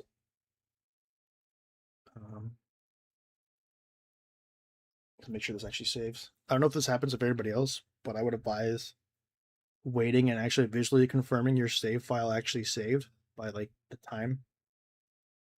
Because for me, sometimes it takes like 5 to 10 seconds for the save file to actually take. And especially if like you're resetting the biomes and going to main menu, there's been plenty of times where I thought I saved. I go to main menu and it didn't take, so let's be careful then. How many copies have they sold? They should have more than enough money to hire a team. Yeah, that was more or less the line of thinking that I had. I don't want to say people were sweeping for the dev. That's like terminology kids are using as sweeping, or coping, and saying like I understand the concern of like it being a solo dev, or it used to be a solo dev and it's a passion project and whatnot. But I think like all that argument goes out the window as soon as you start charging. If this was a free to play game, then it's a different thing. But once you actually start making money off this, your standards, like what people expect of you, is a lot higher, and you need to like hire appropriately.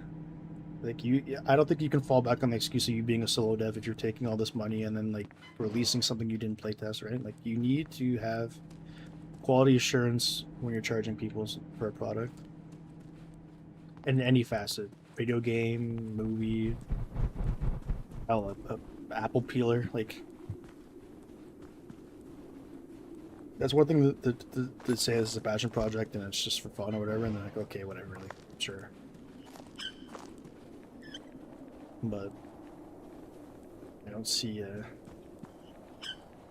I have sympathy and I empathize a lot with what the dev is going through to try to like make sense of all of this. But that's just one facet I don't have much sympathy in or don't really empathize with.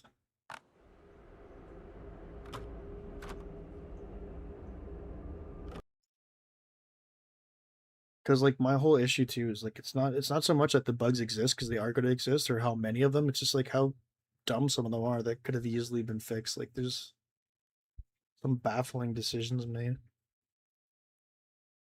And I said like it hurts even more. It's like more. It gets you like I guess like more upset or more concerned because like I actually enjoy the game. Like I want the game to do well. So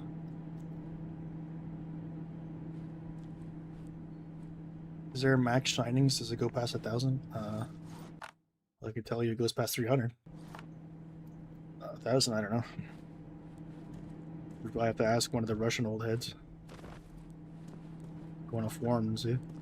Google translates some Russian.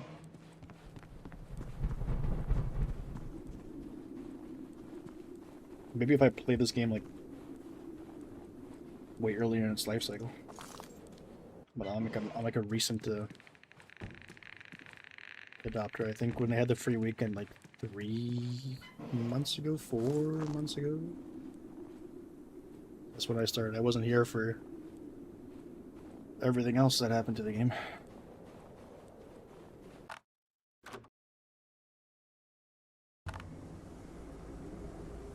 It is interesting. I do wonder how many copies of this game they sold. I think I bought it when it was on sale. But like, isn't this like what's the price of this game in USD? Take a look real quick.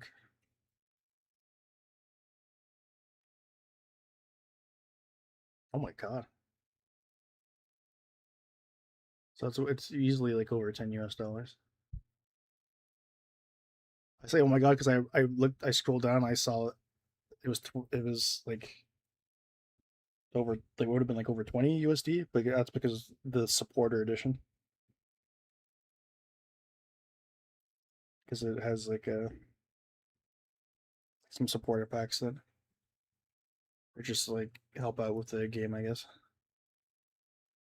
So I was gonna say, I don't remember this being over 20 US dollars. It's crazy.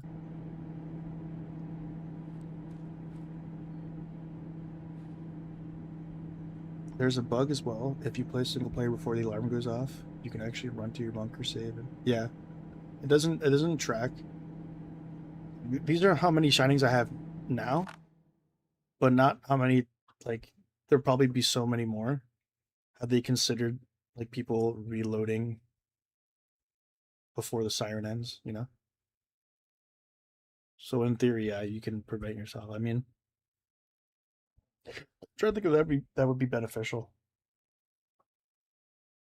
There's certain aspects, like if you were worried about not having enough gear to get to a certain biome, and you know like the next biome was coming up, you probably could just like keep resetting until you got that gear. Or if you're like a content creator and you wanted to make a specific video on like that biome, and you didn't want to pull more biomes, you would keep playing and then refreshing so that you wouldn't get that shining, so that the new biome wouldn't come in.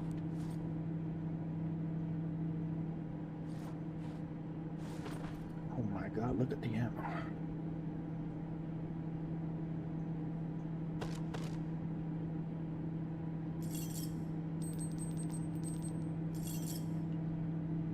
I got enough room to put this little shit in the back there.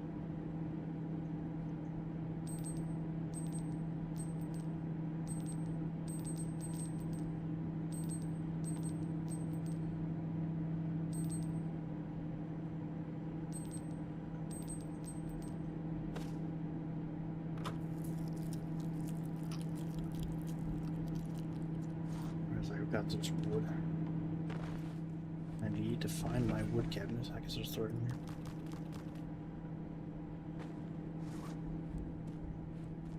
Oh, wasn't I looking for that? I think I wanted to craft this sword now.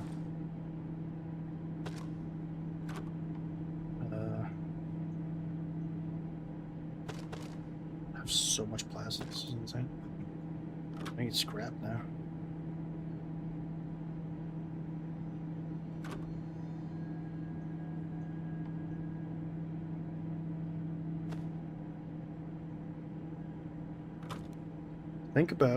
Think about all of the items that got removed from like the item spawning pool because of the updates. Now think of this, how useless this item.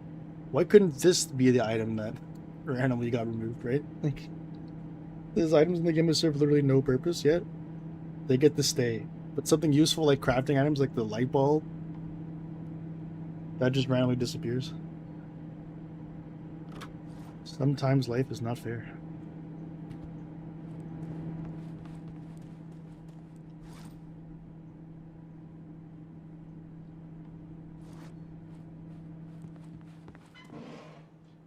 Okay.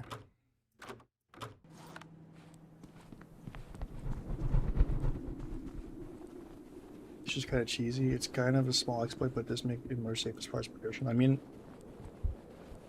you call it exploit, but at the same time, it's literally like how they programmed the game to be. They, I guess, purposely decided that you couldn't save your progress in the middle of the day. And by doing so, like, now you can just refresh whatever biome and what day it is. Like, you can literally only save the game when you're in the bunker, but for whatever reason, when you're in the bunker and you save it, the actual progression of the day doesn't save, it just restarts anew. And the shining doesn't change, so. And it's been this way for how long now? Can you really call it like a... At this point, I would say it's intended. This is the way they would have wanted it. Like, you know? Is it strange? Certainly.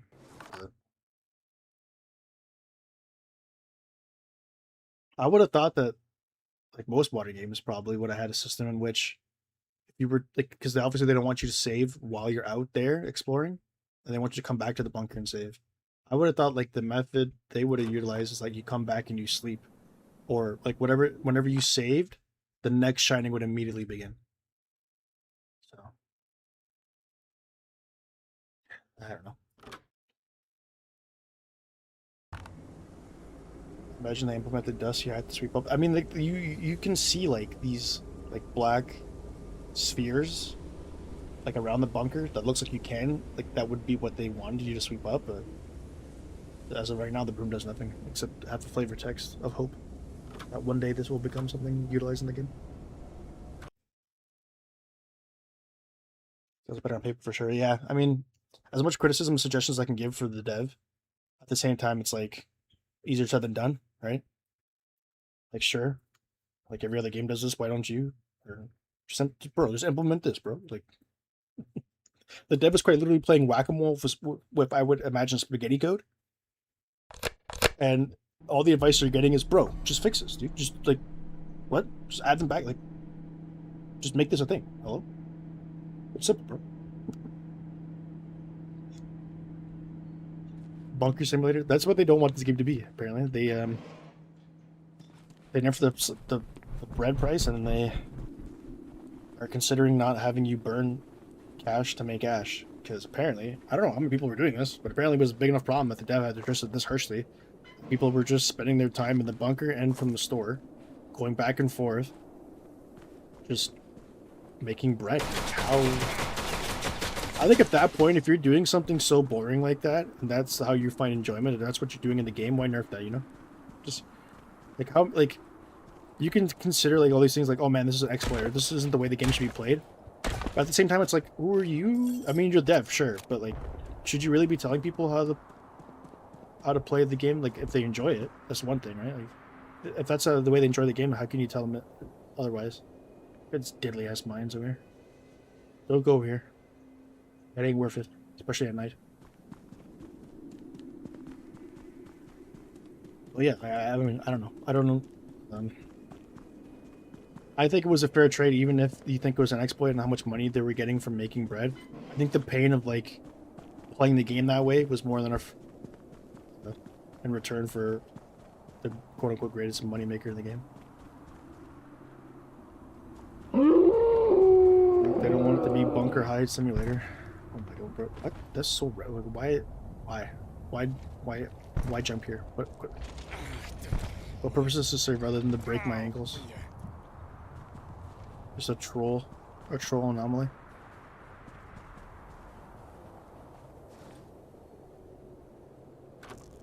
Got lucky there's even a bandage in that stash. Usually that stash is just like moldy sausage and moldy bread. Should I go sort of outrun Mr. Monk? I like these areas here. These are like dumpster, junkyard areas. I'm just I'm very impressed with like the level design of this map. Like,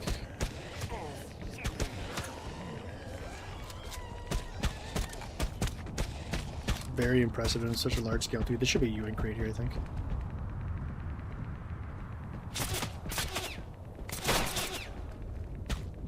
Just gotta deal with this ground.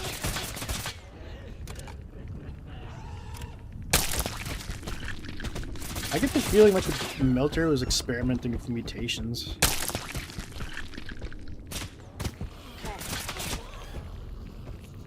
Like, just the way this enemy is designed, it looks like there was like some external augmentation, rather than it just being a natural occurrence that these things mutated this way. Well, that's just me. I just don't understand like the Chuberla, how it has like humans, like maybe gorilla-like properties. But yeah, I don't remember. But I just they should have just made a giant mutated spider. The head that it has is too goofy for me to really feel intimidated from it.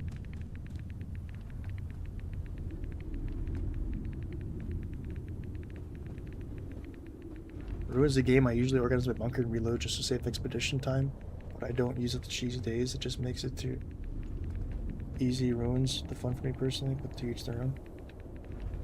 Like using it as an exploit to, I guess there's probably like again, like I don't want to be like the judge of how you should play your game and what's an exploit and what isn't, but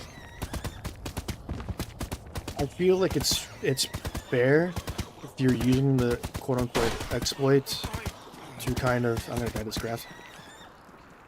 If you're using the exploit to kind of... I'm gonna die this zombie.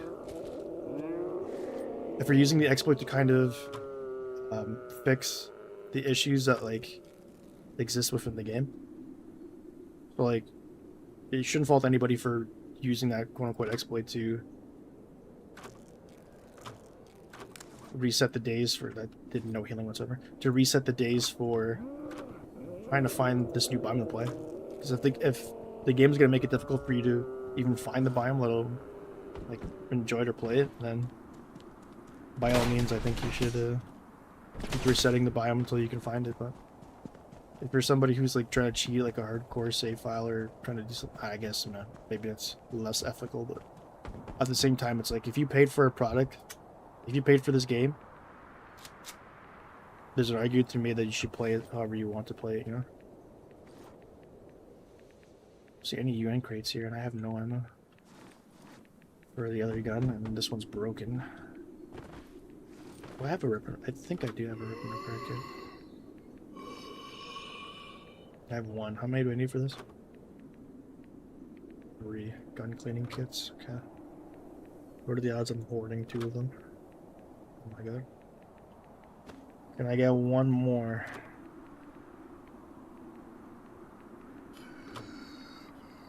Of course not, we're so close. What are chances of me finding one in the wild here?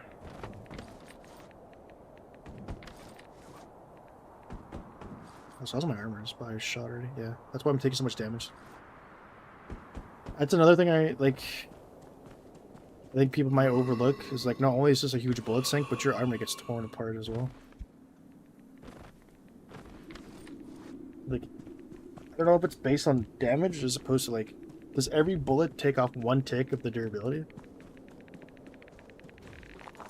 Would make sense why I'm just completely getting... If you just happen to face a couple of zombies, you don't deal with them in time. My character's, like, dying of thirst here.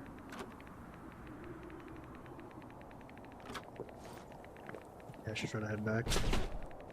I'm not prepared for this. I have a broken gun, I have broken armor. I have broken spirit. I have broken vision, I can't see nothing now, it's dark as hell. I think lighting my way is muzzle flashes of death. My life flashing before my eyes.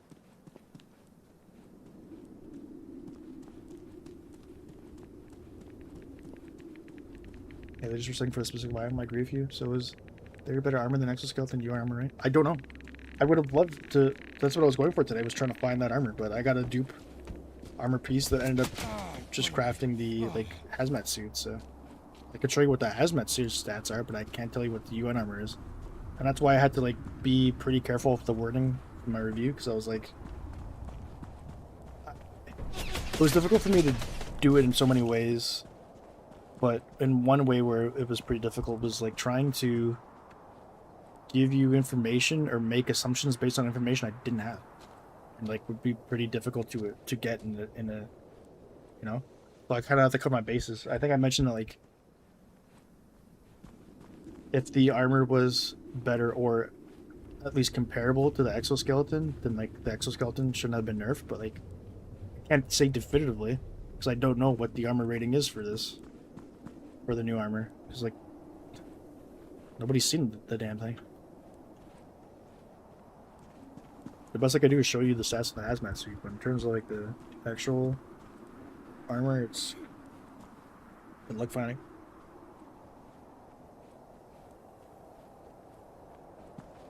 Also, like, what is wrong with them, like, those big military crates? What's wrong with just having, like, 2 or 3, 4 items in there?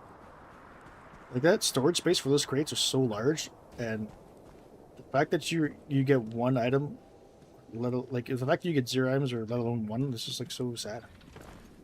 You open up this massive crate and I get 1 item if I'm lucky.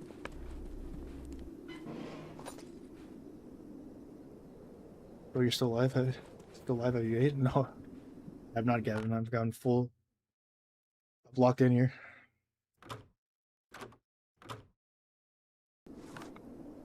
At the very least, I might not have to stream tonight. Maybe I'll cancel the regularly scheduled program of 11 p.m. Eastern Standard Time. Hopefully it has radiation protection as well. The armor, I would assume so, but I don't know. I'm having, I would advise not, I guess not having assumptions about the game. But I've been disappointed. Bro, you gotta eat, bro. DoorDash and Taco Bell. Hell no. Get something from the fridge. I'm on that broke life. How expensive paid those DoorDash or Uber Eats fees are. It's crazy. Some people do this shit every day. I heard about it as well. Like, I never really had it put forward to me because I guess I was coming at it from a broke boy perspective. But like the big streamers are like the big, like the really big streamers. They stream for like hours on end, and like the regular layman's like, wait, how you spend how much on DoorDash? You spend how much on having food delivered to you? Like, why don't you just make your own food? And it's like these people make so much money that in the hour it takes for them to make food or whatever, they could have had like thousands of dollars. Like, you're essentially saving, you're actually saving money by ordering DoorDash when you've reached that level of success where you cooking is taking away from your profits. Like in that instance, I understand, but there's some people who are like working like 9 to 5 jobs or ordering Uber Eats every day or DoorDash, and it's like, how to pay like 1/3 of the entire order, like just off a fee of using the stupid thing, like crazy.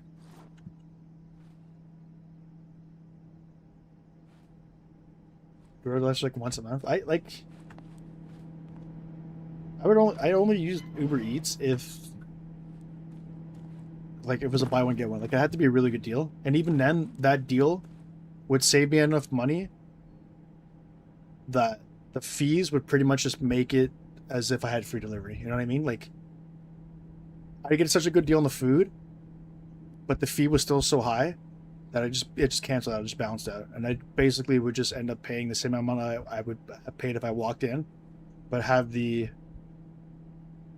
I don't know, the experience, the benefit of having a poor immigrant driver take 20 minutes to 40 minutes to deliver to my house.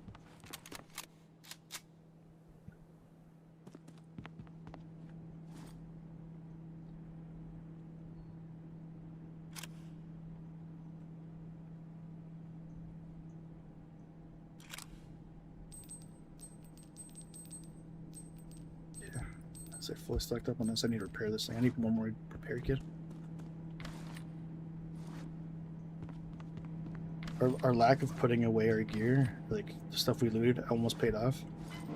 Had we had one more gun repair kit on our hands. I might keep opening those. Those aren't nothing. How accurate I have to be to actually find the crate I'm trying to open. There we go.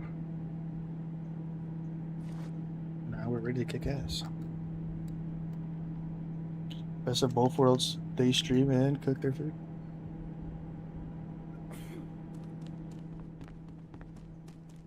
I mean,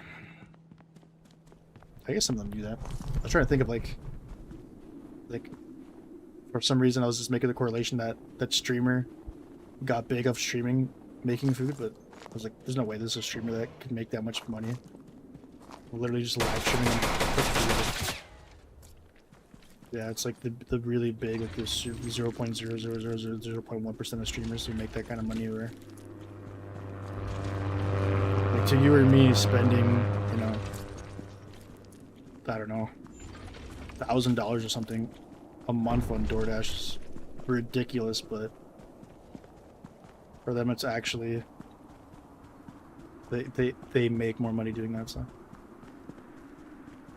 I just never like put two and two together like that perspective. Like I've never even like dreamt of that level of wealth where time really is money, and I just always operated under like, yeah, just you save money, just make your own food. Like, what are you doing? And it also has to do with the fact that you're making like. It's like, it's not like you're working a 9 to 5 job in the office and taking break from working unpaid, like telling your boss, hey, don't pay me for this hour, I'm gonna be making some food. It's like the benefit that you're working from home, so you get to choose your hours, and then yeah, but like it's a correlation of that. I guess I don't know. It was just absurd to me until I actually like heard someone say that. I was like, yeah, you know, right? You're actually so right. That makes a lot of sense. That's a cool like. I think I've always had the SVD.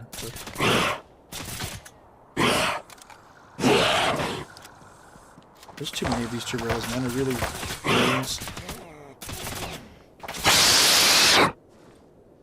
the whole horror surrounding these things.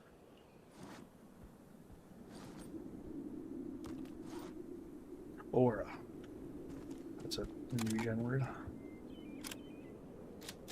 You think there's some type of service for high priority individuals so they can eat things that are decent for them? Like a delivery service for rich people that deliver good meals that are hand cooked?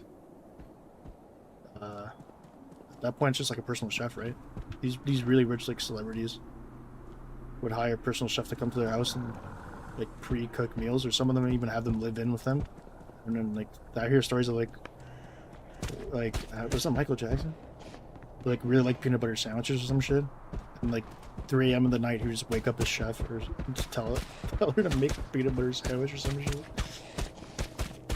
Like, Shem, what's up? What the fuck is that? Is that a new map? Yes, it is. Well, newest. Weren't you here to see this? This is the factory map.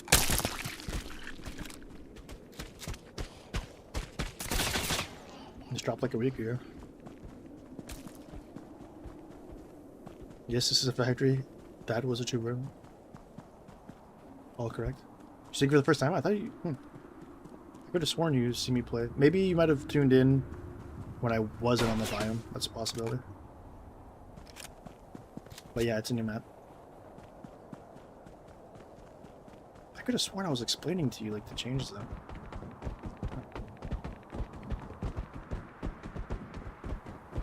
I thought I was talking to you about the update. I'm pretty sure you asked me questions about some of the stuff. But... anyways, my memory's terrible to begin with, so...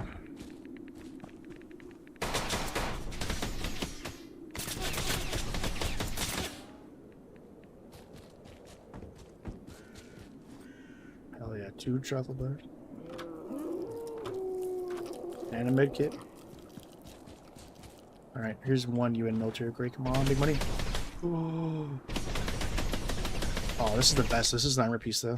But this is a new piece of armor I haven't seen yet, so. If you wanted to see what the United Northwest looks like, this is what it is. That's what it is. Like midway defense.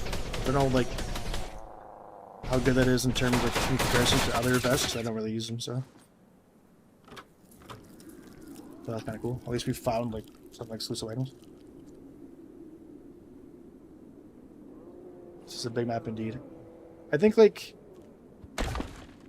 something I probably should have changed, or I don't think I got right, was when I said in the first review video that the map seems kind of small surface area wise.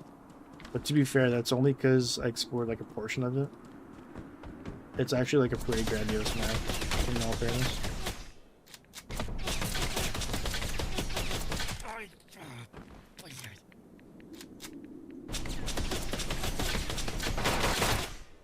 But like at that point, by the time I realized that, like the video had already been out for a few days, and I was like, ah, shit.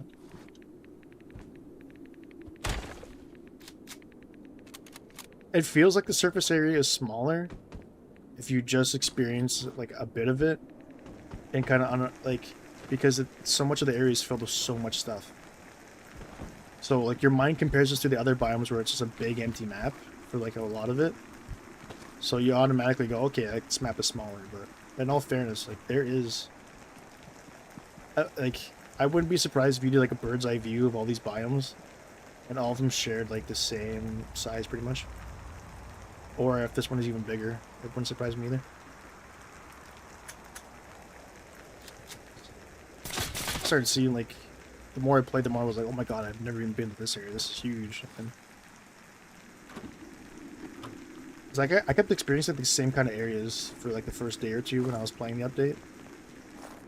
But by now, I've actually, like, they started spawning me in different locations. Definitely explored a lot more of the map. What is all the new gear called? That's a good question. So there's like 2 broken armors or uniforms.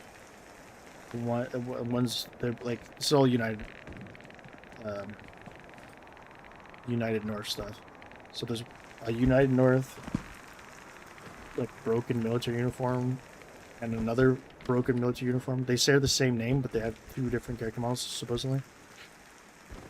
And when you repair those, one repairs into a United North hazmat suit, another repairs into, I think, just regular military uniform, and one for like the actual defense and one for actual radiation protection. And then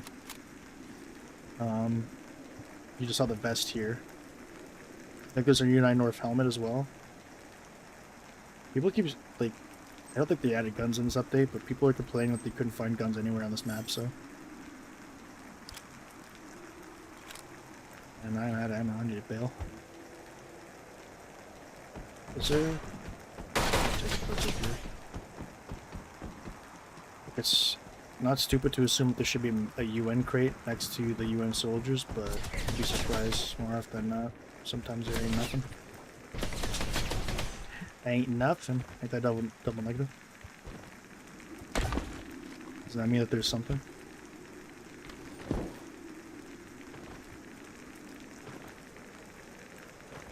That's me. I'm complaining about. Me or not one. At the very least, I hope that the review came across as fair,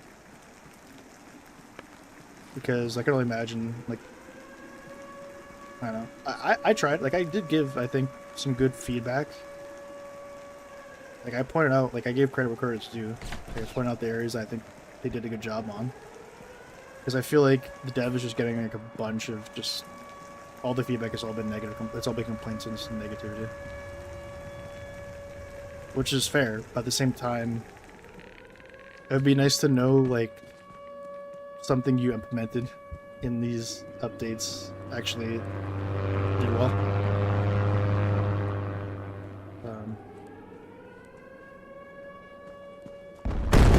Something right, I guess. Where is my bunker door? This is the wall. Actually, might not be. This is the wall over here. I'm so far away. I'm not gonna be able to bring back this vest. Whoa, crazy lag.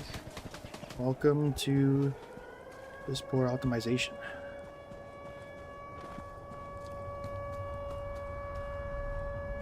That doesn't help when the bombs drop. Can you see this compass we're in? This has to be the wall here. Just need to find the bunker entrance. Hope it's not in the back corner there. I think it's like more towards the middle. www. Big W's.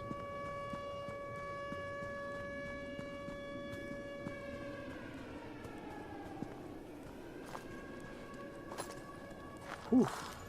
That was close. Oh, almost went right back in. How dark this hallway is. I can see shit. 23 frames right there. Let's go. Oh yeah. Pause the game. You go back to the frame limit of 120. I had the frame limit set at 120. Not like it matters, but it's just funny to see like 120 at the menu, obviously, and then as soon as you unpause, straight down to 22 frames. Hopefully the reloading here will gotta give me my frames back. Does anybody know if this is an actual like creature you can hunt in the game, this catfish?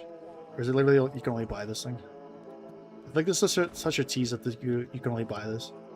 Otherwise, like, why would you implement this character model if you weren't going to use it as an actual enemy, you know? I'm trying to think, like, where it would be. The thing is, obviously, it's such a large size that it would have to be in a large body of water. But I don't think there's no exploring mechanic in the game, right? Like, you only get, like, knee-deep water or something like that? Because, like, does anybody like mention or care that there's supposed to be 5 mutants and there's only been 4, right? Like we don't even. The dev is only telling us what the dev has to. Like, first they weren't telling us much, and then once we kind of came to our own conclusions that like, oh, this is missing and this isn't whatever, then in the hotfix stage, it's like, oh yeah, that was missing. You tell us after the fact, like, after you patched it. So I wouldn't be surprised if like the 5th mutant didn't even get added at all. Like it just got glitched out. And even like the crafting, like the creature parts probably didn't get added in as well. Like that, you know, I could only speculate. And to be fair, like there's enough evidence to suggest that that's a likely scenario, at least more likely than it would have been had the hotfix fiasco not really taken a turn for the worst here. So you can only buy it right now. But like, again, like, am I right in assuming that this is the 5th mutant? Like, it would have been nice for them, like the dev, to tell you what the 5 mutants were, at least the names of them. I get not wanting to spoil it, but at the same time, like, if you're gonna tell somebody there's 5 mutants and everyone's only found 4, like, but yeah, I wouldn't be surprised. Like, that's the only thing I can think of. That's just the 5th, because at the very least, like, I couldn't find the crab for a while, but I knew of this existence through the table here. But there's nothing here that would indicate, other than the fact that this thing here, right? That's the other thing I have going for it. Like, had it just been this thing mounted on the wall, that alone could have been a decent bit of speculation, but nothing really concrete. But the fact that there's like a thing like this that clearly looks like it could be a crafting recipe later on, like you could, like, I wouldn't be out of the realm of possibility to think that eventually the catfish gets released. That's supposed to be the 5th mutant, and if you kill the mutant, you're able to create through the butcher's table this stuffed catfish here instead of having to buy it. I'd hold off of anybody who wanted. Also, like, it's 1,000 rubles. Like, holy shit! But it is huge. This is pretty crazy.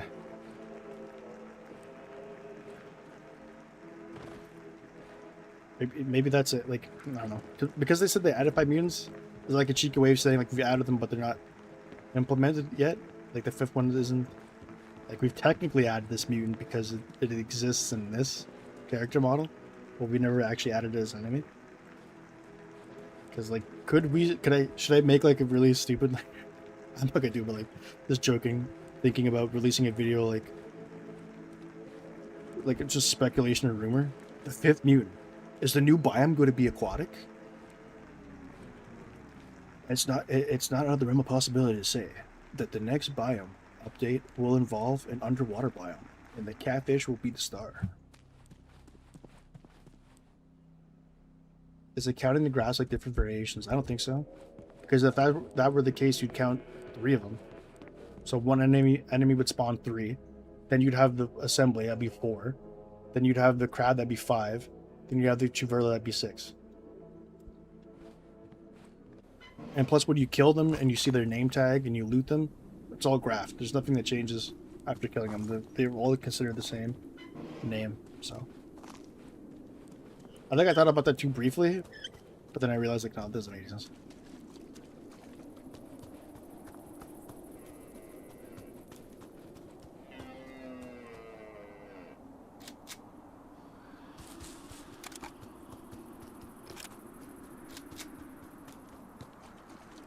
Yeah. Anyways, guys, I need to.